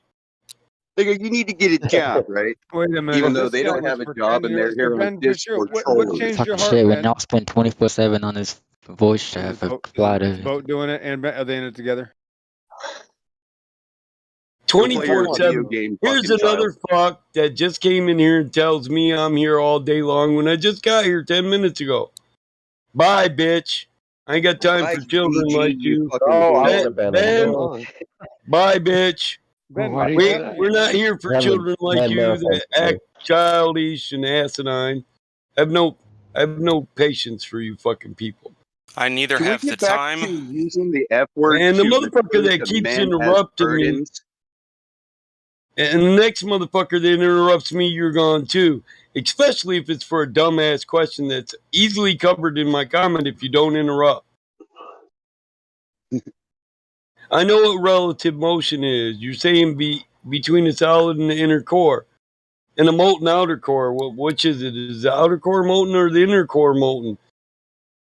And there's I've got a you're question going for to that have guy too. relative motion, Bill, but that doesn't create static electricity or charge. You need Yep, and you charge to can't. have an Yep. electric field, electromagnetic field. You need a charge for this to be true. You guys can't And even you, decide what's molten at a collegiate level. What's molten? Outer core, the inner core? Is the magnetic field coming from the inner core, the outer core, the crust, or just your fucking mind? No, that's your answer. If you Can I got to ask you a interrupt me question? in the middle of my comments, I already covered that. I can I ask you a really, I question. don't, I really don't play, bro. I'm not the one. Just trying to ask you a question, man. Oh, I got that. I heard it I in the wanted to middle of know my about your sentence. theory. I wanted to ask you a question about your theory here. None of what I stated is theory. Do what? None of what It's I not a just theory. covered is theory. I said it's fact. Okay. It's demonstratable. It's applied science. I want to ask you a question about it. What is this Can I- guy's problem with talking over people? Well, I just clarified it's not theory, so you don't start from a false dichotomy. I thought this was a server. I mean, I might be in the wrong place, but I thought this was kind of server where people talk. Oh no, you want to be semantical about what I say, and I'm just I being just wanted to ask you a semantical question, about man. yours. Don't start from a false dichotomy. This isn't a theory, so no, you can't ask me a question about my theory because I didn't state one. Well, can I ask you a question about your statements? Sure. Okay. So if you're talking about like a molten core, right? That's not my positive claim. I'm saying there can't be one. Magnetism doesn't Well, come I'm just from saying- molten metal, and metallurgy proves that. Well, I'm just saying, like in my model, right? I'm a glober, so it would be a molten core. And where do all Inner the core or outer core? I'm talking to a professor here, and he tells me it's relative motion between a solid inner core and a molten outer core. Who should I take as authority? The professor with multiple professor. with the multiple professor. bachelors and bachelors, or you? The professor, but I haven't really gotten to anything yet. I mean, was I gonna know. ask What's your you. academic level? Because I prefer to debate with the professor. I wish he would come in here because I have I'm an a advanced mechanical academic engineer. level. Really? So Yeah. Did you pass the test? Did I pass the test? Yeah, I passed Do the you test. know Too many which test? tests. Are you a professional? A PET? A license? No, it hasn't been that long. That's got to be 5 So years. you after I haven't graduated. passed the principles of engineering test. The first one, there's two. Well, I know There's one. this. You know there's what one one- I'm referring to. Quit being semantical. I don't know which one you're referring to. I mean, I'm a new engineer. Oh. I'm a new engineer. No, I can't sign off on I would projects say yet, you're but- still in school. No, I'm out of school. There's a phase where you're out of school and then you go in the industry for 5 years, and then after 5 years in the industry, you retake the test. You can become a professional engineer. That's dependent on what program you enter from and what program you accept. Okay, But well, where I went it to is school, true. that's how it went. Well, it is in true. Kentucky. Okay, But I it just is wanted true. to- But the thing is, you can come out of college a license, a PE, period. A license, not that I've heard of, not where I'm from, not in my Oh state. yeah, all you have to do is Maybe state this is federally regulated. All you need to do is pass the principles of engineering. No, I got a question from whenever. Little D. Yes. Yeah, let me Bro, go I'm a state by licensed state. PE. I'm a What? licensed PE. I'm a highway engineer. Yes. Don't say no well, again. for Yes. Mechanical engineers, I had to take the test for the state. of Well, that's Kentucky. what my bachelor's is in. That's just a That's what my mechanic, man. bachelor's is in. BSE M. Okay. Well, in Bachelor's Kentucky, I of had to take the Science in test. Engineering with a major in mechanical. Okay, that's fine. So But you're well versed in thermodynamics and heat transfer, then, yeah? So we should drill a second law real quick with you. Hold Since on, if you're a he's a mechanical structural engineer, if he's a He said structural mechanical. engineer, I wanted to talk about his theory for shit's sake. It's not a theory, bro. Everything I stated is known applied physics. 10 minutes. Well, get it right. Is it a molten inner core or a solid inner core? Which one? Whatever the professor says. Molten. Okay, molten I'm outer. cool with that. Molten outer core. And it causes flow dynamo of effect. electrons through what? A dynamo effect. Through the magma. Through the molten rock. The magma is Molten non. Here's the thing: Okay, through relative motion, we do this in generators, but guess what? The pickups that actually create the magnetic field and the flow of electrons, they're dielectric. Molten core, molten metal is not dielectric. What's a good thing then? Maybe you should research dielectrics. Come on. That's a good thing then. If it's not dielectric, then that means that it can transport electrons. It cannot conduct electricity in any way, shape, form, or Yeah, manner. there's no such thing as a true dielectric anyways. Like, dielectrics are usually sandwiched between capacitors, and you can apply voltage and you can still get electrons. It still does, that still doesn't affect my... I want to ask you a question, though. I want to ask you a question. Another dumb question? So, in Oh my Earth's fucking crust, god! Another stupid question. in Earth's crust, you have all kinds of metals, right? That's where we get all of our metals. Iron, Holy which shit. you make, In which you what? make steel from, aluminum, every single metal that we have on Earth. In what? We've gotten from the I crust. thought you got some from meteors, though, didn't you? No. Sure. Iron ore Okay, can so be... just imagine this. Listen, We no, know- we don't... No, that's a false dichotomy. We That's don't false take all our dichotomy? metals from the crust. We can find What? iron ore. If We I get if I ore. would be allowed by you, I'm sorry, I didn't know you were on your server. I didn't know we were at your place. So if you could not ban me and allow me to just reply, Go ahead. please. Sure. So we can find many heavy metals right on the surface of Earth. I mean, you say crust, but what crust? The top, however many miles. 7 8 miles. Yeah, what proof are you do? What proof do you have that there's an inner, outer layers, multiple crusts, and this theory that you're referring to is actually reality? I was trying to respond to something that you said specifically earlier. I know. For some I'm trying reason- to keep it based on scientific facts and applied sciences that can be demonstrated. Okay. Facts are demonstrable, right? You know this? Yeah. I was want to talk about an experiment that's being run to produce a dynamo in a University of Phoenix, doing the exact same thing that Earth's core does. Essentially, it's a mini version of the Earth's core. spinning in metal. If you have metals, if you have metals that are hot and circulating, Hang on. you'll produce That's not how a electricity. dynamo Guys, can you let him electricity. finish? Shut the fuck up and get a job. You're old as hell, bro. Make it right. Make Shut it right. the Get a fucking up. job. Letting this guy you through, fucking man. homo. He's checking this guy in. What the fuck? How many times do I got to tell this moron? I have a job. This is my hobby in spare time, you. That And was you're the not buddy. That was your buddy, though. That was the mine. clown guy. Yeah. The Bobo something or other that came in the other That's night. it. Trolled Helio. Bumba clock. Oh well, Yeah. bum a clock can go bum a suck. No, I told you. I've got a question for the professor, and this should be something that Can I have a citation on your dynamo? Yeah, I want to talk to the engineer, man. I studied mechanical too, so maybe we can get along. Maybe So, we can apply. name me some classes. Oh like my year. God. I just Name made me me some familiar classes. with that piece of Oh. equipment Name me that some he classes. cited. Bust out the thermodynamics book right away. I'm not Oh, everybody gonna knows that one. Come on. How are you well versed in say something, thermo please? or not? I mean, everybody knows thermodynamics. You got to do a little better than that. No, everybody doesn't actually. One here, thermodynamics is talked about. So yeah, That's your strongest point. You cannot be a mechanical engineer unless your strongest fucking thing, your strongest tool in the toolbox is thermodynamics, because it's all well, it thermodynamics. depends on what area you work in. But I can't Hang on, argue what that. is ductile? He denoted What's that area with the specialty of mechanical.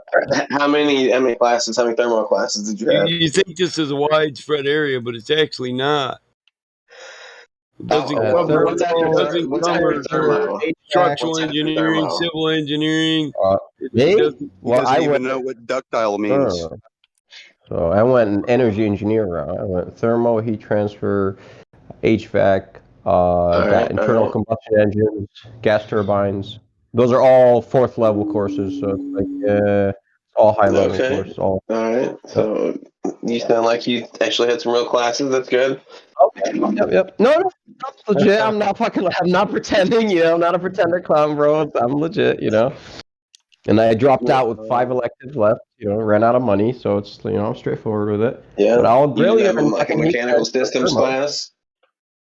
Kinetics. No. I had kinematics, instrumentation. Oh yeah, dude, for sure. Did you take instrumentation and instruments? As part of the lab. So did you That was basically wrapped into the lab. Well, yeah, I think I did. Oh my god, it's been so many years. I'd have to look at my. Did you take vibrations? Vibrations, yeah. Okay. Yeah, that's true. Everything kind of has a resonance. That's something that like you hear about. Like, so let's reverse back to the dynamo at engineer level. You're an engineer. Gladflow, sorry to interrupt, but this guy made a claim. He said that he saw someone recreating the Earth's molten core. Magnetic. He said, Phoenix, Arizona. Experiments on convection in Earth's core tangent cylinder. Yeah, I don't mean that. Actually. Oh no, you just referenced that. Yeah. Yeah. I'm interested because he claimed that cylinder dynamo. He saw how a molten liquid metal, spinning a molten liquid metal, generates electricity. I'm curious. That should be obvious. Listen, he claimed that somebody made this polar cylinder dynamo, but really this is all theoretical. I'm looking at the paper on it right now, but I can't find any experimentation where they actually build a relative model. Oh, they've got a model. I've seen it. It's big and it's pretty massive. It's maybe like 6 feet in diameter, 8 feet in diameter. Huge. Cylinder dynamo. No, it's a big sphere. You can't. How do you? Oh fuck! How do you keep molten iron? Yeah. I'm trying to find Can I just it. quickly say something? Hold up. I've got something to say. I've been keeping this in for the Professor Dipstick over there. What is the definition of a core? And secondly, you cannot have two cores in one fucking object. That's just fucking applied science. It's applied fucking universal knowledge. There's only one core in one object. You can't have two cores. It defeats the purpose and the name of calling it a fucking core. Hang on, does iron float in molten iron? Does iron float in molten iron, or does it sink? No, wait a second. I want the idiot to say something. How do you have two cores? You cannot have two cores. Right. Language evolves. So where the term core used to mean. Not when language is colloquial defined as the way he's using it right now. I'm just saying language evolves. That's not that big of a deal. I know that's a nice statement, but we can get a modern definition of core, and it's still the tough central part. Okay. So, show me proof that it evolved from the definition of Merriam-Webster that I just gave you. Show me. I mean, you can assert evolving language, but what you can't do is prove it. And then even in an evolving word, you still have the etymology of the fucking word. The fact that it evolves, the proof that it evolved is the fact that it's getting used to reference multiple cores. No, the proof of evolution of word is in the definition. And then it changes the usage. It'll be defined colloquially. I know you understand this term. If the colloquial definition hasn't been changed and the usage is still the same, no offense. And there's a reason that the English language is concise and defined by usage, whether or not it's an adjective, verb, or noun. And that's so sentences can be both coherent and cohesive. You know, all words can work together in usage and definition perfectly with a grammatic function, and you can relay a specific sentence in meaning. All words working together to form this meaning. What you can't do is redefine a word for an improper use. That's grammatically incorrect. People do that all the time. That's when language gets fun. What I'm talking about is specific language, because science and applied science are specific, and they use words as they're colloquially defined. We don't use words outside of their usage or defined definition, son. You say you're at a collegiate level, and Like, crank You it up, sound man. like some No, dork. science is He's more an engineer. specific than. Sound like a judge. Dude, listen. No, if you're going for an engineering degree, you should know this. It shouldn't be something I have to define to you. We should be at an academic level conversation. Phil wouldn't argue this with me because he knows I'm right. That's why I brought it up. What's he going to say to that? He's got nothing to say. None of these people have anything to say because all they use How is fucking word salad. scientifically can we relay a specific scientific concept to somebody if we allow people to just redefine our fucking language at will? Then we just speak babble. And nothing, sentences are no longer coherent or cohesive, so they're useless. Language is useless. We can't relay specific information to anybody. You might as well just throw out the entirety of language and let's just talk jive. You dig? But everybody knew So exactly what we were are you referring picking up? to. Excuse me, but my brother, my motherfucker, are you picking up what I'm putting down? You dig? Not really, because everybody knew exactly You what speak we were talking babble, about. bitch, and you're not going to college. Everybody knew exactly what we're talking about. There was no ambiguity. No, we don't. That's why we're being specific to the usage of the word and its definition as defined by the usage and the placement in the sentence, grammatic function. Come on, man. I thought you're acting funny. This is funny for my. I'm sorry. And you're supposed. Listen, you're supposed to be an academic. I find this hard to believe. I'm not an academic. I mean, if you lacked, listen, if you didn't pay attention in grammar and English, then one could logically infer that you just didn't pay attention in school. And to say you're at an academic level when you have a comprehension problem or an attention span problem is highly unlikely. One could logically infer this just from your statements and your actions. I haven't hardly got to say anything because you've been talking nonstop. Bro, you're arguing semantics of a word that's defined specifically for a specific usage. That just seems so pedantic. Like, what? So what? It's science. Okay. I'll define how you use that word pedantic because I define it differently as a colloquial use, and I don't think by my definition, that word means what you think it means. Just kind of unnecessary. Wow, basically. this guy's you are well, you know, I don't not know. using the English language to me seems redundantly obtuse. Yeah, redundant. There you go. Redundant. Basically, that's kind of the same thing. Redundantly obtuse. That's. Pedantic. I said the same thing. Yes, too. It's an academic level insult. Did you get it? He doesn't. Or did it fly over your head? No, it totally flew So over my can head. we agree that words are defined colloquial for use for specificity in science, applied science, engineering, and many trades? Not just for communication, but how does one person tell another person how to build? What if I want mine built to certain variances and tight tolerances, but you can't even understand academic level, mind you, with stating I'm an authority. I have a degree in this. I passed the test, Mike.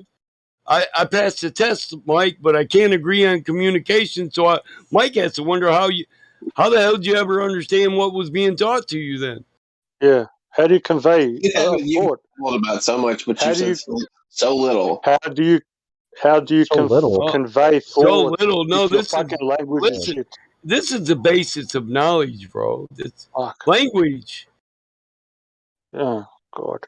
I can also So say listen, if our words don't mean the same, and I hold all the knowledge, but I want to teach to you. But your words, my words, when they hit you, the meanings change. Can I effectively teach you all that I know? Potentially. Potentially, if I take 100 years to explain every word and play semantics and become we've got a lot of pedantically redundant, and I won't say pedantically redundant. If you don't be pedantic about it. That's a Paleonistic expression. I've described a word and an action in two different ways, which there's no varying levels of one action. Not two, anyway. So that's Paleonistic. No offense, but... Are you sure you're using that properly? A Paleonistic expression? Yeah. Yes. Why don't... the example is saying I'm very hyperly intelligent. Pedantic Yeah. and redundant are varying levels of repetition. So now I've described the action in two different manners. So one can no longer understand whether it's redundant or pedantic. Because they have two It's separate a little meanings. bit of Even both. though they're close, they're not synonymous. So they're varying levels. So now you can't even understand what level of redundancy I'm at. You're probably like a level 3, I think. That's what I would guess. You're level 3 redundant right now. Yeah, language isn't about guessing what the fuck I'm saying. I want to test I'm not this buying dude. anything you're selling, y'all bro. tripping me out. I don't believe Quick you are question, who you say you are. What are you talking about? I've talked to you before. This is 50. Yo. We're unorthodox. You sound like that Sasha dude from before. Anyway, I want to say something. Wait, shush. I want to say something. Hold up. So this is the problem that we have. We've got fucking morons saying dumb shit, and people just accept it. Fucking 2 cores. You cannot have 2 cores in any fucking process whatsoever. It's just a fact of the matter. And so stating anything else is a lie within itself. Fucking outer core, inner core. What you the guys fuck are like does that even you mean? guys It's got are like no on meaning. another level or something. Captain Engineer, real fast. Quick Bring it down question. to earth a little bit. Please don't Google it. What is the area under the curve of the PV diagram? What do we call that? Work. Ooh, fuck. Okay, you did study thermal. Nice. All right, it is work. Good job. Clap. Nice. Okay. I'm not tripping. I had 2 years of thermal. No, that's not bad. All right, I'll crank it up a couple more notches. What is the Clausius inequality? God, please don't. Defines entropy. Wow, this guy did actually study thermal. Okay. All right. So how does the gas not escape into space? Well, Yes, whenever, you are, brother. just a force called gravity. Thank you, bro. Like we don't typically use gravity in thermo. He's not you who know. he says he is. It's he that Darth simple. Vader? Gravity's Said It's the an force. apparent truth. The force is strong. I think so too. His metaphorian. The rest of these work. I am your father, Big words on y'all. Hold up. What is it nowadays? People can claim academic achievement with stolen value and not even be able to fulfill the what academia is about, and we take them for who they are. Yeah, this is a. I'm sorry, as a veteran, I would say if you stole my valor and claimed that you were somebody you were not, I'd probably stomp your ass because that's a serious offense to a veteran. But as an engineer, I also would say to claim you're an engineer and you're not one. He just asked me questions that were like deep into That's thermo. against. Oh, I know that, but any and idiot I can answered research them without thermo. No hesitance. offense, but people who are on a collegiate level at a bachelor's level, they understand what I'm saying. It's not an argument. Why is it you don't? Okay, what's an adiabatic process? Quick. Fuck, I was on the college debate team, bro. There's nothing pedantic or semantical about being specific about English language. It's the way we relate information to each other. It's a must. Language. We define the terms of everything we talk about with our words and our language and our usage. If they're meaningless, then so is everything we say. Yep, exactly. I might as well be talking Russian. Fuck it, let's try Spanish and see Are you trying to besmirch me? Straight shot Is through. it No, what you're I'm doing just here? being You're trying who to I besmirch am. me. I'm not trying to. Yeah, I'm trying to behoove you, bro. Like, don't follow you and don't be crass. All right. Oh, so you do get it. So you do get it. I'm ambivalent and He's a a little shill. sonder today, so you have to forgive my No. luck. So you just demonstrated that you do understand what I'm saying, And you're being a smart ass. and you're just being an ass. No, I'm being a little bit flippant. That attempt at an insult or an implication didn't I'm go being a over little my head. flippant, but I don't know. I would say flagellant, motherfucker, but hey, I'm an ass. They're just a little too cavalier sometimes. But I'm about what I'm about, and I don't miss a goddamn thing. Yo, I heard y'all talking to some kid the other night. It was pretty funny. Oh, let's obfuscate the point we're about to get to. We're about to pop It's the pretty head off funny. the pimple. It was funny. What's his name? Was Fucking, talking you're to off the him. reservation, bro. We're speaking about something that's fucking important. What is your especially- level of academic achievement? Let me just ask this. I finished my junior year at mechanical engineering school. I worked for a civil engineering firm. And Associates. currently working for an ISP. Associates then. Yeah, I've got an associate's. I need a year to get my bachelor's in engineering, mechanical. You haven't taken any electives yet. Year 4 electives, obviously. Actually, I just need 6 classes, I think, man. Bro, But I you're gotta 2 have- I years gotta in have and you're Spanish. telling me I passed the test and you know what test I'm talking about. In 2 years, you do not know what test I'm talking about. The Sorry. PEC, in terms of where I went, the accredited engineering Fundamentals school I and went. principles. Bro, yeah, the PE you can take it junior year, no Yeah. problem. Sophomore. And you're trying to tell me what your requirements are, that when they're not that, those aren't you. There's no 5-year requirement of experience. That is a journeyman's program. Journeyman's program. Yes, like an apprentice. I attended people's apprenticeship in the Marine Corps. Yes, that's what that is. But it's not an academic level achievement program. You can finish that right then and there.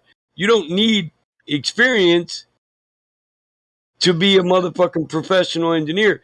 You need to pass the principles of engineering you need to pass the principles of engineering and the fundamentals of engineering class.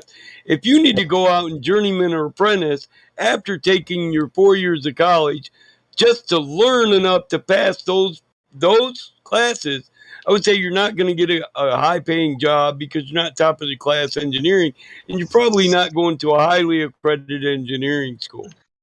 But hey, I went to MSU. I went to MSU, which is a highly accredited engineering school. MSU. There's MSU right around where I live, but I doubt you went to that MSU. Michigan State University. I'm a Spartan. No. There's quite a few MSUs. So Can I ask you a question. It becomes a question: are you an academic level, study-proof engineer, or are you taking an apprenticeship course or journeyman's course? I basically went to school to be an engineer, and life took a dump, basically, and I couldn't finish my senior year. And now I'm And he working doesn't for understand the question I'm answering. Thank you. That's all I needed. Michael, he doesn't understand English. I don't think you do understand English.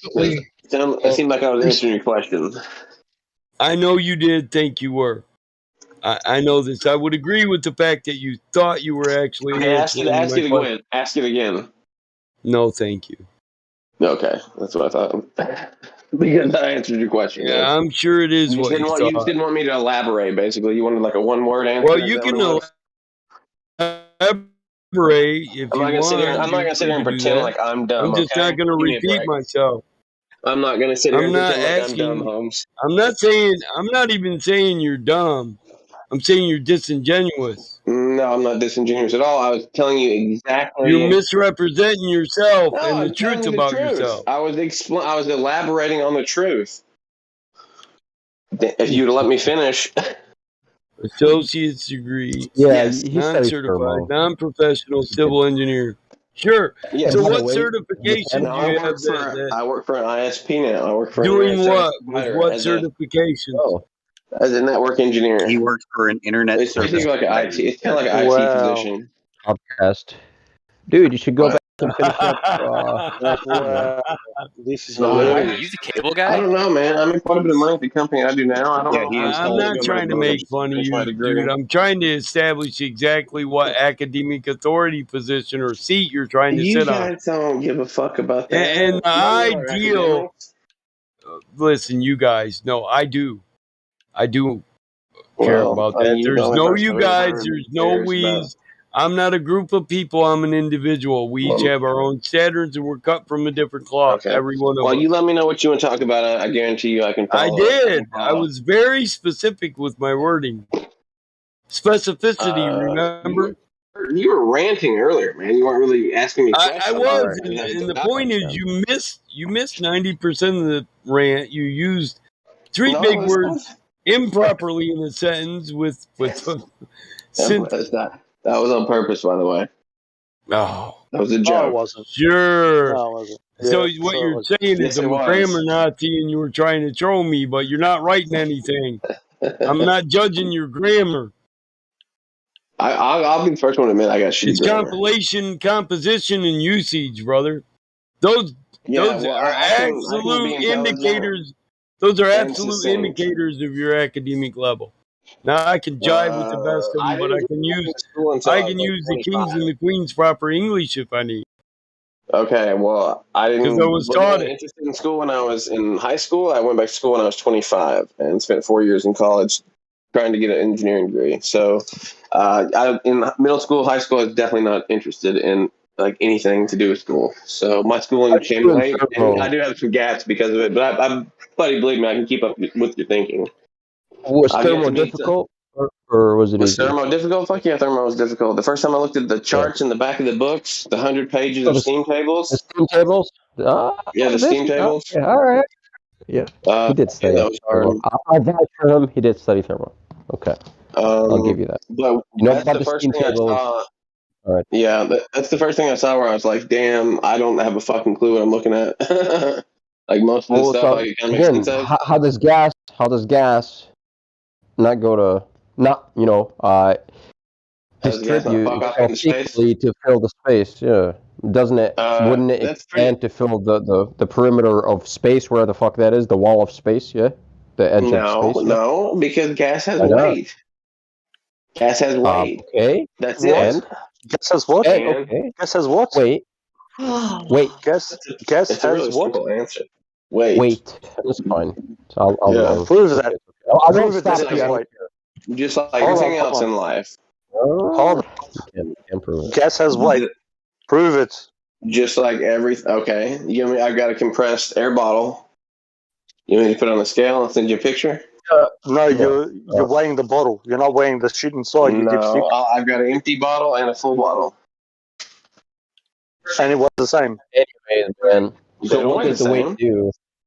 It goes up And whenever you put air in it. It goes up. weight goes up?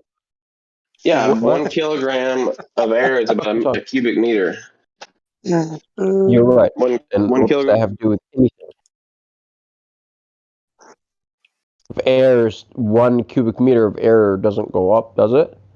Unless you heat it, obviously. Kinetic energy is what determines, right, where it goes, yeah? Correct or non-correct, or what's up? Per meter cubed. Not per meter cubed. So yeah, you can take per meter. Yeah. If that's the differential unit you want to use, go ahead. I'm down. Don't matter. No, it's I'm almost certain of that. It's like 1.2 meters, 1.2 kilograms per meter cubed. Yeah, that's the density of air, correct? At whatever at room temperature, 23 degrees C or whatever that is. But that's not what I'm not talking about density right now. But we can if you want. Well, density is directly proportional to weight. So if you wanted the weight, you can. I mean, you can look up the weight of air. Density is mass divided by volume. It's not. It's it's the amount of matter occupied that occupies the unit space. That's Yeah, density. but it's what determines the weight. Sure. Of a substance. Sure. And everything we know, every natural object on the face of the planet is attracted to the Earth. But unless you're talking about a balloon or an airplane, okay, those are man-made objects. Not true. Not true. Not true. What about clouds? What about clouds? Isn't most of the surface water? Like 70% of the Earth's surface isn't attracted Clouds to are not the attracted surface. to the ground, though. They come down What are in the you form of talking rain. about? 70% of the Earth's surface isn't attracted to the surface when it gets hot enough. And guess What? what? No. Yeah, water evaporates. Genius. And it comes back down. It rises. Because it's attracted to Earth. It wouldn't come back down. Yeah, that's called the rain cycle. Yeah. So where's the force? This guy is fucking Where's the force retarded, holding all this man. weight down? But when it changes phase, because of energy, right, drop in energy levels, then it precipitates out of the suspended state that's in, right? It's chemical precipitation, ain't it? Yeah, it basically gets humidified, and the air goes up, and it cools down, and it condenses, So it does. and then it falls So back it does down. defy gravity. Yeah, so if it's Defy gravity. attracted to Earth, how does it Defying rise? gravity. It's like How does- saying, No, you no. know, Here's the me- question: how does precipitation rise if it's attracted to the center core of Earth, or double because cores it's that you? lighter. That's a pretty simple explanation. What about hail? Oh, so basically you just invoke density and buoyancy.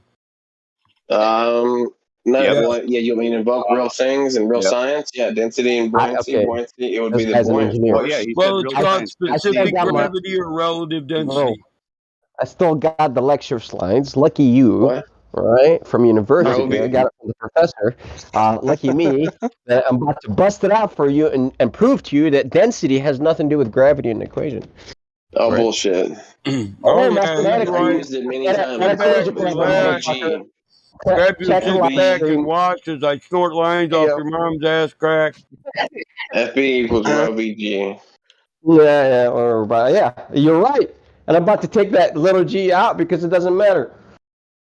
Right? Right. The G is a vector. It's present in both. It's present. not So you gotta replace it with a vector?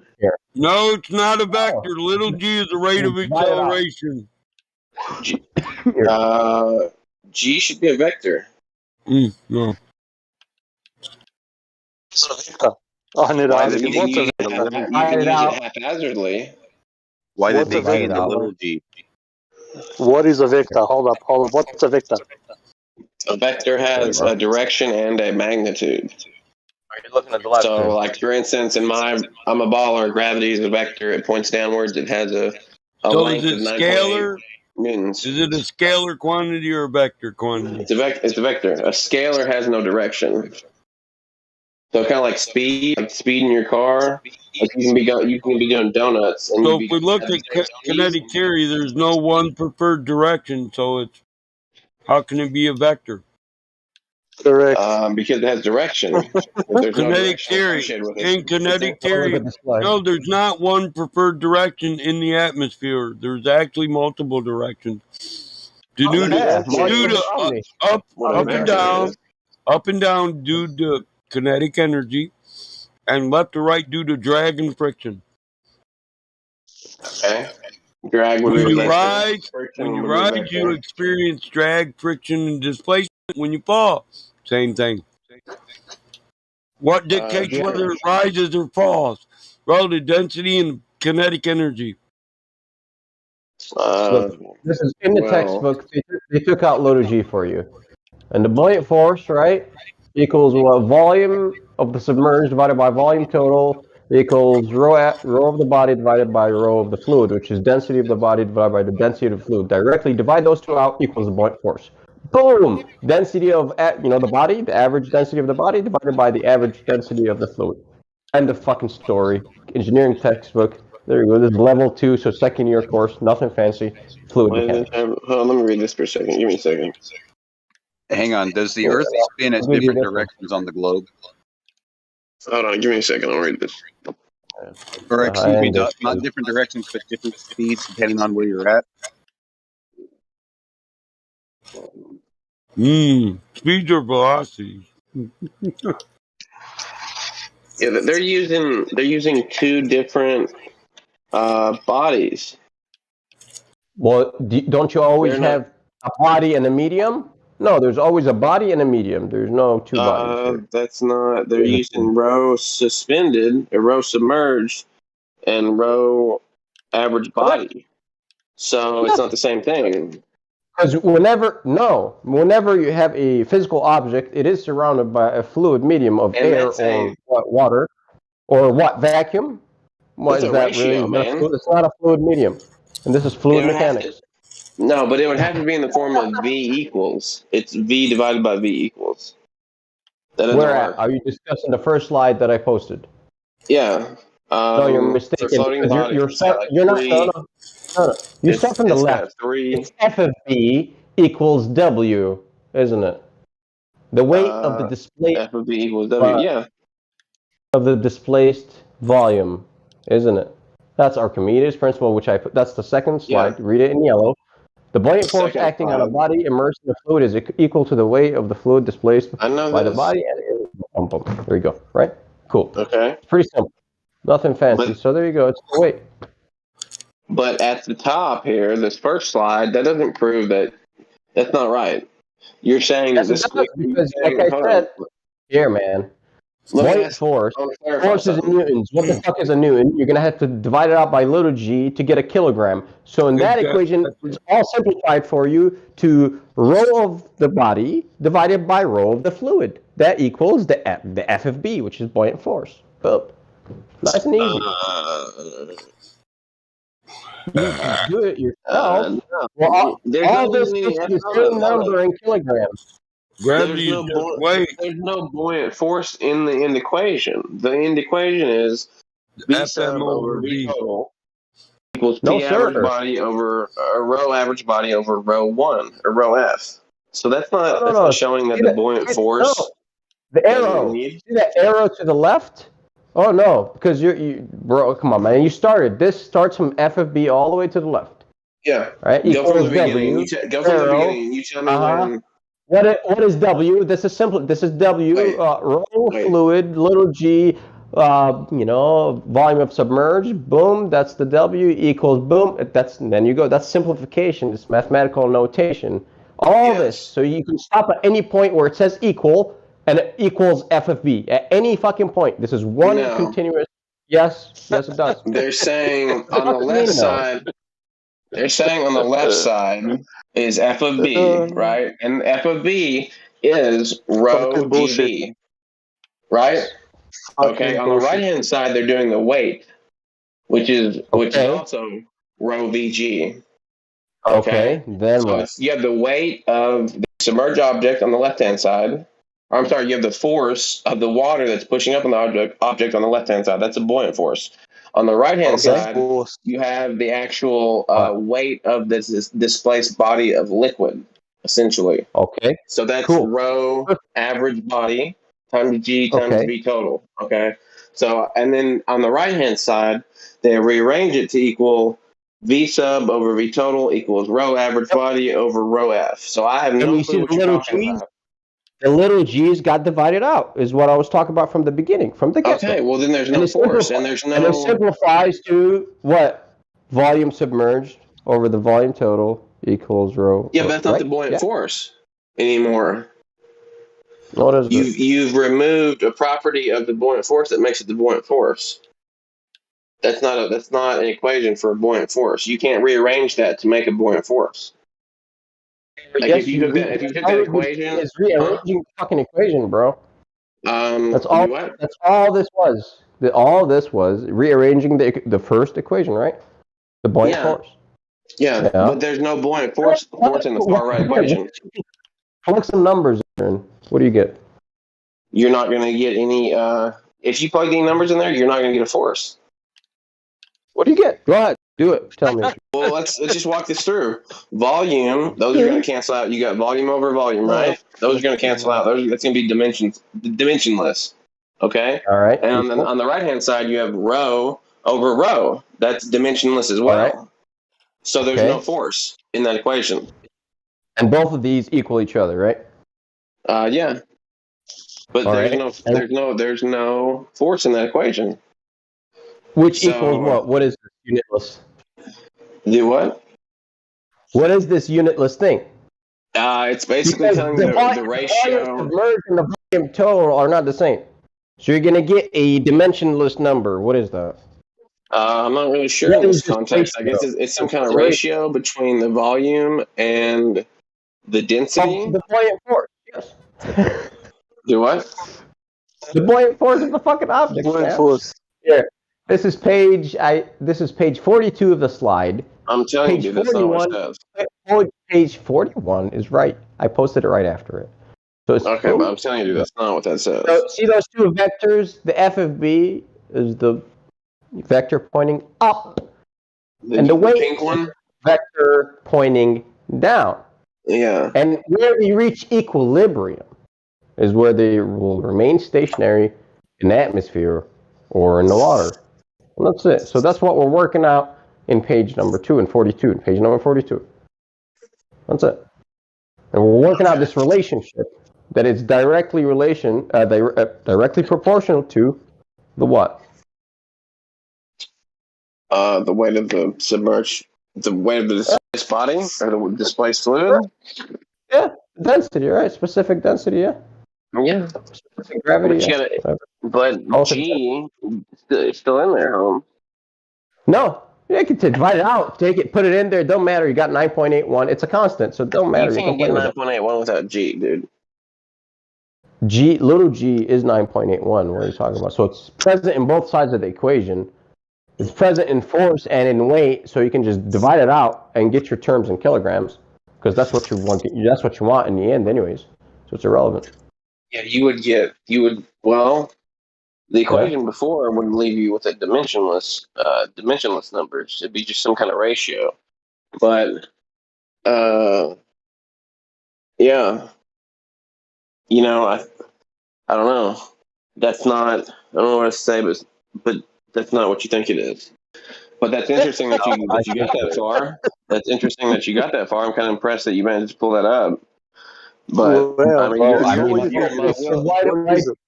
demonstrate what it is, then.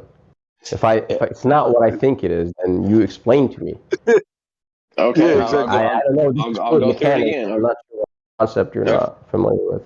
Okay, I'll go through it real quick again. Okay, so whoever's listening might be looking at this equation. So it's the pink fluid with dots, with the silver balls. And at the top, it's got an equation. It begins FB, which is the buoyant force, equals W, which is the weight. And then it goes on. It's got a basically an arrow pointing to the right, and it tells you the next. And it's gonna conform FB, which is the buoyant force, and weight into its original form with different variables.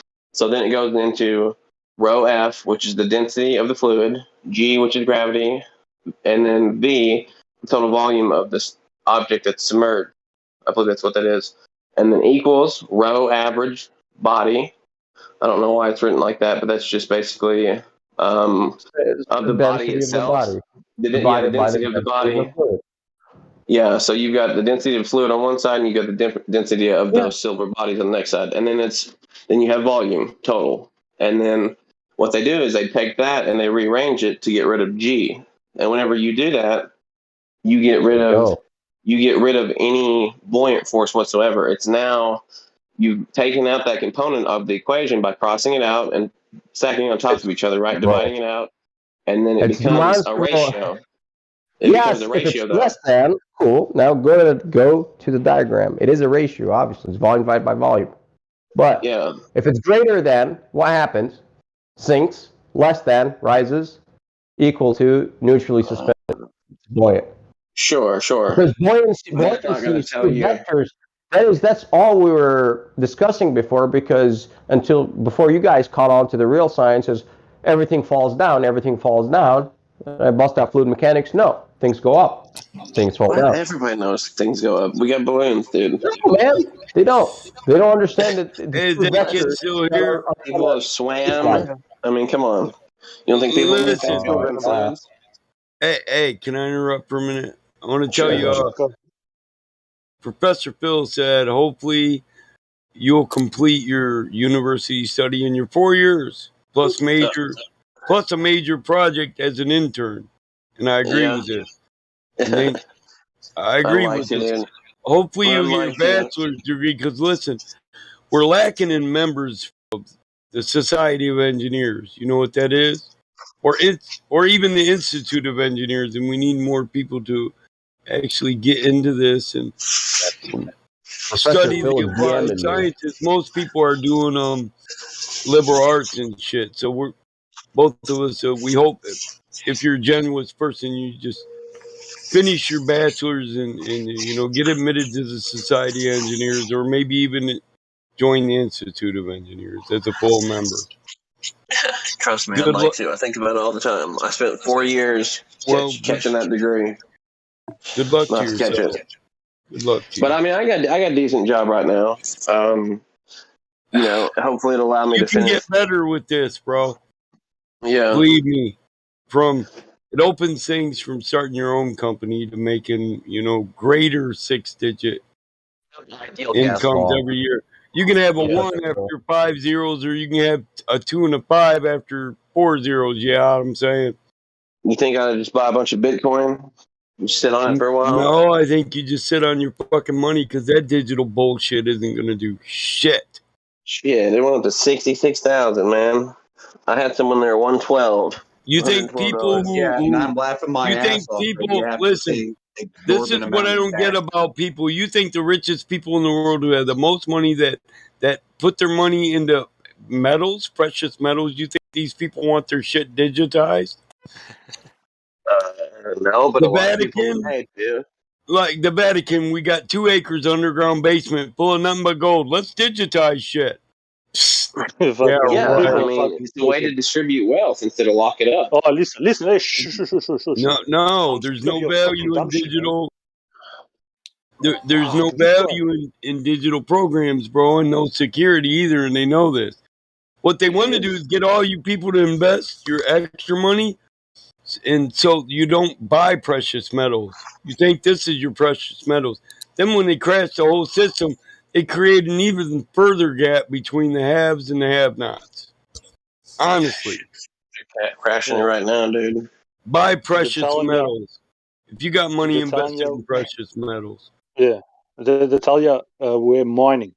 How can you fucking apply the word mining to something that is fucking just digital? Oh, it makes yeah, you think that you're getting not something. mining shit, motherfucker. You just need to jump go from out and find gold. I'm serious. That sounds like a hard chore. Go out and find gold. They crash You it. go They pet- you wanna go separate the pet all those gap. others? They create they crash it. They create an economic Grand Canyon. They become gods on earth economically. And the rest of us are reset. We start from zero. They start the monopoly board all over. But here's the thing. Every space on the board is already bought and paid for. You just you don't even own a fucking railroad. You don't even get $200 for pass and go, motherfucker, because you got to pay rent all the way around the board. Direct to go to jail. You ain't making it to go, my motherfucker. You dig? You picking up what I'm putting down, my brother. Young buck. That's pretty. Yeah, that actually made sense. It's the sick game of Monopoly that the winners don't want to stop. Yeah, but all it means when you land down and go, all that means, or free parking or whatever. all that Look, means, this nigga again. More You don't money, get- more money, more you don't money. get anything More for it. money, That just bitch. means Get you off don't my get it. lot. Get off my lot, bitch. Charlie gonna get your ass as soon as you move 2 steps. Oh, now yo, Charlie. More money, more money, more money. Charlie don't own shit. I own it all. I just let him be the landlord over there, nigga. Get off my land. Right back, get off my board. I own the board, bitch. Hey, I am the vicar of Christ. I am God on earth. I'm also a Catholic, so I'm a father. What's that make me? The Godfather, bitch. Bow down and pucker up. Kiss my pinky ring. The whole thing's a fucking racket, and people don't get it. They're a And I mafia. sound like, yeah, people don't get it, man. Like I've been speaking about this, and I get called all It's like sorts of shit. they watched I The don't care anymore. Godfather. It's like they watched The Godfather, which showed them truth, but they thought it was all make believe. Yeah, These the biggest mafia motherfucking heads in the world. They go to the Vatican to get sanction on a head. They're like, can we kill this motherfucker or not, dog? He's a made motherfucker, yo. Can we kill him? If he ain't made, oh yeah, kill that motherfucker. We ain't got to ask the deacon or the pope about that. The archbishop, no. The archbishop's cousin, man. Oh, you got to talk to a motherfucker above him now. You better get your kissing verb. Better get you some chapstick. If motherfucker don't like Chase lips on his ring, bitch, you gonna fuck my gold up. How I'll have to bitch slap you. Who got the biggest pimp hand on the earth? Yeah, Who? he'll seal Come your on, I ass want with to that answer ring by that punching you in question. the forehead with your chapped The ass. Godfather, pimp, the Godfather above all Godfathers, those principalities, dominions, and rulers that we wrestle against, they're all family heads, mafia. And believe me, the Italians didn't start the mafia. This is some Sicilian shit. What is going on here? Fuck. Real gangsters. Not a war happens on Earth without the Godfather sanction either. Yep. And he gets a piece of all everything. The Silk Road used to be just one road. Now it's any trade route on Earth, whether it's on water or on land. And if you're moving shit and selling shit on my Silk Road, bitch, you gotta pay the Godfather. Bow down. Yep. Look, I might give you a job going out and collecting my money, motherfucker. I'll give you 1% of what you collect, and bitch, you better have my money, or we gonna kill your whole motherfucking family. And they neighbors, just because you fucking with my money is like fucking with God's emotions, man. If people just realize the entire world's ran by fucking criminals who want you to be honest. Yep. So they can keep robbing you, motherfucker. Are you a John or a Mark? That's all I want to know. And isn't it funny, John and Mark? You get it, right? So if you're a John, nigga, you're paying for pussy. You cut pussy. If you're a Mark, well, we're just taking money from you, bitch. Why are these two names used in religion? Because you're both their John and their Mark. Yeah. You're Johnson and you're marked for something. But anyway, that's, I'm speaking shit most motherfuckers can't even get on my level with, bro. Bro, I don't know how much, like... Continuum, bro. I'm itching for the what I fucking can continuum. do. I'm trying to herd this guy to the continuum from the beginning. Slowly but surely, you know. Might as well, man. What do you know about Einstein?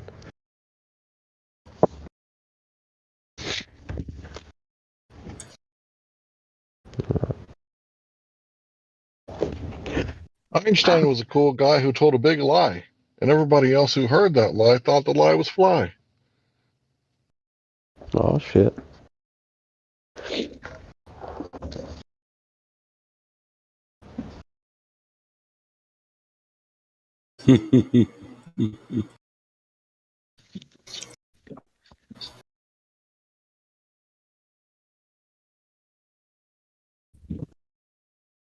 Come give me that college money so I can tell you about my space time. Nigga, you gotta pay me. I'm so 50. You gotta pay down and just to hear me talk. I don't spit shit for less than some G's. How much you want to learn? Give me a soul so I can tell you about God. Ooh. I wanted to say the other day, the guy that I debated said he was about to become a physicist. He's about to graduate. And he told me the same thing. He told me that I wasn't very good at communicating at the academic level. And I needed to work on it. I talked to a dude yesterday that told me he was both an astrophysicist and a biblical expert. And I asked him, what academic achievements, did he get to qualify him as that? And he said, none. I'm self-taught. I'm both. I don't need academic level achievements to claim academic status. Which Bible expert is an academic status. It basically says you have an MA in theology, yes, and of course, astrophysics, who we know is a position you get from academia. But here, I don't need schooling to have either of them. Mike, you don't know what expert is, and I said no. Expert is defined in a person who has mastered a certain area or degree. Now, how do you become a master? He says, well, you study it. I said, no, you get a master's degree, you fucking moron. That, too, is an academic statement. Mastery. That's why Jesus was called Master. People don't get it. Yeah, this kid told me I was a fucking ignorant, retarded bitch. I said, oh, my God, son. What drugs are you taking, or what drugs, better yet, are you not taking, motherfucker, because you're mentally ill? Are you with me? It could be the lack of drugs with some motherfuckers. And they still ain't right when they got them. It's getting harder and harder to communicate with people. I told that motherfucker to give me his PayPal. I was going to give him a C note just for being the dumbest motherfucker I ever met. I'm serious, bro. I know literally you're kind. I know. Well, I thought he needed it, and it's just I am my brother's keeper. Yep. It's my duty. When I see mental retardation to the level of not even being able to sustain your own life or a normal conversation. If you can't even hold a normal conversation, brother, you need this more than me. Because you ain't going nowhere in life, motherfucker. Yep. You got people just, if it feels like, I don't know, maybe it's me, maybe because I'm a linguist or whatnot, but it feels that most time when people talk, it's fucking word salad. The outer core, the inner core, the this, the that. Yeah, I'm a specialist, and I'm like, dude, you can't even grasp simple language. Brother, How I the have fuck so wondered the entire meaning of babble since I wrote that book, and I was just over the years, the people I've met, girls, it's blonde girls, she used to say, babble, babble, babble, this motherfucker just babbles on, and I was like, OMG. You know what I mean? I know what you mean, bro. I said the whole fucking world talks this shit. The Tower of Babel is true. Yep. They've missed the point of the story. It's they've missed the meaning.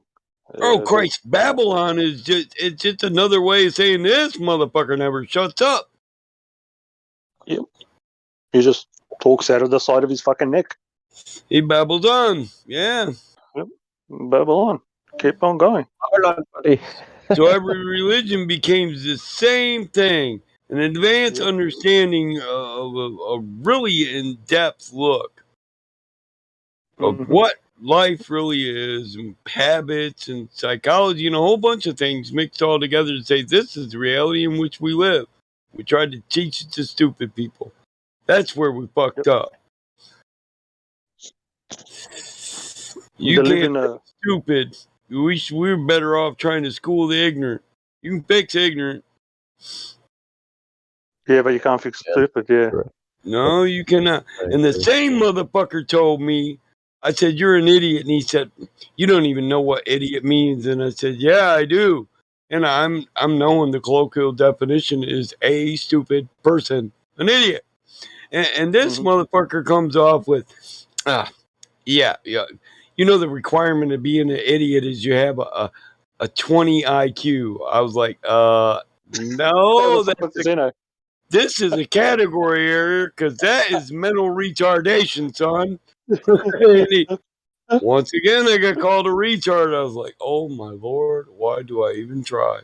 Because it is. If you have a 20 to 25, in between a 20 and a 40 IQ, you're literally considered to have a dysfunctional mental faculty or mental retardation.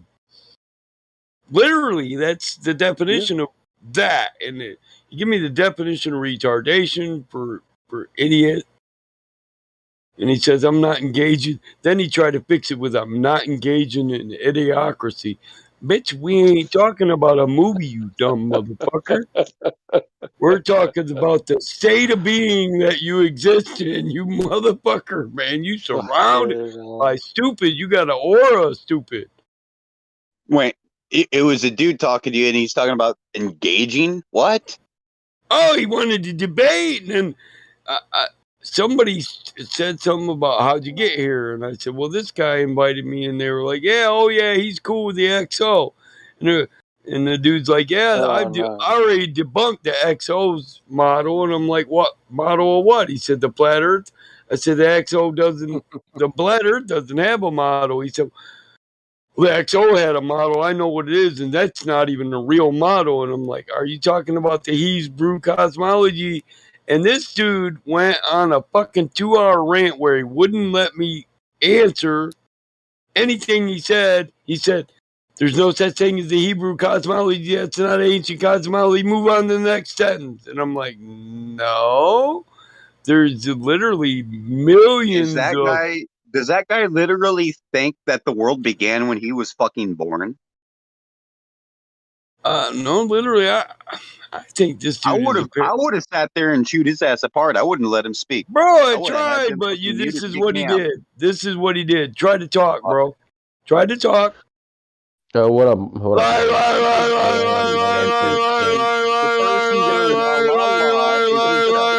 And I mean, he literally did this for fucking 2 hours. I was like, oh my fucking God. And then just out of the blue, I'm fucking around and I was like, oh wait, it says ban over his name in red. Somebody just made me mod. I muted that motherfucker. I was like, oh Lord, thank you.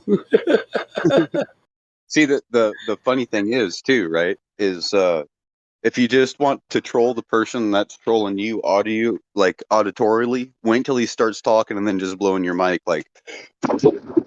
Oh, he just kept going. Liar, no such thing as the Hebrew cosmology. That's not ancient. Liar. You're just a liar. You're a liar. Or take your air hose and hook up your You're the fucking Mason, ain't you, liar? And then he'd get stuck. Did your name equate to 3330? Oh, Redford knows. Okay, I He was won't like cut a you off. broken. No, it's okay. He was like a broken record because he just wouldn't shut up. So if you tried to talk over, he would just keep repeating and repeating and repeating. Redford got laughed at me so many times because I swear to God, I was about to pop like a water balloon on a bed full of nails. I was like, Yeah, I didn't want to leave. I had to stay. I started with the listen, bitch. What do you need, airfare or gas money? Well, what? Are you getting aggressive? Then oh fuck it, just sit back and relax. Watch me do lines off your mama's ass crack. And I started insulting him and rapping on him.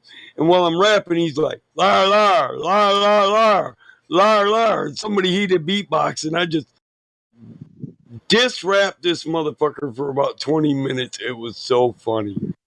Pretty funny. But the whole time. That's how you got admin on that server because of your rapping skills, bro. Listen, admin. Listen, that motherfucker was screaming liar, liar, like it was a hook to my rap It was song. just like I turned him down. I was like, you a dumb bitch, liar, liar. Your mama got big hips, liar, liar. I'm about to seek this tip in her two lips like it's chip dip. Liar, liar. He literally made me want to make a rap song called Liar, Liar.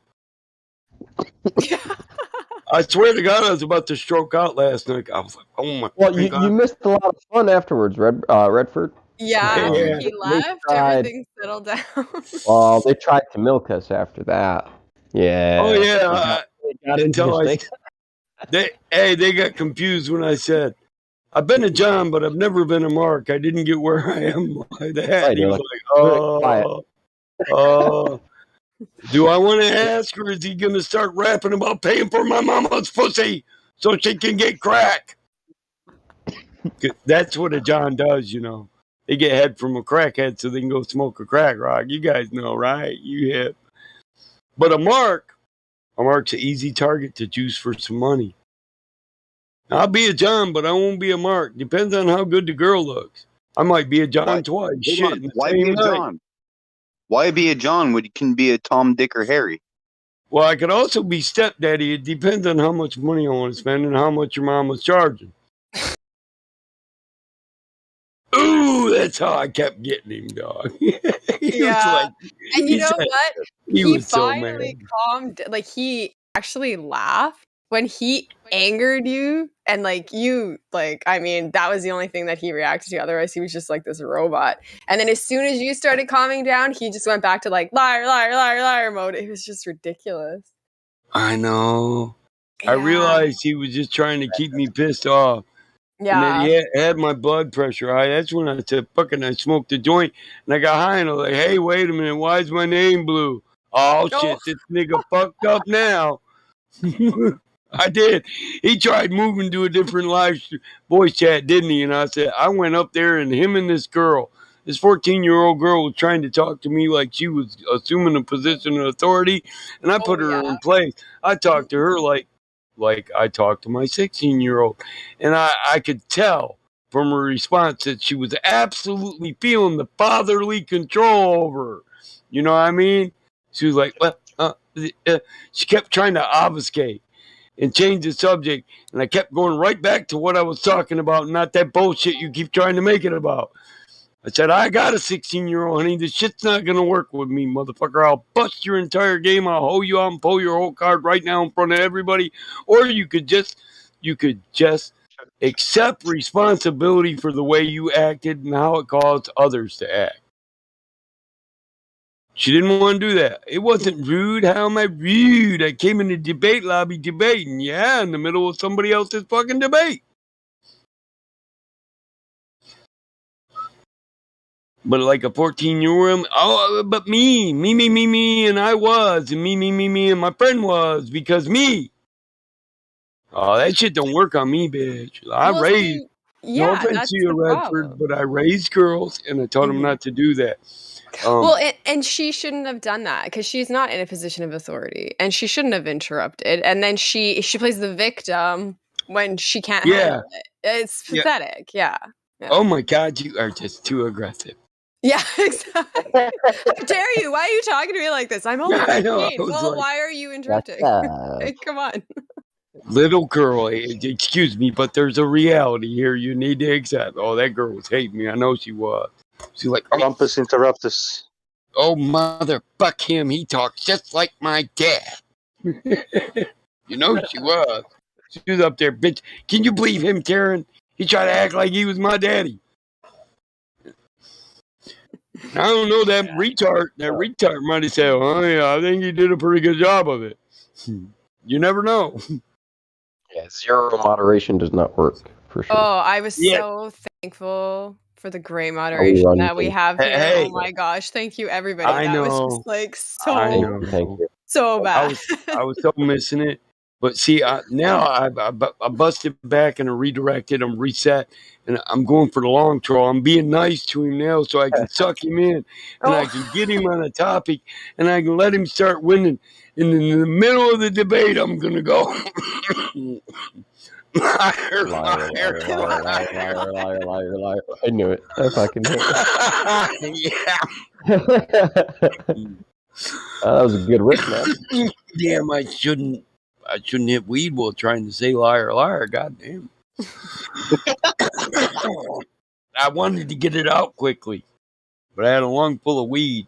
Yeah, I wanted to do that. You got me pegged, serious. Liar. So after you left Redford, there was just all his buddy, all of like Ron's buddies, the owner. were like, oh yeah, Ron, hell man, he's a great guy. He helped me out. He made me a couple $100, and this guy's like, yeah, he made me a 400. Then another dude's like, he made me 500. It's like, all right, because they started for some reason, whatever the fuck we're talking about, they got a hunch that Mike's got some dough. And I said, Mike, I was like, Mike, man, are these motherfuckers trying to? They're like, yeah, yep. So we got that hunch and we played along, right? And yeah, they were. We got to the point where I was like, hey, motherfuckers, I was born in Africa. We do shit for breakfast.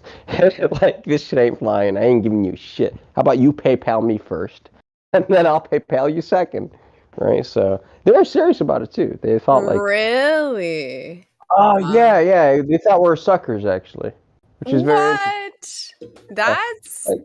That's kind of surprising, actually, considering what they just witnessed with Mike. I know. I said, hey, dog, you ain't got to lie to me. I'm cool with hand over fist. I just want to know how you flip it because I don't invest money that I don't know where it's going. He said, well, if I told you that, I wouldn't need you. Or you wouldn't need me. And I was like, well, I don't need you anyway. My money's made, motherfucker. I'm retiring next year. The other guy was like, oh, man, he helped me out. Now, like, I could buy a car. I was like, thank God, man. I already have a car. So what can you do for me? Cyrus, what up, babe? you should have told him you're an African prince. As soon as he transfers you $1 million, you can help him out. We'll get him a princess. Yeah, I pulled off like, yeah, a North I'm African Nigeria, bro. We do this shit for breakfast. I'm a Nigerian prince. Don't fuck with me, bitch. No, he's a North African prince. I know. Crypto. He knows I'm from the sands of Africa. Crypto. What up, bro? Guten Tag, and bonjour to Redford. Bonjour. Comment ça va? I don't know what that means. Oh, come on. Language. Mais Don't c'est even beaucoup, try. c'est bon, Don't quoi? even try. I don't know any good. French. I'm not French, so I don't know any French. Oui, oui. 4 inches. Oui, oui, mon chéri. I cannot measure 4 inches, though. Zutala, there is no curvature. You know that's what I say to all guys that try to say, I got a big one. And I say, really? How big? They say 8 inches. I say, that's funny. Most men can't properly measure 4 inches. Okay, moving on. Pin dick, motherfucker. Guys with the real one say, oh no, honey, it's little. Because they got a purpose, right? Yeah, the old surprise. They just want to get it in, you know. We can talk about this after we get going. Little pin dick. Oh, that shit always cracks me up. Who do you expect to get? Who do you expect to get with? Yeah. Who the hell ever got a girl with that John C. Holmes line? You know what I'm saying? Like, Lord, if my daughters ever cling to that, I would be so disappointed. You want a guy that don't even want to talk about that. What was that? There was a bit of a movie. The Asian guy goes, I've got 2 inches of hard dick for you. Oh, hey, that's the guy that asked you if you wanted to meet up. How high? 2 inches of hard dick. Oh, that's it. How high? I got 2 inches of hard dick for you. How many joints are we smoking? It's inversely squared proportionate to the distance from the hooter you smoke. Or time relative. See, time is a function in that equation. So let's start with how much weed we smoke. Hell, I smoke too much already.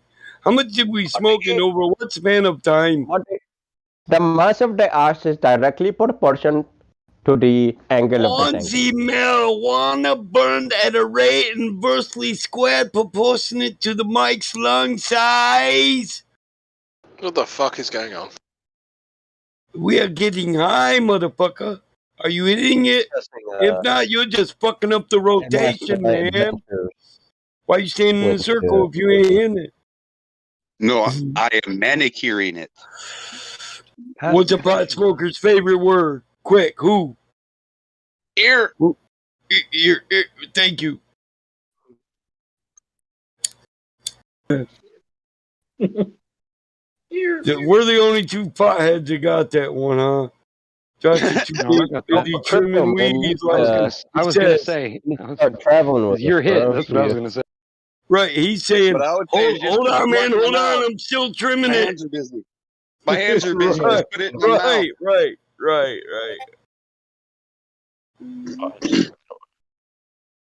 mouth. Or hold the bong and spark it for me. My hands are busy.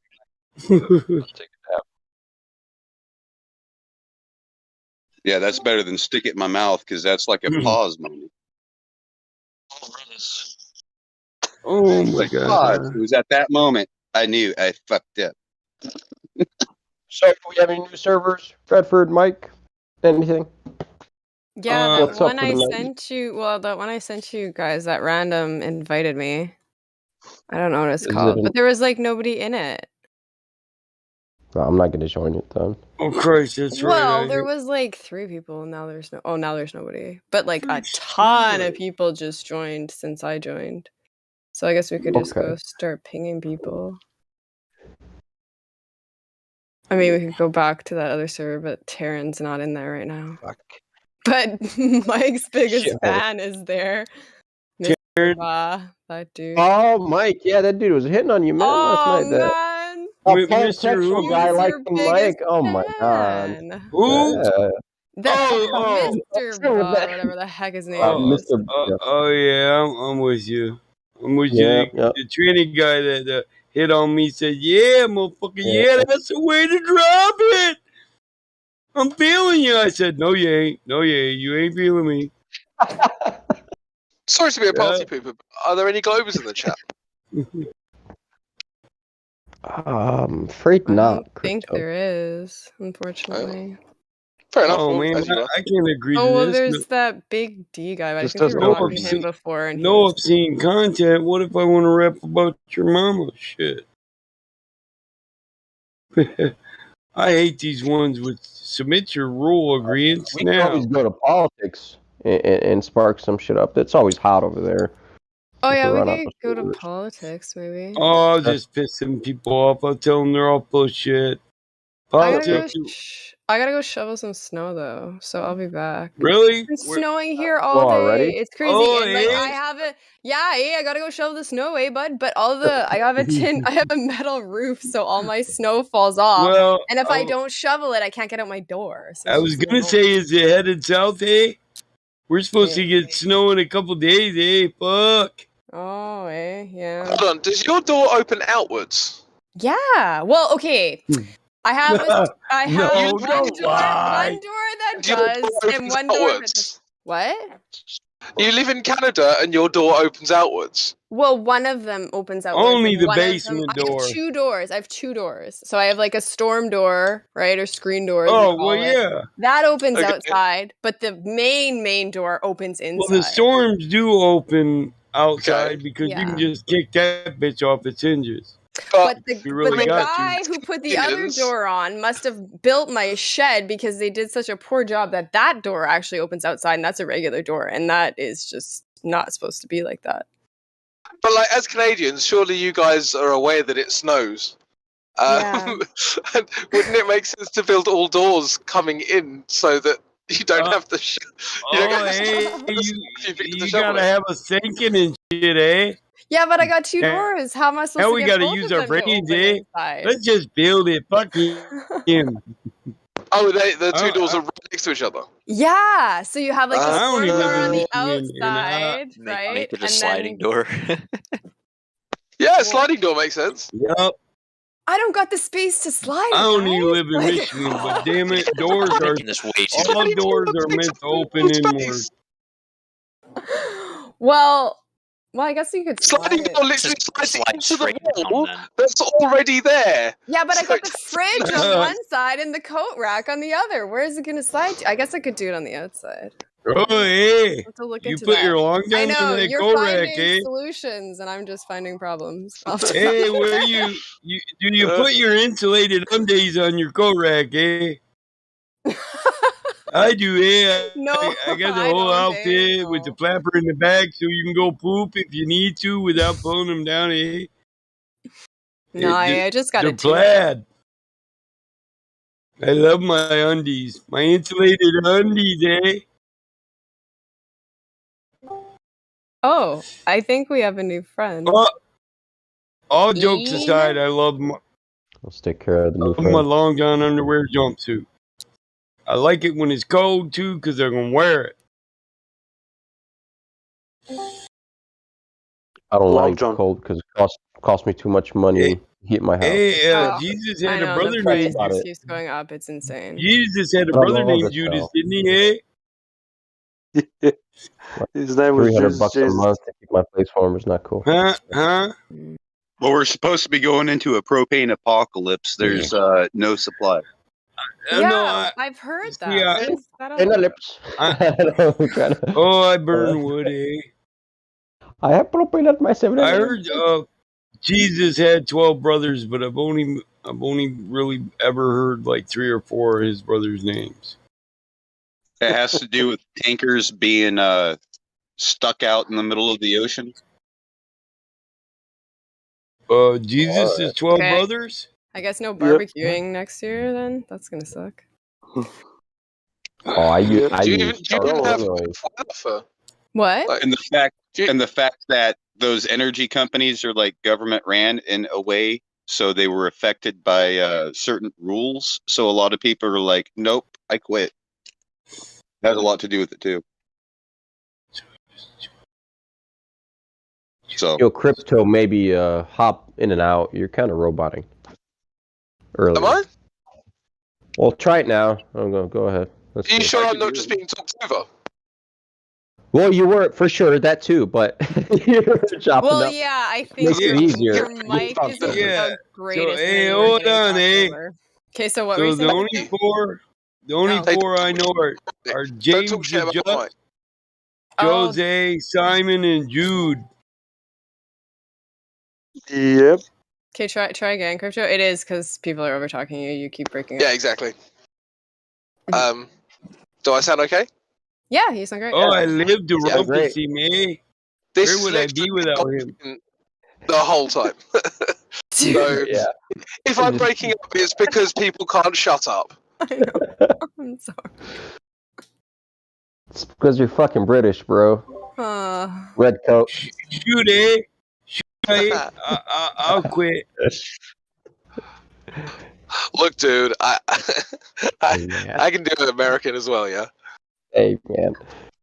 You know I love you, Crypto. Come on. Where shall I be from?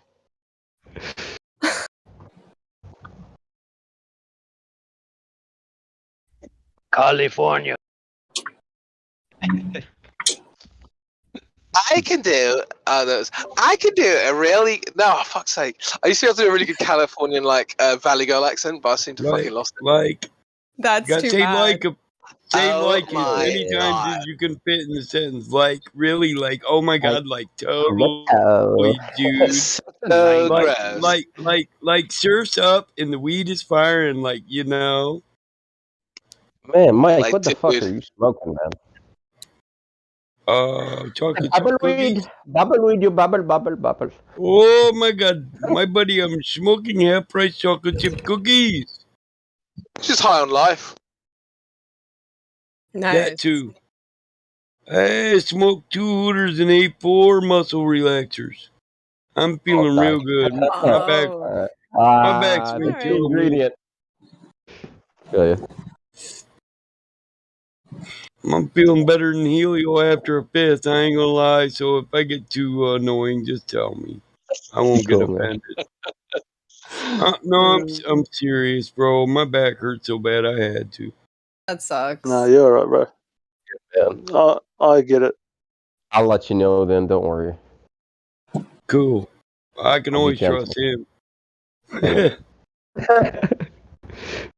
Is Ian there? I tried to ping you, but I don't know if you want to talk to us. You're new. You're just verified. Cyrus is a rude motherfucker. Oh, he's the virus. That's a virus, bro. Cyrus the virus. He's a deadly man. Wait, Cyrus I doesn't have a exist? No, I do, man. I'm even sick right now, bro. So the virus must exist too, or something. Oh, hey, he's a theory, bro. You're right now, therefore everything the government tells you is true. 100%, man. I live in a Pretty ball much. right now. Because you said it, it's true. I mean, that's literally the logic you get from these retards. Oh, I got sick, and then my friend got sick. Therefore, everything the government says is true. And his mom got sick because I was doing his mom's, and it's true, man. I'm telling you, ask his mom's. Coincidentally, it happened after he went to the lodge. Whoa, bud. You in the lodge here. What the hell is this? I just said coincidentally, not causality. I didn't go actually last time because Oh, I'm my sick. Lord. Wretch is getting drunk, huh? He got some southern Sorry. shine. Cyrus, do you mean you're sick as in, that's sick? I'm not feeling well. He's not Feeling feeling under well. the weather, right? Flu, tonsil. Yeah, it's the weather shit. Tonsils are all, flared up and, mucus and shit. Just the flu, Whichever So you variant. I mean don't give a fuck. You don't mean cool. You mean legitimately unwell. Yeah, legitimate. Yep, for sure. Cyrus, get some betadine, bro. Do you guys have betadine there? Betadine? What's that? Betadine. Yeah, it's like this fucking dark brownie or reddish liquid that you. Tell you what I got. I got ginger in my tea right now. It's a topical That's what I You got. got Is that what in your tea?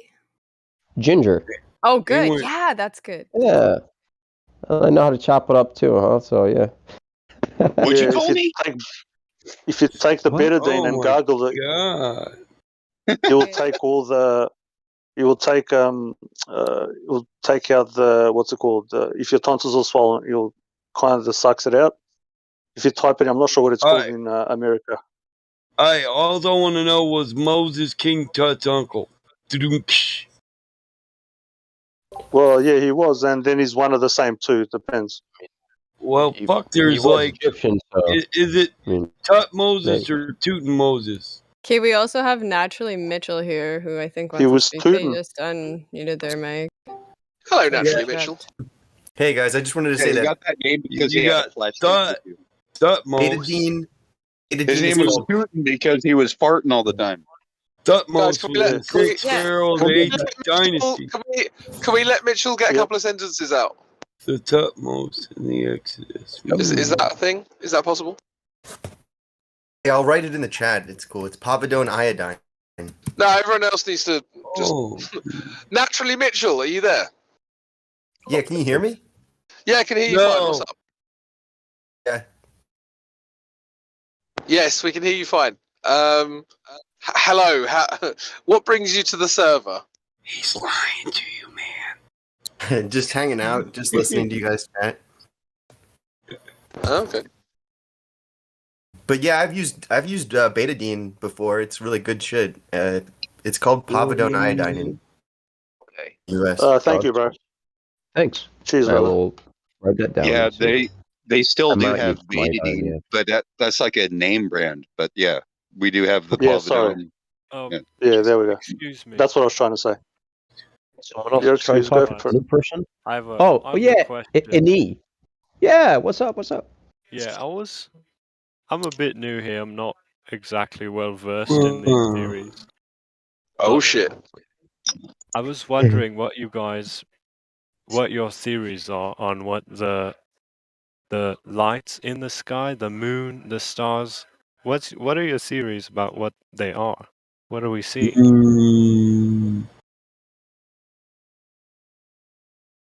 I think that Electromagnetic they're all. radiation. We're I seeing think that they're all. lights. All they are is lights in the sky. Nobody knows what they are. You can't find out what they are. To try to say that they are something, you're just be a liar because there's no way to know what they are. Can we give Sir Lead Mod Crypto just a minute on the air? Yeah, cool. Okay. I think that they're all Roman gods, with the exception of Uranus, which is clearly a Greek god. And blowed out. No, I don't really think that. But it is strange that they're named after gods, isn't it? Yeah. Doesn't that make you doesn't get your noggin jogging as to the, let's just say, the leanings of the religious leanings of the scientific community? Why would they name lights in the sky after gods? Right. But isn't there a lot of connection to Zionism in these conspiracies? Well, I don't know. Well, I mean, I thought we were talking about lights in the sky. Or Zionism's completely separate topic. So, what exactly are they involved in? What, Zionists? Yeah. Everything. They're involved in Zionism, which has got nothing to do with lights in the sky. Zionists run your government. No, yeah, but hold on. This is a this is like a 370-degree segue from what we were talking about, right? This is highly sus that you just start talking about Zionism out there. We were talking about lights in the sky. Let's try and keep it to the earth. Okay, yeah, fair. I like that 370 degrees. Man. Funny shit. Interested in these topics though lately, and so that's every fair time enough. someone tries to explain something, it seems to always lead to them. So I was wondering. Hey, can you turn your mic up? I can barely hear you. I'm not quite sure how to fix that, to be honest. Maybe in Discord. Hold on. Say things louder.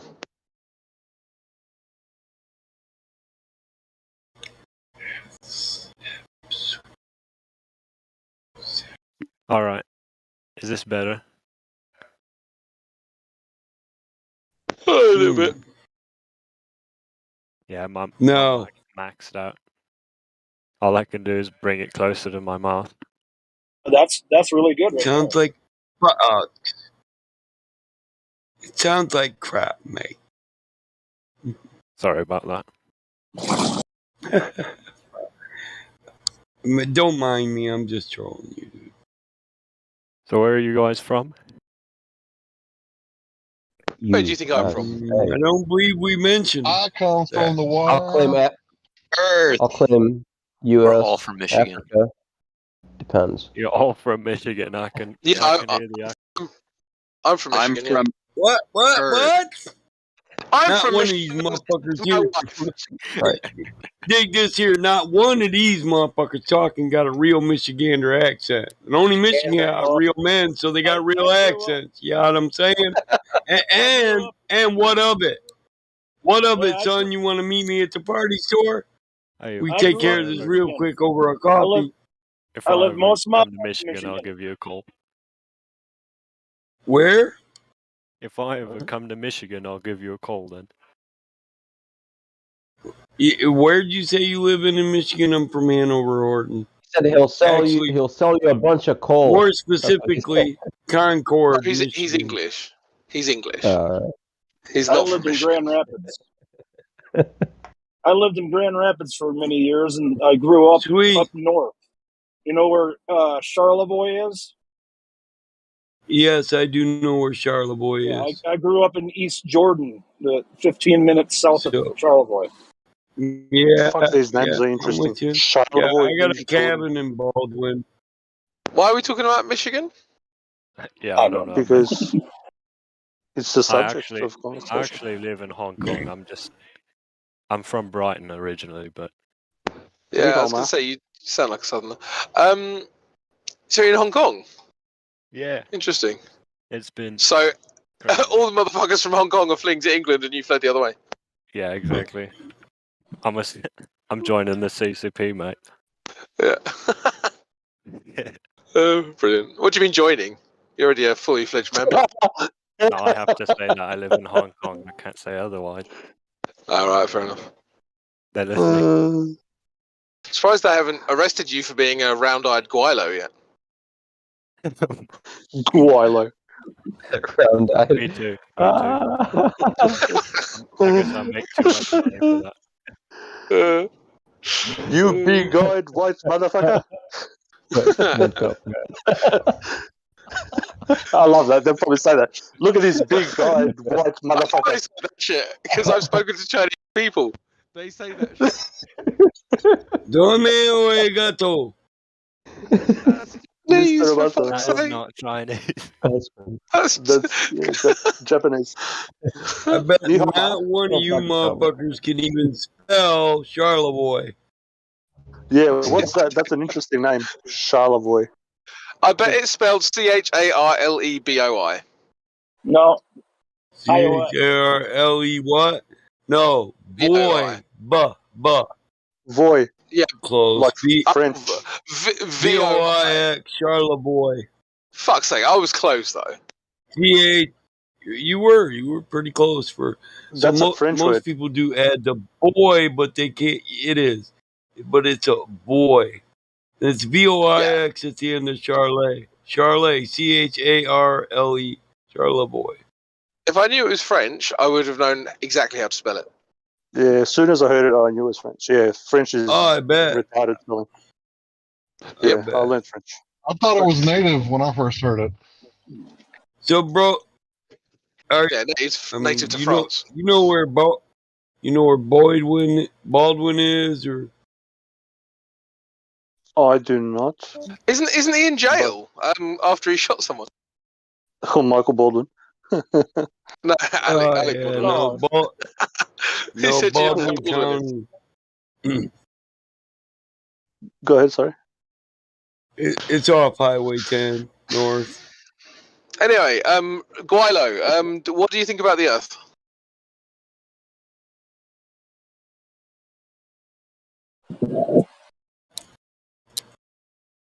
He's still in. He doesn't think much of it. Wow.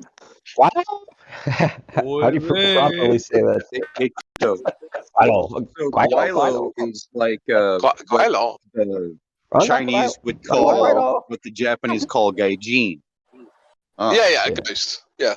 It means ghost. Same thing. Stranger. Yeah. It's like gringo. Yeah. So I just wanted to know from our Brighton, Hong Kong friend what he thinks about the Earth.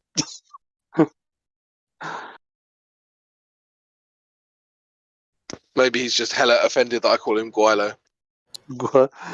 It's funny that people just think like some people are racist, but it's everywhere. They don't get it. Yeah. Well, I mean, I've had this conversation loads of times. I've been all over the world and everybody racist. Bad, huh? It's funny though. It's interesting when you hear I just said other that people like 2 nights ago. how they fucking view us. You know, it's funny. I have a laugh. You know? Yeah. Fucking big-eyed white. Literally, anyone who's in England who thinks that England is the only racist country hasn't left England. Do you know what I mean? It really is that simple. True. It looks like they don't even have other friends than, so-called, their own kind, whatever that means to anybody. They don't even leave their own fucking houses. How the fuck would they know? True. Oh, God. Yeah, I didn't want to go into that. Is that the Brighton guy? Are you still here? Are you actually here? I don't think so, man. What was his name? I don't know. There were two of them. There was Naturally Mitchell, and there was the other guy. It was E something, I think. I don't know if Redford Bear's still there. Mitchell is here, but the E guy is gone. Oh, okay. Hey, Mitchell. Hey. Hey. What's up? How goes it, man? Hole of Holly, not the Holy of Holies. Deck the hole with holly, balls of holly. La la la la. Tis the season for Woody Jolly. La la la la la. Oh, that is crazy. I so didn't know about this Tutmosis III and Ramses III. Makes you wonder how many Ramses there were. There's a few of them. And there's interesting. He's got red hair. There were So at it least changes five. the entire it changes the entire chronological format of the Exodus, bro. From what I'm reading. Correct, yep. And they have evidence for that, so it's not debated. Exactly. Yeah, Cyrus, I just wanted to call you out for being a racist as well, because you said that you put a ginger in your tea. Oh, now hey, my buddy. That's not cool. Like, because, I think ginger Oh people... my God, my buddy. Ginger people shouldn't be put in tea.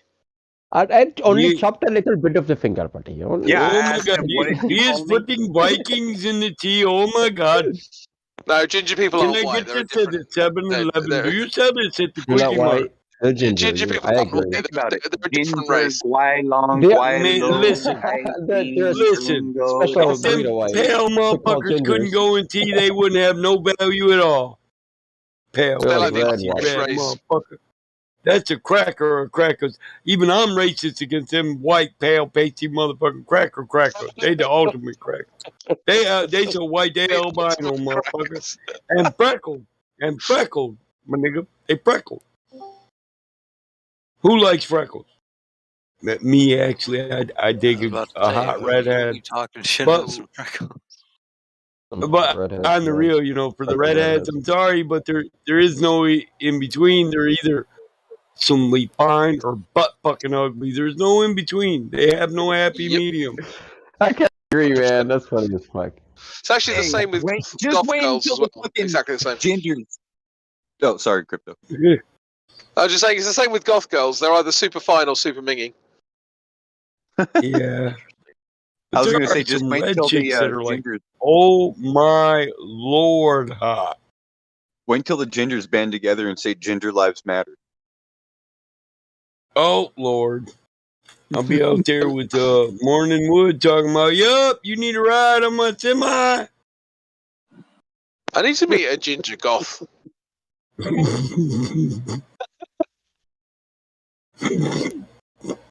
anyone can hook me up, that'd be good. I can make Did you say a ginger golf? Is that like a miniature golf? Now, are gingers or free are there semi tall gingers? rides for gingers only. Only requirement must be female. If your beard has some red in it, does that make you a ginger? Yeah, I got rid of my beard, man. From the land of pharaohs too. It's like Ramses III got red in his beard. It's like he's got a red beard. It's like, man, I better not. Or Most does your beard make you Aryan? Most Think about it like this, yeah. Think about it like this. You know how when the Hulk gets angry, he turns green? That's like the ginger version. It's like you get a ginger beard when you get angry. Alright. Ginger beard. Yeah, you don't get any strength. You get nothing good. You just get ginger beard. I got every color in my beard. I got black. Well, I ain't a player hater, bro. Red, everything. I gotta give him his props. And how many Marys were there, and how much anointed oil loop? What are we talking Too about? many and too much. Weren't they more than one Mary? Yeah, those I'm two. talking about pimp stuff. Y'all don't know nothing about. This is the history of pimping. This is pimping, pimping. Yeah, Pimping so this is the old they got a Godfather. Jesus starter jacket. Yeah, the Godfather Amen. of pimping. Is he making sense to anybody else? No. Yeah, he used to me. He used to me. That's because you're also stoned. I haven't really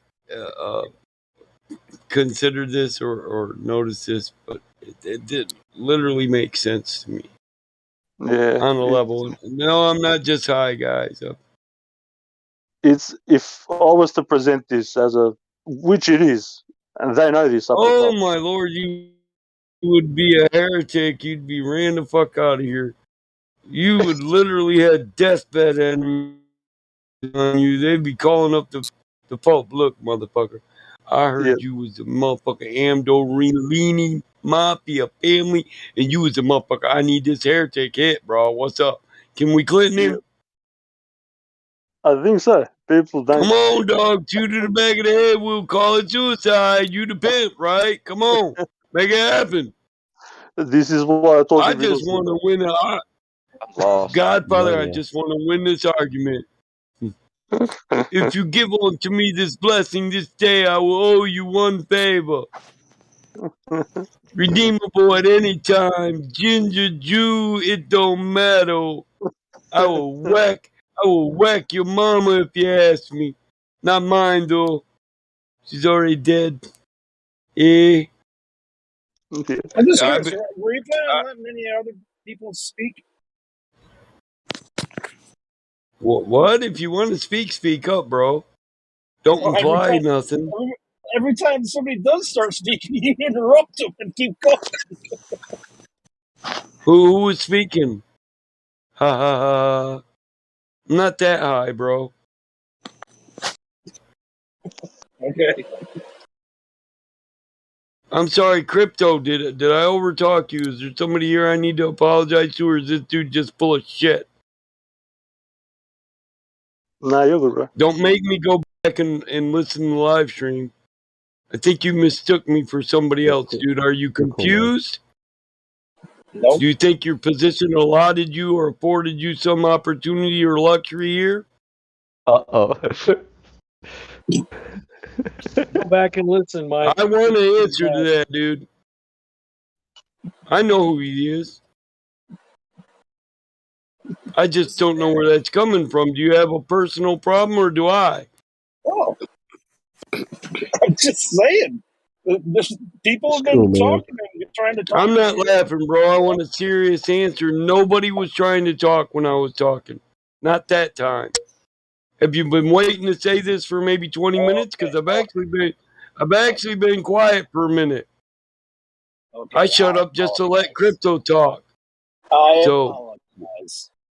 I don't want your fucking apology, dude. You got me totally twisted. I think maybe you don't even know who the fuck I am. You just want to act like you do.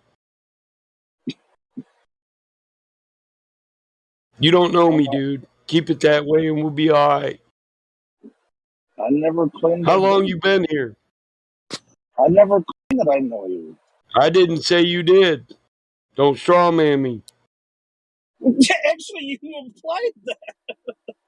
I'm making a fucking statement, dude. Keep laughing. Can I say something real quick just to kind of diffuse this? A lot of us here on this panel, like, shit, we've been here for years, so if Mike talks over me, I really don't give a fuck, you know what I mean? Like, there's, even if it was hot and shit like that, yeah, whatever, because, fuck, man, it's like, we're family, you know? Same thing with Crypto and a lot of old school guys on here. Well, the It's like, thing is, I talk make over the me, I don't care. statement not 10 minutes ago that, you know, I was a little buzzed, and if any of my boys in here got annoyed with me, feel free to tell me shut the fuck up, but I wasn't talking to this motherfucker. I know you said some smart shit, Crypto, but I didn't catch it. I was about to say something to Mike as well.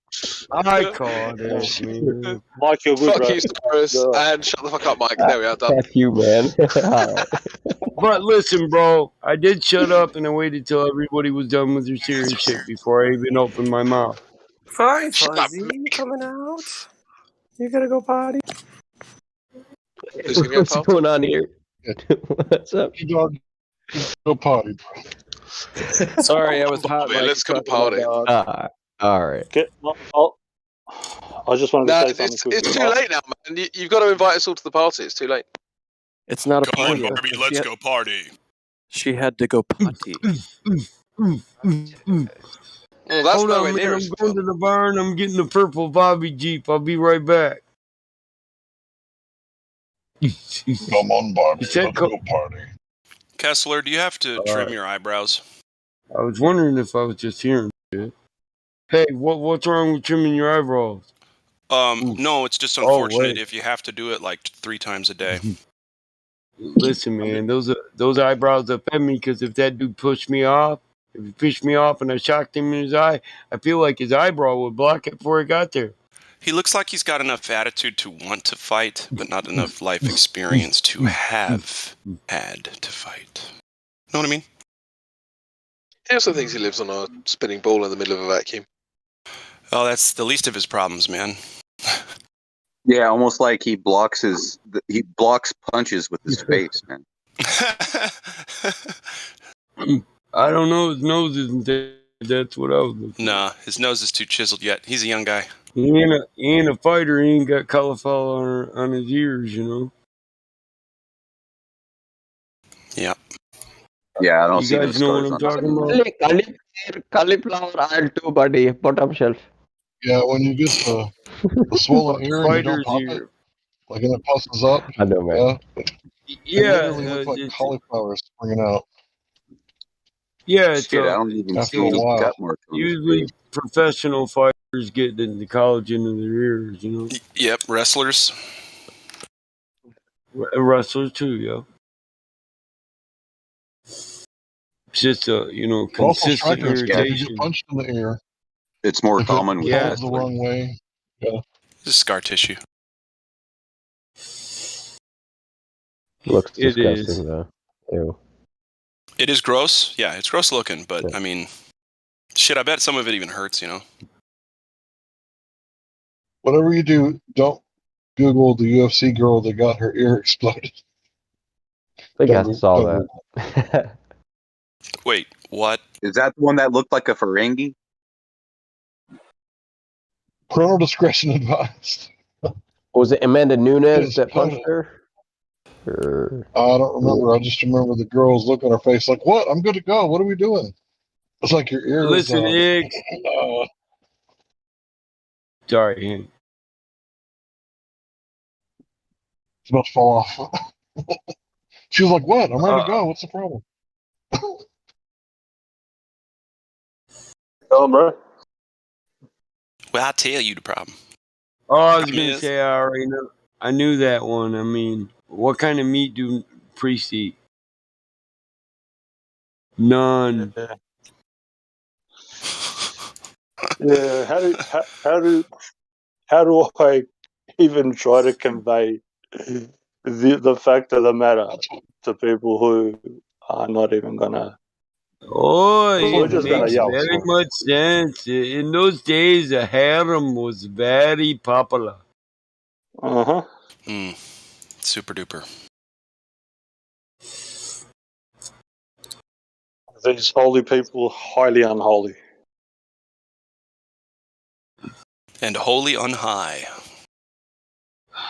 I'm a very holy person. I've got a bum hole. I've got ear holes. I've got nose Yeah, dude, I got hole. like millions of follicles. I'm full of holes. Yeah, man.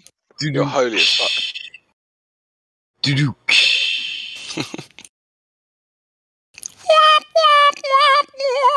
I'm a holy diver. You look at the look at the stars tonight. Doesn't it make you wonder about, Zionism? No, it doesn't make me wonder about anything. When I look up, I go, look at that. Cool. And then I look back down. Look at I the focus on stars. my life. Political Makes me Zionism. wonder about the rotation of the Earth. That's what it makes me wonder. Why would it make you wonder that? Why would Because you ever that's assume? That's how you approve it. That's how you prove it. Oh, by looking at Don't the argue. sky? Yeah, don't argue with me. Yeah, no, I know. Listen. When I want to know what a car is, I look at a glass of Jack Daniels. You see, we just look to the thing that it's not to see what it is. You know who you're talking to, mister? You know who you're talking to, mister? I don't know. Who am I talking to? I do. You're making a huge mistake here. Huge mistake. I know who you are. Don't shake him, bro. Don't do it. It ain't worth it. No, just kidding. Don't kill him, man. It ain't worth it. Fight. I am not going to fight any one of you unless a cauliflower ear and a white. Unless Battle Mod wants to give me money for me to fight somebody. If the white don't win, can we get two gingers to jump in? Battle Mod, do you have enough money to pay for me to fight somebody? I got bail money. Okay, and then some though. We're gonna need the venue and such. Yeah. Ass whooping ain't nothing to be scared Fight of. Rosen on Munez. Motherfucker always there ain't bounce enough. back from my ass. Don't worry about wasting time Tougher, or money on a fucking venue or anything like that. You just need a camera and an on the fly, like even your phone. Hey, you know what my daddy used Most to fights say? are done in like 3 seconds anyway. Brush it off, boy. A black eye, that ain't shit. Damn it, one don't kill you, only makes you stronger. Yeah, why? Don't get what you worry about accept. Learn to sitting there? block that shit. If you're gonna fight someone, you ain't gonna sit there and play with them. You're gonna fucking knock them out. This song is sick. You're gonna end it. I mean, it's ridiculous to sit there and think you're gonna do some fucking 45-minute fight like out of fucking They Live. Nah, you're just gonna fucking knock the motherfucker out right as fast as you can. Otherwise, it's just foolish. It actually depends on the venue. What kind of venue, what fight, where are we at, where are we talking about fighting at, who are we fighting? A skilled person, a trained person, or just some Joe off the earth? Because I'm going to tell you, see, 8 out of 10 motherfuckers got a glass jaw, but the motherfuckers that fight a venue, they're the other two. There's the 20% that don't. They're the guys that when you hit them so hard, Joe got knocked the fuck out, Glass Joe. This motherfucker smiled at you with a bloody mouth and said, bitch, I ain't even got started yet. Yeah, you get hit and you look at him. It's like, Picked his tooth you got up. more, and you He kind of picked give his him a tooth up and smile. put it in his pocket. Yeah, I'm saying, picked his tooth up and put it in his pocket. Yeah. See, I like it when people over or underestimate me, and then they try to do that, fucking knockout hit or whatever. That's always worked with other people, and Yeah. I just sit there and smile Some at them. It's people like, just can't is be that it? knocked out. And I don't even have my guard up, and they're like, "Oh shit!" I seen him. I seen this boy, and I wondered why this kid fight Tapology. He's taking a hell of a beating in the ring. And then he took this beating for 3 fucking rounds. He beat the fuck. And I swear to God, this dude that was way above his level in skill and training and everything got tired. And this motherfucker went full retard on him and beat the fuck out of him. And I thought, this motherfucker's skill is being too dumb to know when he's fucked up. No, it's the That's rope what dope. this motherfucker is doing in Hard body Tapology. training. Oh, If you have You would proper have hard to body see this training, you can motherfucker. take the blows. So he right? trained his head to block punches with his face. Yeah.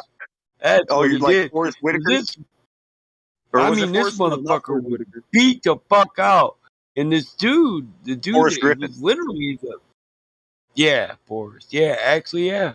So this dude was like ranked third in their weight division, middleweight, and man, you could see when he started getting tired, he hit this dude, and he thought the dude was stupid, so he just gave him everything he got, and he had to do it like 6, 7 fucking times, and that's when he started getting winded, and this dude was like, "Durr, you tired? Durr, you backing up for a breath?" And when the retard started dropping the hammers, this motherfucker, he was trained to fight. He had skill, but he didn't have a head like this motherfucker. And literally in a half a round, he lost all ground he gained in 3 rounds and got knocked the fuck out. And I was fucking amazed. I mean, by the second round, I'm like, oh, this retard fit to get pummeled. And he got pummeled. I was right about that. But he didn't lose. That's when I said, damn it, you can't judge a book by their cover. Even though this motherfucker's cover, his grill and his face was 5 times the size it was when he stepped in this octagon, he sure the hell wasn't a tournament fighter because he wasn't fighting another fight. He needed a month to get his eyes open again. I'm serious. This dude's eyes were almost swollen shut and he still knocked the motherfucker out. In my mind, that is the hell of a will to not give up. That dude won, not on skill, but on heart. And you just either noticed it and accept it, or you didn't. You just like, well, that was a fluke. There's no way you can look at this motherfucker and think this is a fluke. Nah, that's hard, bro. That's not fluke. I mean, I literally could not believe. Listen, bro, I'm a rough motherfucker, and I can't say after the 3rd round when my right eye was shut, and I was looking out the left just to see the jabs that kept coming at my eyeball, that I would have kept going. I might have begged for the towel. I ain't gonna lie. Not this motherfucker. I swear this other dude, listen, there's a little bone in your elbow that if you hit too hard, sometimes you can crack it. You hit so hard, you crack that bone. You get a stress fracture. It's called a botcher's break in the elbow. This motherfucker hit him so hard, by the time the 4th round was done, he literally folded his pinky knuckle down and in like a ½ inch. And his elbow was swollen from cracked this bone 3 fucking times. I mean, literally, I talked to the dude after the fight, and I said, I'm just wondering, like, you're going to rematch this motherfucker, right? He's like, oh, hell yeah. I said, so what are you going to add to or improve during training? He said, I have no fucking idea, Mike. I had none. Like, because if you're literally just going to train by letting motherfuckers beat you up till you can take a good punch, yo, I got you. I'll come spar for that. Just let me hammer the fuck out the head, but that's good. That's good for getting out aggression, but it's literally the only thing I thought that this kid, he was a young, healthy motherfucking kid, could add to his training that would literally give him a better advantage that he had in the first place. Because this dude is a practitioner. He's a young kid, but he's all about what he does. You know what I mean? He's a really good martial artist, on his feet or on the ground. I like that kid, He's my pick for, like number 1, but I don't know how they're going to get down past this retard strength, dude, to be honest. Bucky's like, you know what I'm saying, bro. He's got that superhuman retard. I ain't going down, motherfucker. I hope you got better than that, 3 teeth in his pocket now. Bro, we have this saying overseas that says, if God didn't give you a brain, he gave you bones. And you can tell by the guy just looking at his head if he's a dimwit. And you can be cracking the guy till like the next day. You can be beating the shit out of him, and he'll just stay there and go, look at you and go, oh, really? Did you hit me? He'll ask you. Did you hit me? I thought, you know what I thought about this dude? He could literally be a champion, but not for a long time. He ain't breaking no records. And you know why? You know why? Because, oh my God, this dude takes a beating in just one fight. Yep. That- There's That's a people like lot that, to bro. take to just to be the winner at the end. Yeah, there's Literally some see people him that at have the got like bar. metal jaws. Yeah, I literally seen this dude at the bar 2 weeks later. Left eye barely opening up, and he was shooting pool. Motherfucker was hanging out, drinking beer, shooting pool, talking about I'm the tapology man, motherfucker. I got skills, and I'm thinking, no, bro, no, you just dumb. You too dumb to know when you ain't even awake no more. You literally too dumb to know when you sleeping. But he's like I said, these are young kids, man. And he's just buff and dumb enough that I was like, even if I could, I don't think I want to partake of this now. You know what I mean?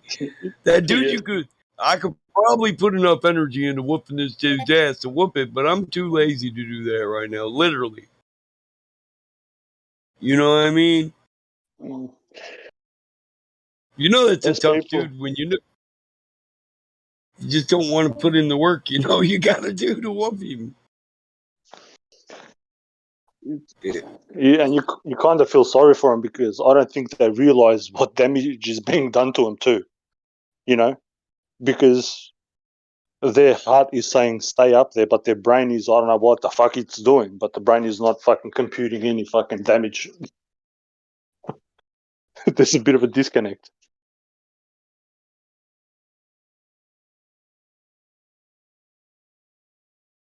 Whoop him. You're talking about the 18 to 28-year-olds when you don't feel any pain. Oh yeah. Oh well, yeah. But there's some dudes Yeah, that keep that up for a while. Go ahead. Yeah, I think one dude is 19 and one dude is 20. And literally, the dude that took a beating, to be honest, he could add a whole bunch of skill to his demeanor. So he could train with better people and add to his skills and be a much more deadly person, especially if you can't knock him the fuck out. I mean, you know what I mean? I get you. Literally, this dude won and he had no skill. He's just a brawler, you know? And That's Mike Tyson. Tyson had skill, but he was a brawler, man. That's why he won most of his fights. Yeah, Mike had deadly precision and rhythmic procession. Michael was a piston. This motherfucker had two pistons and they were powered by you ain't fucking got what it takes. That's right. Mike was a tacticianer. He was deadly with his fists. I'm sure he still is. So yeah, it was who trained him. I don't even know who trained him, but they saw a really, really good brawler and chiseled him into this like custom model. Greatest. Old Italian dude. Yeah. Boxer. So Custom Model had the plan for him, but he employed other trainers for each specific thing. You know what I mean? Yep. Yeah. So he had, Custom Model was his trainer, but he had other people he sparred with that did it focus training. Yeah. Floyd Patterson, Jose Torres, Mike's my boy, Iron Mike. Literally, the name of my restoration place was just Mike's Classic Restoration, but I changed it to Mike's Custom Model. We're knocking out the competition. Got it. Well, I was gonna say, it is a play. It's a play on Iron Mike because most classics are Detroit Iron. Mike's coach was good because he realized that Mike was fucking an angry motherfucker and he could harness. He could put that hate into something because it's just energy. Yeah. At the end of the day, and you need to be able to put it somewhere. If you don't put it anywhere, then you end up doing damage to yourself. Hate, energy. Yeah, he had a lot of hate too. I think he tried to help him deal with it mentally. Mike was a real laid back, polite kid when he started. You really go back in history and pay attention to him. He's really polite and really articulate, even though he has a lisp. A lisp. The lisp. But then he lost the only people he had to love him. Let's face it, if he had good parents, he wouldn't have been with Custom Auto. Yep. Right? Yeah, 100%. And when Cuss died, who do you have? Nobody. Nobody. That and will then tell when he you. was dealing with this, right, death causes separation anxiety for people who aren't prepared for it. Yep, and even if you're prepared for it, are you really prepared for it? You know, it's one thing that you can't really prepare for. Right. You can try to, but yeah, it's once somebody goes, it's the process is doesn't matter what you've done before. It's a fucking difficult process. Right, and then when Cuss died, Kevin Rooney took over. Right, and then eventually we get Don King and his trainers, and that guy, he ruined him even more. and the Nation of Islam. Yeah, they took every piece they could of Mike. I believe they literally got everything they could from Mike, access to his shit, and literally thought by himself he's nobody. And they put him in prison. When Mike was in prison, they literally raped him out of millions. You guys know this, right? Oh yeah, they raped him The financially. Nation of Almost Islam. everything. Yep. Almost, yeah. Yeah, that's what I was speaking about before. He was literally talking about killing a lot of people. This is why he was fucking angry. Yep. When you got a deadly motherfucker like Mike, angry as fuck, trying to make Mac millions, he lost, but he can't even keep from threatening the life of a reporter. What the hell do you do with him? So he got shunned, Yep. Mike could have been one of the greatest. But Mike was all about boxing. Boxing didn't give a fuck about Mike. Yeah. And neither the people around him. Then the zealots came along. Oh, listen, you're Muslim, you're black, come with us. And you get raped for your money and mentally raped. So they put shit in your head. Yeah, the bottom. Yeah, Don King and the bottom fingers. They did the same thing to Muhammad. Yep. Right? Or what was his name before Muhammad? Anyone? Cassius? Cassius Clay. Yeah, so the Nation of Islam also raped Cassius Clay. And they set their sights on taking advantage of every black champion in boxing that they could. Because it was lucrative business for them. The Nation of Islam. Yep. But they tell you it's about God. God will come, will just rape you. But God is good. God will rape you. Well, the Nation of Islam isn't even Islam. It's they have their own prophet. It's not Muhammad, but it's the Honorable Noble Drew Ali, who predicted the crescent moon and the stars in the sky to prove he was a prophet. So now astrology makes you a prophet of God. Well, that's what it's really all about.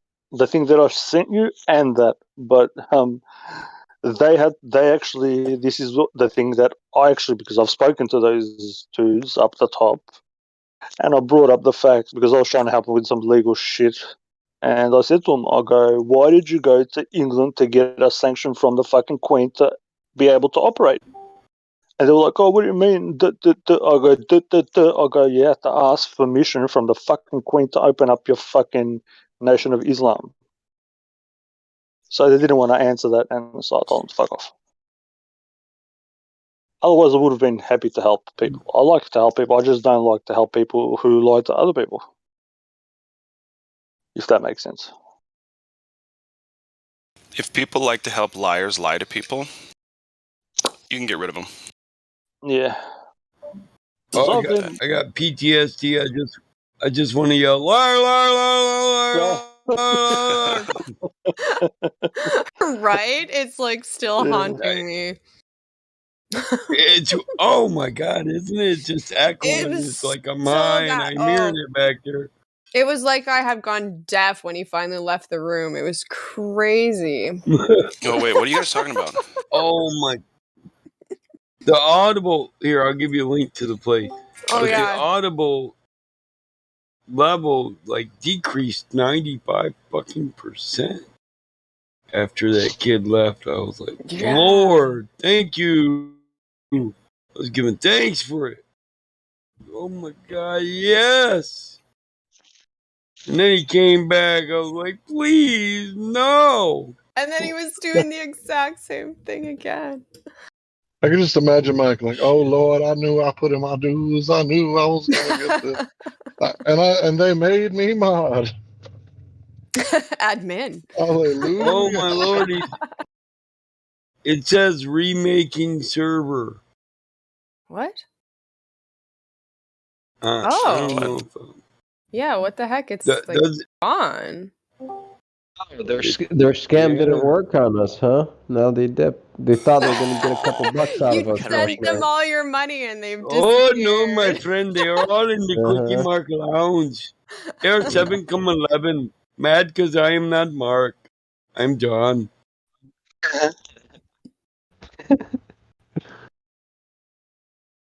Yeah, the one who comes before the one. They're still in there to make the way. Yeah, I know, but everything I'll else is part gone. I'll part the when we Red go. Seas. Yeah, I wonder why the sea is red. I wonder why the sea is red. Maybe because it's a bath of water over a physical place or a physical attribute on a human body. Maybe. Yeah. It looks red. I wonder why when he got poked, blood came out in water for some reason.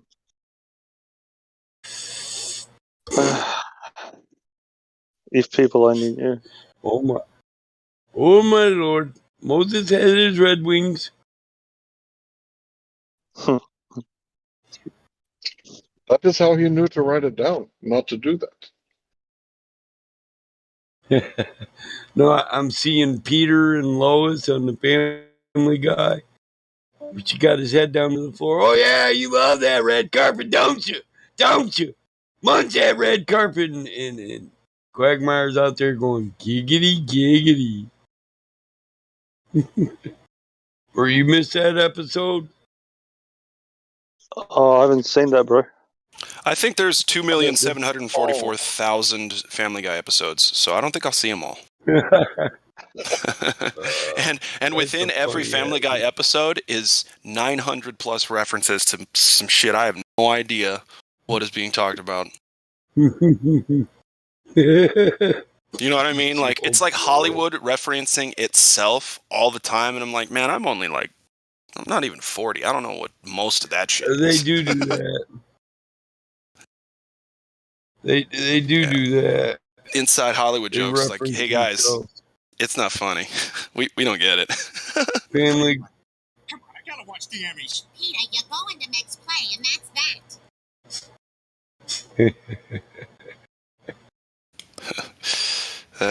You're gonna have to do that again, Creation Bear. Also, Creation Bear. No, is that.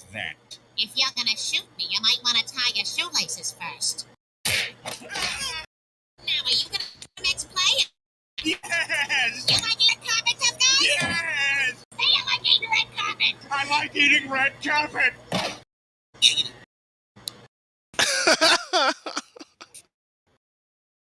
I don't know why that shit's so funny to me. Shouldn't be. Oh well.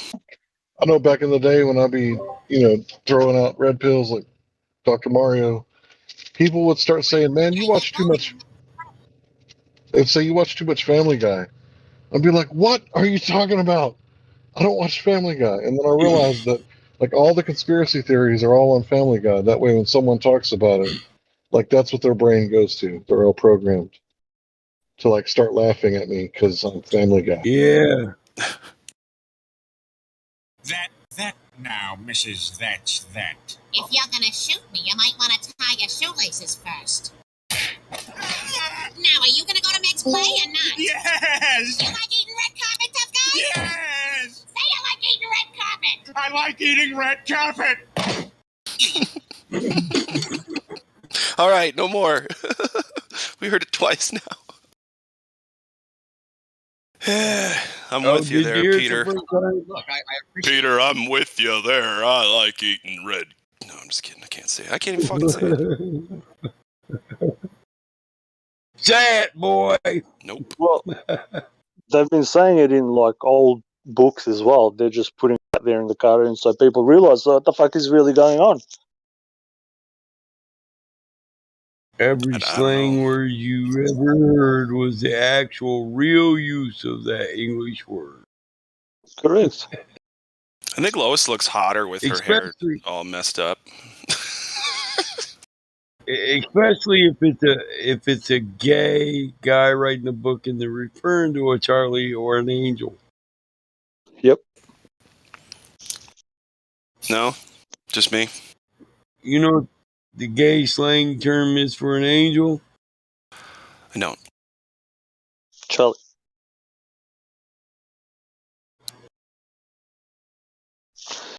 Charlie and Johnson. Oh, those are references to penis. Yep. That's why everybody's last name is Charlie's Johnson. Angels. So Charlie's Angels are gay angels. So Did you say they're angels? They're angels? They're angels.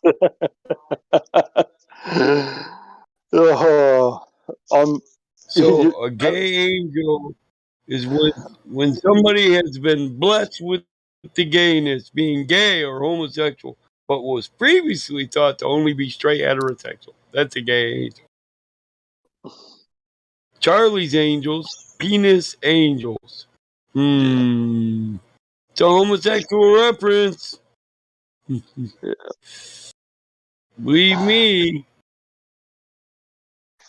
Do you think people ever? I mean, listen and tell me if you get this. With that comment, they're going over the bridge to Pimpleton.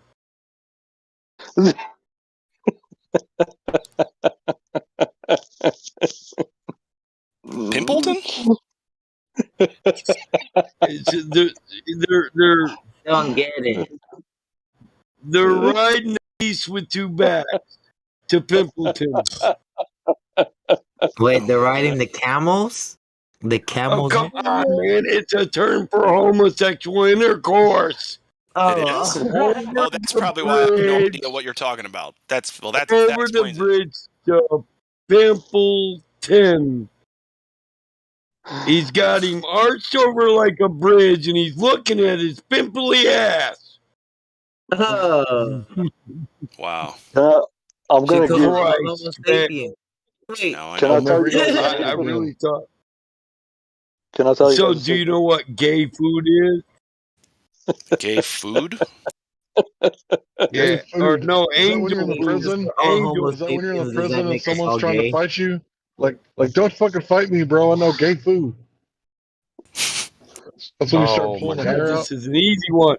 It's a one-word answer. Come on, boys. We've all seen that obelisk, right? Mm-hmm. It's a penis. Come on, boys. Fuck, you know. Since we're all You know Homo what? sapiens, does that make us all gay? Salami, beef, salami, summer sausage, cock, and I don't mean chicken. Angel food. Eggplant. Angel food. Anybody? Yeah, eggplant. Bananas, You know what? plantains. Peaches and cream. I mean, you know what angel food is? Cucumbers, Gay carrots, food. ice cream cones. A gay male pilot, not just any old pilot. He's got to be in the Air Force. I like there's angel angel cake. food. I know what angel cake is. So wait. An old gay Air Force pilot? Yep. Is that how specific your fucking Well, joke he ain't is? gotta. Okay, no, go ahead. Oh, he doesn't have to be old. Oh, okay. Angels. Just basket shopping. He just got to be basket shopping. Okay. Okay. I've got something to share. Yeah. Most people will not know this, and will probably disagree. All right, you know the love hearts that everybody uses, the so-called love heart. Does anybody know what that really is? What it's meant to represent? You talking about the heart? It's a woman's ass. Yeah. Isn't it though? Oh, yeah. Oh, that's only a somebody's perfectly ass. shaped woman's ass. Yep. And So it's I apologize to all women that are in here right now that don't have that beautiful heart-shaped ass. Hey, listen. I'm sorry. Females It is what are it the is, only. sister. Listen now. Females are the only thing that physically define beauty in nature. All right, guys can be okay. They can be good-looking, handsome, whatever. But girls I'm are beautiful. the Shut the fuck physical up. personification of beauty. That's all. I am beautiful, bro. Oh, I am so serial. I am beautiful too. I'm beauty incarnate. Well, kinda. You guys stink. Both of you stink really bad. No, I'm just kidding. I'm beauty us. Beauty us. The beauteous beauty us. The beauteous beauty us. On the gluteus maximus. I am. I've seen a dog scooting his glutes. Ugh, God, that stuff sucks. When I see that, it's like the most embarrassing thing a dog can do, and they don't even know it. Hunched over, just dragging ass, like, oh no, God, if you could see what that looked like, you poor thing.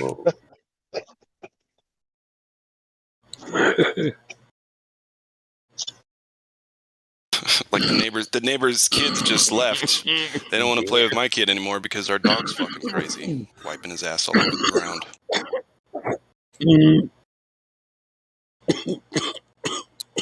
That's funny. I'm seeing my dog sitting down and lifting his legs up and then skirting with the front tube. My dog does that and looks at you, smiles. I'm like, oh my God, boy, did your ass itch? And he just keeps going. Get out of here with that, Mike. Get the. He's funny.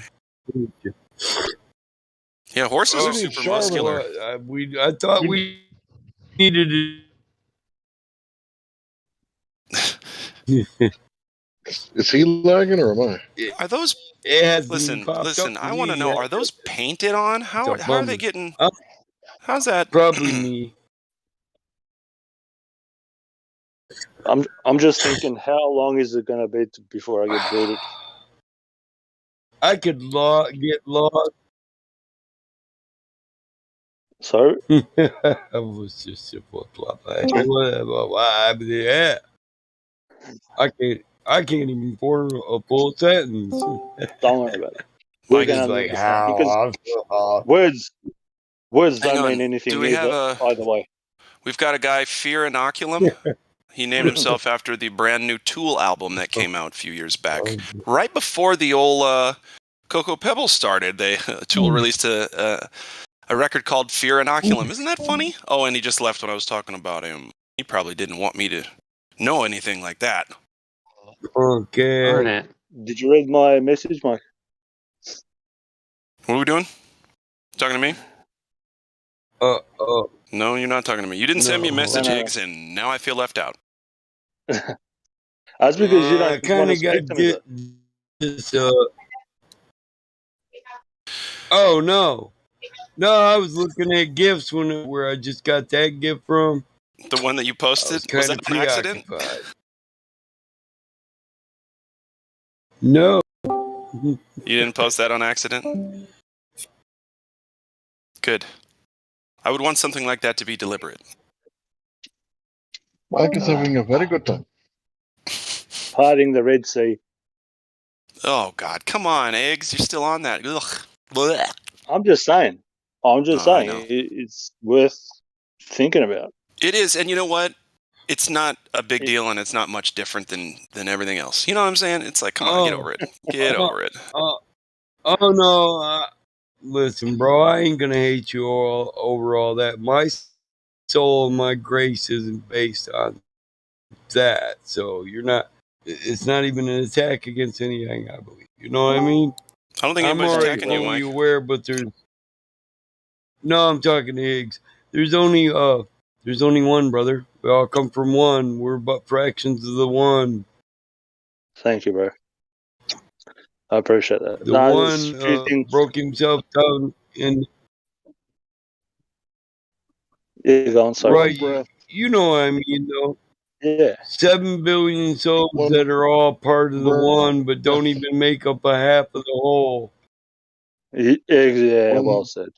Spirit, one breath. Correct. Good evening, gentlemen and ladies.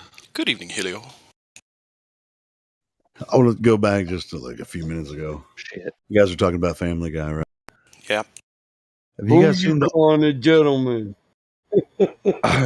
Hardman and I'm fucking hard, all right? As soon as I heard your voice, I'm fucking hard as. Anyway, have you guys seen the Orville? There's 2 seasons and they canceled it. I don't know why, but I freaking love that show. It's like Star Trek, but Seth MacFarlane style. It's so freaking cool. And just like all the nuances, like you were talking about, stuff that you might not get. It's all in in the Orville as well. Watch that. It's a pretty good show. I wish they didn't cancel it.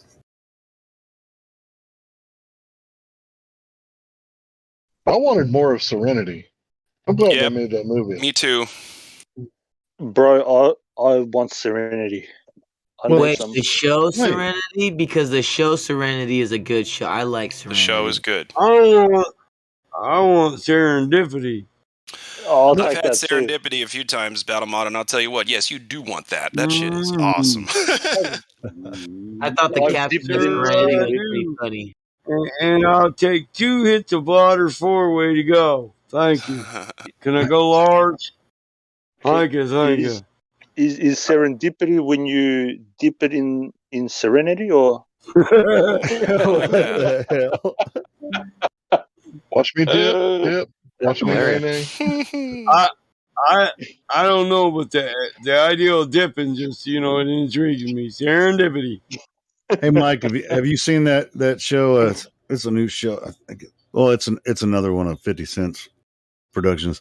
BMF. Have you watched any of that?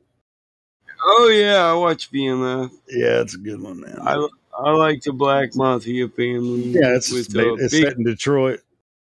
Big Meech. Yeah. I heard stories about Big Meech before it was ever a mainstream series.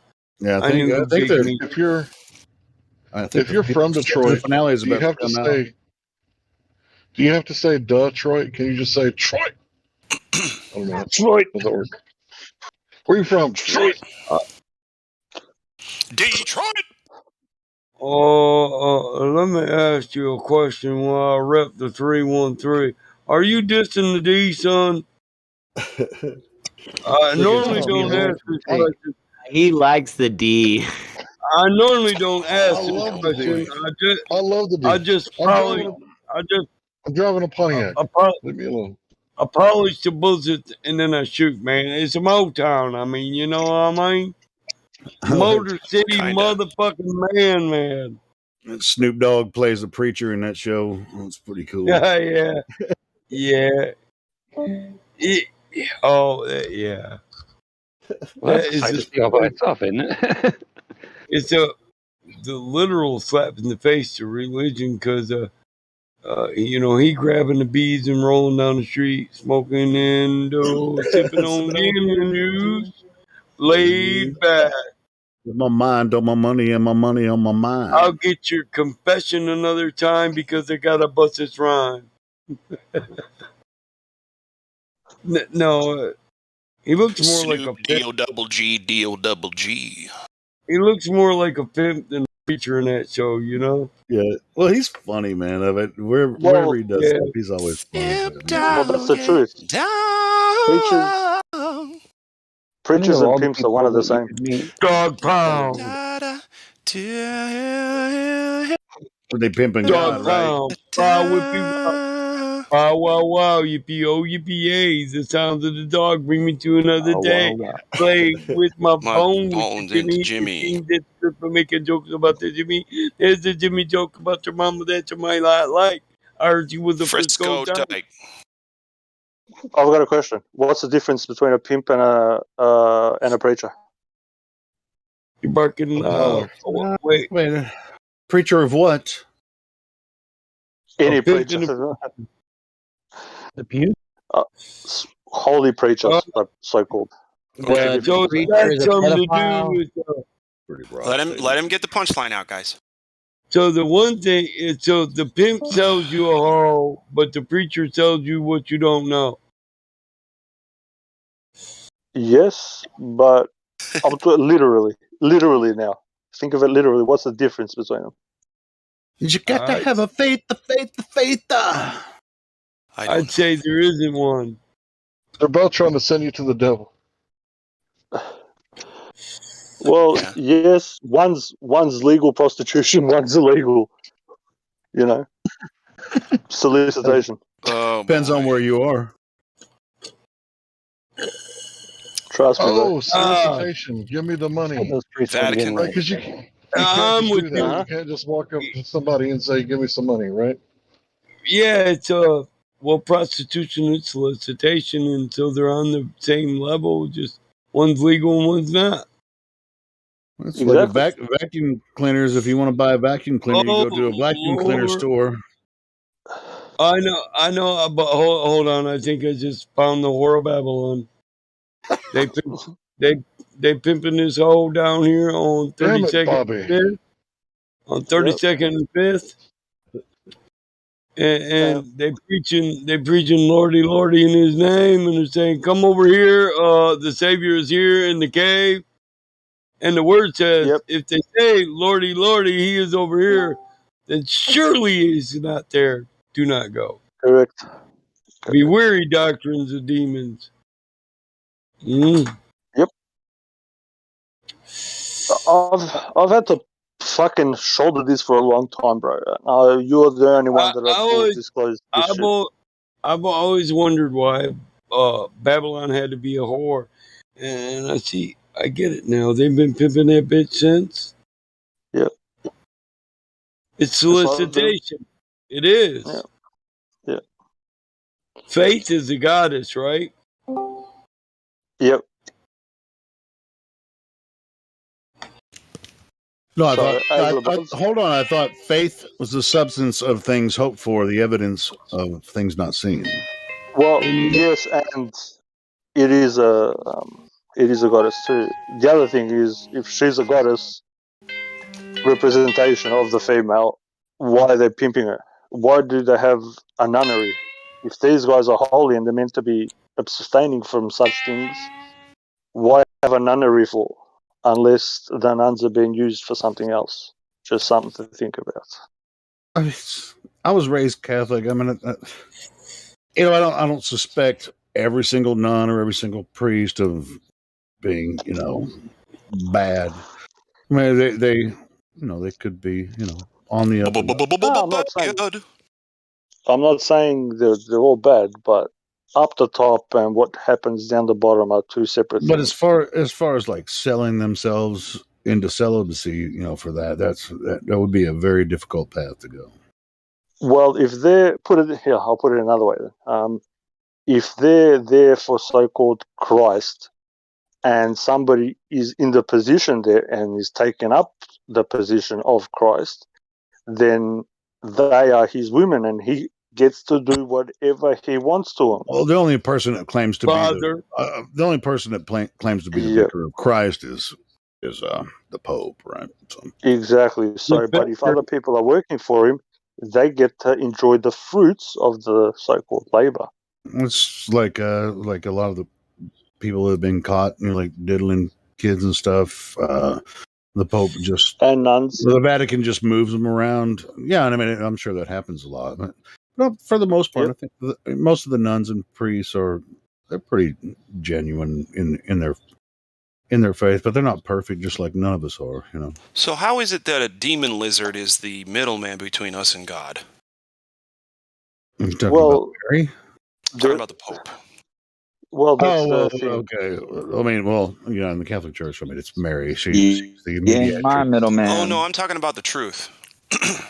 Oh, truth. Well, I'm not talking about this Mary stuff. I'm talking about whatever is inside of that really, really ugly, failing clone body.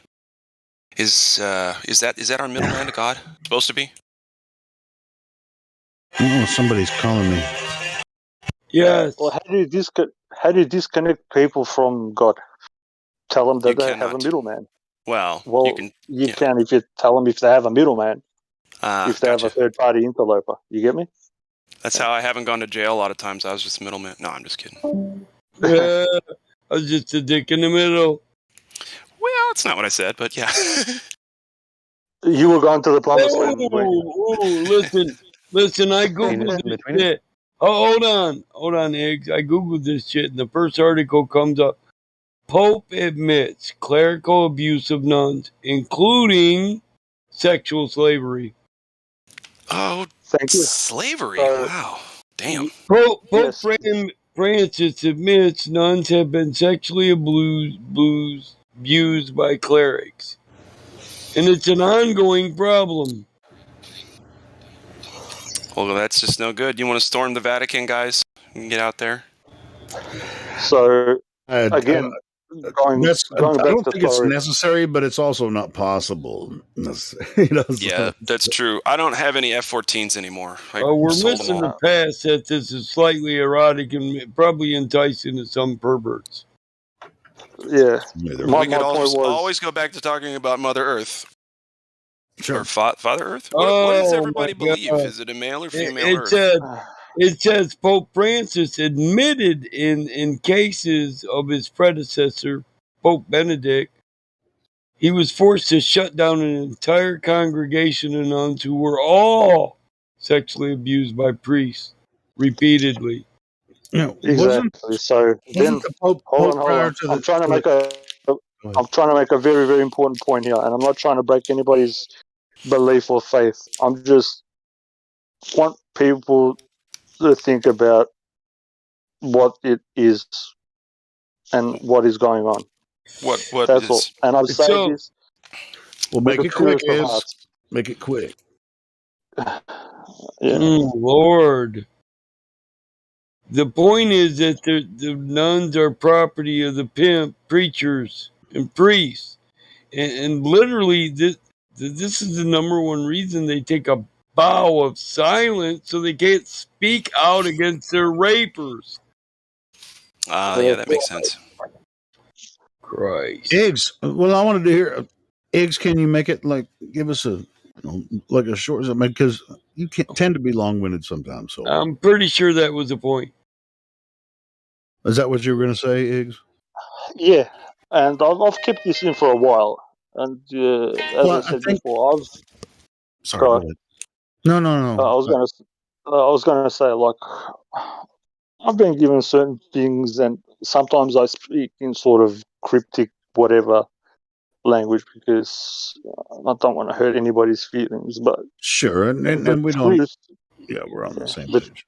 But then, the truth is, and the facts sometimes they outweigh people's feelings, and some things have to be said because I can't take this with me on the other side and then get asked why didn't I speak up against.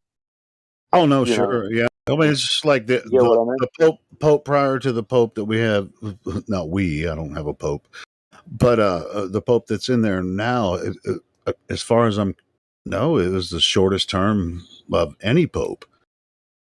After John Paul II, and then was it someone after John Paul II? Yeah, it was. You said Pope Benedict, right? And then now we have this Weasley-looking guy. Yeah, the Nazi. Yeah.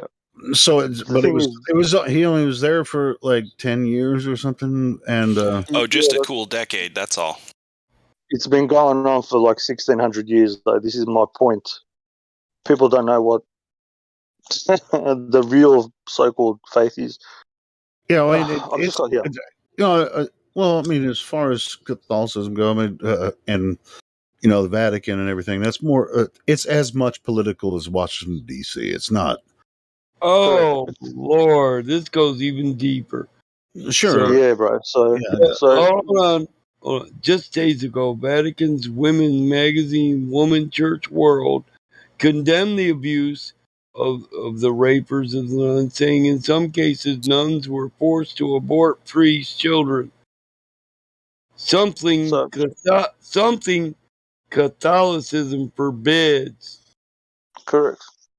So the priest, to fulfill his own needs, made the nun go against her whole belief in her entire religion. Probably crushed her entire fucking world. That may or may not be. That could be true in the case of like priests abusing nuns, or maybe they actually like each other and they just couldn't help themselves. This article's about a specific known and prosecuted rape case. Oh yeah, right, yeah. There's been cases prosecuted of abuse in Italy, Africa, and Indonesia. A priest was prosecuted and convicted for raping a nun over 13 times. Why they give that number 13, I would really have to wonder. I mean, everybody knows about like priest impropriety and the Vatican or local diocese moving them around to other places to kind of cover up their crimes. Okay, I'll put it in another way. That's a known thing. That's a known thing. I'm trying to do this in the best possible way. All right, so what is shown to the outside has nothing to do what is going on the inside. It's all. I know what you're getting at. I know what you're getting at, Eggs. Yeah. Inside the Catholic Church. Yeah.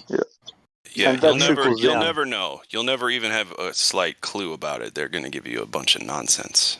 Yeah, I mean, it's like I can tell you. I'm trying to a relic go for it. A relic is a body part from so-called a saint. How many people you know that are saints? Only children, right? Correct. So then that's you fucking have garbage. I heard that when they build a Catholic church, they under the altar, which is at the front of the, they have an obelisk. No, the altar at a Catholic church. Yeah, they've got an obelisk at the back of it. Sorry. Oh, all churches have obelisks on top. That's what a steeple is. Yeah, I know. So I'm just talking about under the altar. They put. Is that what you're getting at, Hank?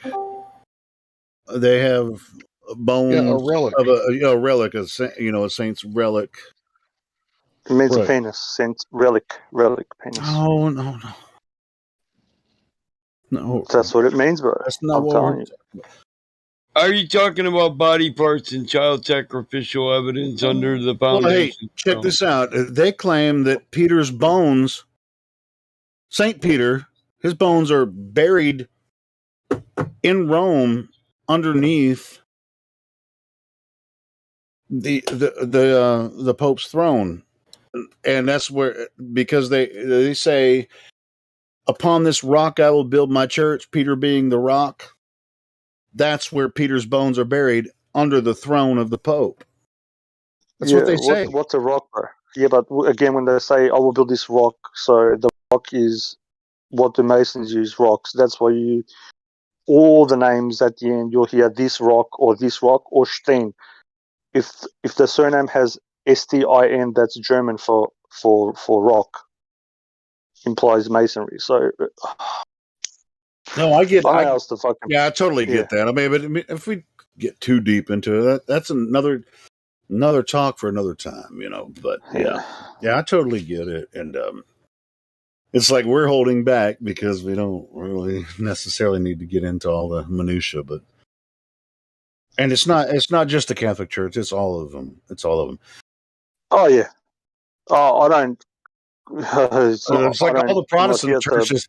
All the Protestant churches, in my It's all the mind, same, yeah, they're the the same. whore that rides the beast. You know.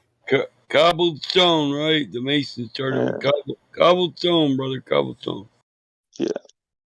So this is the thing. When I hear people diss something, and I'm not condoning, like, I don't give a fuck. Like, I don't like them as much as the other people, Masons, fucking church, goers, whatever.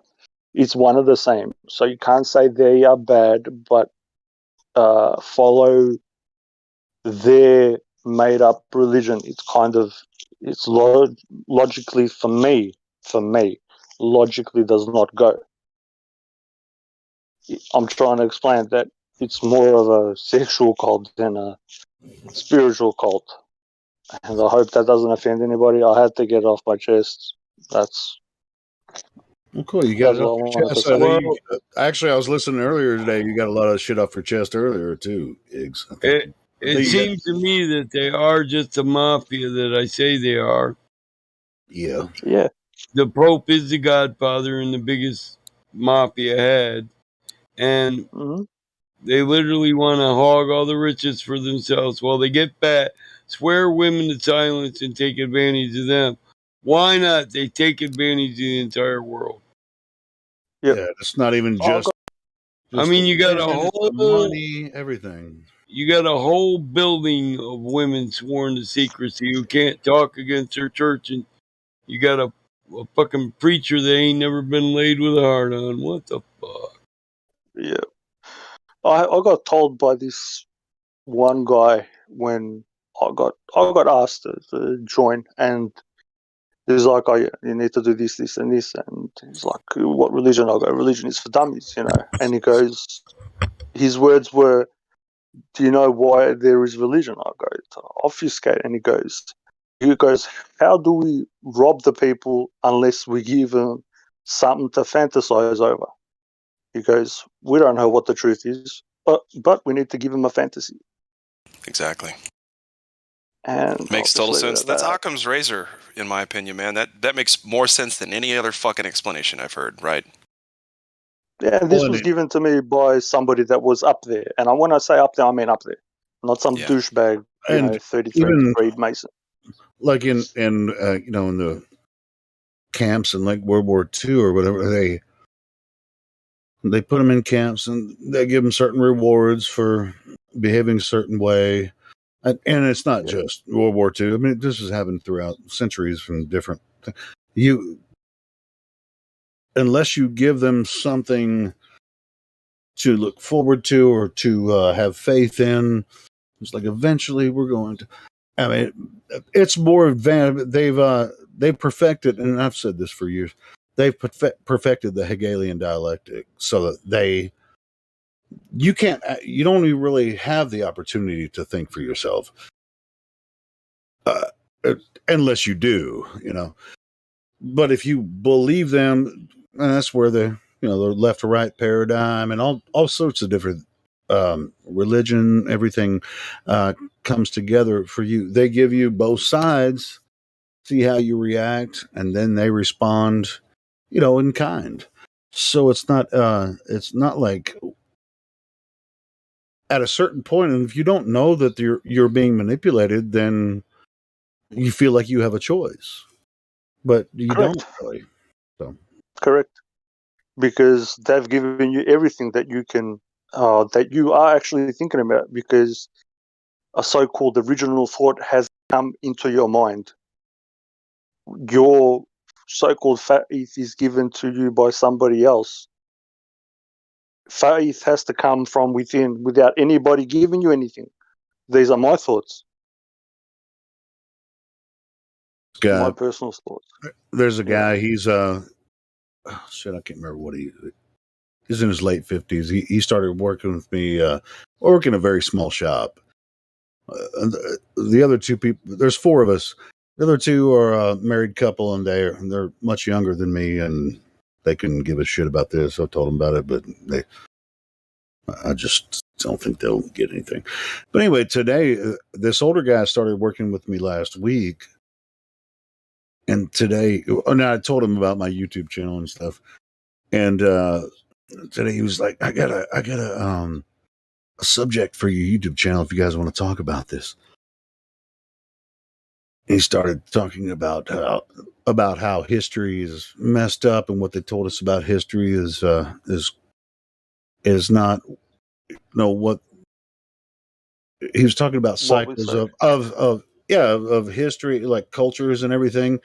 But he was going from the alien created man thing, and so created, the way they played it, and I was just like, dude, no, that's not where I'm coming from, bro. I said, man, the Earth is flat, bro. How will he know it's wrong?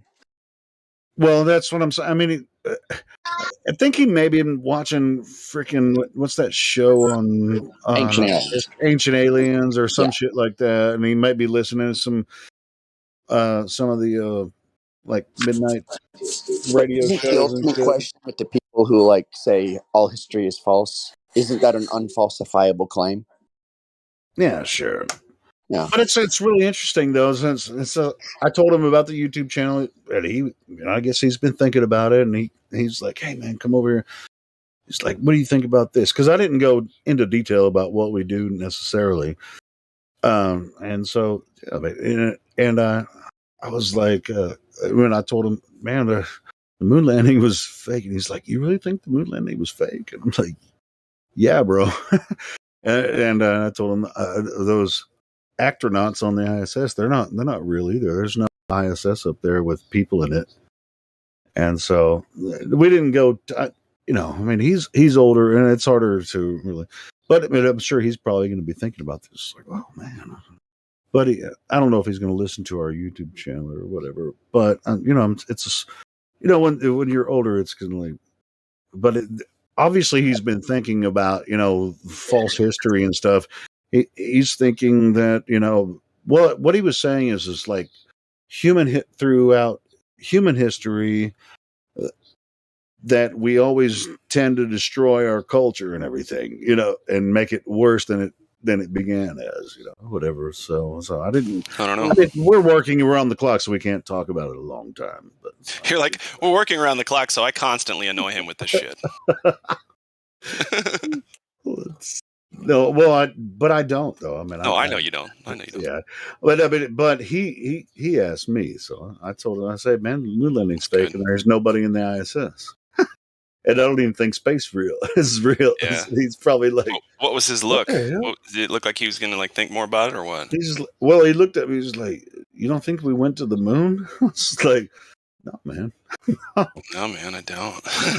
Wait a minute. And then I said, "There ain't nobody in the ISS either." He's like, "Well, what are we looking at?" About aliens? Does he think they're lying about aliens? Well, I didn't really. It'd have to be, right? If they know, they'd have to be lying about it, right? He said, well, we can zoom in on the ISS with a high powered telescope, which I was like, no, you can't really. Covering up aliens. Well, I said, man, you can. The only time you can ever see the ISS in any type of frame is if it's transiting the moon, and so. All you're going to see is the light in the sky. The more you zoom in on it, the brighter it's going to get. I mean, because you get the app and you see this little light zooming across the sky. It could be a freaking high altitude plane with a bunch of LED lights on the bottom of it. Drone. No, I think the light is something else, but I think they have a drone that also flies around. Sure, yeah, I think so too. It doesn't even matter. It doesn't, but I planted a seed. I mean, he asked me, so the real question is, you can check it to give him a logical consistency check. If the government is hiding aliens, if they've been lying about aliens, why would you believe them about anything?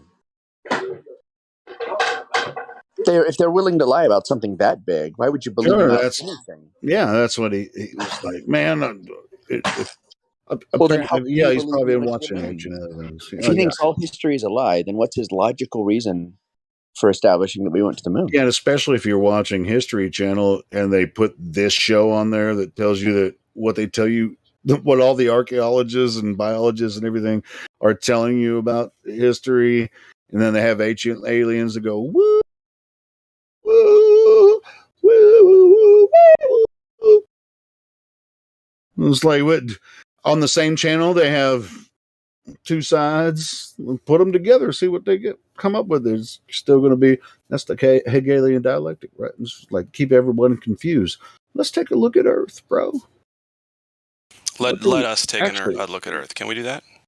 Yeah, sure. And so, yeah, I mean, I'm hoping that to talk more about it in the future. Good. Talk with him about it, man. He's a really cool guy. Get him involved. Tell him to start passing out flyers. No, I'm just kidding. No. Well, not at this point. I mean, he pretty much just found out I was a flat earther. I was just like, dude, my channel, my YouTube. I told him about the YouTube channel, and he's like, so you think that maybe humans were created by an alien race and stuff? He's asking me that shit, and I'm like, bro, I don't think that there's outer space and the moon landing was fake and all this shit. Yeah. And so he's probably thinking about some of that tonight. So it's going to be a slow process. He's older than me. He's in his mid 50s. So and he's a vet. So he's into it. Cool dude though. He's a real nice guy. What's his first name? Oh shit. That's not a name. That is an exclamation.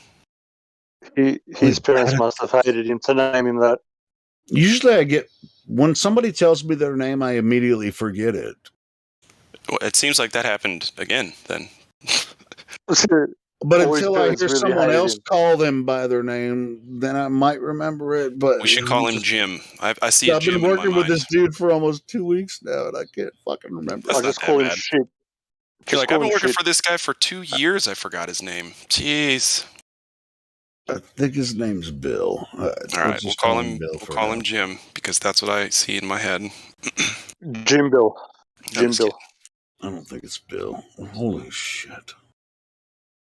Well, I'm always embarrassed about this. Listen, don't be embarrassed. Most guys don't care. Like if you go up to him and say, "Hey, Bill," he'd be like, "Actually, it's Frank." Oh, Frank. Sorry. Hey, Frank. You know what I mean? He'd shake it off. They don't care. Well, men don't care. Check this out. When I was married,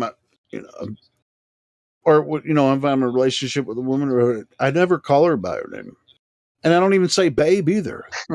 What do you call her? You go, bitch. I don't. Bitch. Bitch, get your ass over. No, I don't do that. How do you get her attention? Hey, how about hey? Is that disrespectful? Maybe that's why I'm twice divorced. Listen. You got to go. Hey, baby. Hey, can I do something for you? Hey, baby. Say, baby. Well, Primus is a good man. He uses sign language. He just like slaps it. Talk. Is there anything I can do for you? I don't know what it is with me. I feel weird calling, like, not on here, but like in real life, saying someone's name unless I'm talking to real life. What the fuck? Yeah, well, I guess it is, but it's just just weird for me. That other world. It's like I hear my name all the time. People are just like, "Hey, Dennis," but I don't know. It's just I don't know what it is about me, but I just don't say people's name very much. You're a pile of garbage. That's what's going on. Why can't you remember someone's name? Just bury me now. Kill me. Don't worry about it. No. No, it's just weird. It's always been a weird thing for me, especially like I don't know. It's natural. It's just I was married to my first wife for a long time, and I rarely said her name. To her. I don't know what that means. If I was talking about her, I would say her name. But if I was talking to her, I wouldn't say her name. I gave my wife a nickname. Her name was Tammy.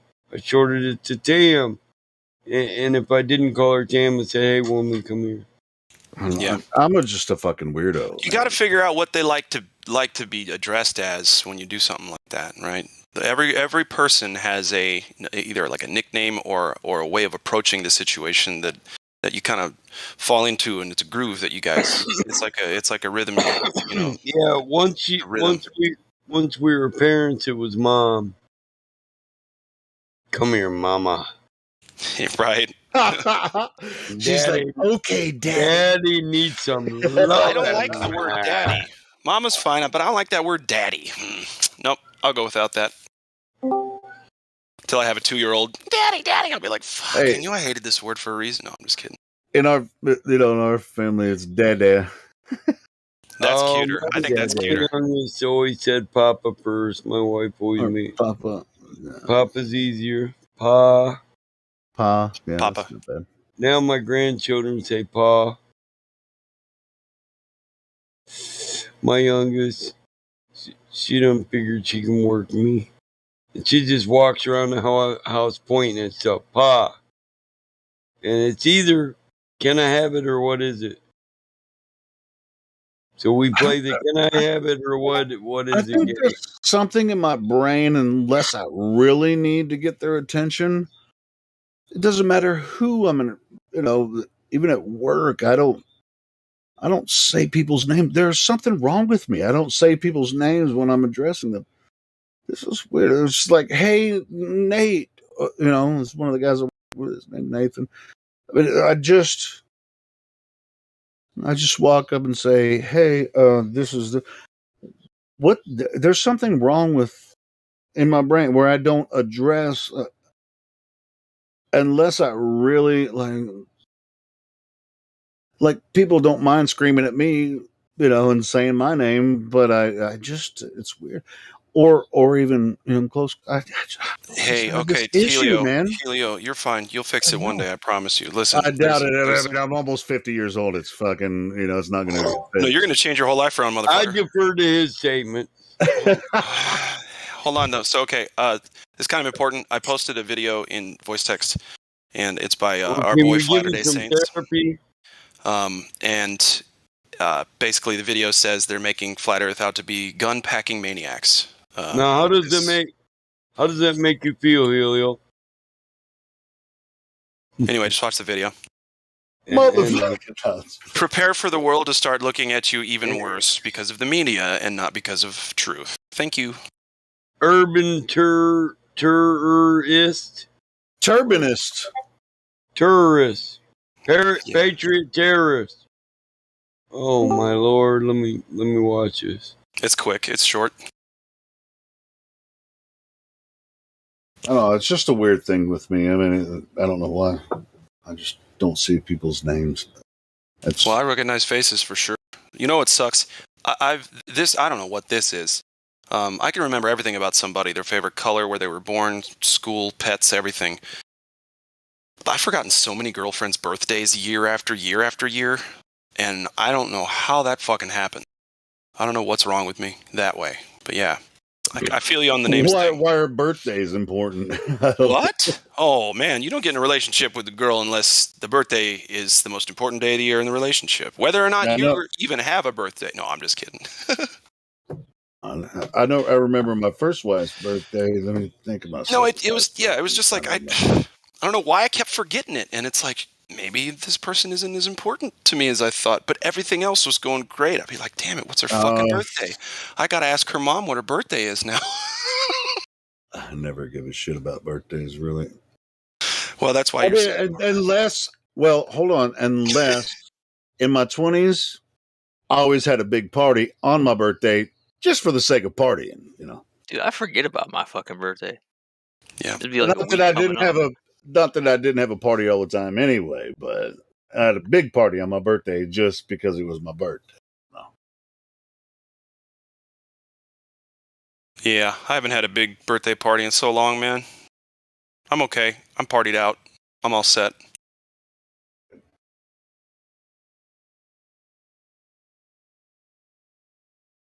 Birthdays, when you get older, it's just like, birthday, right? Another year. Oh, another year, huh? Great. Okay, yeah. Well, another day. It's like tomorrow's another day. It's like a day, a year, 10 years.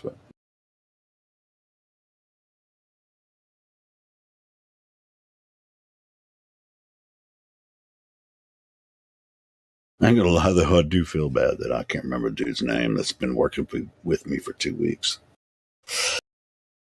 So I don't really pay attention to it. I didn't ask him his name. He knows my name because the other people that work in the shop say my name all the time.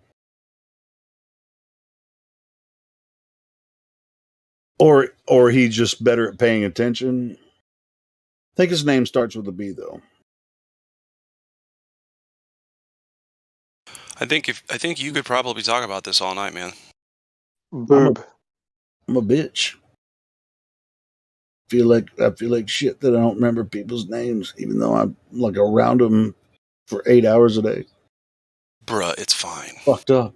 Sean, No. shut up. All right, Hey, so what's the next tragic I don't want to thing? fucking hear it, dude. No more communication with the mainland. What the fuck? What's going on? Look at me. Would you know my name if I saw you in heaven? Look at me. Was that Glenn Clone played that? I'm the captain now. That song makes me cry. I can't listen to that song. Oh know, I my fucking lord! love that What cartoon is that on? I don't know, but it's pretty bad, isn't it? Well, they say the media. It's a cartoon, so Well, the media's doing it, and the media's going to keep doing it. media or the news makes cartoons.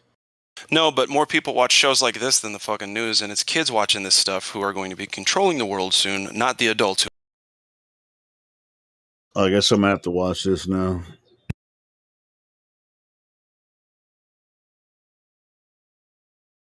Did you look at the pictures that I sent you? Me? The New Yorker posted okay. a magazine that said it's a flat Earth. Good. And I was speaking to Betterwood. I'll send them to you. Hopefully you'll know what it is. Yeah, Iggs. Yeah, your point went across for sure, man. For sure. Okay, cool, right? Just because, like, I know Mike understood me. Just I'm not sure if other people understood what I was trying to say. And it wasn't an attack. It's just what it is, bro. No, I got you. Here, check your DMs. Glad I already watched that whole series on Netflix. Oh, what series is it? It's called Conspiracy Theory. Oh no, Inside Job, right? Inside Job. Yeah. I knew they were gonna have a flat. Look at the image for it's a flat Earth. We have a human. You got one guy with a big disc around his neck. He can't fit through the door and shit. It's so dumb. I'm not talking about the cartoon. Oh, my bad. Go ahead. I'm talking about the link I just posted. Look at the guy looking through the telescope at Earth. What is this guy standing on? Tell me. Where is this man? Who is this man? This is the New Yorker. These are the professionals, right? I mean, this is like He's not on Earth, but he's got solid ground to put down his telescope to look at Earth. This is an American posh magazine, right? Sure. A New Yorker. What the fuck are we seeing? That's hilarious. It says the New Yorker right above. It's a flat Earth, right? Well, it's from April 1st, 2019. So it's a couple of years ago. A little over a couple of years ago. Oh, because the first thing it mentions is the Netflix garbage. Yep. See, that's what this is. Never mind. Fuck this. Yeah. Gary Richardson. That was one of my friends' aliases in high school. Don't go all carrying on me, bro. Slow it down, Robert. Steve. Karen's not here. If I had my way, nobody could find Karen. Meaning I'm not Karen. Oh my gosh. So why would they even put that in their magazine, man? It's just a shepherd staff, and then strawman every single thing. A Masonic tower. I see the two towers of masonry, the pillars. Yeah. The three and one. Yep. 4. Yep. Oh 7. wow, yeah, and the 3 lines on his head. No, an image. No, this is an image that Iggs shared with me, and honestly, I see the face of something. It's a and tomb. I'm wondering. It's a tomb. It's an actual tomb, sarcophagus. It's in France. Is it? Whose tomb? Odile.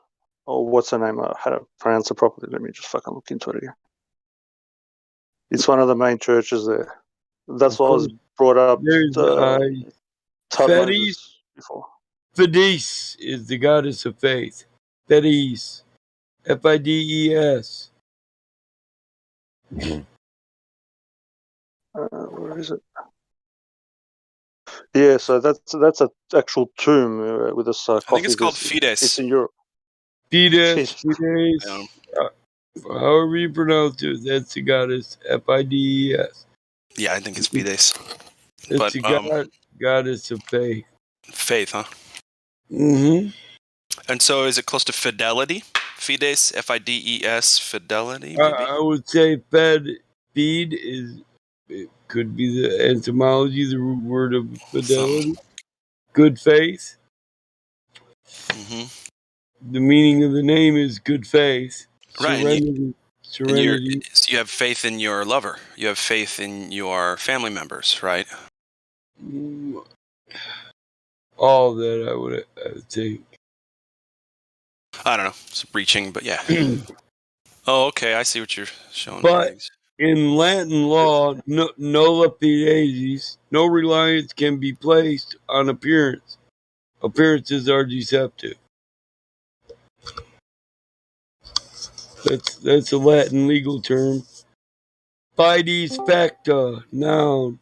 A ceremony in Teutonic law required for the making of a binding contract, except in the cases of bailment, consisting of making faith with a gag and a pledge. Yep. So there are two very specific terms: gag and contract. Yeah. Yep. And then you have malefides, bad faith, proposed to deceive or defraud. Yeah, malfeasance. Yeah, malfidis. Yeah, it's malfidis. Latin. That's where the word comes from. Malfeasance, but yeah, it's a Latin term, malfidis.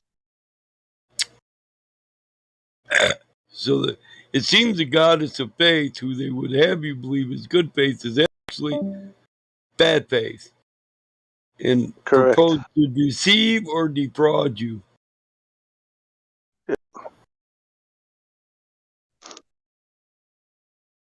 Yeah. It's kind of as dangerous as like being in love with the thought of being in love, but not knowing how to love someone else. Yeah, that's very well put. That's a good analogy, bro. If people get it, yeah. I don't know. We'll see. No, you make perfect sense. I'm sure somebody got it. You did. It seems that it is a love word, that it refers to bad faith in love. Mm-hmm. Yeah. Because people don't know how to love. I was speaking about it before when Cyrus went, "Oh, you're going to be, gay army." It's the thing that people don't know how to do. It's the one thing that people don't get from all the holy books when they say love one another. Do you know why? Respect one another. Well, it's why I'm pursuing a career in psychology. Is because people need to love themselves first. And that's right. And if you don't love yourself first, it doesn't matter if you try to love anybody else in your whole life. It won't have been as good as if you had loved yourself first. Yeah, people think it means self-serving, hedonism, being selfish. Not what I'm talking about. So many people to love yourself. For instance, so many people start working out to get what healthy, fit, that kind of thing, right? Mm-hmm. And then it turns into something that all of a sudden isn't good for them. And they don't care because they're so addicted to the once made progress when they started out. They're just hurting their body for the sake of this ego trip that they're not even going to get to it in the first place if they keep up the behavior. But see, that's not self-love. When you're doing that kind of working out, it's not self-love. You've got loving yourself. There's two different things, as you said, bro. Loving yourself and being in love with yourself are two separate things. Yeah, I get you. That is true. And and people are and that's the thing. I don't know if I'm speaking for people or everybody, but I was very closed off to the idea because I love myself. Whatever. That seems weird. What are you talking about? love myself. That seems selfish. No, I'm not going to do that. I want to help other people. It's like, well, you can't does unless you seem love a yourself little first. it does seem a little self-centered and narcissistic. But look, this is just for you.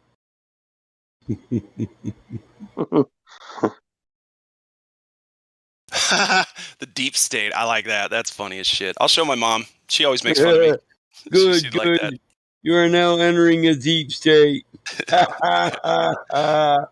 It's true on so many levels.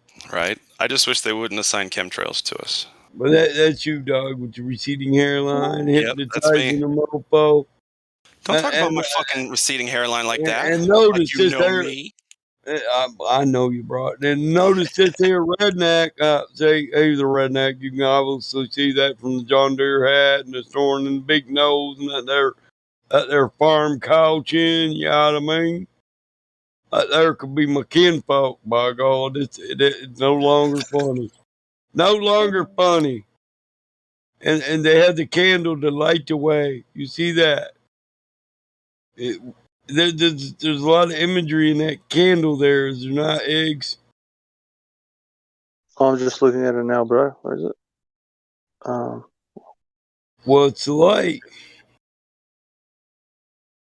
And there's only one light. Oh, yeah, I see it, yeah. Oh, my God, this little female kid. Why do I always fall in love with your kittens? Oh, my God, this little female kitten I just got. The dog and the other two cats love playing with her, and she's... Fuck, I'm the cat man, motherfucker. Cat literally in love with me. You're a cat man now? Is that what you said? Feral cats come in my house, son, like there never was feral. I don't know what feral is. Ready to fuck. I think that's what feral means. Born in a box. Born in a box with a whore for a wife and with a whore for a mama and don't even know who her daddy is. Fell in love with me and ain't never seen a man. No, I could find this kitten in the barn and it just come up out of nowhere, just grab my fucking my sweatpants. I wore sweatpants out, clean stalls, and literally the cat attacked me, grabbed my leg, and was like, "Hey, stop!" And I leaned over and I was like, "Hey, what are you doing, little fella?" Well, it's a girl, and she rubbed all over me, climbed up my leg, looked me in the face, got on my chest, looked me in the face. I was like, "Oh, Christ." Boy, it's over at that point. Yeah, I was like, "Oh, Christ, this cat's looking for a home." She's looking for a home. I took her in, and my little buddy was like, "Ooh, what do you got there? Some nanny that's not my mom? Ooh, Grandpa, ooh." So he's on her. He's been smiling at me ever since I brought her in. Really? Like, thank you, Graham. Thank you. Oh my God, they got this one. This is from a cartoon and comic Flat Earth thing. This one says Flat Earth Society. We got a secretary with a retard helmet on. And a global time station behind that there retard. Oh, fuck these people. I'm going to show you this one, and then I'm going to delete it. I mean, if you literally don't know how to keep up with global time, you wouldn't get the implication of London, Paris, the time zone, Tokyo, and on a flat Earth, look at the clocks. It's the same time on every zone. This is fucking moronic. They straw man the shit out of us. Come on.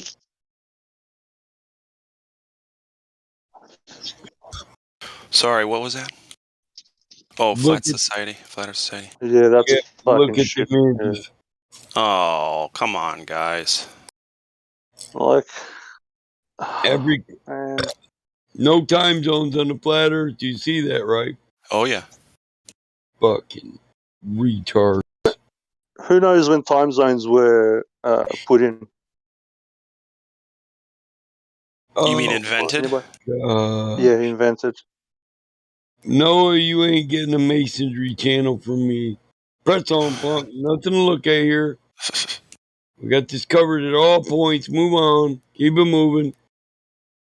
It was like 1918, and who was it? Some fucking German count or whatever had an idea for time zones, and so they ran with his fucking dumb idea. Mm-hmm. Otherwise, before that, there were no. The time zones were different, and yeah, and he invented a fucking daylight savings too. His invention was. How do you save light, bro? That is the most oxymoronic thing ever. Daylight savings. How the fuck? Yeah, it's pretty retarded. See, you're saving daylight, bro. How the fuck do you save daylight? It just works. It just works. Just fucking save it and just save it. What asking? just save it. Nothing to just see save here. Nothing to see here. Quit asking questions. Got it covered on all points. Look at only the images we okay and authorize for you to look at. Keep it moving. Keep Just it moving. put the daylight in your pocket. Just save some. Put some for later in your pocket, front pocket, back pocket. Bring a bag. Put some in there. Some particle waves. Oh my Lord! Look, here's me and my chick. I marry her instead of them big old biggies. By God, I will look at them when I propose too. Won't even be looking in her face. I'll be looking down, or from the knees up. I'll be looking and getting an undercarriage view. Will you marry me, big old biggies? Please make me happy, man. Say you'll be mine.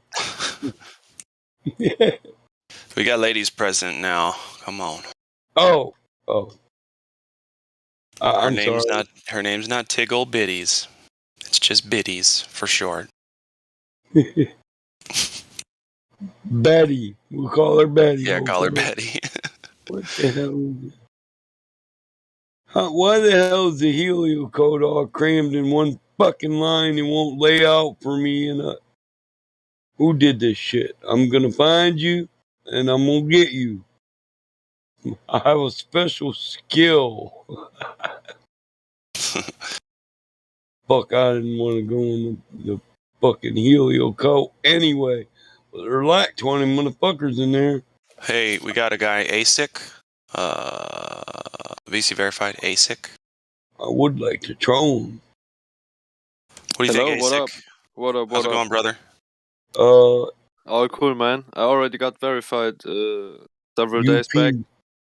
Alrighty, cool. And what brings you to the server here tonight? Well, it's late night here in Germany, and I'm just listening to the conversation. Cool, man. Cool. What's your opinion on the makeup and shape of the Earth we live on? Do you mind if I expand like 2 minutes on that? Oh, sure. Yeah, go ahead. Yeah, I mean, I discovered this topic like from YouTube videos and so on, and I was pretty intrigued quite quickly, and then I investigated further, and now I'm at the point. Sorry? No. Nothing.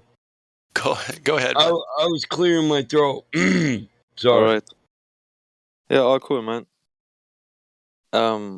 Yeah, well, and I pretty went from confused to geocentric, and yeah, for me the quite painfully evident fact of the non-rotation of the Earth, gives problems with the radius value, you know. So I think it's a plane too. Yeah. Okay. Right on, dude. How long you been looking into the subject? Only from like the beginning of this year, I think. Or actually. Okay. And what brought you to the topic? What made you curious to start looking into flat Earth? That's quite funny, man. Because I watched some crazy documentary from Bart Sibrel, you know, about this astronaut stuff. Funny thing happened on the way to the moon, yeah, for sure. Yeah, or Astronauts Gone Wild. I don't know. Gone which Wild, one. yeah. Yeah, and you know, he made like a statement video where he mentioned this flat Earth topic about being a psyop. Yeah. Yeah, and then I started looking into it. Got it. And then now you're like, well, shit. But they have a lot of good things to say, even if it is a psyop, huh? No? That's Yes, what I for thought. sure, for sure. Oh, okay. Good. Glad, because if you didn't agree, I would just kick you. No, I'm just kidding, bud. Just kidding. That's cool, man. Right on. So in Germany, so what time is it in Germany? 1:47, 2:47? 3:47. 3:47. I was close. Right on, man. Well, let's see. The three questions, I guess we could shoot through these three questions with you real quick. Have you gone through our introduction ringer of three questions yet? You would know if you had. Oh no, I didn't. Right on, man. Well, you mind if we go through those just really quick so we can all just kind of be on the same page informationally and where we should, start the rest of the conversation? Just kind of catch up on where you're at on the info. Go ahead. Awesome. And they're easy questions. They're yes or no questions. Yeah, and if you don't know something, make sure to just say so, and then we can just mark that down as if you do trust the information, it is just a belief. But we'll get there. So, yeah. The first question is, do you know of any time in history when anyone directly measured the physical curvature? No. Cool, me neither. Second question, do you know of any time in history when anyone directly physically detected the rotation of the Earth on its axis? I think that's impossible, no. Me too. Okay, good. And the third question is, do you know if it's possible to have gas pressure without a container? So let me help you with it real quick if you need. So gas pressure, see the word press, P-R-E-S-S. You wouldn't have gas pressure, which is measured on the walls of the container. So you have to have a container for the gas to press upon so that you can read out the PSI, the pounds per square inch of pressure, right? Like a tire or a soccer ball. Make sense? Yeah, of course. I know about that. So I agree. Yeah, so can you have that pressure inside those things without the containment? No. Totally. I love it, man. Okay, cool. Well, thanks for going through those with me. Appreciate that. I happen to agree with you on all 3 points. Yeah.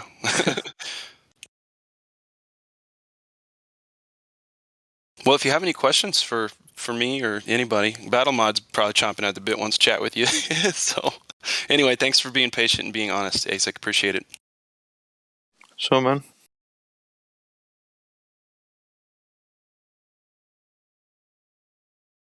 Well, I got not real questions. If I have to add something, I might jump in. Okay, yeah, man. Anytime. Somebody should give him the flat earth roll at some point, I think. I trust him, but I'm not a mod, so what do I know?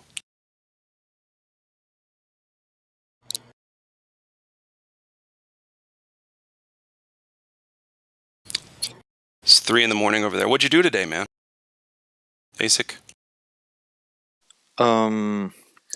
Maybe what I did today is not that interesting, but I was thinking about mentioning something because there seems no conversation going, so I might just bring that in. You betcha, yeah. Yeah, Go ahead. and in the last time I'm researching about the history of the heliocentric model and so on, because I think all this scientific stuff, contradictions and everything has been like pointed out already quite in detail. You find or you know about everything like that, but from the historic point of view, I don't like people don't mention the history of it often, and I found some really interesting points, which you like. If you know these points, you can like further debunk heliocentrism from a like philosophical and esoteric point of view. Because when I looked into it, like when this idea got into the heads of the people, it didn't start from scientific findings in the first place, which you might agree on, even if you don't know the history, because there isn't a natural observed phenomena in the first place for any of their claims. But yeah, it started from metaphysical, ideological reasoning, and like the imposition or like from certain kinds of works which came from like the Eastern world regarding the mystery tradition, and especially like the Kabbalah and so on, you know. And these works got translated into Latin and began to circulate in certain circles from aristocratic families and so on, especially in Florence in Italy, with like this De Medici family, which had also 2 popes, I think, I don't know, but a quite rich and influential family, whatever, right? So it's quite interesting to see like this heliocentric idea brings from a mystery tradition from Egypt, or like even you can identify heliocentrism in the Kabbalah as well. I mean, if you imagine the Kabbalistic tree of life, and you know there are this 10 or maybe sometimes depicted as 11 Sephirot, you know, this 10 emanations. You're losing me. Yeah, you know, there's just this Kabbalistic tree of life, which right, the Kabbalah, right? That's one of the many loser organizations we're taken down. Yes. I'm talking about the mystery tradition. So the mystery schools, yeah, those losers. Got it. Yeah, and it's just it might be quite in detail now, but I'm just finishing my point. So sure, go ahead. No, you're fine. Yeah, you're good. Yeah, there are like 10 godly emanations, which are this Sephirot, and each of them is like attributed to a certain type of a godly attribute in a way, or like an emanation might be the right word. Okay. And like when you emanate something, when something emanates out of like a, you know, you got coffee steam's emanating out of the coffee, right?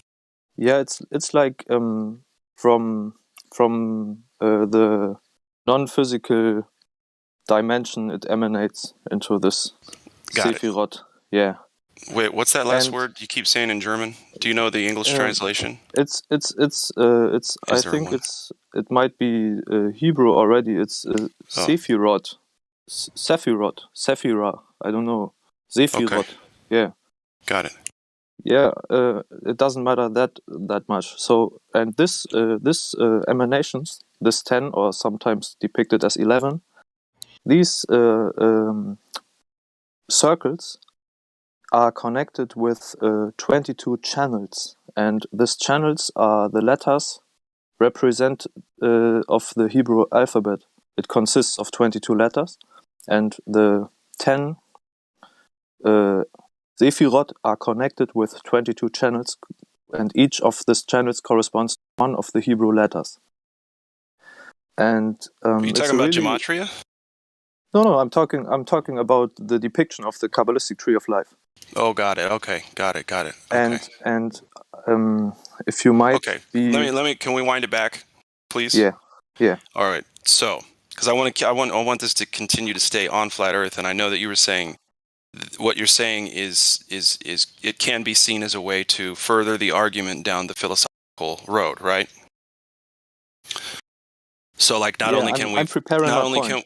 Okay. All right, go ahead. Yeah, I just checked up. I mean, sorry if I expanded too far in detail, but I'm just saying that there's one of this emanation which is identified with beauty or desire, and this emanation is in Hebrew called Tiferet, and this emanation is identified with the sun, and it's in the exact center of the depiction of the Kabbalistic tree of life, which confirms the ideological aspect woven into the heliocentric model when there's no scientific evidence, like projecting into reality from your esoteric viewpoint of this mystery tradition, where the sun is identified in the center of this complex matrix, you know?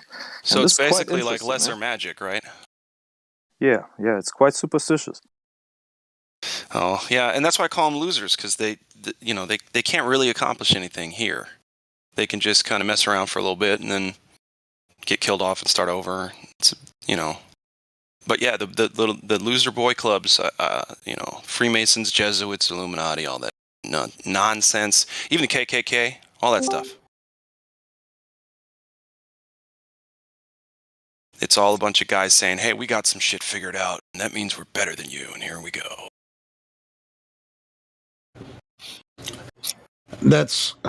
I think there's more to it than that, but Well, of course there is. It boils down. See, you got to boil it down to the baseline, so it's really insulting. Just call them losers, because that's really all they are. They don't have the power. They can't create anything. So all they do is just take our power. That's pathetic. I'd call that a loser.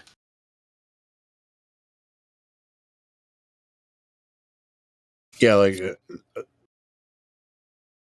the truth is behind the windows that they won't let you open the blinds for.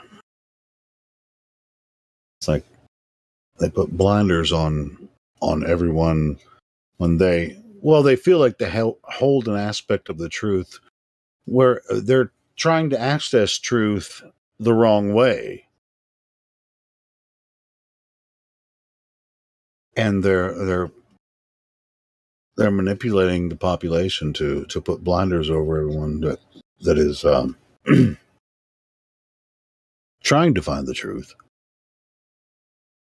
But they hold the key, like, hey, there's a door right here. But I mean, it didn't stop me. I mean, the truth is out there. So it's kind of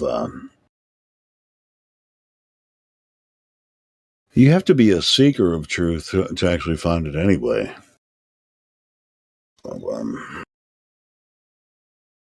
I don't know the entire truth. Hang on, ASIC. I wanted to say another thing on what you said. Yeah.